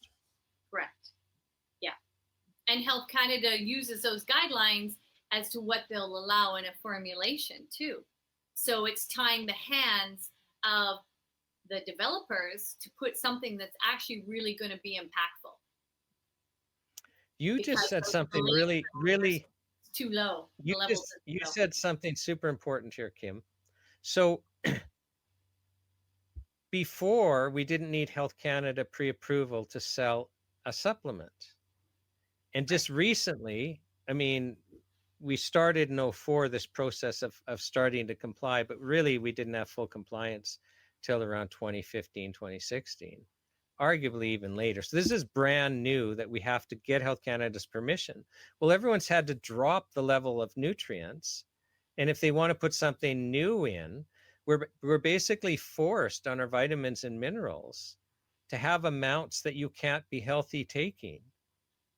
Yeah. And there's no Because good we health know. reason for it. So a product of this regulation is that unless you know, you see a nutritionist or naturopath, if somebody to tell you, well, ignore the label, you have to take this times more, you're basically wasting your time. Correct. Yep. And the science will back all that up, because they'll do studies and it was at this amount, but Health Canada won't allow them to put that amount in whatever, new product they want to do. No. They got to go back to the RDA. And this is important to know.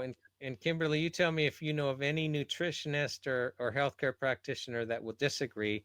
You can't be healthy with the amounts, these RDAs that Health Canada sets out. You can't be healthy, but Health Canada attacks anyone that tries to give us the nutrients we actually need. Yeah, absolutely. And when your body's in a crisis mode, it actually needs maybe 10 times more, maybe 30 times more of what a normal person without something going on would need, because of whatever's going on. Because, we have vitamins and supplements that the body just burns up in literally hours. So it's not helpful. They can't, it's not enough. It's highly deficient in its levels to even make a change for somebody. Yeah, no, it's fascinating because it's so negative. You put you almost in the negative, because there's just not enough. Sometimes, so people watching might not know. I mean, so I'm a lawyer. I practiced for, I'm in my 32nd year of practice, but the last couple of years, I'm not really practicing. So I practiced for 30 years, and half of my practice was basically, trying to prevent Health Canada from shutting natural health products down. So manufacturer would be charged, primarily manufacturers, or not even charged, but Health Canada, most of their enforcement action is outside of court. And you're running interference. And Kim, so you learn things like these RDAs, like if we follow them, we will be chronically malnourished and we will be chronically sick and we will suffer and die much younger than we should. Like it's absolute madness. Like on what planet would any regulatory body suggest anything as asinine as what we have as RDAs? But then when Health Canada's attacking companies, you've got a vitamin where your vitamin C is over the recommended daily allowance. Just ignore that an orange, it will be 10 times over that. We need you to shut down. We need you to recall this product. We need you to take steps that will basically put you out of business. Especially back in the day, we had primarily small players. Yeah. And it would grieve me, Kim, because we basically have this machine with unlimited resources forcing us to be chronically malnourished. Yeah. It's not about health. It's not about health. Their mandates are not about health, because if they did, they'd look at the research and they would update something that's from the war. They would update that to now, based on research, what the findings are. And the findings they're asking the wrong question. And this is interesting. This is like, so they just want zero risk. So the RDAs, as I say, are the amount that every Canadian can take every day of their lives, including the day they're born. So, you're born, you're 5 pounds, 8 ounces. Well, you can take 2,500 units, international units of vitamin D on the day of your birth, and every day thereafter, and you'll never have an adverse reaction. But you need so much more. Like the question should be, what's our optimum nutrition level? Correct. Yeah. How do we actually be healthy and prevent chronic illness, which the numbers would be like geometrically higher? Yeah. So it's actually morally wrong that we have this regulatory body that's forcing us to be malnourished. Yeah. And that's exactly it. Because if we could handle some of these deficiencies easily, and it would keep people out of, doctor's offices, and it growing into something even more, even higher deficiency, then now you've got really bad health concerns. If we could handle it at the low levels, it just accumulates and you just get more unwell. And Mhm. as time goes on, I mean, I'm not young, I'm not 20 anymore, and I need more than when I was 20, so it's a real shame that our hands are tied, our vendors are tied, the manufacturers are tied, the practitioners are tied, that we can't say what we need to say, and we can't get people to optimum health, because we all want to live longer, and we also want to live longer with a better quality of life. And that could easily be done with, if our hands weren't tied and people had better access, better pricing, because of all the regulations, things are just getting crazy price. It would just make it more accessible for everyone, and people would have a better quality of life. So I just want to use, because for whatever reason, magnesium biglycinate became a theme in the show. So we have at the health show, and I'm not going to name this lady, but just watch the show, who's sharing a personal health journey, Kimberly. And it's interesting because she basically then became a nutritionist and started helping people because of her health journey. Yeah. But she's a young mom. She's got 2 young kids, and she develops what the doctor diagnosed, the medical doctor, as restless leg syndrome. And she said, she was okay during the day, but as, night came, she would start getting this, almost like shooting, like she was being shocked in both legs. And if she went to lay down to go to sleep, she's getting this restless leg syndrome that was really uncomfortable. And the only way to get it to stop would be to walk around. Yeah. So she can't sleep. I mean, she's the mother of 2 young kids. Like, already that's taxing. Help me out here. That's right. So at least that's what I was told when, Yep. when, the mother of my young kids were young. I said, hey, this is hard work. So, so she's getting exhausted. Her immune system's getting run down because she can't sleep. She's becoming cranky. She's becoming hard to live around. She's catching everything because her immune system's compromised. The medical doctor, if I recall her story correctly, didn't have any solution at all, but was suggested that she go on a medication that they use to treat Parkinson's disease. She doesn't have Parkinson's disease. Right. She's got restless leg syndrome. But because the doctor doesn't have any other chemical drug to help her, suggesting this drug for Parkinson's disease, which she researches, and like the side effects are just crazy. She comes across magnesium biglycinate, and of course, and that's why you're smiling, but I don't want you to get into trouble, so cover your mouth so you're not communicating by smiling. And it goes away, and it's transformative. And so she's now down this journey, right? Because it's helped her. And it's kind of like, why didn't the medical doctor know this? Well, because they get maybe 2 hours of nutritional training. Yeah. The medical school's curriculum is controlled by the chemical drug industry, which funds the journals, which funds the medical schools. Yeah. And they don't want restless leg syndrome solved by people understanding that, well, maybe they're missing some nutrients, and it may not be magnesium, or it may not just be magnesium. I get that. I can give you health advice without getting into trouble because I'm a lawyer. I'm not selling anything. Isn't that crazy? Yep. Yep. So, but people that are trained and selling these things, they can't. Yeah. What a fun world we live in, eh, Kim? It's interesting. Some days it's really interesting, and it's disheartening because we really want to share more. We really want to educate our consumers so that they feel empowered, and then we know that they'll maybe help somebody else because of their wins. With just taking something so simple that I think magnesium does. I don't know, a couple hundred things in the body. I don't know. I'm just guessing. Well. Do you know the work of Dr. Carolyn Dean? Yes, a little bit. Yeah. Okay, so you know what? So just for the people watching, so Dr. Carolyn Dean, was a medical doctor that practiced in Canada, and then the sugar lobby went after her when she was sharing things that you're all going to know is true. Oh, maybe processed sugar isn't good for us, and we should limit it. So she was getting tired of the attacks in Canada. So she's now practicing as a medical doctor in the US. So, but I remember watching a presentation by Dr. Carolyn Dean where she's got up on the, on the display, all the symptoms of heart disease. And then she says, well, let me put up the symptoms of magnesium deficiency. They were identical. And don't say any, I don't want you to get into trouble, Kim. I can talk. I'm a lawyer. So,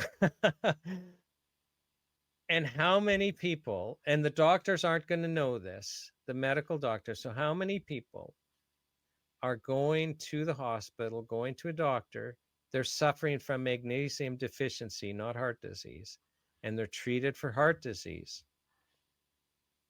A lot. Because the doctors aren't trained in nutrition. So here we have this fact.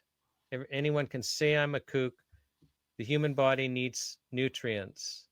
If it doesn't get nutrients, it suffers. And you stop that suffering by giving it the nutrients it needs. Okay, call me crazy, but that's true. True. And if we don't train the medical doctors, well, here's what happens when specific nutrients are missing. Then they can't solve that. And how did we end up in a world where doctors are not trained to understand the symptoms of nutritional difficulty, right? Yep. Yep. It starts there.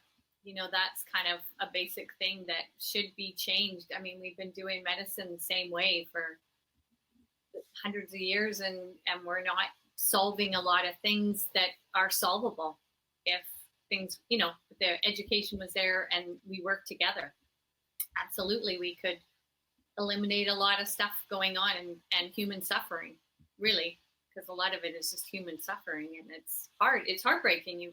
You work and people come in and they're afraid to take supplements and they're on meds, and that's a whole nother thing. But we work with prescribing pharmacists to help solve that equation for them, because I can't say anything, and some things I can, but some things I can't. And so we've buffered ourselves with that and sent them to a prescribing pharmacist that loves supplements and knows and understands physiology, so that he can fill the gaps for them and help them on their journey. Because we don't like to see the suffering. I hate it. I if I could, I would give away everything for free. Like if there was those things in the world where we could just offer it and get people well, I would do it. If I had the means and could do that. Because I think so many things can be solved by something really, really simple. Really simple. But it's not the world we live in. I appreciate your heart, and it's interesting. So, we're doing a fair amount of pre-recording for the health show because we're actually traveling during the health show. So there's really no other way we can do it. There'll be live content, a fair amount of live content, but we're also having to do pre-records, and I'm having people share their stories, like this, restless leg person. And Kim, every one of these stories has a happy ending. But I'm actually finding I'm being affected emotionally in a negative way. And just let's use this restless leg syndrome as an example, because I know there's a whole bunch of people out there with the same issue. So they're having restless leg syndrome because they need magnesium, and they're going to the doctor, and they're now suffering on Parkinson's medication, for example, just to use that story. So the magnesium deficiency isn't being corrected. So those symptoms can't go away because the body's suffering because it's missing a nutrient. You stop the suffering by giving it the nutrient. It's not being given the nutrient, but now it's also having to deal with having to have a synthetic chemical drug for Parkinson's, which it's no secret. It's in the drug monograph, has a whole bunch of side effects and ill health effects. So now, so I'm grieving because people like you can't talk about this. And so I know there's a whole bunch of people out there suffering needlessly, and they don't have to. And that's why we're doing this health show, because you can refer people to us to tell their stories, and that doesn't get you into trouble. Right. But you can't share them or you'll get into trouble. And we need Canadians to understand, and we're not here to knock the mainstream medical system. You know, I get in a car accident, I want to go to emergency. 100%. And we've all had those experiences where we're grateful. But, you know, there are people that aren't finding relief there, and they're getting hopeless, and they're suffering, and their families are suffering. Don't lose hope. No. You're going to find the solution. You just have to keep looking. And we're all individuals. We're all different. And, you know, I guess, you know, my message would be, and this is your interview, sorry, Okay. but don't lose hope. Keep looking. You'll find it. Yeah. Yeah. One of my go-to is Dr. Burr, because he's a medical doctor, does tons and tons of research, and he has great YouTube. So sometimes that's my voice. That's how I can get people to be educated. Then they just come back in and they say, I need this, this, and this. I want to buy this, this, and this. And, you know, I watch Dr. Berg and I'm like, okay, let's go. Let me get a basket for you. Because that's the hope, you know, is that we can get past this point of hopelessness because we can't help people. So, you know, we got to find workaround. But yeah, it breaks my heart too. I see it all the time, you know, every day, and hear people, yeah, that same on meds and the side effects from that. And yeah, I'd hope they come and see me first. and you can't say what you want to say. I cannot say what I want to say. No, and it's sad. And it makes you, you know, I don't want to be jaded. I don't want to be, you know, I don't want to be that person that's upset about what I can't do. I just want to help elicit change. And so, you know, that's part of, you know, being part of your program, is so that we can educate people, support your local health food stores. We need your support. We're here for you. We just want to help. And that's why you talk to any entrepreneur owner, and our first button is that we want to help people to be well and be their best and help them on their journey. Oh, So, it's so true. Like, I mean, so I hope that message gets out through this show, that we have a precious resource that we can't replace.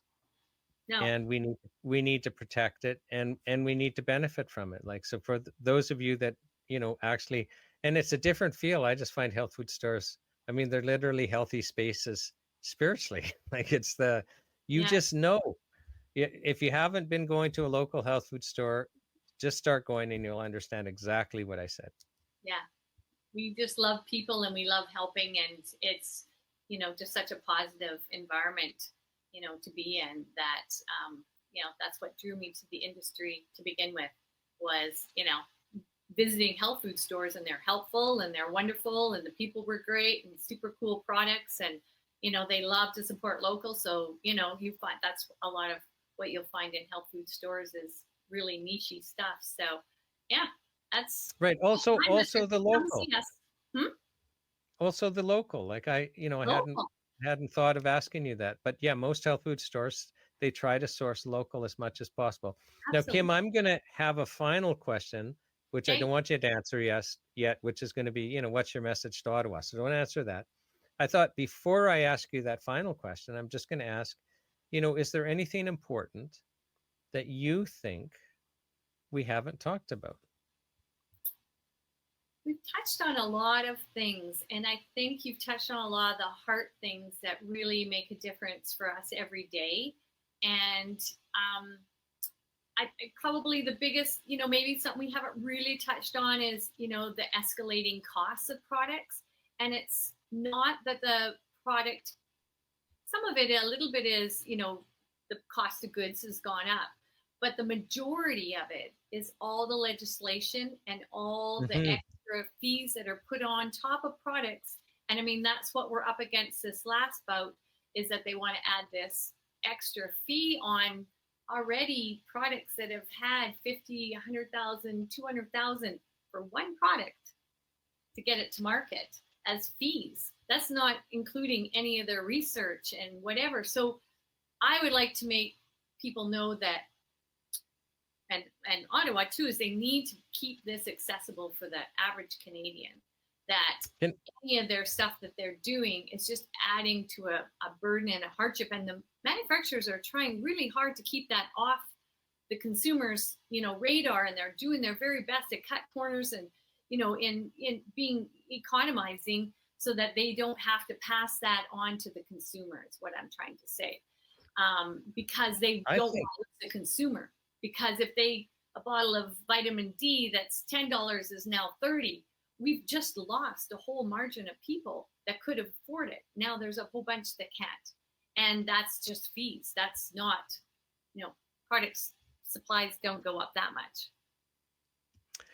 I think I'm glad I asked you that question, because this is an important topic. So people have to understand, I mean, natural health products are primarily just food supplements.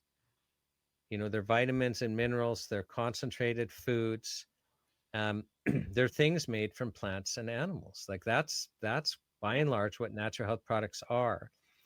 And we weren't regulated before. We didn't have to get this pre-approval. And, listen, if a company is going to create a synthetic chemical that's never been in the human body, and we know that synthetic chemicals as a class are one of the most dangerous substances that man has ever ingested. So in every Western, country, including Canada, one of the top 5 leading causes of death are pharmaceutical chemicals taken as directed, not abused, taken as directed. And this is just a fact. So these are highly dangerous. When you create a synthetic chemical and you put it in the human body, it's a fact, it's highly dangerous. So that, maybe you need to do safety studies and pre-approve that, get pre-approval before you put that on the market.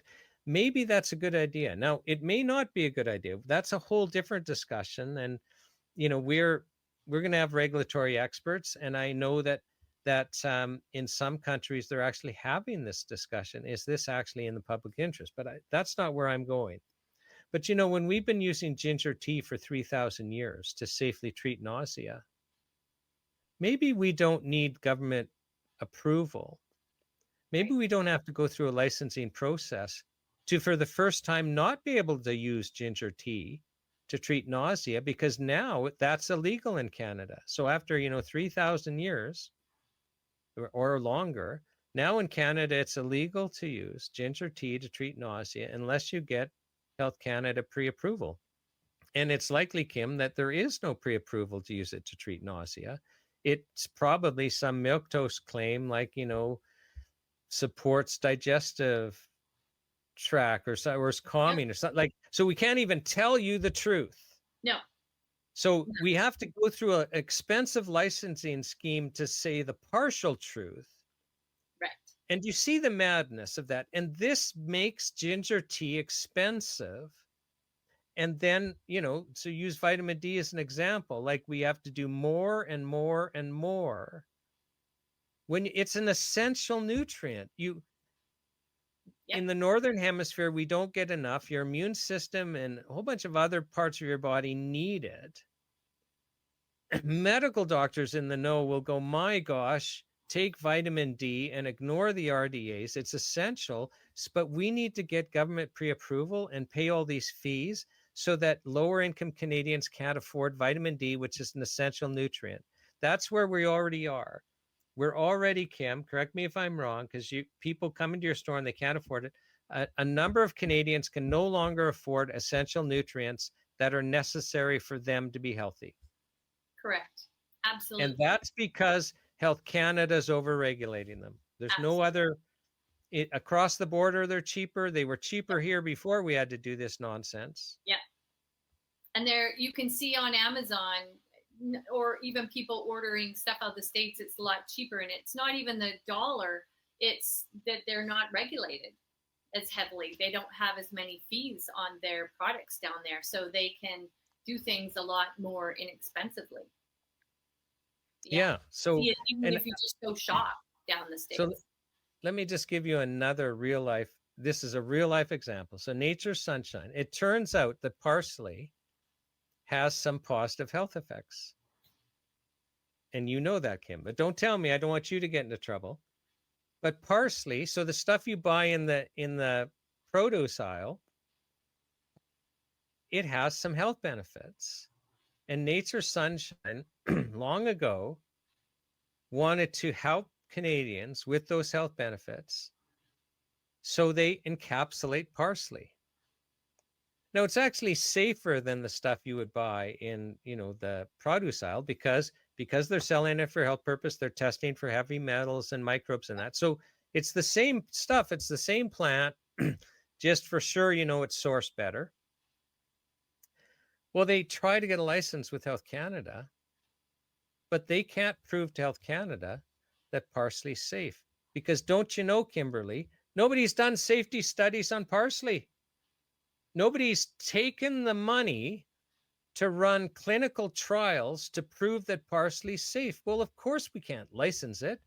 There's no clinical evidence that parsley's safe. And this is the madness. This is the absolute madness that Canadian manufacturers have to face to provide you with nutrients that you need or you will be sick. Yeah, absolutely.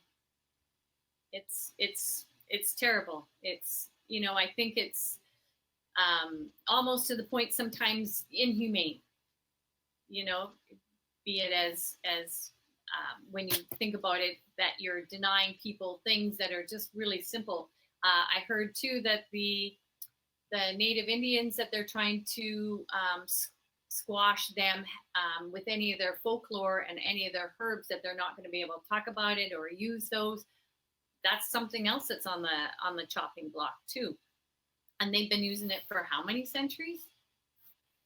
It's a cultural thing. They're even going after all that. People that have used basic herbs in their culture for thousands of years, and they're trying to stop any of that knowledge being shared or changed or anybody doing it. So that's not good either. Yes. Now, thankfully, we're on the Charter Tour. The Charter of Health Freedom not just protects natural health products, but also traditional healing practices. Yeah. So thank you. And that's because they do work and they are essential. And we shouldn't be telling cultures that they have to abandon healing practices that are part of their culture. Why can't they decide to continue doing what they want to do? Yeah, exactly. Yeah. And they're so harmless. They're so beneficial, and nobody gets hurt. Right. So, I know. Okay, It's a big, wide world of crazy. So I'm glad that you're tackling it, Shawn, and really appreciating you doing this health show, because we have to enlighten people. We have to get people to understand the risks, the things that are hanging over our head. I just had to sign my lease, and I was in fear. I didn't know whether I should, and I only signed it for 5 years, because it's like with Health Canada breathing down our neck since 2015. Every year it's like stressful, because I don't know if I'm going to have a business. I don't know if I'm going to have supplements to sell on my shelves. If the policies all go through, I don't have a store. I don't sell enough food. It is interesting, because Kim, as you're saying that, I'm thinking, if a health food store owner came to me and said, "What should I renew my lease for 5 years?" Ooh, I'd probably say I wouldn't, right? Like, so back to, and so just so Canadians understand what, Kim's alluding to is Health Canada has this new policy called the Self-Care Framework, which if they finish implementing it, they're about 2/3 of the way through. If they finish, we're done. And one of the things they wanted to do, and they promised to do it this calendar year. Now, I have heard on the QT that, at the high levels, they're thinking of delaying it. Delay, not end it. But, you can go to their website. They're still planning on this year. And the last time I had a talk with a high up in Health Canada a couple of months ago, no, we're going ahead with cost recovery. So they basically want to start charging fees for licensing, fees for yearly for renewing licensing for products, and then also for every building that you manufacture or label or warehouse in, charging you a yearly fee. And I was on a call, it's probably about 16 months ago, that Health Canada was having with the industry, because they've actually published this in the Canada Gazette. Here's the proposal. Here's the proposed regs. Here's what we're proposing to do. And the industry is saying, like most of the manufacturers on the call were saying, we're gonna go out of business. For those that also are in the US, well, we're just gonna stop in Canada. Some are saying, well, we'd have to drop like 8 out of 10 of our products, like 80% of our products. Like literally that alone would be a total bloodbath. And for those left standing, the cost will be higher. Yeah. And then so there's more Canadians that can no longer afford basic nutrients. Well, they're going to start trying to buy from the US. Now there's fewer. What's separating you, Kimberly, now from, Walmart or whoever else has a pharmacy? Yeah. And then now the local stores are out of business because cost has become so overriding, and now we've lost that resource. Yeah. And it'll be, a hardship. Just think of all the people that support all our vendors, the trucks, the car, like all the billions of jobs that are tied up with just a health food store, the people that drive things here, the people that package, the labelers, the bottlers. Like, we are a really big billion-dollar industry, and they literally want to shut us down. So it's going to suffer for our economy. All the people that I support, with a wage that, they're a single person and they live on their own, they need their job. They're not going to have a job if I can't keep my doors open and I don't have enough products to sell. And even with the clinic, there's only so much you can do with that. There's only so much income you can generate from that. The bulk is our supplements because they're portable and they're consumable. And, I will be heartbroken if, I've been in this industry for close to, I guess 25 years is a good number. I like that one. And Kimberly started when she was 4. Yes. So. Yeah, exactly.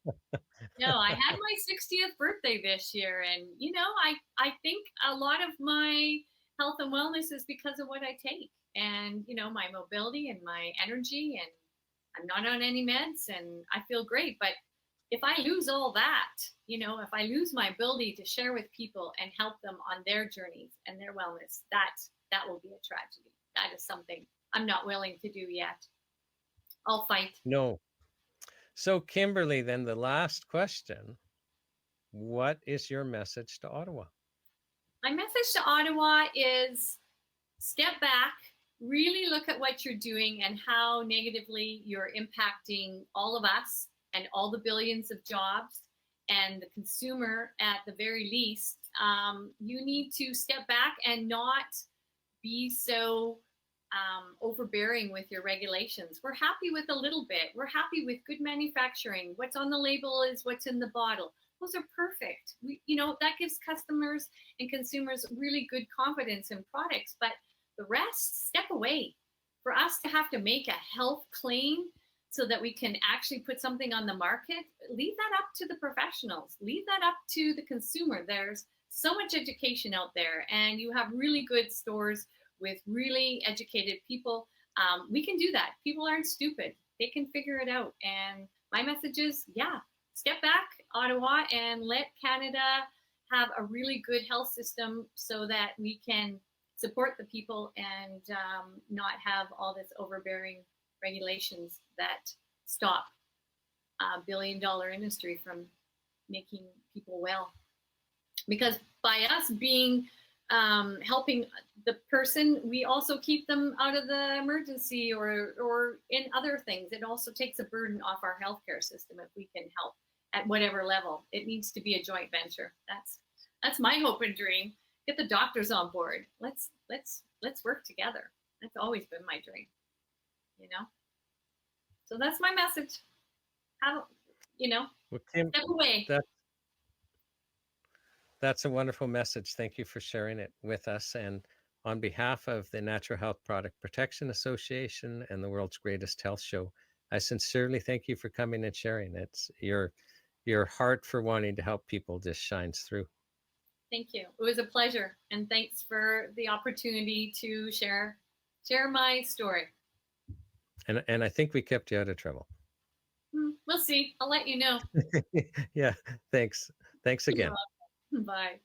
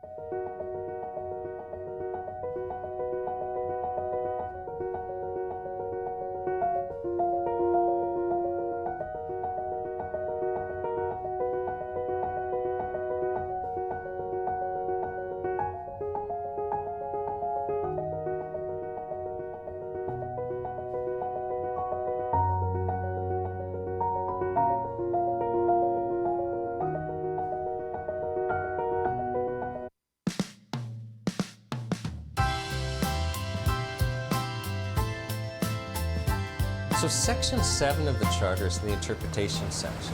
If you recall, Section 6 set out that things like natural health products and traditional healing practices and low-risk medical devices and other treatment modalities that are low risk are no longer going to be regulated under the Food and Drug Act and by Health Canada. They're going to be regulated solely under the Charter of Health Freedom. Well, when we say that, so for example, that natural health products are going to be no longer regulated by Health Canada and the Food and Drug Act, but under the Charter of Health Freedom, well, what is a natural health product? Well, we have to define that. And so Section 7 is where we define it. Section 7 is where we define what the traditional practices are. So for example, in the natural health community, for decades, there's been a yearning for a third category so that natural health products would not be regulated as a drug. Well, this is happening under the Charter of Health Freedom. There is a specific definition of natural health product, and it is not a drug under the Food and Drug Act. It has its own category under the Charter of Health Freedom. So this is what Section 7 does, is it spells out what all of these things are so that it's clear to everyone what the scope of the act.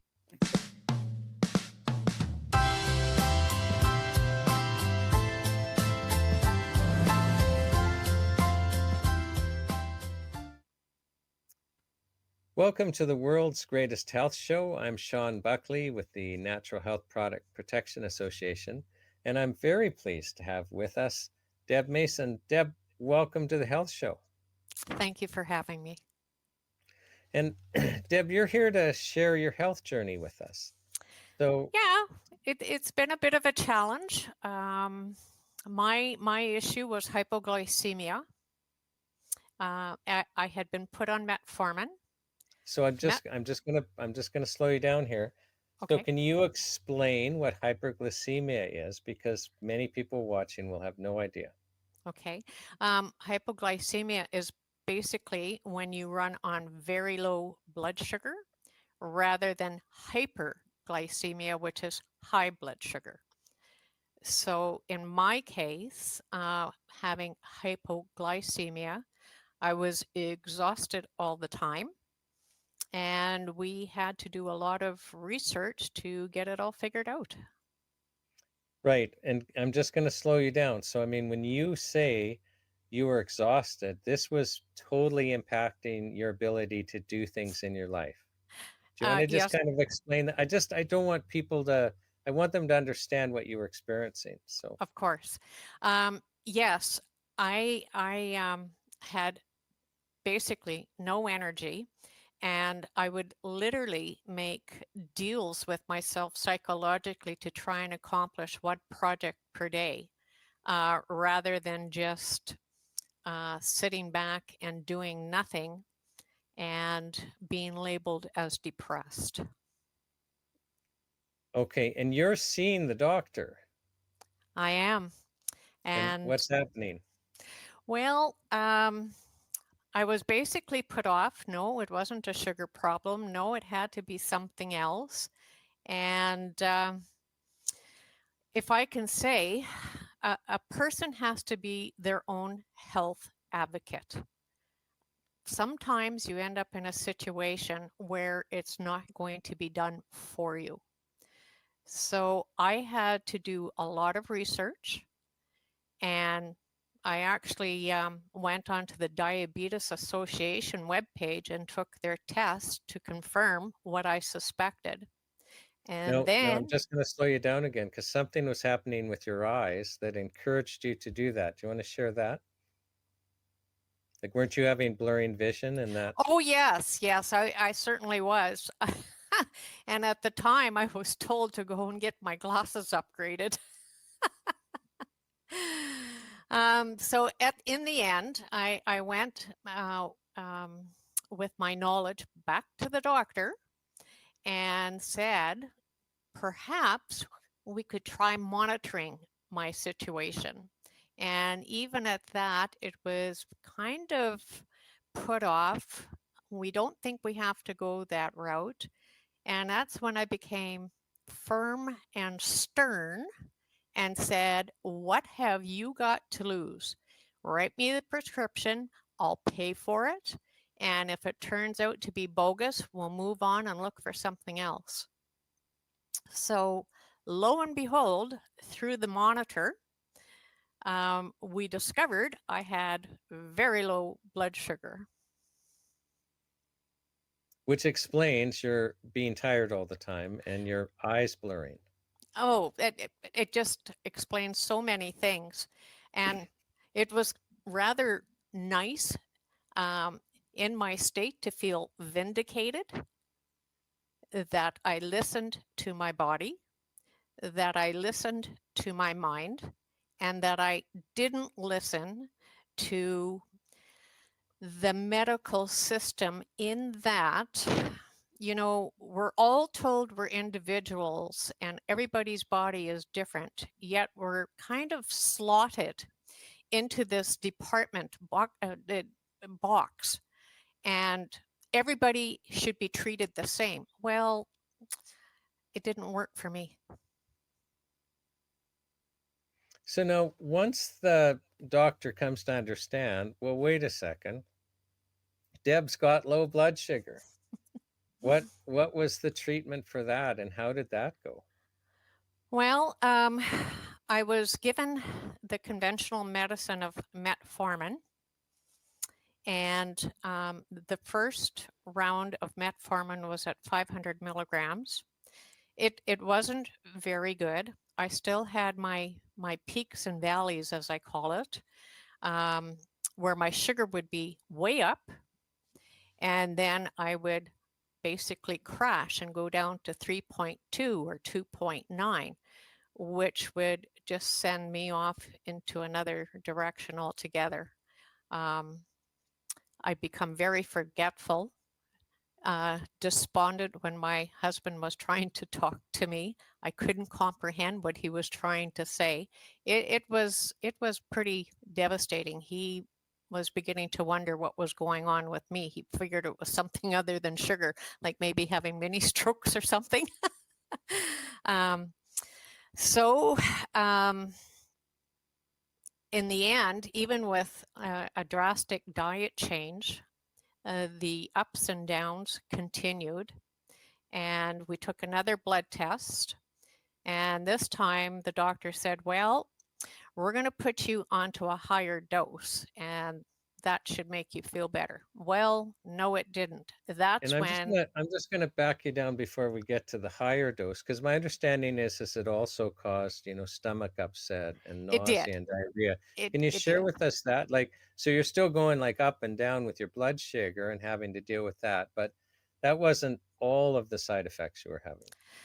No, I with the low dose, I had upset stomach, dry heaves, because sometimes it was so bad first thing in the morning when you get up, because I hadn't eaten yet. I was just basically waking up. It also affected the bowels, and that wasn't very pleasant. You didn't want to leave the washroom too terribly far. I was feeling downright miserable, to say the least. Any woman out in Canada would be able to correlate how I was feeling to a bad case of morning sickness, just to try and put it into a little bit of perspective. Not a great feeling. And when you're feeling like that, the last thing you want to do is sit at the table and eat. Oh, okay. So this drug is supposed to help it so you can, you know, deal with food properly by having enough blood sugar, but it's making you nausea. You're having diarrhea when you do eat, and your stomach's upset. So you don't want to eat in the first place, which would aggravate the situation that you're trying to solve. It almost like a gerbil on the wheel. You know, at what point can you try and straighten these things out? So in the end, back to the doctor we went, and he said, okay, well, we can fix this. We can fix this. Yeah, it is some side effects of the metformin, but we can fix this, and we got to get your sugar under control. So up went the dose to 850 milligrams. Well, I swear to goodness, in my opinion, I had been fed poison, because the reaction to that was unbelievable. It doubled the symptoms. I was deathly ill, so much so that over a 3-week period, I lost over 5 pounds. I was finding it difficult to even take fluids in, because now the nausea had turned into dry heaves and vomiting if I had eaten. And the diarrhea was pretty bad. So anything and everything that I was trying to put into my body was going out just as quickly as I could put it in, hence why I had the weight loss. And are you able to function at least? Because you started taking the metformin because you were lethargic and basically really couldn't function. I mean, you're describing you would pick one task a day and kind of have to make a mental deal with yourself. I'm doing that one task, which doesn't sound like quality of life, Deb. No, it wasn't. And after the uppage of the dosage to 850 milligrams, I pretty much came to a standstill. I was in company with a friend of mine, and we were running a greenhouse. And not only do you have to have your physical capabilities in place, but you have to have your mental capabilities in place. And greenhousing, planting, working with plants is something that really brings me a lot of peace up here. And it's also very rewarding because you can harvest your crop and you can put it away knowing that there's no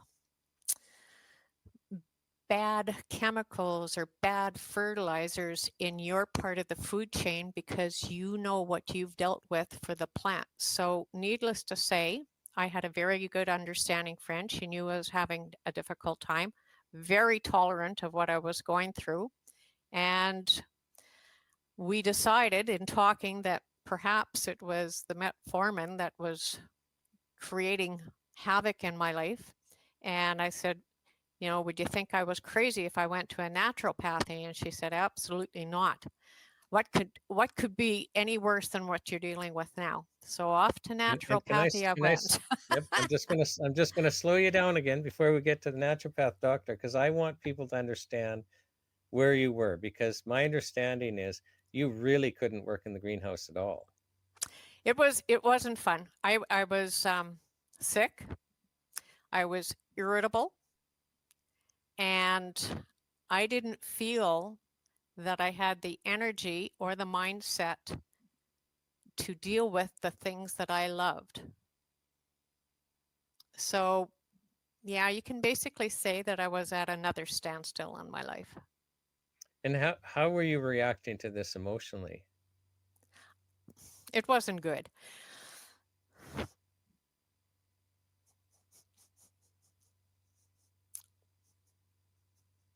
There was lots of times I go in a corner and cry because I wasn't getting the help that I needed.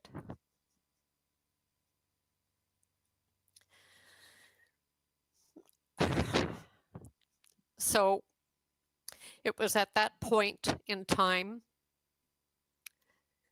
that I felt if I didn't get control on this, life was not going to get any better. We've all been taught to suffer in silence. We've all been taught not to talk about your health problems because really, who wants to hear it? And thank goodness for my good friend. And thank goodness for my husband, because it was through their encouragement that it was decided that I have to find an alternative method to deal with this issue, because where I was going was not good. Do you think you might have ended your life eventually?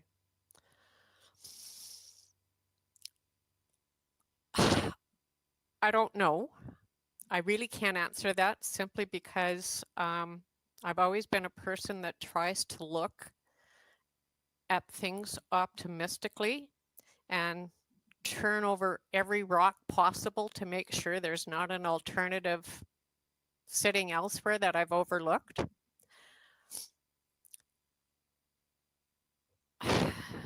I honestly don't know if that would have been an option. I just can't answer that right now. I'm a fighter, and anybody that knows me, closely knows me, knows that I will not take what the system hands out to us.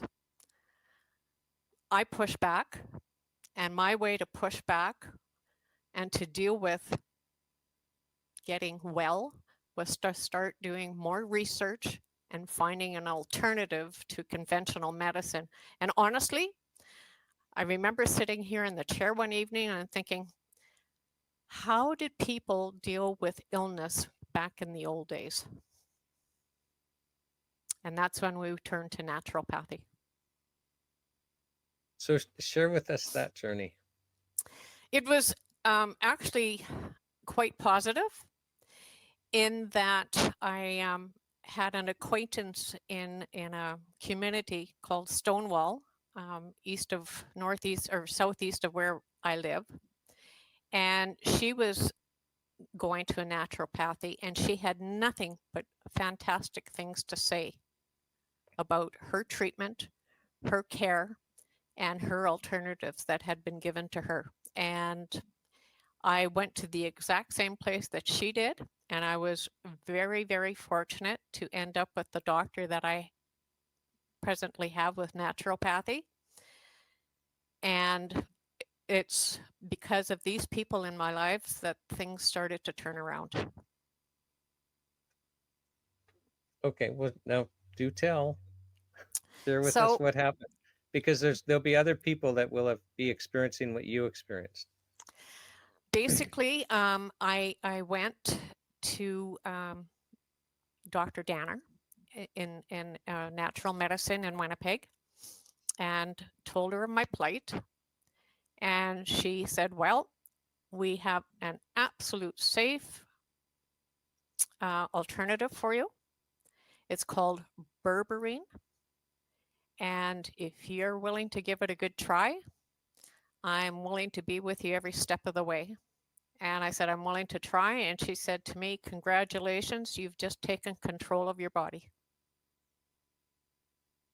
And as a matter of fact, you know, I believe in divine intervention, and getting back to when we were having technical difficulties to try and do this interview.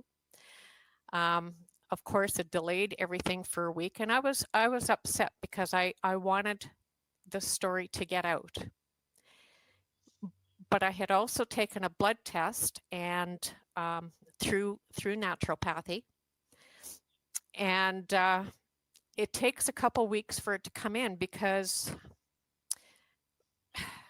with naturopathy and going to get your blood test, you're almost discriminated against, because there's only certain days that you can get your blood tests done when you're presenting as a naturopath patient in Winnipeg. So it tends to delay your results by a couple weeks, but persevered. And while we were having our technical difficulties, my blood test came in and it was very positive. So the berberine was working well.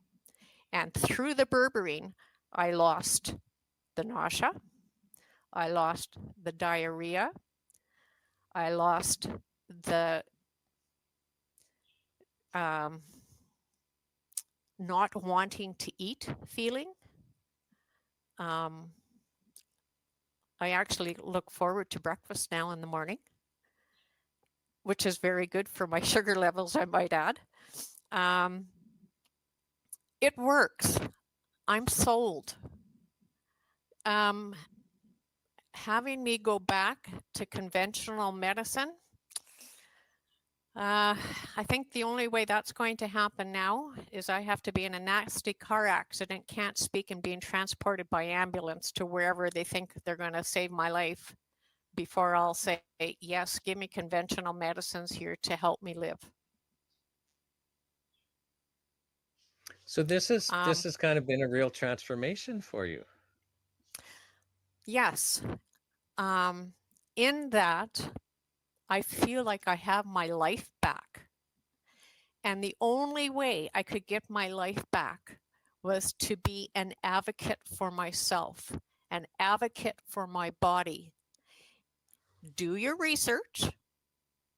And trust me, I spent hours and hours and hours doing the research to get to where I am today. And in my opinion,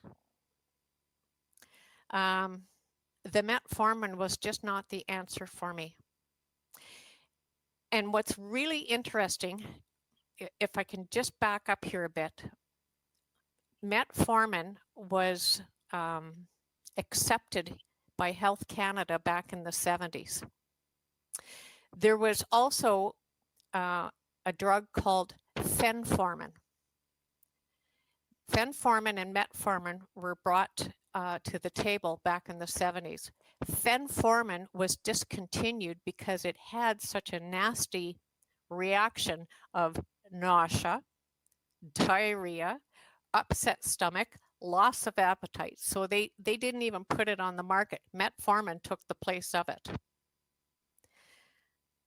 So I'm thinking to myself now, if this was the reaction I had to metformin, how is it better than the fenformin that was actually taken off of the market? So at the end of the day, it is our responsibility as a patient to question, research, and look for alternatives as to what is good for our body. Right, be an advocate and never give up. Oh no. Like I said, anybody that knows me, I push back when the cards are starting to fall. When the chips are down, that I go into survival mode. Now, how long, Deb? Oh, sorry, Deb. I didn't mean to interrupt. No, that's okay. No, I just don't give up. Yes, you can be down and out. And yes, I'm not going to deny I didn't go through a period of feeling sorry for myself because I was feeling so terrible. But you still have to pull up your socks and dust yourself off and get out there and start looking for alternatives. So when was it that you first went to the naturopathic doctor and tried berberine?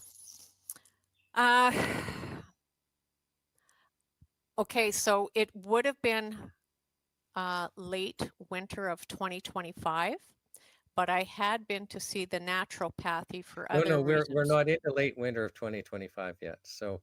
Oh, I mean, sir, early. Well, late 2024 and early part of 2025. Sorry. Okay, so I mean, you've basically been 10 or 11 months of. And how has that 10 to 11 months been different from before? I want to be part of life. I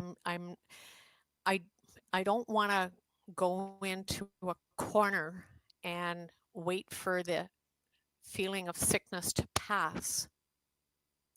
One of the things that's not so good about hypoglycemia is that you can present like a clued out drunk when you have low numbers.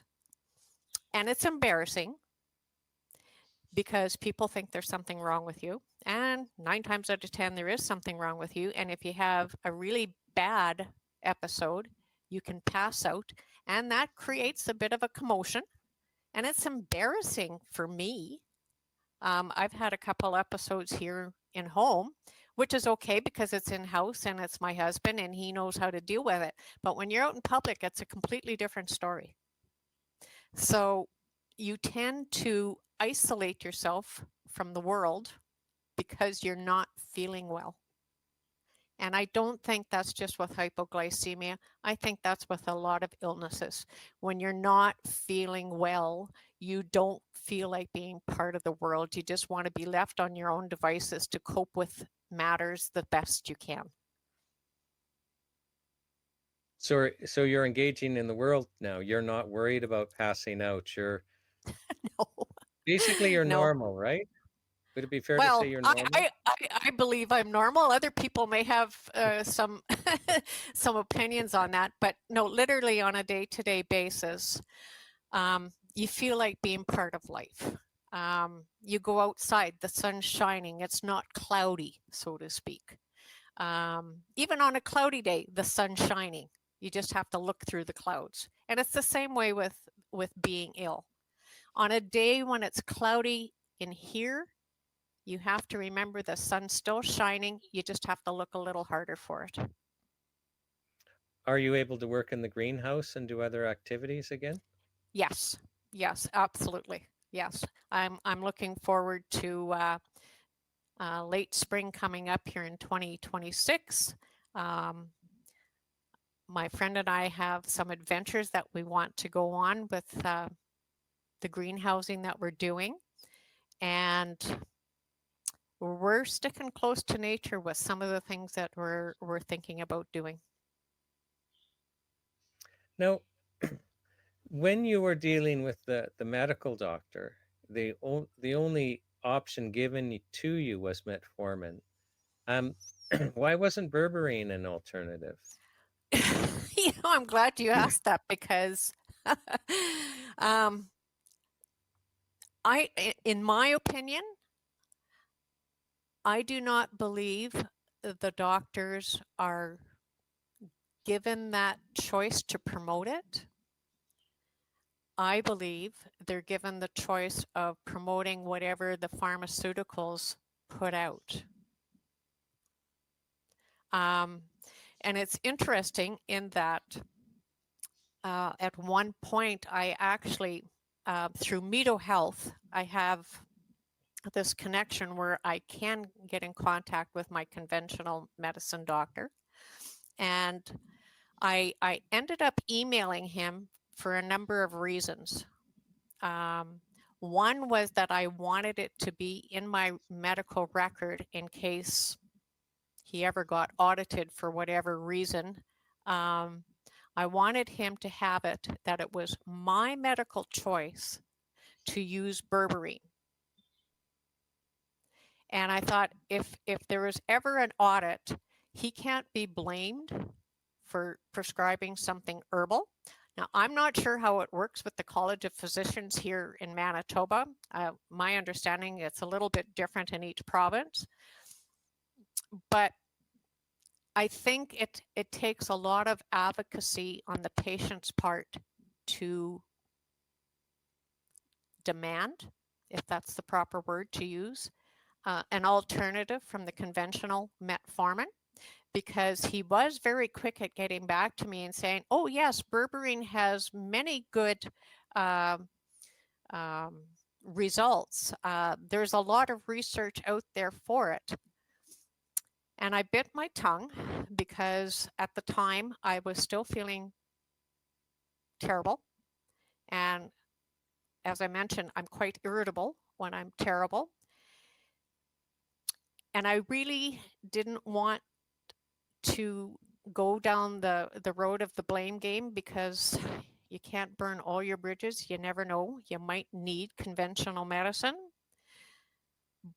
But after I got off the phone with him, I said to my husband, well, if it's well researched and there's positive results, then why wasn't I given this alternative at the same time that I was offered metformin? It could have saved a good year and a half of my life from feeling so miserable. Deb, what would your message be to Canadians that are finding themselves where they want to go and cry because they're suffering and they they don't feel that there's an answer for them? I know. Don't give up. Please don't give up. Your body belongs to you. You have a right to say and put into it what you want to put into it. You have to pull up your socks. And when you're sick, it's really difficult to do. It's a challenge. But do like I was doing. Make a deal with yourself. If you're going to accomplish one thing for the day, push back. We have the right to bodily autonomy. And somehow along the way, we've lost that. And that's why I believe it's so important that we all do what we're doing today, speaking out, letting people know there's hope. There is someone to listen to you.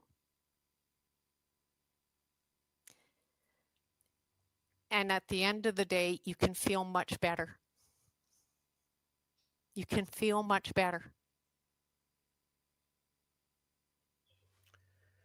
Deb, berberine it's made from herbs. Yes.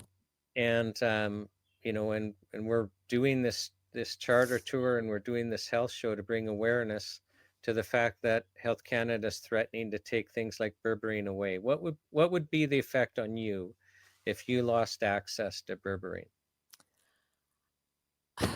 Well, number one, I'd be in panic mode. What do I do now? Number two, I'd have to research to see if there was something in the conventional medicine that wouldn't be as toxic as metformin. But this is not a route and a path that Health Canada should be taking. If they truly are here for the rights of the people, then don't play with any of the herbal medicines and don't sanction anything. Just back off. Just back off.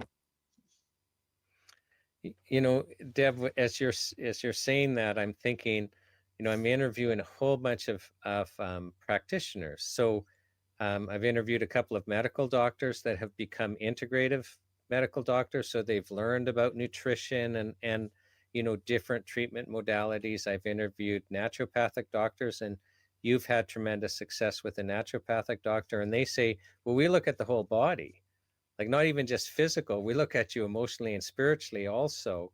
And I'll just tell people, you want to watch the presentation of Dr. Arra, because he,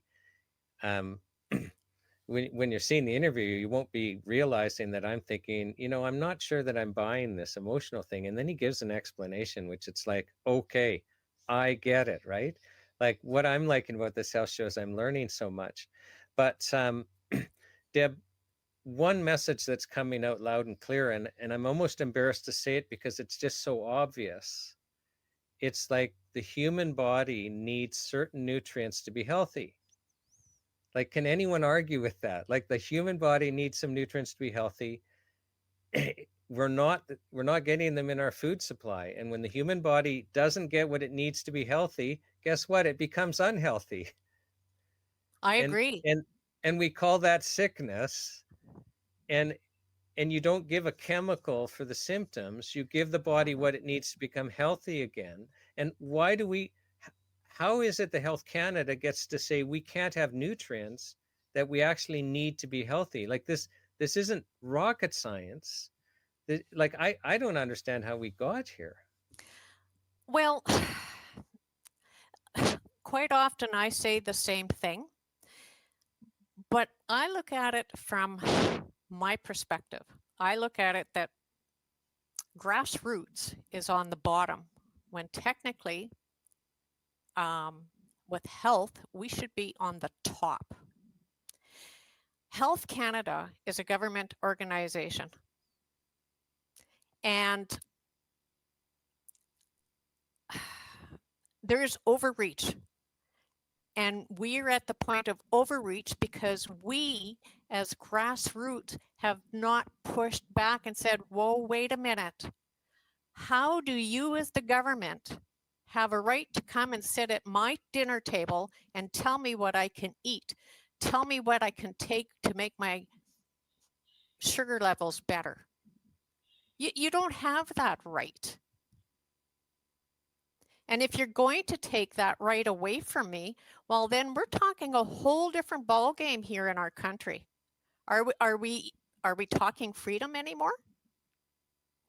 Now, without getting too political, and yet it's going to sound political, Health Canada has to start protecting the people. And in my opinion, not the pharmaceuticals. That's how I believe we got here. I agree with you. At the end of the day, government does not belong in my household. There's just not enough room.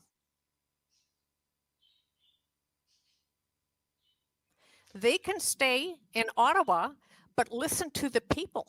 And if it's going to take the transportation of the health charter, then I'm all in.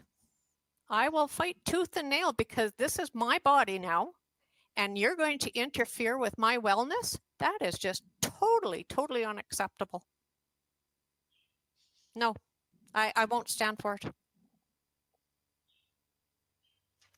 Deb, I hope that every other Canadian feels the same way, because I'm totally perplexed. Like, it, as we're interviewing people, it's just become so clear. Like, we're talking about things the human body needs to be healthy, and nothing can get between us and things that we just need to live healthy. Well, and sorry. No, I mean, please. You know, it brings up another issue. I also use vitamins from True Hope. Best decision ever. Just for general maintenance and well-being of my body. I mean, there was a time when in my bathroom counter, there'd be a dozen bottles of different vitamins that I would try and take to supplement what I thought I was lacking in everyday eating. We've knocked all those bottles down to 2 bottles. And, you know, now I know True Hope has had their tribulations and bridges to cross. And God bless them for taking the stand that they have. And I'm thankful that they're there in place as an alternative. But why is Health Canada so against this unless they're protecting the pharmaceuticals? The answer's out there. It's pretty simple. And it's like you said earlier, why are we treating the symptoms and not the cause? It just doesn't make sense. Now, for what I've gone through is just minimal compared to what many others have gone through in this country. I'm just a little cog in the wheel. But somebody that has some really drastic issues such as depression, bipolarism, or the like, why is the government fighting the alternative? I don't understand it unless they're protecting the pharmaceuticals. That's my opinion. So Deb, just so that people viewing understand, so Deb's referring to a company called True Hope that makes a vitamin mineral supplement where they treat serious health conditions, mental health conditions like bipolar disorder. And Deb and the audience, so just watch for the, we have a presentation by Dr. Bonnie Kaplan, and Dr. Kaplan set up, so in Calgary at Children's Hospital, there is what was called the Behavioral Research Unit. It was a branch of the Faculty of Medicine of the University of Calgary. And she set up and ran that Behavioral Research Unit for about 35 years. So that unit just ran clinical research. And the Alberta government was funding a double-blind clinical trial on this True Hope vitamin supplement you're talking about. So imagine this, people. So the Alberta government is using taxpayer money to fund a double-blind clinical trial run by the Behavioral Research Unit, a branch of the Faculty of Medicine at the University of Calgary, at children's hospitals. And she explained, like, I mean, even though it's a vitamin and mineral supplement, like, you can go to the health food store and buy it as a vitamin and mineral supplement.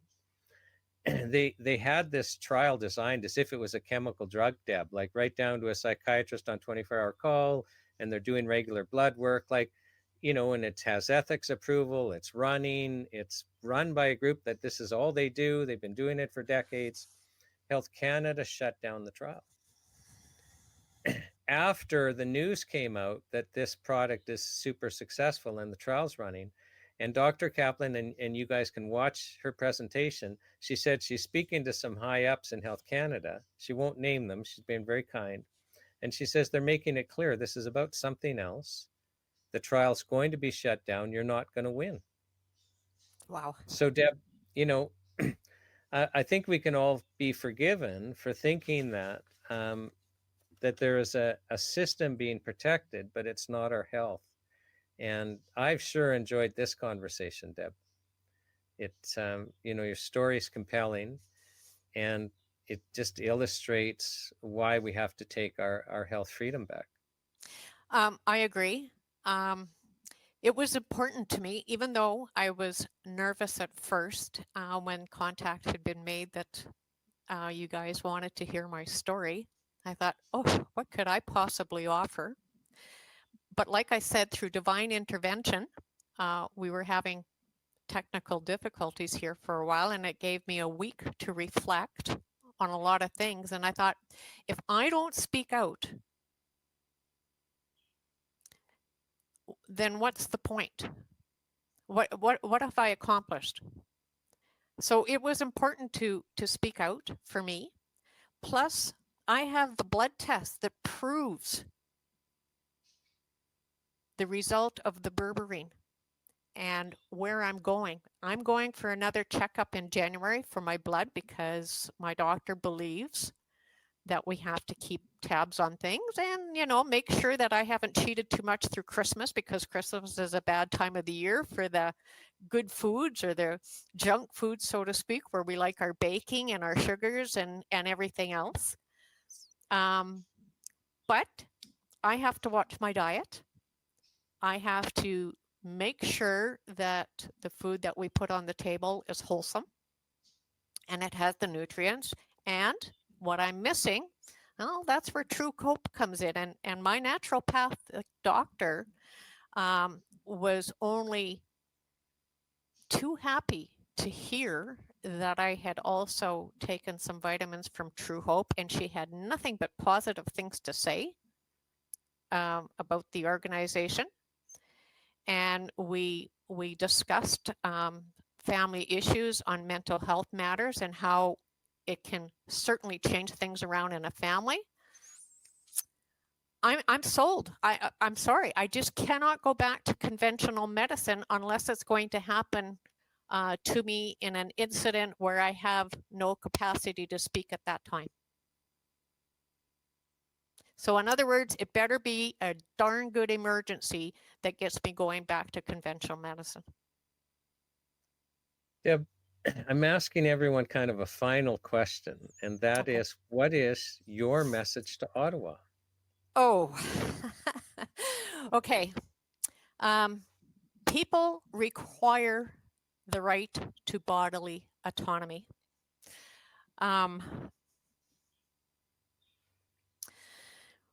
When the government thinks they know better than I do about what my body needs,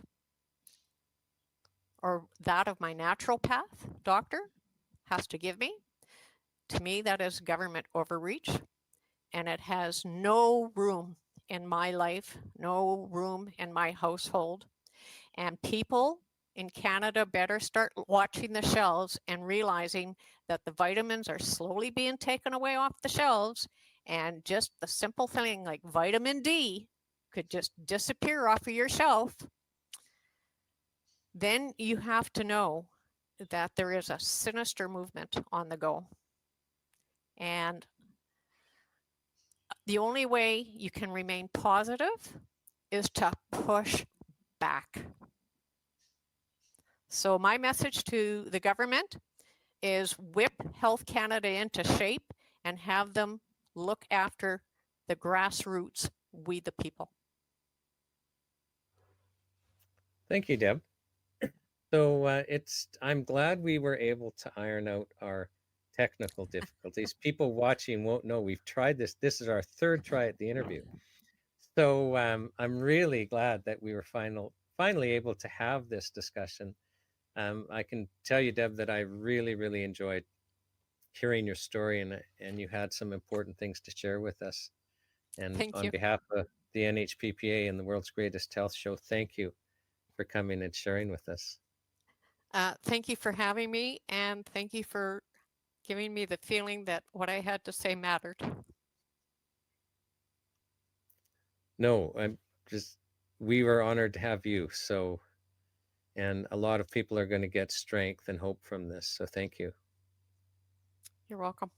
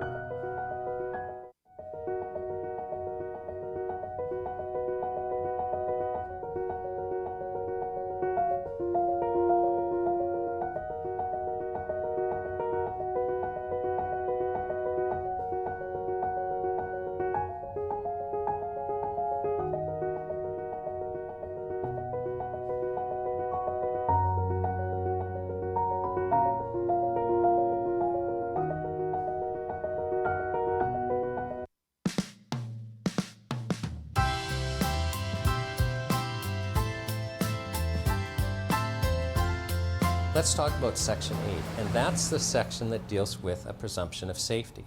So natural health products and the traditional practices and the other low-risk treatment modalities that the Charter regulates are presumed by law to be safe, and the government is only to interfere with them if the government has evidence of harm.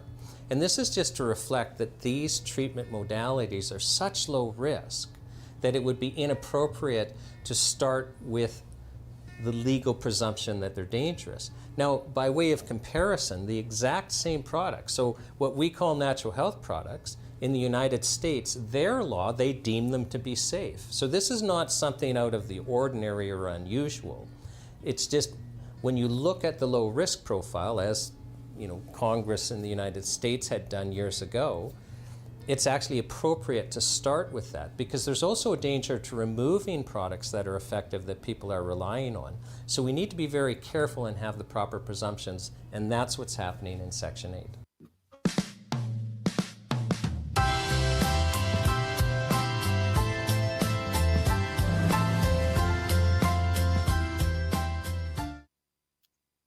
Welcome to the world's greatest health show. My name is Shawn Buckley with the Natural Health Product Protection Association, and I'm very pleased to have with us Dr. Arra.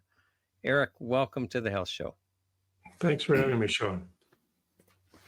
Now, Eric, you are a naturopathic doctor, and can you share with us the education that you went through to become a practicing naturopathic doctor? Well, my personal journey started with a undergraduate degree in cellular molecular biology. I did a year of clinical research in Montreal on potential treatments for HIV, and then entered naturopathic school afterwards. So that was a 4-year program with, for me, a year residency. So right, and you did that in Seattle, is my understanding. That's right. Yeah, Bastyr University in Seattle. Okay. Mm-hmm. So yeah, so that was basically, so your Bachelor of Science, was that a 4-year program? I did a 4-year program. Yeah. And then you did a year of clinical research. That's right. In Montreal with the Clinical Research Institute of Montreal. And then you did, 4 years of study to qualify as a naturopathic doctor. Mm-hmm. And then you did a year of residency, which is where basically you're learning under other naturopathic doctors the practice of naturopathic medicine. That's right. I mean, the last 2 years of the naturopathic program, you are in clinic. The final year, the 4th year, you're what's known as a primary. So you're actually seeing patients and supervised by another naturopathic doctor. And I just wanted a little more experience in a few other areas clinically. So I applied for residency and got in. Right. Okay. Mm-hmm. So basically 10 years of study before you started practicing as a naturopathic doctor. Yeah. I sort of, you say that, I sort of wonder if I was always intended maybe to stay in the ivory tower, but yeah, it was a long time. Yeah. Well, the reason why I asked that, or I point that out, Dr. Arra, is a lot of people in Canada, they don't understand that, naturopathic doctors, traditional Chinese practitioners, homeopathic doctors, and like basically train as much or more than medical doctors. And that's why I'm asking the question and pointing that out is I think it's important for people to understand just how much training goes into becoming a naturopathic doctor. And also, I'm wondering if you can share, what is the practice of naturopathic medicine? How do naturopathic doctors approach healing? Well, in the simplest terms for people who have never heard of naturopathic medicine or are unfamiliar with it, I usually tell them it's like being a family doctor, but instead of using pharmaceuticals or minor surgery, we tend to use more natural products and approach it in a more holistic or unified manner. That's a very sort of thumbnail sketch of it. The whole premise of the practice, like I just alluded to, is holism, right? So when someone comes in with symptoms, they're just that. They're an indication of something deeper occurring in the body, an imbalance. And so my task then becomes, how do I unwind their history, including their lifestyle and habits and the greater sort of environment around them, whether it be just family, social, or literally the physical environment, to understand what is contributing to their symptom picture. So, people will usually have an intake. You come in, and the approach is, okay, we look at the obvious things first. How long have you had these symptoms? Which symptoms you have? Have you tried anything else? So on and so forth. But the idea is to bring together a picture of the person and lay out steps that then can be addressed so you ultimately can achieve lasting resolution of those symptoms. So the practice of naturopathic medicine is based on principles which include first, do no harm, doctor as teacher, food is thy medicine. So they all relate to a natural approach that tends to respect the built-in mechanisms of the body, the natural process of well-being, and what the presence of symptoms actually indicate to that process of well-being.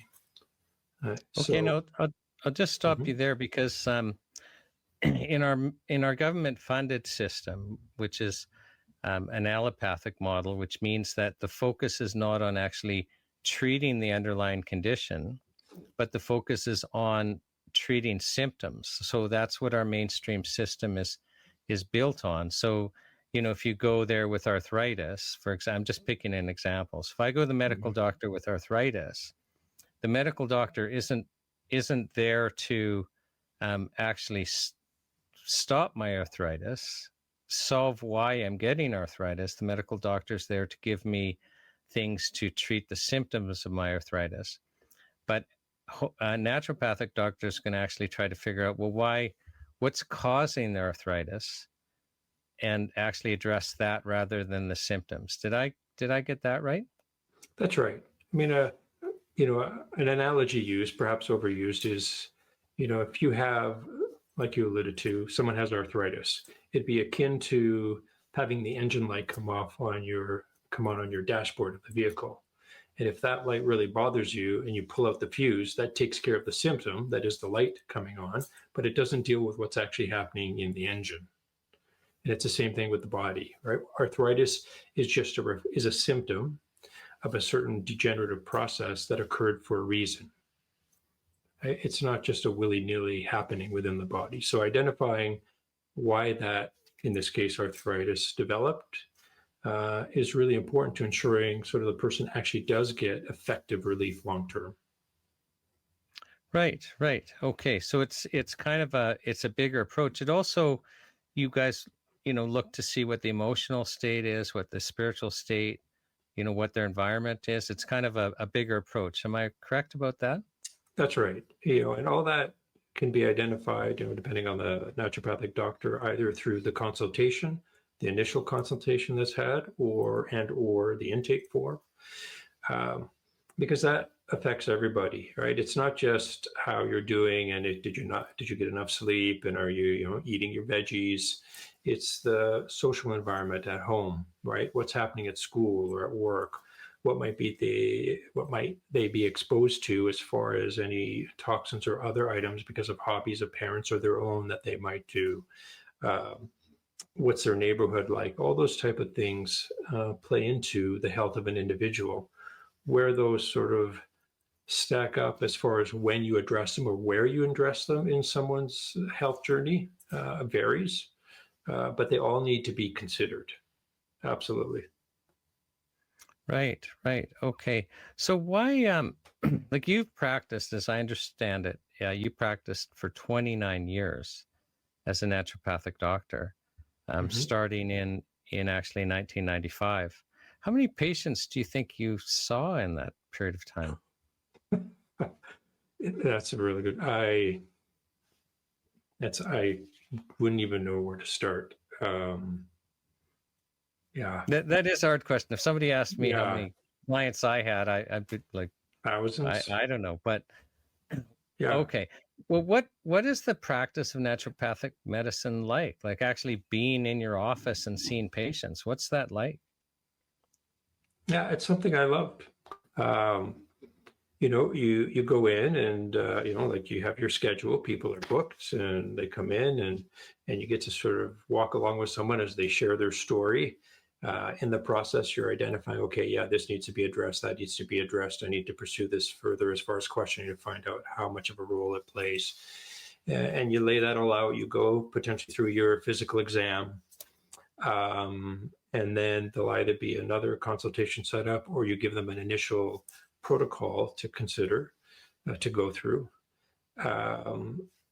So my day would be taken up with initial consultations, follow-up visits, treatments, reviewing, lab and other diagnostic reports, their medical history from their family doctor, or otherwise from, at least here where I am, Alberta Health Services.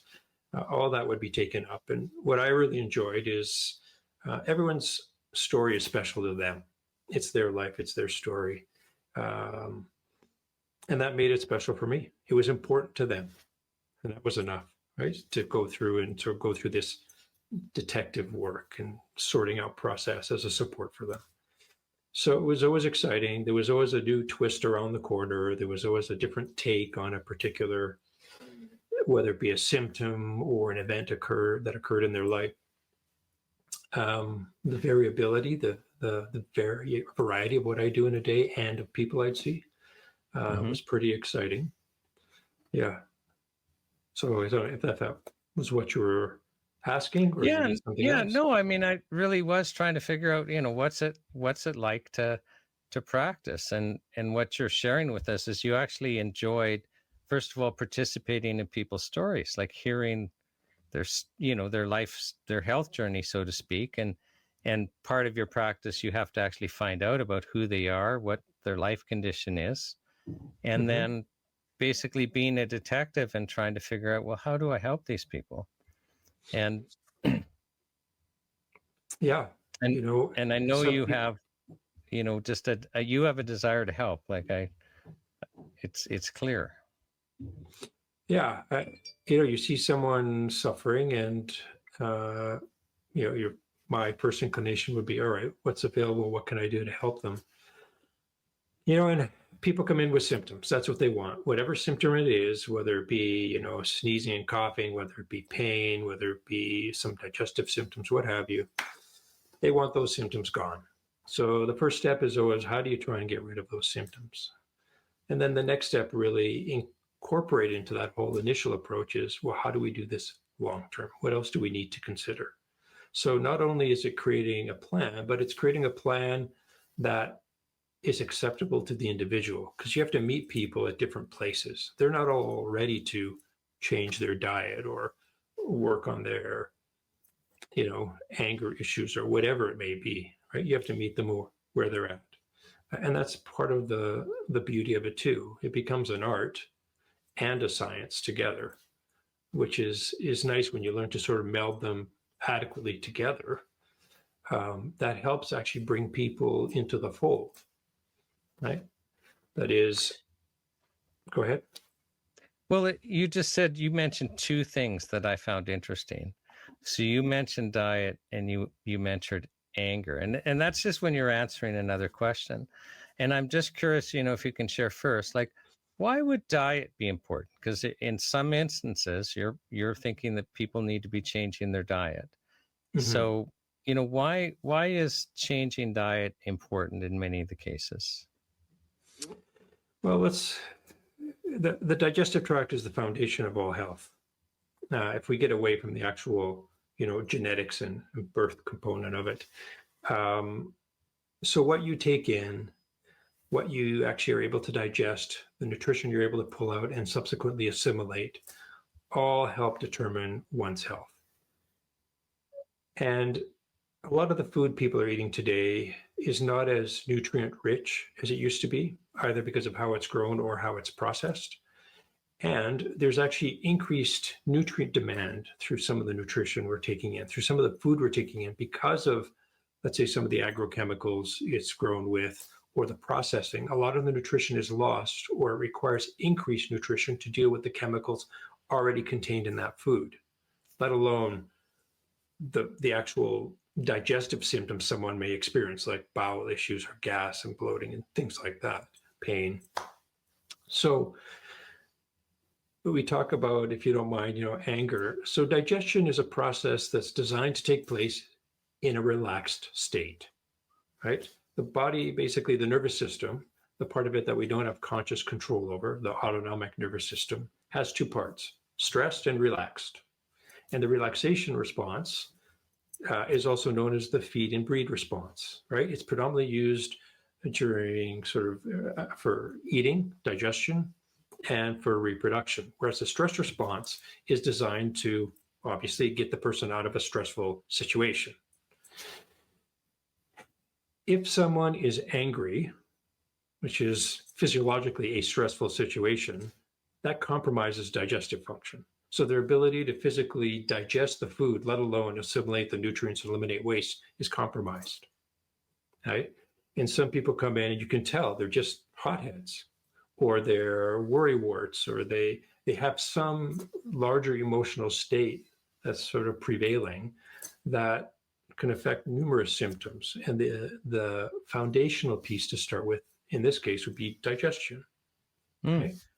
I mean, we could go on and on about digestion and food. That's a long discussion in of itself. But the bottom line is this: we eat effectively to gain nutrients, calories, and electrons. And electrons only come from live food. The older food is, or the more processed, the more deficient it is in electrons, because that's what our body ultimately uses to generate energy. So if you're eating a standard American diet, you know, the SAD diet, your back's already against the wall.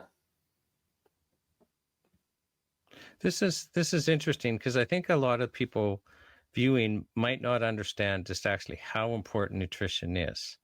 So, and correct me where I'm wrong, but I mean, our body requires, you know, a set amount of nutrition, and the North American diet challenges that for two ways, as I understand what you've said. Is first, the nutrition isn't there anymore in our foods, and second, you know, we have chemicals and processing in that actually may require more nutrients or actually take nutrients from us. And so we're not getting what we need. And that can lead to chronic illness. Yeah. Your body needs basically nutrients, calories, and electrons to stay healthy. Anything that would impede any three of those starts to weaken the organism or our bodies. Right. Okay. And then it was interesting, you were talking, like, because you were, you know, answering a different question, and you basically that some people aren't ready to change their diet or address anger. And I'm thinking, oh, well, what's he talking about anger here? But you actually, so, you know, we don't want to be in fight or flight if we want good digestion. So, you know, basically, if we're in that stress mode, our body is not going to be digesting, and anger puts us in that situation. And then we're not getting the nutrients we need, and that can lead to health conditions. That's right. And it happens more than people are aware of.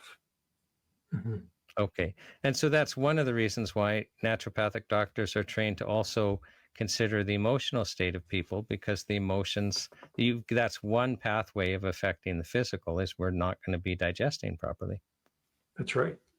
You know, absolutely. And it may not be something the individual doctor themselves deal with, but if they're aware of it, then at least there can be a referral made for someone who can help. Right, right. But it's important to realize the part it does play in one's health picture. Yeah, and I appreciate we're only addressing one, but I actually hadn't thought of, oh yeah, you're not going to be getting the nutrition because you put your body in fight or flight. And when you're running from a saber-toothed tiger, your body's deliberately not digesting. Yeah, it's got other things to worry about. It's focusing otherwhere. Yeah, I mean, it's a normal, healthy function, but if you're locked in that, when you're not running from a saber-toothed tiger, then you're not getting the nutrients, and so that system's being hijacked by your emotion. I hadn't thought of that before. Absolutely. So and that's, sorry to interrupt, but that's where the whole idea of holism comes in. You can't tease apart these individual fibers and threads. They're all related. We just don't understand it that way, but that is the reality. Right. Okay, so I want to ask you about what are the patients that impacted you the most? And I'd asked you that question, before we started recording. So I didn't deliberately ask, what patient, what are your most biggest successes? I asked, what patients impacted you the most, which is different because that can be failures too.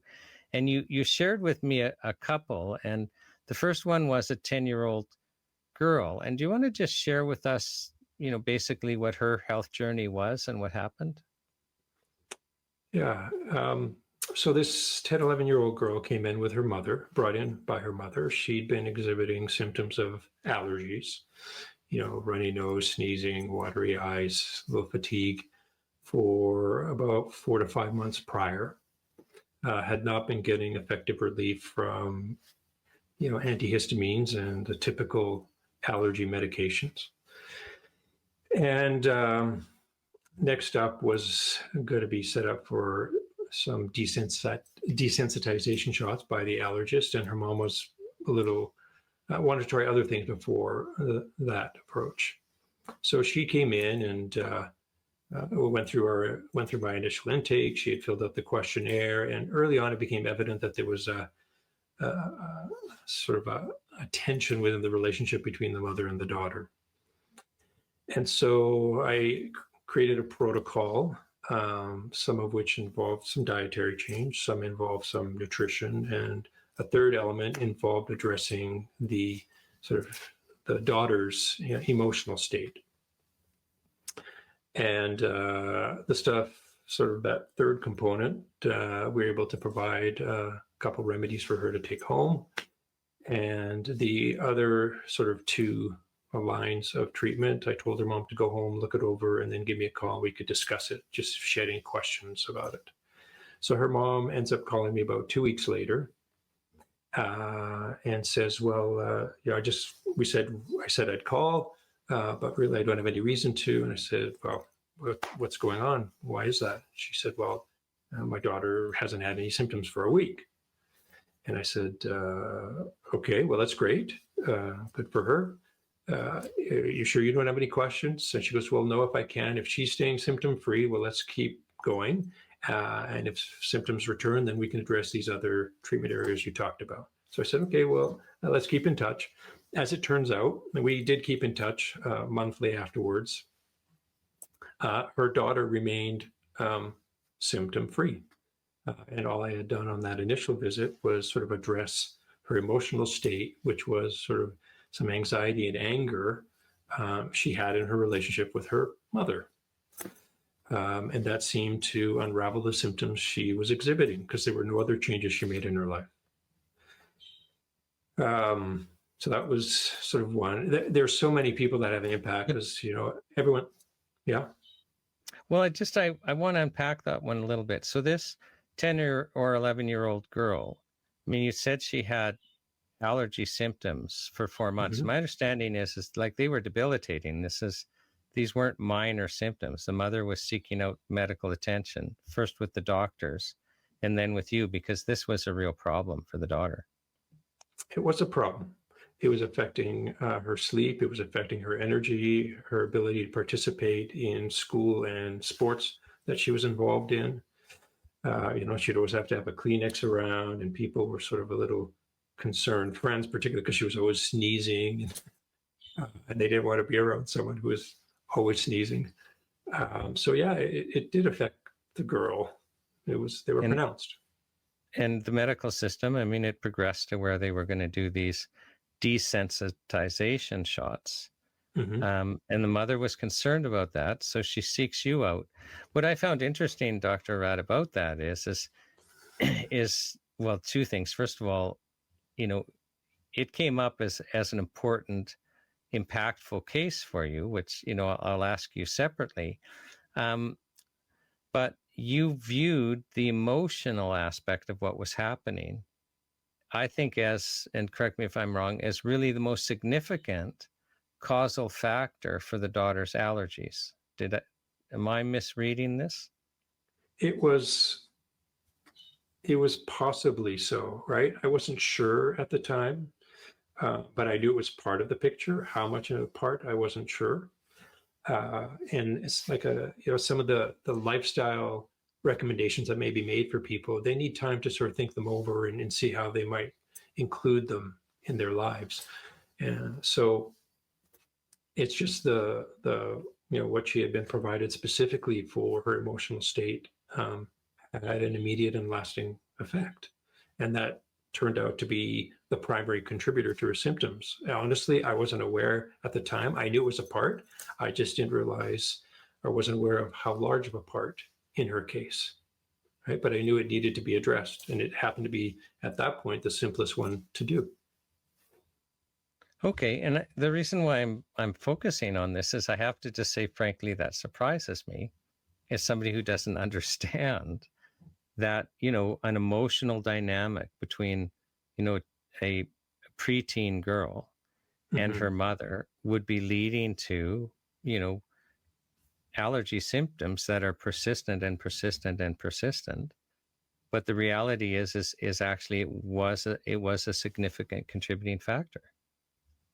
It was. I mean, I don't know if you'd like me to talk about why, in a physical sense, that might be the case. Yeah, please. I have to say I'm a little intrigued by this. Okay. You know, the nervous system in the body, there are basically two nervous systems. I'm simplifying a little bit. One is a part we have conscious control over, allows me to move and talk. And there's a part that I don't have obvious conscious control over, which is digestion and breathing and heart rate and all those other functions that go on in the background. That part, the unconscious part, has two parts to it. The sympathetic nervous system, which is the fight or flight, and the parasympathetic, which some people call the feed and breathe system. If digestion is governed by the parasympathetic, or the feed and breathe, the relaxation response. So, and those two states of the nervous system, stress and relax, don't occur simultaneously. One tends to predominate over the other at any given time. So if someone's predominantly in a stressed state, that compromises digestive function, which means not only do you not break down your food, you're not assimilating nutrients, and you're not effectively eliminating waste. And potentially, if it's strong enough or goes on long enough, it starts to create inflammation in the digestive tract, in the cells of the digestive tract. And in the intestines, if that's pronounced, larger food particles make their way into circulation, which then your body or your immune system in circulation in the blood vessels then need to deal with. They need to grab them and get rid of them because they shouldn't be there. Well, the first major sort of capillary or small vessel bed where the immune system typically resides after the digestive tract is in the lungs and respiratory system. So if there are food particles going in to the bloodstream from digestion and they make their way up into the respiratory system, the immune cells there are going to recognize them and try and get rid of them. And one of the first steps that can oftentimes be stimulated in that response is the allergic response. Histamine is released. So the tension she was exhibiting between that relationship with her mom had been going on long enough for it to affect her digestion and allow sort of these food particles to get in there and stimulate an allergic response in the sort of upper respiratory system. And lower, actually, she had, but. No, and thank you for sharing that. So, and this is an example of the type of thing that, you know, when you're saying you're looking at the holistic approach of how emotions actually affect our physical body. So they have to be taken into consideration when you're trying to kind of do your detective work and get to the bottom of it. So my final question on this case is, it was a case that came to your mind when I asked, you know, what are some of the most impactful cases you had? Why did this one impact you? Because it's, you know, will be one of probably 100,000 or more patients you've had. Why did this girl come to mind for you? You know, it was nothing particularly strange about the consultation. But what really grabbed me was the fact that she had such effective relief with the emotional support. That was one of the first cases, at least the ones that I recall, that really hit that home for me of how much it impacted. I always knew, and that was always addressed, but this was the first time it ended up being so profound, so strong. Right, Yeah. which would reinforce the importance of watching for that when you're trying to help people. Yeah. And it ended up changing the relationship between the mother and daughter, right? And that, in effect, was the long-term resolution of the daughter's symptoms, was improving the nature of that relationship. I have to say, I'm finding this fascinating. You shared another one in answer to the question, share impactful cases, about a boy that was age 5 and had leukemia. Can you share that story with us? Yeah, I had a family. This would have been in, early noughts, 2003, 2004, somewhere around there. They came to me with their 5-year-old son who was diagnosed with leukemia. He wasn't doing well with treatment. Now, obviously, they were concerned for his son. And so they came to me. And I said, well, obviously, this isn't a cancer treatment, but what I can do is look to try and support your son so he receives the therapies well. His body does better with these treatments, tolerating them. And so he was given. Are you referring to, is the child on chemotherapy? Are those the treatments you're referring to? Yeah, that's right. And what were you given kind of the prognosis of what the oncologists were predicting for this child when the child came to you? Yeah, when they came to see me, they told me the prognosis was about 8 to 10 months for him. And so we started a protocol to try and sort of improve not only nutrition in his body, but also to try and improve his tolerance of the chemo medications. He ended up living about a year and a half, just over a year and a half, ended up passing. And in his passing, nobody obviously wants to see a child die, and no parent should have to suffer their child passing before them. But it really, for me, was a reflection of, all right, well, it caused me to reflect on my practice and what I do, and did I need to improve or in any way or grow from it. So it really, it helped me as a practitioner as far as what else I would use with people who would come to me with cancer. There was a time where I ended up supporting quite a few people with cancer. I ended up just turning away from it because it was like banging your head against the wall in dealing with the cancer centers. They were unsupportive of people receiving any other treatments or support. And so it ended up creating too much work for me and anxiety for the patients to try and be their own middleman between, myself and the cancer centers, even though I tried to initiate communication to co-manage a patient, but that was never well received. But beyond that, it did change how I approached people, and all people, not just with cancer, but with all their symptoms. Yeah. Because like I said, everyone's life is their own story, and it's important to them. And that it is enough to make it sort of important to me. I would expect the same for me. My life is important to me. Okay? You may not understand it, you may not know, but people coming in and sort of putting their trust in me, that's a special relationship. That's a special ask. Yeah, just I think that's one of the reasons why I asked you the earlier question, what's it like to be a naturopathic doctor? And you're sharing something really important. So it's a heavy burden because people are coming to you who are suffering. Like often they're really suffering, and they're placing trust in you to help them. And you take that on personally, is what you're sharing with us. Yeah, I don't know that I would see it as a burden. I just saw it as, I just realized how important it was being given that. Everyone has their own way of dealing with responsibilities provided to them. That was just what I did.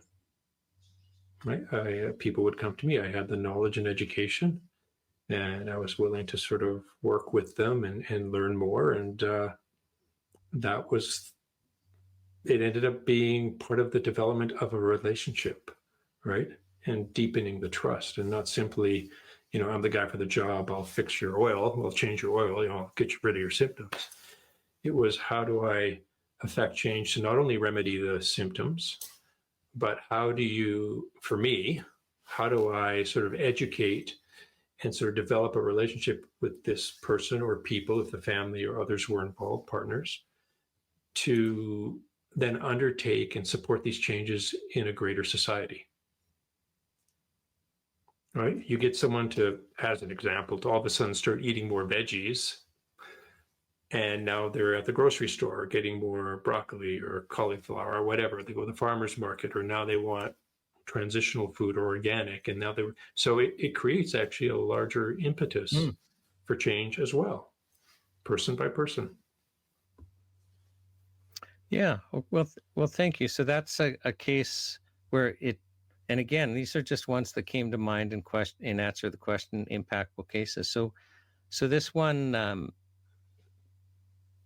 you know, you just kind of understood, or it just impacted you on your relationship as a healer in helping people through their journeys, and just being the best, I guess, naturopathic doctor that you can be. It was just part of your journey. Yes. Okay. Yeah. You also shared with me an interesting story about a nurse who was 60 when she came to see you. Can you share that story with us? And yeah, there was a nurse who came to see me with tremors. Tremors she'd had developing for at least sort of 7 to 8 years. Hadn't been able to get rid of them. There was no particular diagnosis, idiopathic tremors, and which basically means that she has tremors for reasons we don't know. And she was looking for an answer because she was let go of her job. She really enjoyed nursing and also needed the income. So we went through the intake and her history and sort of what I identified, because we went through everything she had tried and her symptoms and how they evolved and the different specialists she'd seen and treatments. And I said, well, one of the areas, so one of the things here in your intake that it identifies is you have a significant history of amalgam or mercury fillings in your mouth. Mercury is known to contribute to neurological symptoms. At the very least, let's test for it and see if it might be something to consider. So we did a test. It turned out her tissue mercury levels were significantly higher than average. So we talked about it, and she decided to pursue a treatment to remove mercury. So we did some chelation therapy, IV, oral, and sort of some IV nutrient replacement. And her symptoms began to resolve within about 3.5, 4 months, were completely gone after about 8 months. And after subsequent testing of mercury levels, they were found to be well within the normal range. She was symptom-free and able to return fully back to work. so let's just, I just want to make sure I understand that. So she's her job is a nurse. She's 60 years old. How many years had she been suffering with this? She claimed at the time the symptoms had been there for about 7 to 8 years. Okay. And so she's clearly exhausted the medical system. So for 7 or 8 years, she's trying to find an answer, including, she's seen specialists, I assume a neurologist or two. Yeah. Yeah. And she at the time had been slowly having the responsibility at work reduced. So she enjoyed being with patients, and ultimately they ended up putting her in a sort of a smaller administrative role, which she wasn't particularly happy with. And then after that, she was removed from the position because she couldn't even write due to her tremors. Okay, so this is significant. I mean, when you say tremors, that could mean almost anything, but we're literally talking somebody who couldn't do bedside nursing because of them, and then couldn't even write at the end. So she's disabled. Yeah, she lost her job. Yeah. Okay. So this is, I imagine it would have been, significantly impacting her personal life also, not just her work life. Yeah.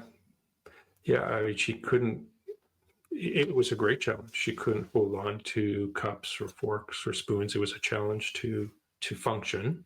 Fortunately, she had a partner that supported her through that, but her symptoms weren't getting better, and obviously she was getting desperate.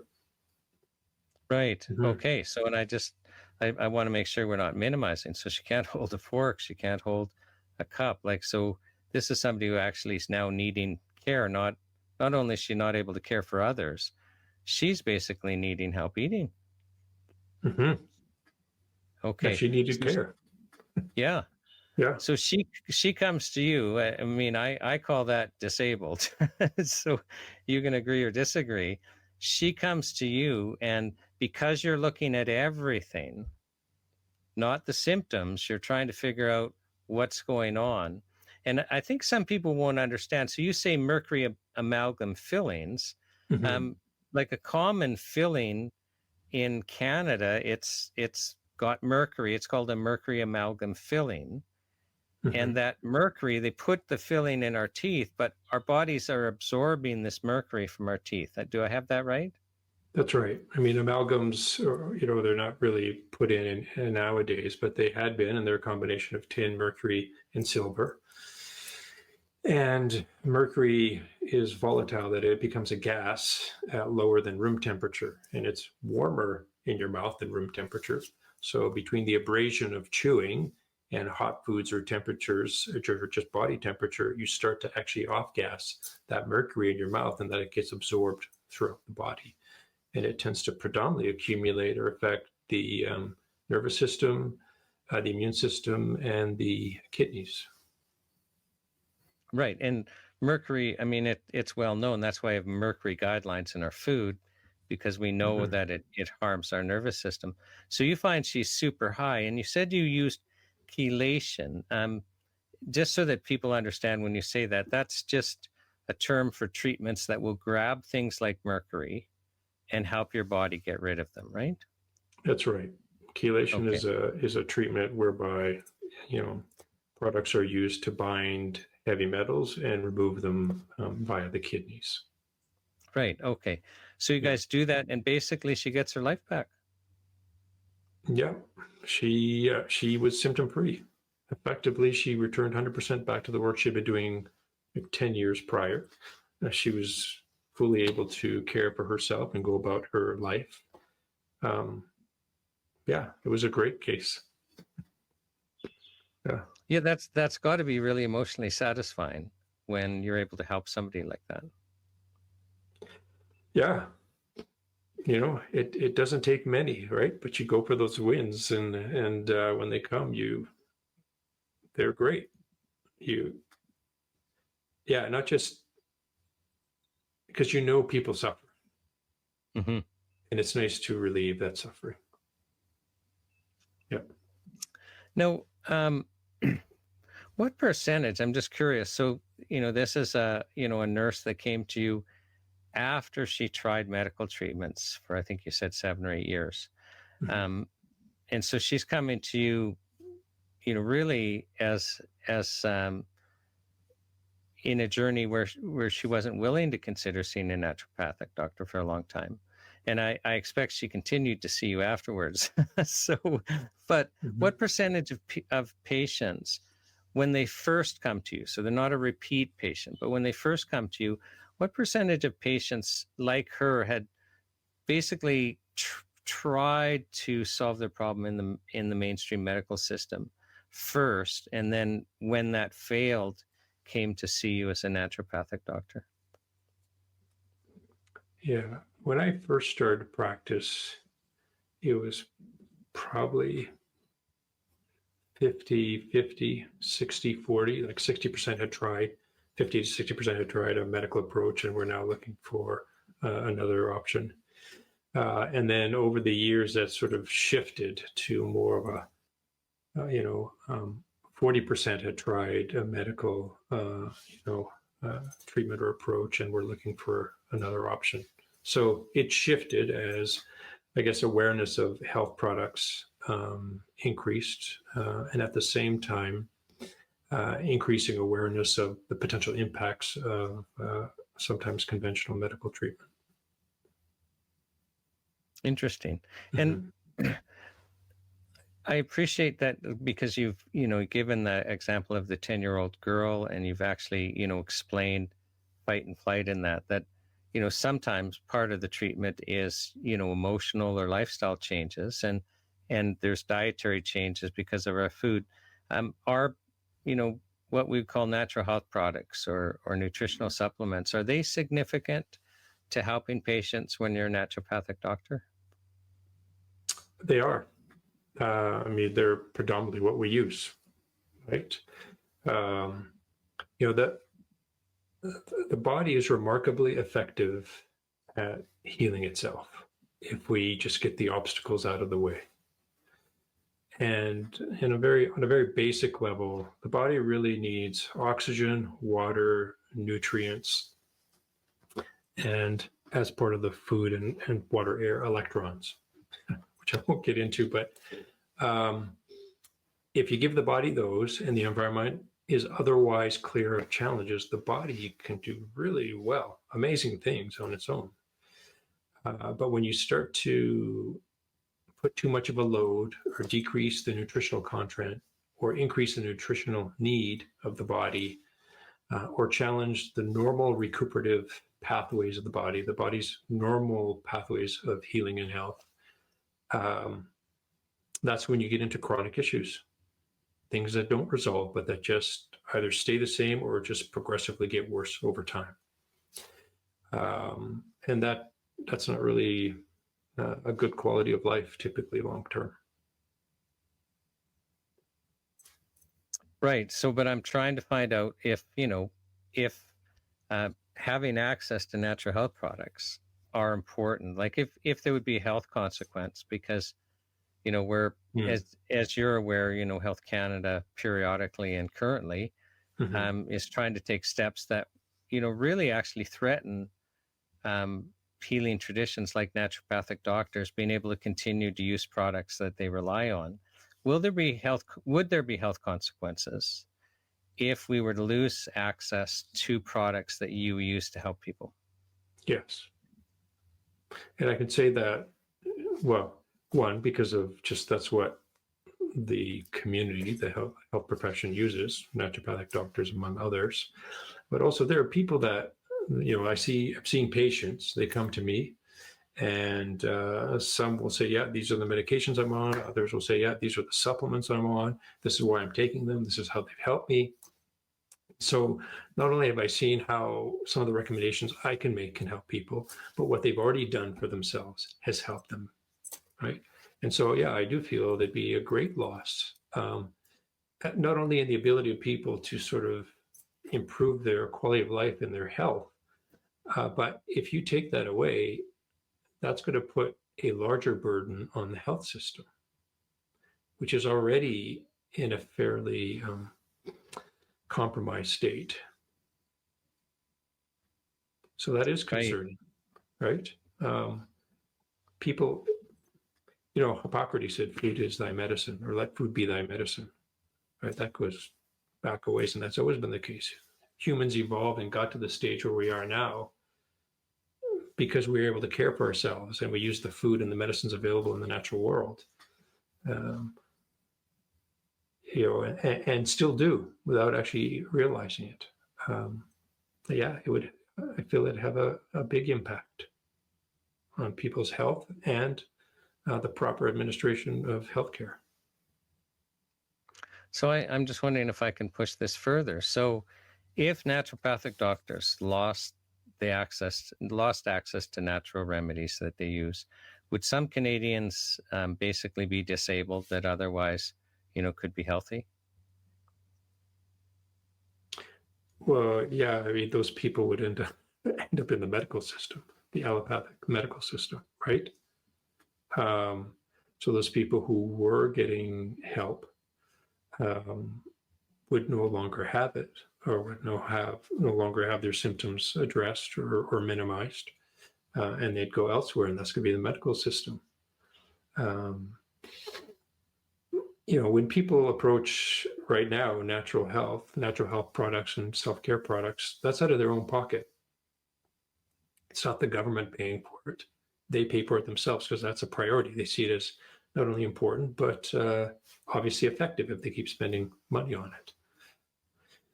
And so losing it rids that sort of agency for people over their own health care and puts a much greater demand on the current system, which is not meeting demand. So it's not an optimal situation at all. You know, actually, it's quite compromising to everybody. And if anything, there should be greater access to those things. If the government were really concerned about the welfare of its society, particularly with relation to health, they would look to put legislation in that would improve the quality of the food that we get, that would improve access to natural products and self-care, and allow people to make those reasonable, rational decisions for themselves. Yeah.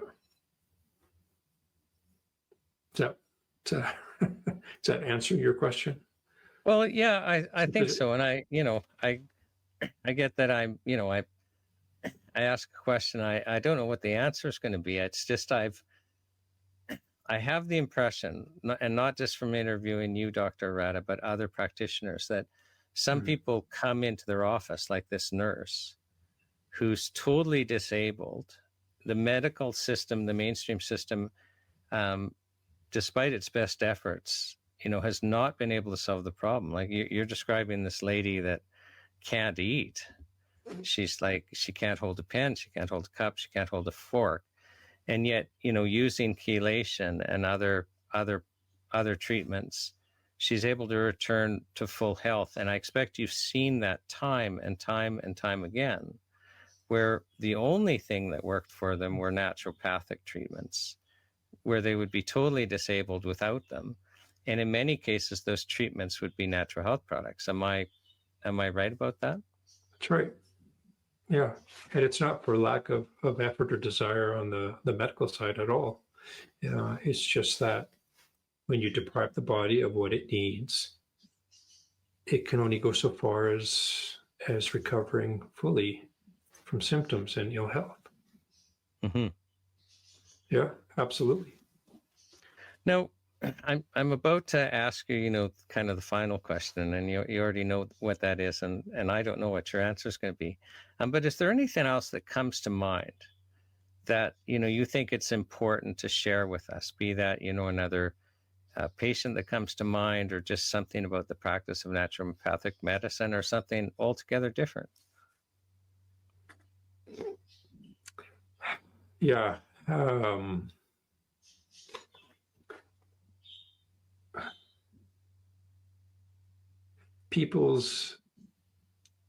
So my particular perspective, and I was planning to go into allopathic medicine. That was my life's path. I'd written my MCAT, I'd done what I need to do. It's just somehow when I was, in my bachelor's of being educated, some parts just weren't making sense. So when it comes to what I've realized then is in that time that people need natural health products and quality food to maintain health. We want to get away from a sick care system and actually allow our healthcare dollars to function optimally, which is a large line item in both the provincial budget and what's available federally. Natural health products and certain healthcare products need to be made available to people. People inherently know, a lot of people inherently know that that's what's best of them and for their body, which is why they pursue it. And it's such a large and growing industry. And the other part of that is when it comes to, let's say, concerns around the safety of healthcare products. Humans have been using natural health products, herbal products related ever since we've been around. And of late, with the commercialization of it, there have actually been very few significant concerns related to the use of those products. When you look at products that have been either labeled correctly, as they should have been by regulation, and used properly, right? Outside of that, when you look at sort of, what's known as polypharmacy or iatrogenic effects. So polypharmacy is people on multiple pharmaceutical medications, and iatrogenic is basically hospital caused or physician caused issues. Those are a remarkable contributor to hospital admissions and clinic admissions, which has a significant dollar amount associated with those.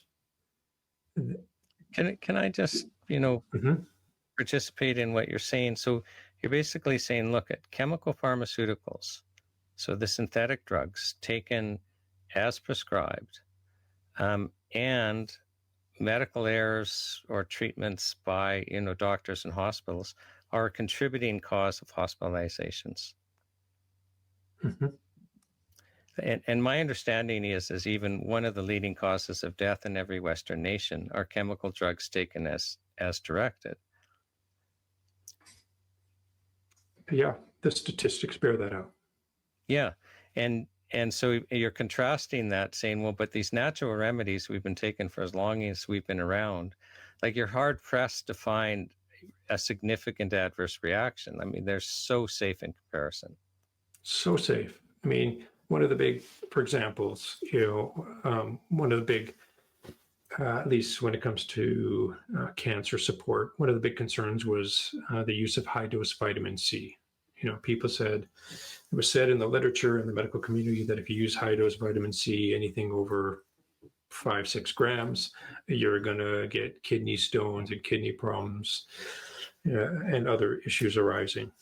And that has never borne out in the literature in amounts given IV upwards of 100 grams.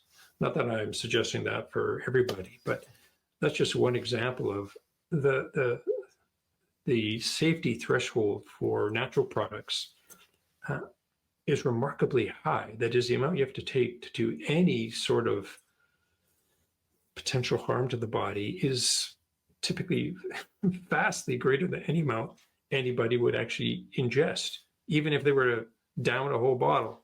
Again, not that I'm espousing that, and I'm not trying to be fantastical, but the safety profile of these products is remarkably high. It's so good. Yeah, every now and then you're going to get a batch, for example, that was mislabeled, or some company that's producing, poor quality stuff. Yeah, that's commercialization, right? People want to make a buck and it's not right, or always right, right? But if you label it properly and you follow regulations, you know what? They're very safe and can be quite effective and help sort of. Anyways, go ahead. Well, I just, you're talking about that, and I know that too, because I've been in kind of the regulation of drugs for my legal career of 30 years. Mm-hmm. Dr. Arra, what frustrates me and why I was asking you the question, would literally losing these products lead to disability is, Health Canada will go risk. And I've always viewed it as a paper tiger, because it's just, there's peanut butter is more dangerous than all of the natural health products on the market, because peanut butter demonstrably causes a number of deaths each year in Canada, but we're hard pressed to, I've never seen a credible case of a death caused by a natural health product in Canada. And it doesn't mean that there aren't any, but it means they're so few and far between that we can't even see the safety signal. And more of lightning kills a number of us each year. So the whole industry is safer than lightning. And the last time I saw a risk analysis, lightning is 14 times more dangerous, and we're 14 times more likely to be struck by lightning than killed by a natural health product. And that risk analysis person had to use statistics from other country, because it was Professor Ron Law from New Zealand couldn't find a death in Canada documented by an NHP at the time. So we've got all this risk that isn't there, but Health Canada never looks into the benefits. That's right. And if we want, so let's say there are risks. Well, okay, let's realistically address what they are. But to get good health outcomes, we also have to look at the benefits. If we just say we're going to regulate the risk away, we actually create risks if there's a whole bunch of benefits and we take the benefits away. That's the real risk. That's what frustrates me. The real pressing risk, and why I was asking you, is there a risk of taking the products away? The real pressing risk is taking away the benefits because they're just so pronounced and so life-changing. And yet, because we refuse to look at the benefits, it's illegal to share. It's illegal for you as a doctor, because you're not practicing anymore, by the way. So Health Canada and college, you can't go after Dr. Arra. But, you know, I defend people that health for 30 years, you know, half my legal practice has been running interference when Health Canada is attacking primarily manufacturers, but also practitioners. I would be hard pressed to find a single case where the real issue was that the person, you know, was sharing truthful health information of benefit. So it's illegal to talk about these benefits. We have to hide the benefits so that we can't actually arrive at what's going to be the best health outcomes when we regulate. Yeah, that's right. You know, we keep looking at, you know, the safety of a product and protecting the public from a product. What about the benefits? And the benefits typically will greatly outweigh any risk attributed to it. What about the benefits people get from having symptom relief, from not accessing the healthcare system? I mean, from improving their quality of life over, like you alluded to, you know, imagined or minuscule, if at all, existent risk. It's it's an imbalanced discussion and appraisal.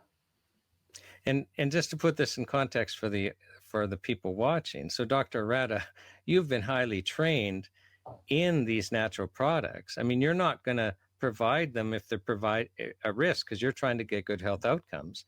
And you've used them for 29 years of practice, and you haven't seen the risks. So, I mean, you're really speaking as an expert with experience. Wait a second, I see benefits. I have to assess any risks in my practice, and they're just really not there. No, I mean, if we were using products that were risky, if I was using products that were risky or had been, I wouldn't have a practice, right? Bad review is much stronger than a good review. So, yeah, it's unfortunate, and I feel personally very misguided. Yeah, there's more we could say about that. It is unfortunate that this is even actually an issue. If anything, we should focus a stronger light on the pharmaceutical approach and approval process if we're concerned about safety for the population. It is a double standard, isn't it? It's clearly a double standard. Yeah. Right. And not to say pharmaceuticals aren't useful and have their place. I'm not saying that at all. But what I'm saying is it's an unlevel playing field. So, Dr. Arra, my final question to you is what is your message to Ottawa? My message would be repeal sort of Division 31 and allow natural health products and self-care products for people, and consider enacting or adopting something like the Health Charter of Freedoms.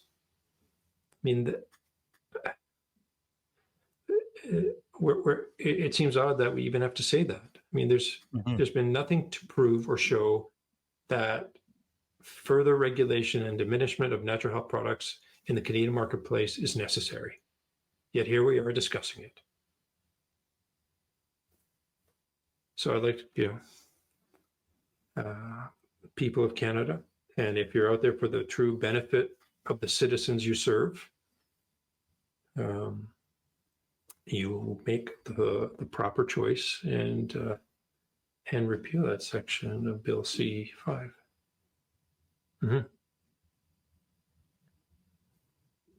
Dr. Arra, I sincerely appreciate you coming and sharing with us. And I have to say, I've been fascinated by the conversation.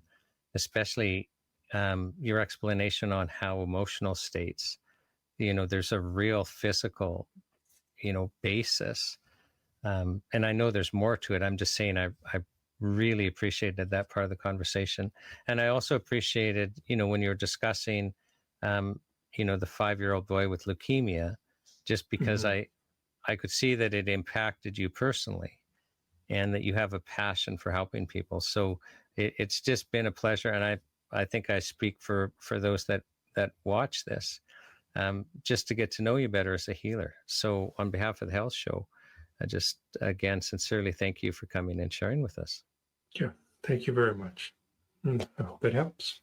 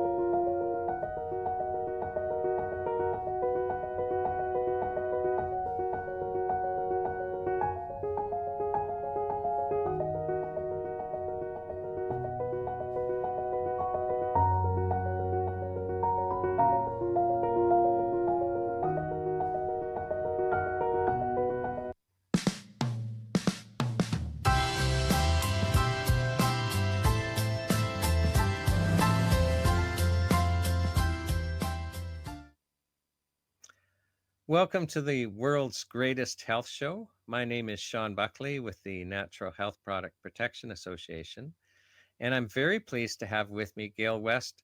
Gail, welcome to the Health Show. Thank you so much for having me, Shawn. This is exciting, and all the work that you're doing. Well, we're excited actually to hear your story. So I can tell you that as we've been interviewing people, we've been absolutely blown away. There's something about hearing people just share their stories for the rest of us to hear. I mean, I think we're naturally storytellers and we like to hear stories. And it's so important. It's so important for others to understand that there's hope if they're still suffering. And your story is very compelling. Like, there was a lot of suffering. Yeah. So I'm going to just make you a little bigger on the screen. So do you want to just kind of maybe start when you were a kid, because you had a lot of trouble at the beginning and that led to trouble later on. So do you want to share your story? Yeah. Thank you, Shawn. Yeah. As a kid, I started having a lot of health issues, probably around 7 years old. And, you go to the doctors and it was issues with bladder. And so a lot of infections all the time and antibiotics. So I would be put on courses of antibiotics for 3 months at a time. And then they decided that they were going to do some different procedures to try and alleviate the problem, to get to the root of it. And so I'd go and stay in the hospital for a week at a time. And, that was a long, long time ago. I'm 63 now. How old are you when this is happening, Gail? About 7 years old. Oh, that had to be quite traumatic. Yeah. And, I was just saying to my daughter that, back then, as I'm 63 now, you were dropped off at the hospital door by your parents. And that was protocol. And you were hospitalized for however long it took. So there wasn't phone calls. There wasn't, daily visits from your parents. And so you were, you had other people that were on that floor, but again, as a kid, you go to your room and that's where you stay and you go in and out of these procedures. And then when it was time to come home, your parents picked you up at the door, and it was just crazy because you know, certainly you weren't asking any questions. You just simply did whatever, you know, you were told, of course, and then you went in and out of the procedures. So yeah, it was crazy. And that was probably done about 4 times. What exactly was the sicknesses that you were experiencing when you were so young? Because 3 months So on antibiotics is the example you gave. That's a long time right. to be on So antibiotics. yeah, I would go on them for a little while and then it didn't work. So really my bladder just wouldn't drain properly. So therefore whatever didn't drain backed up, and infections, you know, were just there. So it was a repetitive deal. And so they just said, okay, let's go in and see if we can stretch those tubes. So they would go in and insert like a hard plastic tube at the beginning of my hospital stay. And then before I left, they would remove it and to see if that had stretched it enough. And then we would go again and try and get through all the different antibiotics and that kind of stuff to see if it actually worked.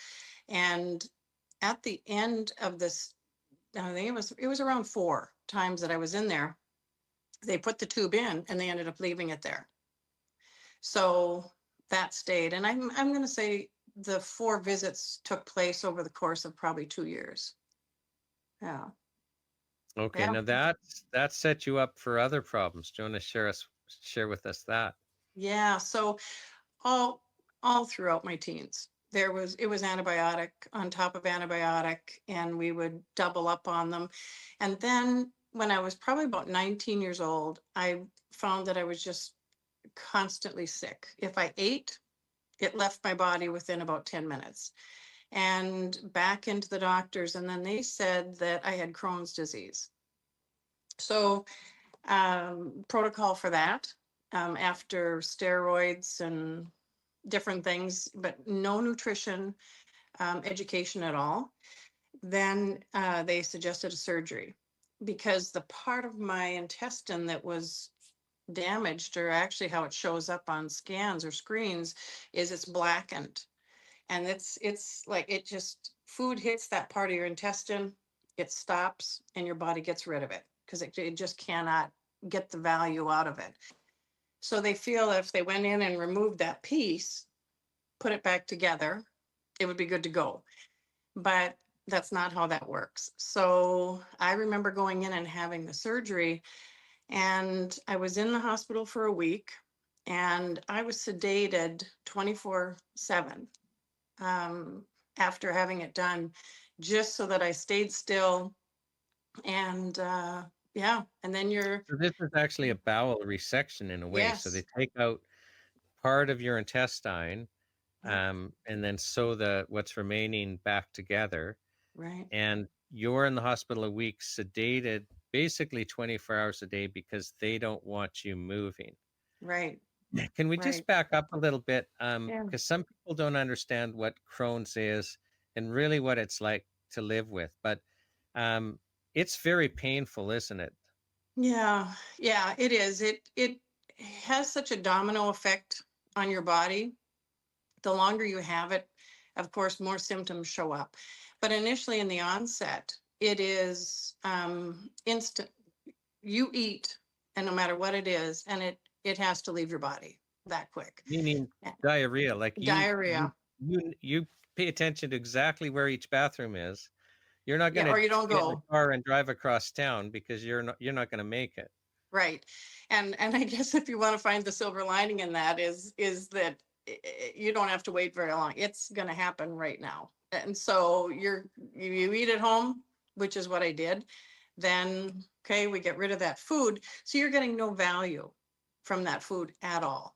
It's gone. And meanwhile, your body just starts to, you know, weird itself out in all other areas as well. You don't have the nutrition there. So yeah, it's painful. You know, you go on steroids, which is what they put me on for a while, which then just, so during all this too, I had lost so much weight. Like I probably was down 45 pounds, and which left me very thin. And You're a then young woman at this time when they have the surgery. How old are you? I'm 63 now. I had it when I was 22. Okay, so you're a young woman. You're basically disabled at 22. Yes. Yeah. And at the time, I had my third child by the time I was 23. And so, you know, all that stuff happening in there as well. And you've got to look after, you know, kids, work a job. And, you know, at the time, you just don't realize how much you've worn your body down. It is, you're going on fumes all the time. So, yeah, it's a rough way to go, but it becomes the new normal, you know, and you try another drug. And at the time, I didn't know anything about alternative medicine or any other options. And so it's another prescription and more antibiotics. And so all you're doing is, okay, if you're lethargic, let's try and bring that up. So a steroid's going to do several other things for you. But then there's all the other side effects to that. So one day I just woke up and went, what am I doing all this for? This is crazy. It's putting me backwards, and I can't afford that anymore. So, yeah. So how, because my understanding is at some point you moved to the United States, and that's when things start to change. When did you move to the United States? I've been here now for 36 years. Okay, so Yeah. 36 years ago, you moved to the United States. Yeah. You're doing everything the medical doctors are telling you to do. Right. Right. But And still no nutrition training, you know? but you're doing everything the medical doctors are telling you to do. Yes, for Right? sure. Yeah, But for tell sure. me why it's annoying you that there was no nutrition training. Well, because that's key. That's absolutely, that's foundational. Without that, you have nothing. And so I went from constantly sick, like you didn't think you could go and Well, go to the let's not bathroom get there anymore. yet. I Yeah. wanna people to understand when you move to the States and it continues, right? Like Yeah. chronic diarrhea, chronic malnourishment because everything's leaving you. What did you look like physically? Dark under the eyes. I just looked at some pictures the other day and I was so dark under the eyes. I mean, my face was so hollowed out. I really looked very anorexic. What about your stomach? At the time, it was over time, it starts to just get bigger. Because again, everything happens in the stomach, for the better, for the worse. And so initially, I mean, you know, the old saying, you could spit through her, that was it. I was that thin. And then over time, your body starts to flip and say, I just can't anymore. So then the weight started to come on, the inflammation, and my stomach was out, at least looking like I was about 6 months pregnant. Okay, so you're skinny as a rail because you're malnourished, but you've got the distended stomach that actually comes with chronic malnourishment. Right, right. Like when you watch age videos in Africa and stuff like that, these people that are clearly dying of hunger, but they have extended stomachs. That's you. Yes. Yeah, exactly. Okay. So Yep. you're in starvation because you can't keep food down, despite Right. doing everything the medical doctors are telling you to do, including taking steroids. Right. The steroids was just such a volatile way to go when my body was already so degraded. When I took the steroids, I honestly didn't know what hit me. I thought this absolutely can't happen. You know, it was crazy how ill they made me. Okay. How were you doing emotionally and spiritually at the time? There was nothing spiritually. Let's just go with that. This was about existing. This was about getting up in the morning, doing what I absolutely had to do, and trying to function. But you're not leading a full life. It's not like you have a social life, you know, it's not like you're looking to climb up the ladder, if you're in a corporate position. None of that. This is about existing. And it's one of those things where you just don't realize how ill you have become, because it's gone on for so long that what does a normal life even look like anymore? So, yeah. Right. And the medical doctors have no solution. No, there was nothing else, Shawn. When I went back to them and said, okay, we did the surgery, the drugs, the rest of it. Okay, what's my next plan? And I honestly thought I was going to get an answer. And they had nothing. I mean, I was in seeing specialists. This was in Winnipeg. This was when I moved to Minnesota. There was nothing there for me. So yeah, Okay. you then are on your own. So when you came across a chiropractor, can you Yeah. tell us about that journey? So a dear friend of mine in Minnesota was going through cancer treatments, and he also had the foresight to look for an alternative doctor. And this is a doctor that's in Minnesota that I have seen probably now for 34 years. And he is the first doctor that spoke to me about nutrition. And so I remember him sitting down and as chiropractic kinesiologist, and he drew diagrams and he said, okay, so this is what's happening to you. And this is what we're going to do to calm it all down. To him, it was just another day in the office. It was common knowledge to him. What was that Yeah. like as the person who was being told there was no answer with the medical community to actually sit down with then this chiropractor doctor who, as you're saying, it's another day in the office. Oh yeah, okay, here's what's wrong and here's how we solve it. Like, Yeah. how are you processing this? Because it had to be an interesting mental experience. I honestly, I didn't believe it. I didn't believe it. I trusted my friend that sent me there. The doctor seemed great. He had an answer, but I'm still sitting there thinking, okay, I guess this is just what I'll try next. But I did not comprehend how critical it was to get the nutrition and to find out how to take the layers of this illness away. Okay, so tell us what he had you do and what happened with this. Yeah. So he tested my body and then he said, okay, so there'll be no more gluten, yeast, dairy, or sugar. There. That's what we're doing. And so now you're just going to look at a label. So really what that meant, to keep it simple, was you're going to go and get some organic meat, not processed. You're going to eat some actual whole fruit.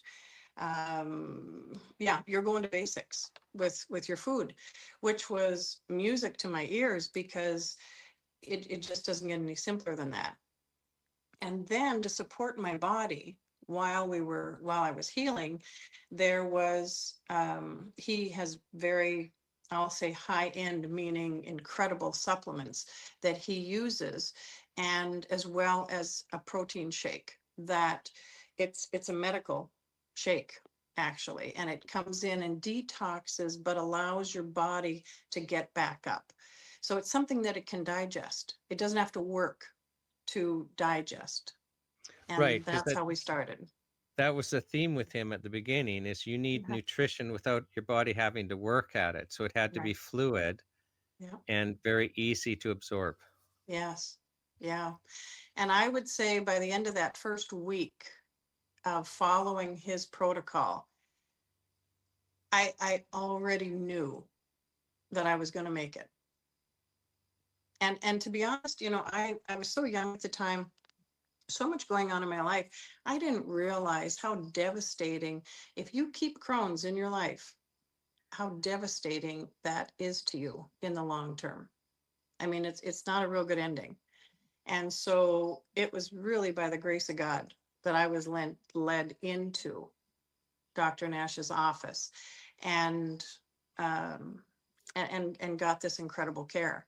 And once you allow your body, and I have never forgotten it, Shawn, you allow your body to get back up, take away the stuff that it doesn't need, and give it something it can understand and use, it heals itself. Okay, so slowly and slowly, your Yeah. bowel settles down so you're not having to run to the bathroom every time you eat. Right, right. Which I hadn't remembered how long that had been. And that's exactly what happened. All of a sudden, and it really maybe was within probably 2 or 3 weeks of this, where all of a sudden my stomach started to go down. I was processing the food properly, and I wasn't running to the bathroom. And it was, yeah, it was like the heavens opened up. Yeah.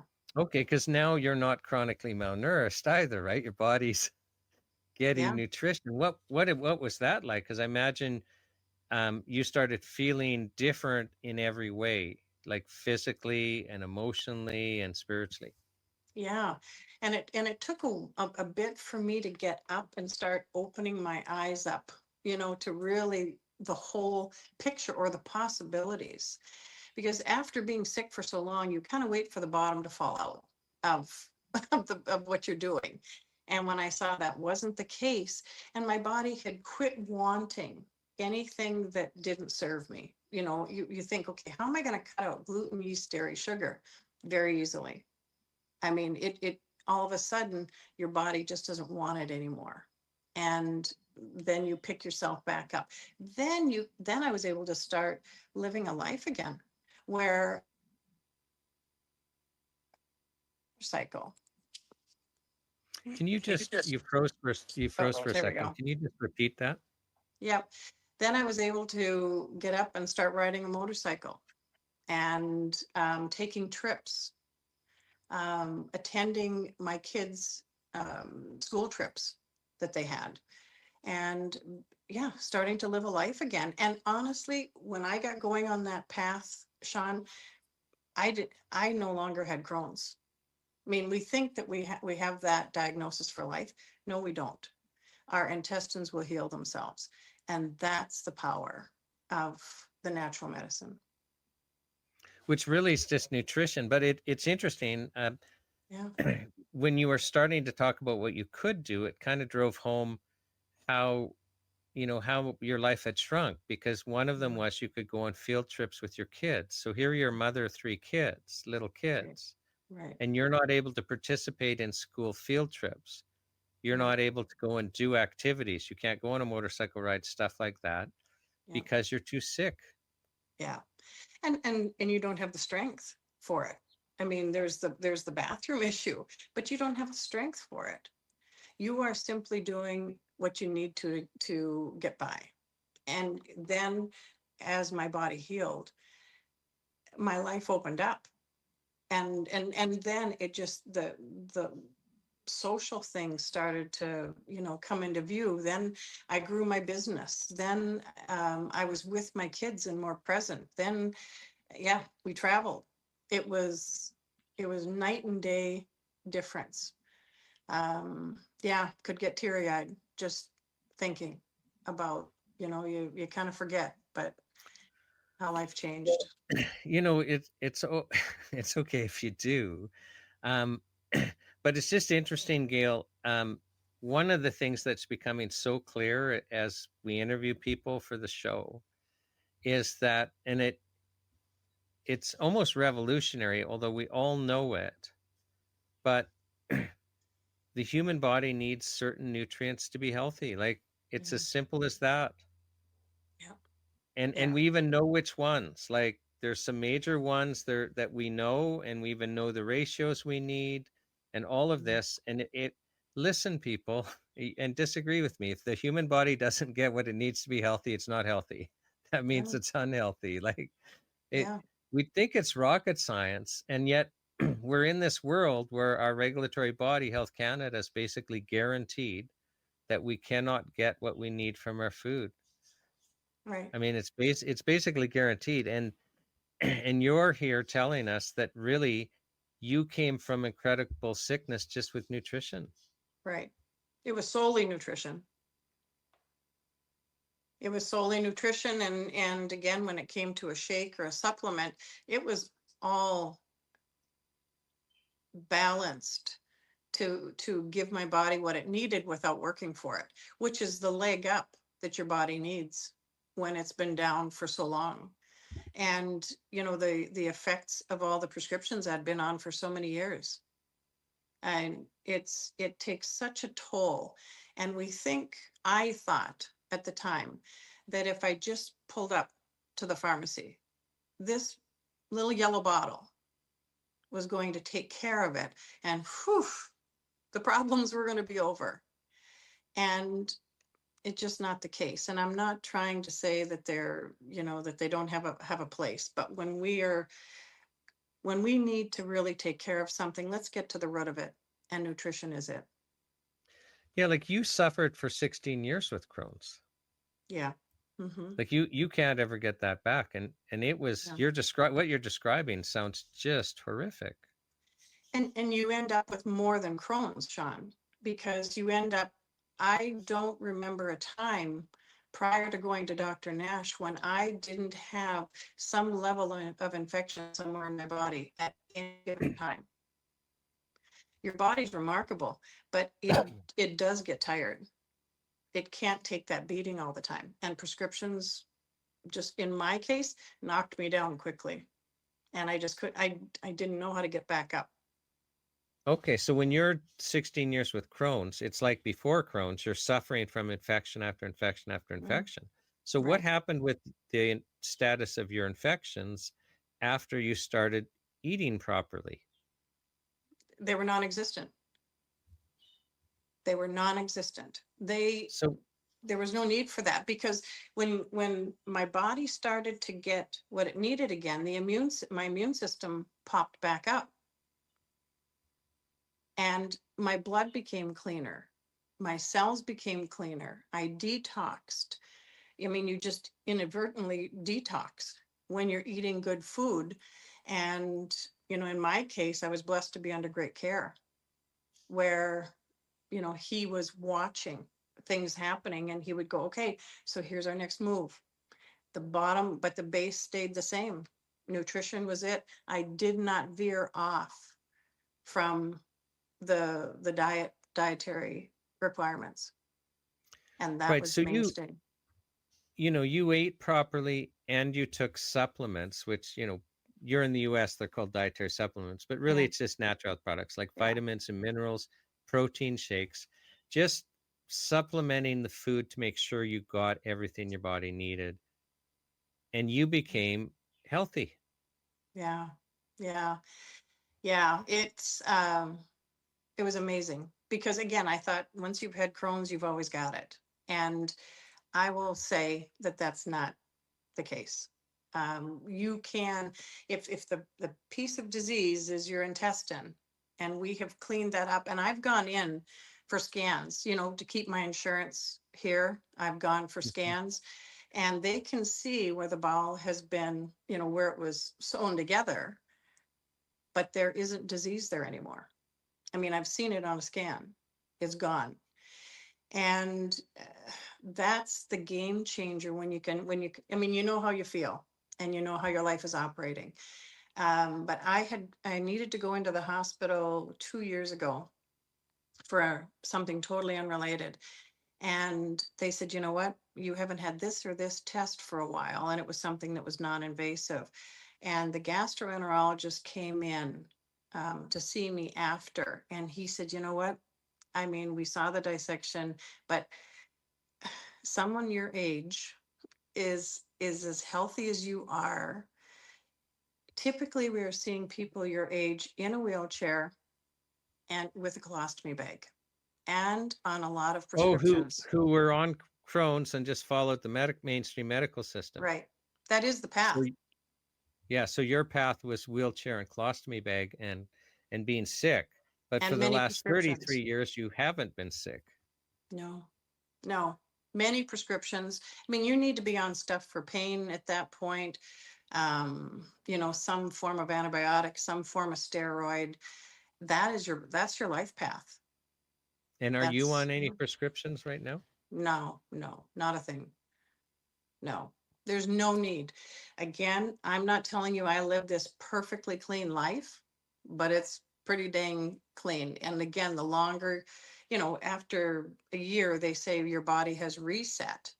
you can have the odd slip, but I'll do something like a non-GMO wheat where I'll make my own sourdough bread and have some of that.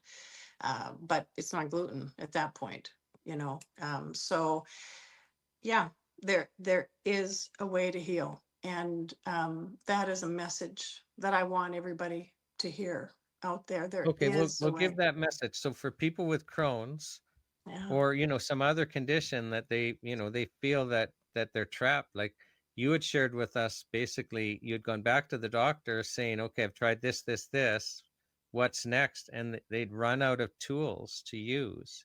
Right. So basically you were going to be locked in this chronic illness for the rest of your life, which would progress and become worse. Yes, as well as what tends to happen is you end up with other things, diabetes, etc. Again, your body starts misfiring. It doesn't just stop there. And so my message is, people, just let's go back to basics. And if we think it takes too much time, it's too expensive, whatever our thought, whatever we think is true, just go back to some basics, some meat and potatoes, and cut out the extra stuff. Your body will let it go, and allow your body to start healing. And we can find somebody that can help direct us through this as well.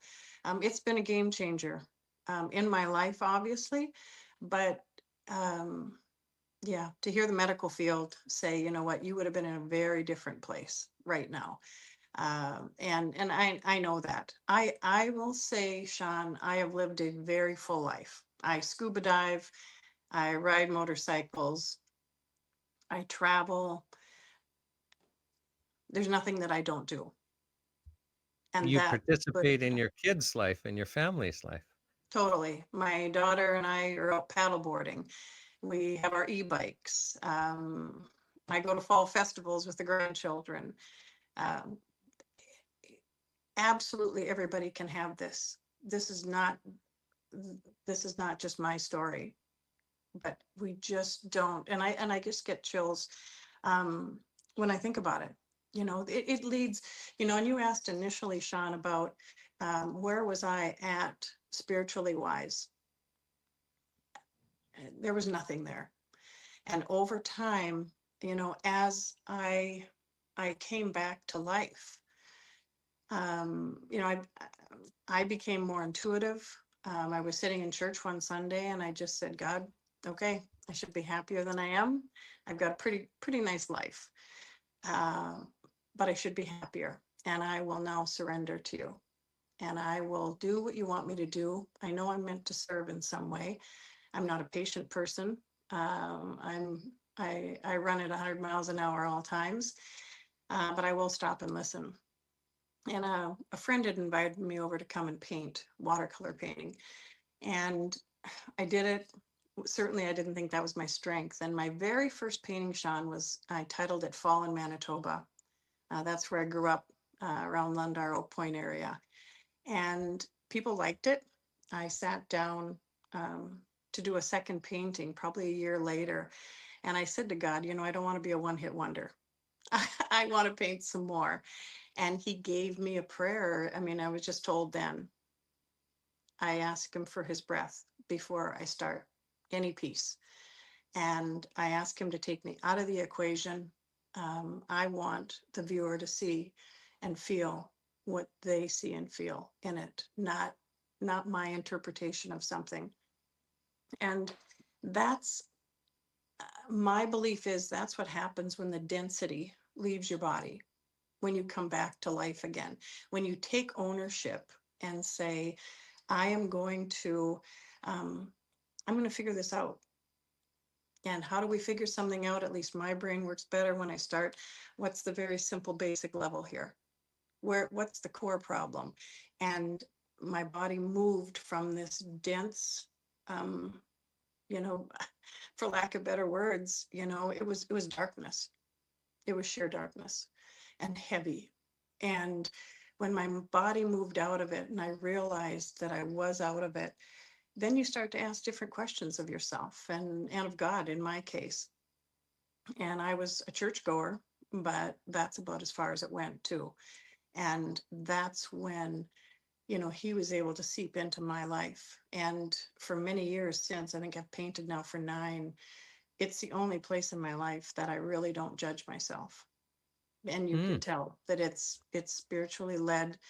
And yeah, I probably have painted, you know, over 90 pieces in the 9 years. And yeah, they are divinely led. And so that's especially the part of the story that I could cry over, because my life was on a very, very different path. And I encourage people to step outside of what you're told. And there is a better way to do it. And you don't have to pick exactly my path, but ask yourself what sits right with you. You know, the spirit is within all of us, whether we recognize it or not. And we will be told what to do. And, you know, at the time, I certainly didn't know to ask. And, but you do, you know, you call it the gut feeling, or, you know, it just seems to sit right with me. Follow that, everybody. Yeah, it'll take you places different than where you're sitting now. Well, Deb, you know, we had a pre-interview, and in fact, and you know, I was excited because you were saying, listen, I want to let people know they're worth it, right? Like, because you just get in this, you described it just now as a density, like literally you said you felt you were in darkness. So you're in survival mode. Your body's in survival mode. You're just have enough to do what it takes to get throughout the day. And that's a place of darkness. But you actually describe it as density, like literally, like there is something pressing down on you. Yeah. Did I get that right? Yeah, absolutely. You don't really view yourself within yourself, to be honest. You are so busy living life outside of yourself to get yourself from A to B and get up and do it again, that you don't get to live within yourself. And that's where I felt the density, yeah, when you've been in it so long, you don't know. You know, I liken it to the frog in the pot, and that pot gets warmer and warmer, and then the frog can't get out. Well, I was in it for so long, and I was blessed, you know, to be honest, when I moved to the US, to have my friends step in front of me and say, hey, I'm going to go and see this guy. And I thought, you know what? I trust Dean.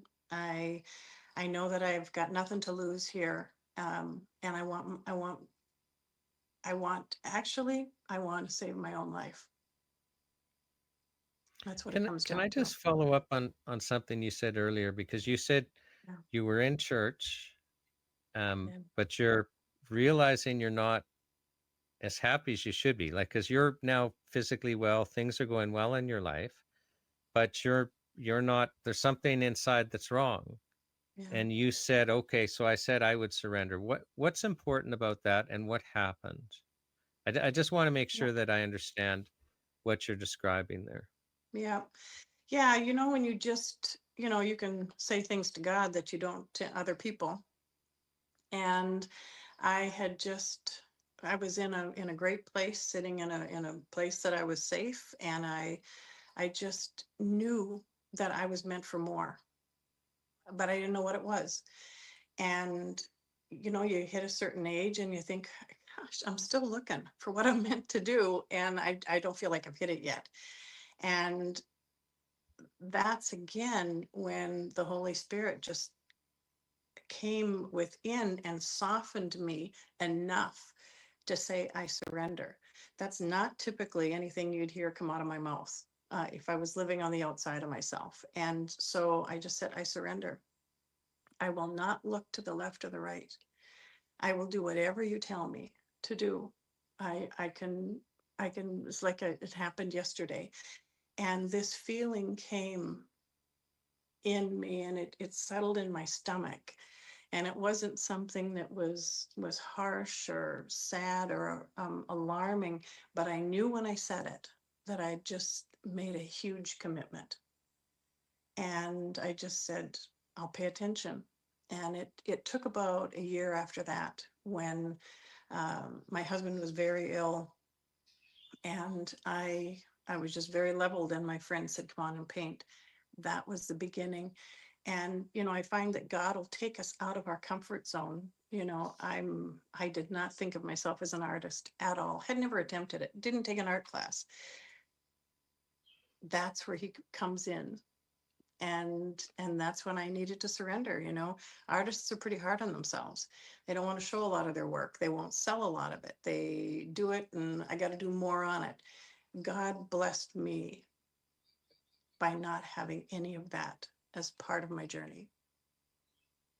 And again, I want to make sure that we all understand. So when you sit down to do a painting, Yeah. as I understand it, you basically surrender each time you do a painting. That's what you're talking about, is just letting go and letting the Holy Spirit paint through you.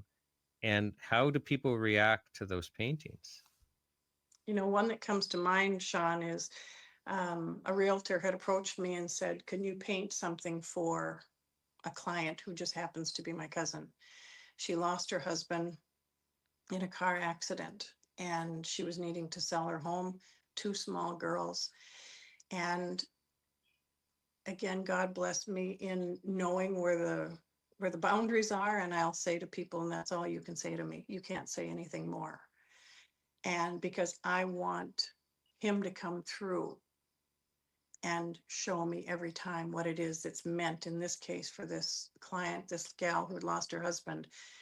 And I went home, and we needed the painting within about a month, and I left it alone.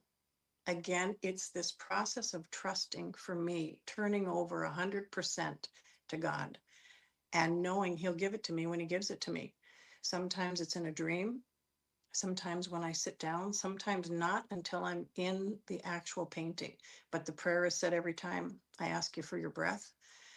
Take me out of this equation. I know nothing about this. So I painted for her, and it was mountains. And there was, I get the title for the paintings within 15 minutes of starting. I never, ever go away from the title he gives me. And this one was titled, I Will Meet You in the Valley. And I put that title on as soon as I'm done with the artwork. And I gave it to her. I was blessed this time to be able to give it directly to the gal versus the client.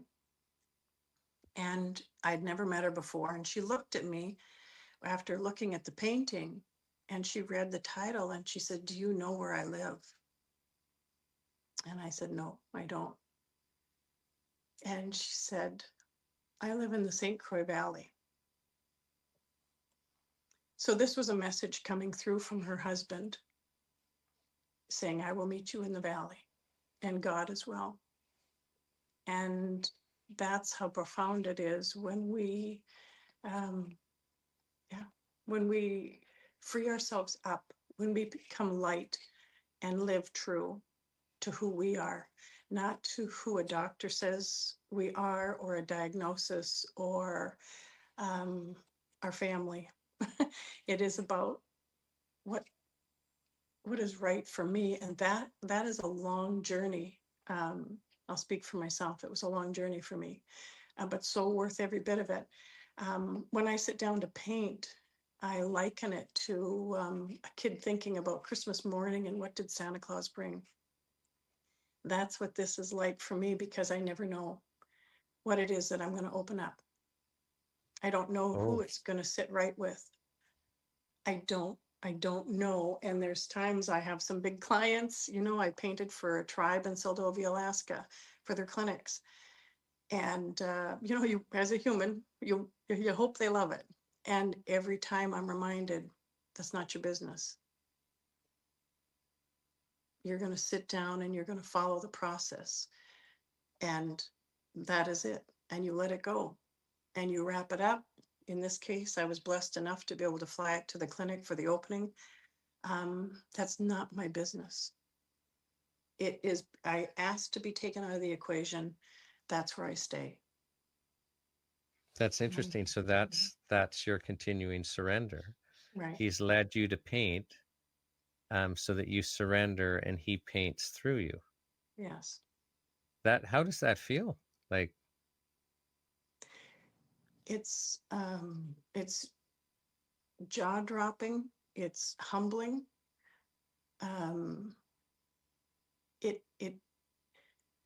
It never goes unnoticed by me.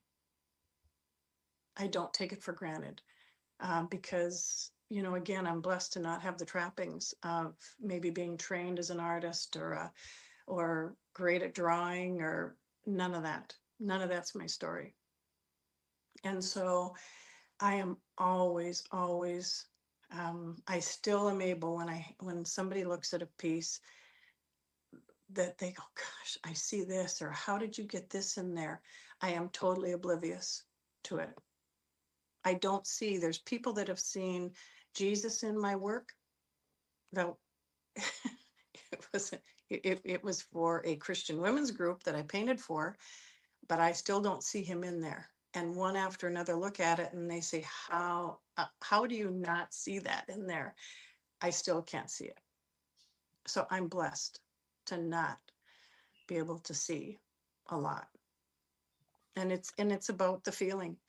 It's about the feeling that people come away with. what's been the, because this is a health show, and we've had practitioner after practitioner after practitioner saying, "Oh, you went dark there for a second, Gail. Is your camera there? Sorry. Okay. It's okay to have the technical problems, I think, are part of the charm. But the we've had practitioner after practitioner after practitioner saying we're not just physical beings. Right. We're emotional. And I was actually shocked by, we had, naturopath Erica Ratty sharing how, oh yeah, no, I knew this condition was emotional. And I'm actually thinking I'm not seeing it. So I had to follow up. And I can tell you after the interview, I saw it. Yeah. But also stressing how important our spiritual life is, that we're this complete person. How has that affected your other aspects, your emotional and your physical? I'm just going to say that I have stopped judging on a lot of fronts. There's so much to each person that stands in front of us and around us, whether we believe what they believe, we behave or eat what it becomes irrelevant. We are all very complex people, but at the same time, we are energy. And my business is to keep my energy as clean as possible. And again, I'm a human being, which means it doesn't stay clean near as much as I would like it to. But that the more we practice it, the more we become mindful of having it so that we are not trying to push something down somebody's throat, but instead open their mind to knowing that maybe there is something here for them as well, whether it be our nutrition, our spirituality, whatever. How are we behaving? What's our energy like? And what are we giving back out to the world? How is our light? My light is not just meant for me. That is meant for everyone to experience that cares to experience it. It may not be today, whether it be my artwork, the dinner I cook for somebody. I've been able now to take myself out of a lot of those equations as well. If I want to do it, I'm doing it. And the ones who step to the table or enjoy it, there's the gift. Gail, just to help focus this again. So, so we're this whole picture, and I think what you're saying is your experience has been that actually the surrendering has been, key to kind of your overall well-being, and it's about giving back as part of it. Yeah, very much so. Very Okay. much so. Yeah. Yeah, we can think that we don't have time to give back or whatever. Well, if we hold that certain energy, yes, we're giving back all the time. And it's about lightening our load. so that we can live, because that is what I get caught up in things day to day like everybody else, whether the technology works right or not. Am I going to say things the right way? All that kind of stuff. But it is about, is my heart here to serve? God knows my heart. And therefore, I can put it out there better than if I was doing this, trying to do this life on my own. Yeah. And then as far as your physical journey went, you were kind of clearer. Like, part of the problem when you're chronically sick, when it's all you can do to just survive from day to day, is you don't have the capacity to be spiritual, really, and you don't have the capacity to be, emotionally well. No, I would say that for myself, if I would have had a very the spiritual ties, the knowing, I would have maybe had a fighting chance. But when I didn't, and this is, I was sick from a very young age.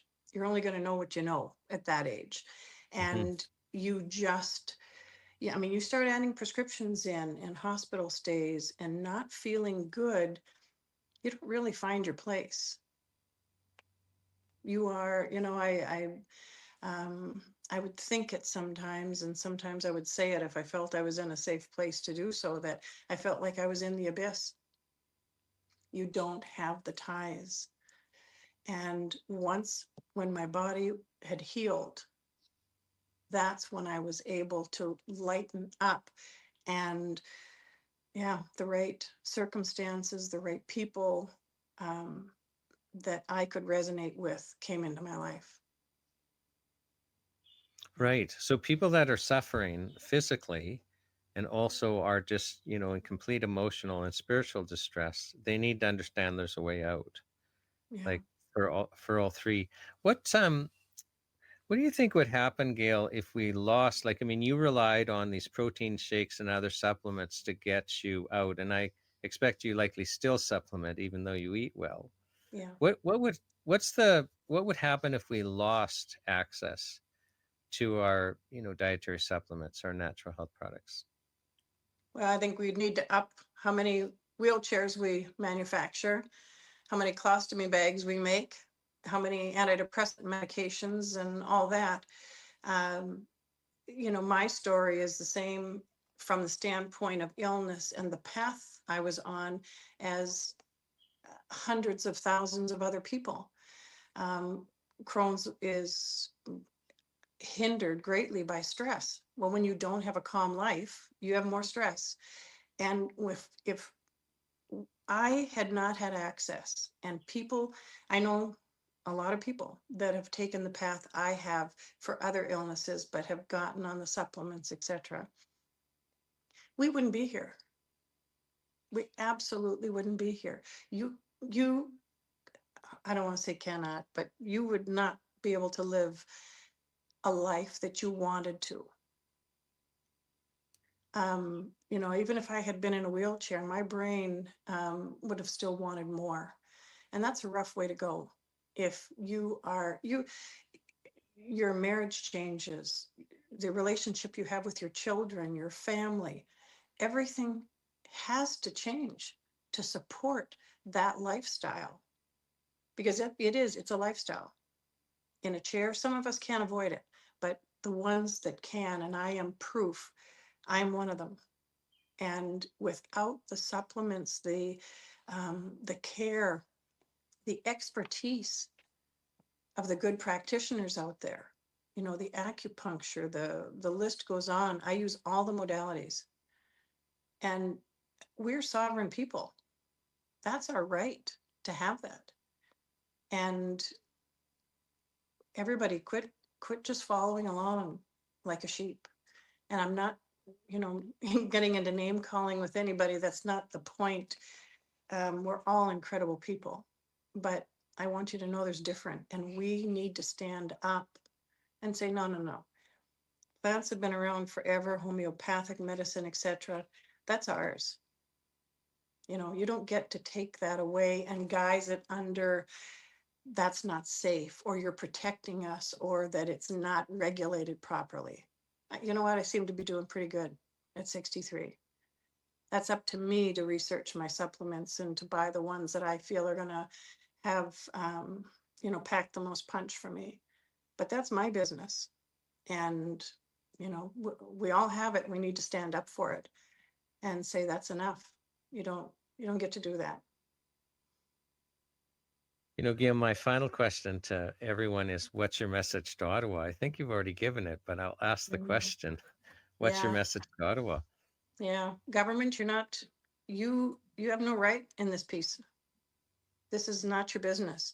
And I don't believe that your intentions are as pure as you say they are. In fact, I don't believe that for a minute.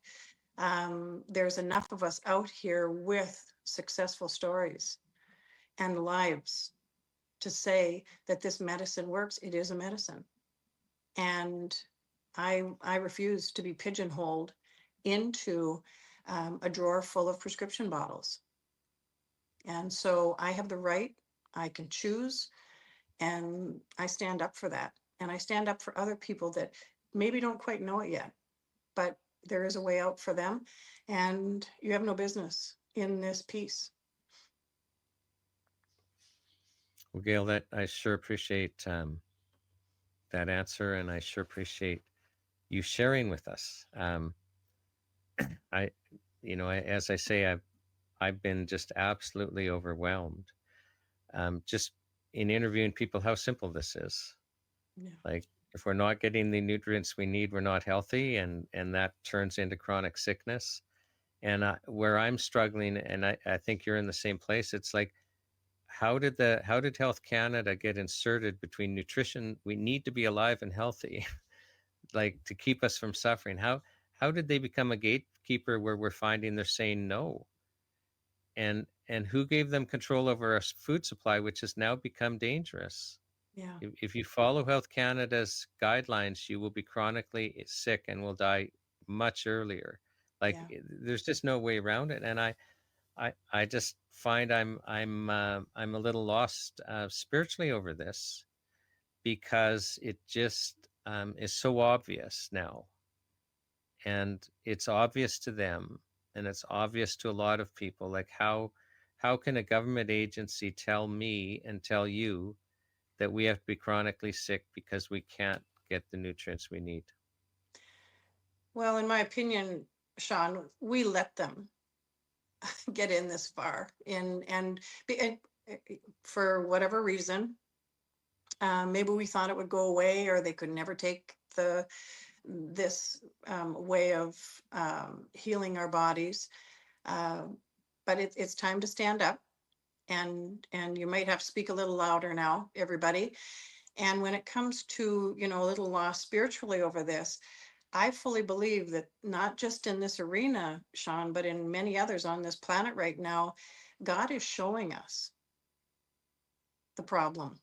He's making this very, very clear. You drive down the highway as I go from Minnesota into Canada, and I watch the planes coming down and spraying the crops. We've had that for years. That's sitting in our soils. And yet we just go, well, that's just so that we don't get some bugs in there and all the rest of it. There's people within the US, I'm sure Canada as well, that have farms where they have gone back to the old way of doing things, and they're handling their foods just fine. So it is up to us to make our choices at the grocery stores, and with what we're doing, and leave the prescription bottles when we can, as we heal our bodies. So God is showing us. And I say, whenever there's something that's so blatant, and how did people not get it? I say to God, bring it on. Let's go. They have got to see it. That's Well, my Deb, take. or I'm sorry, Gail, hopefully with this interview, some's going to become more clearing, because I can tell you what I appreciate about your story is, you were so chronically sick, and it was just nutrition. Yep. Like, it was as simple as that. You weren't getting and the fact that for the chiropractor, Dr. Nash, you described your first interview. Oh yeah, no, this is just another day at the office. Yeah, of course it's chronic, and you didn't believe it, but now you understand why he would think that, because once you get it, it's so simple. You're Right. malnourished, you become chronically sick. Yeah. And Yeah. well, let's solve it by nourishing you again. But for some reason, that's revolutionary. I could just share with you story after story. But Gail, thank you so much on behalf of the Natural Health Product Protection Association, on behalf of the Health Show, for coming and sharing your story with us. You're very welcome, Shawn. Thank you again for asking. Thank you, everybody, for listening, for paying attention, sitting up a little straighter. And I look forward to seeing you all in Winnipeg, October 17th, I believe it is. I'll be there to hopefully meet a lot of you there. Thanks, Gail.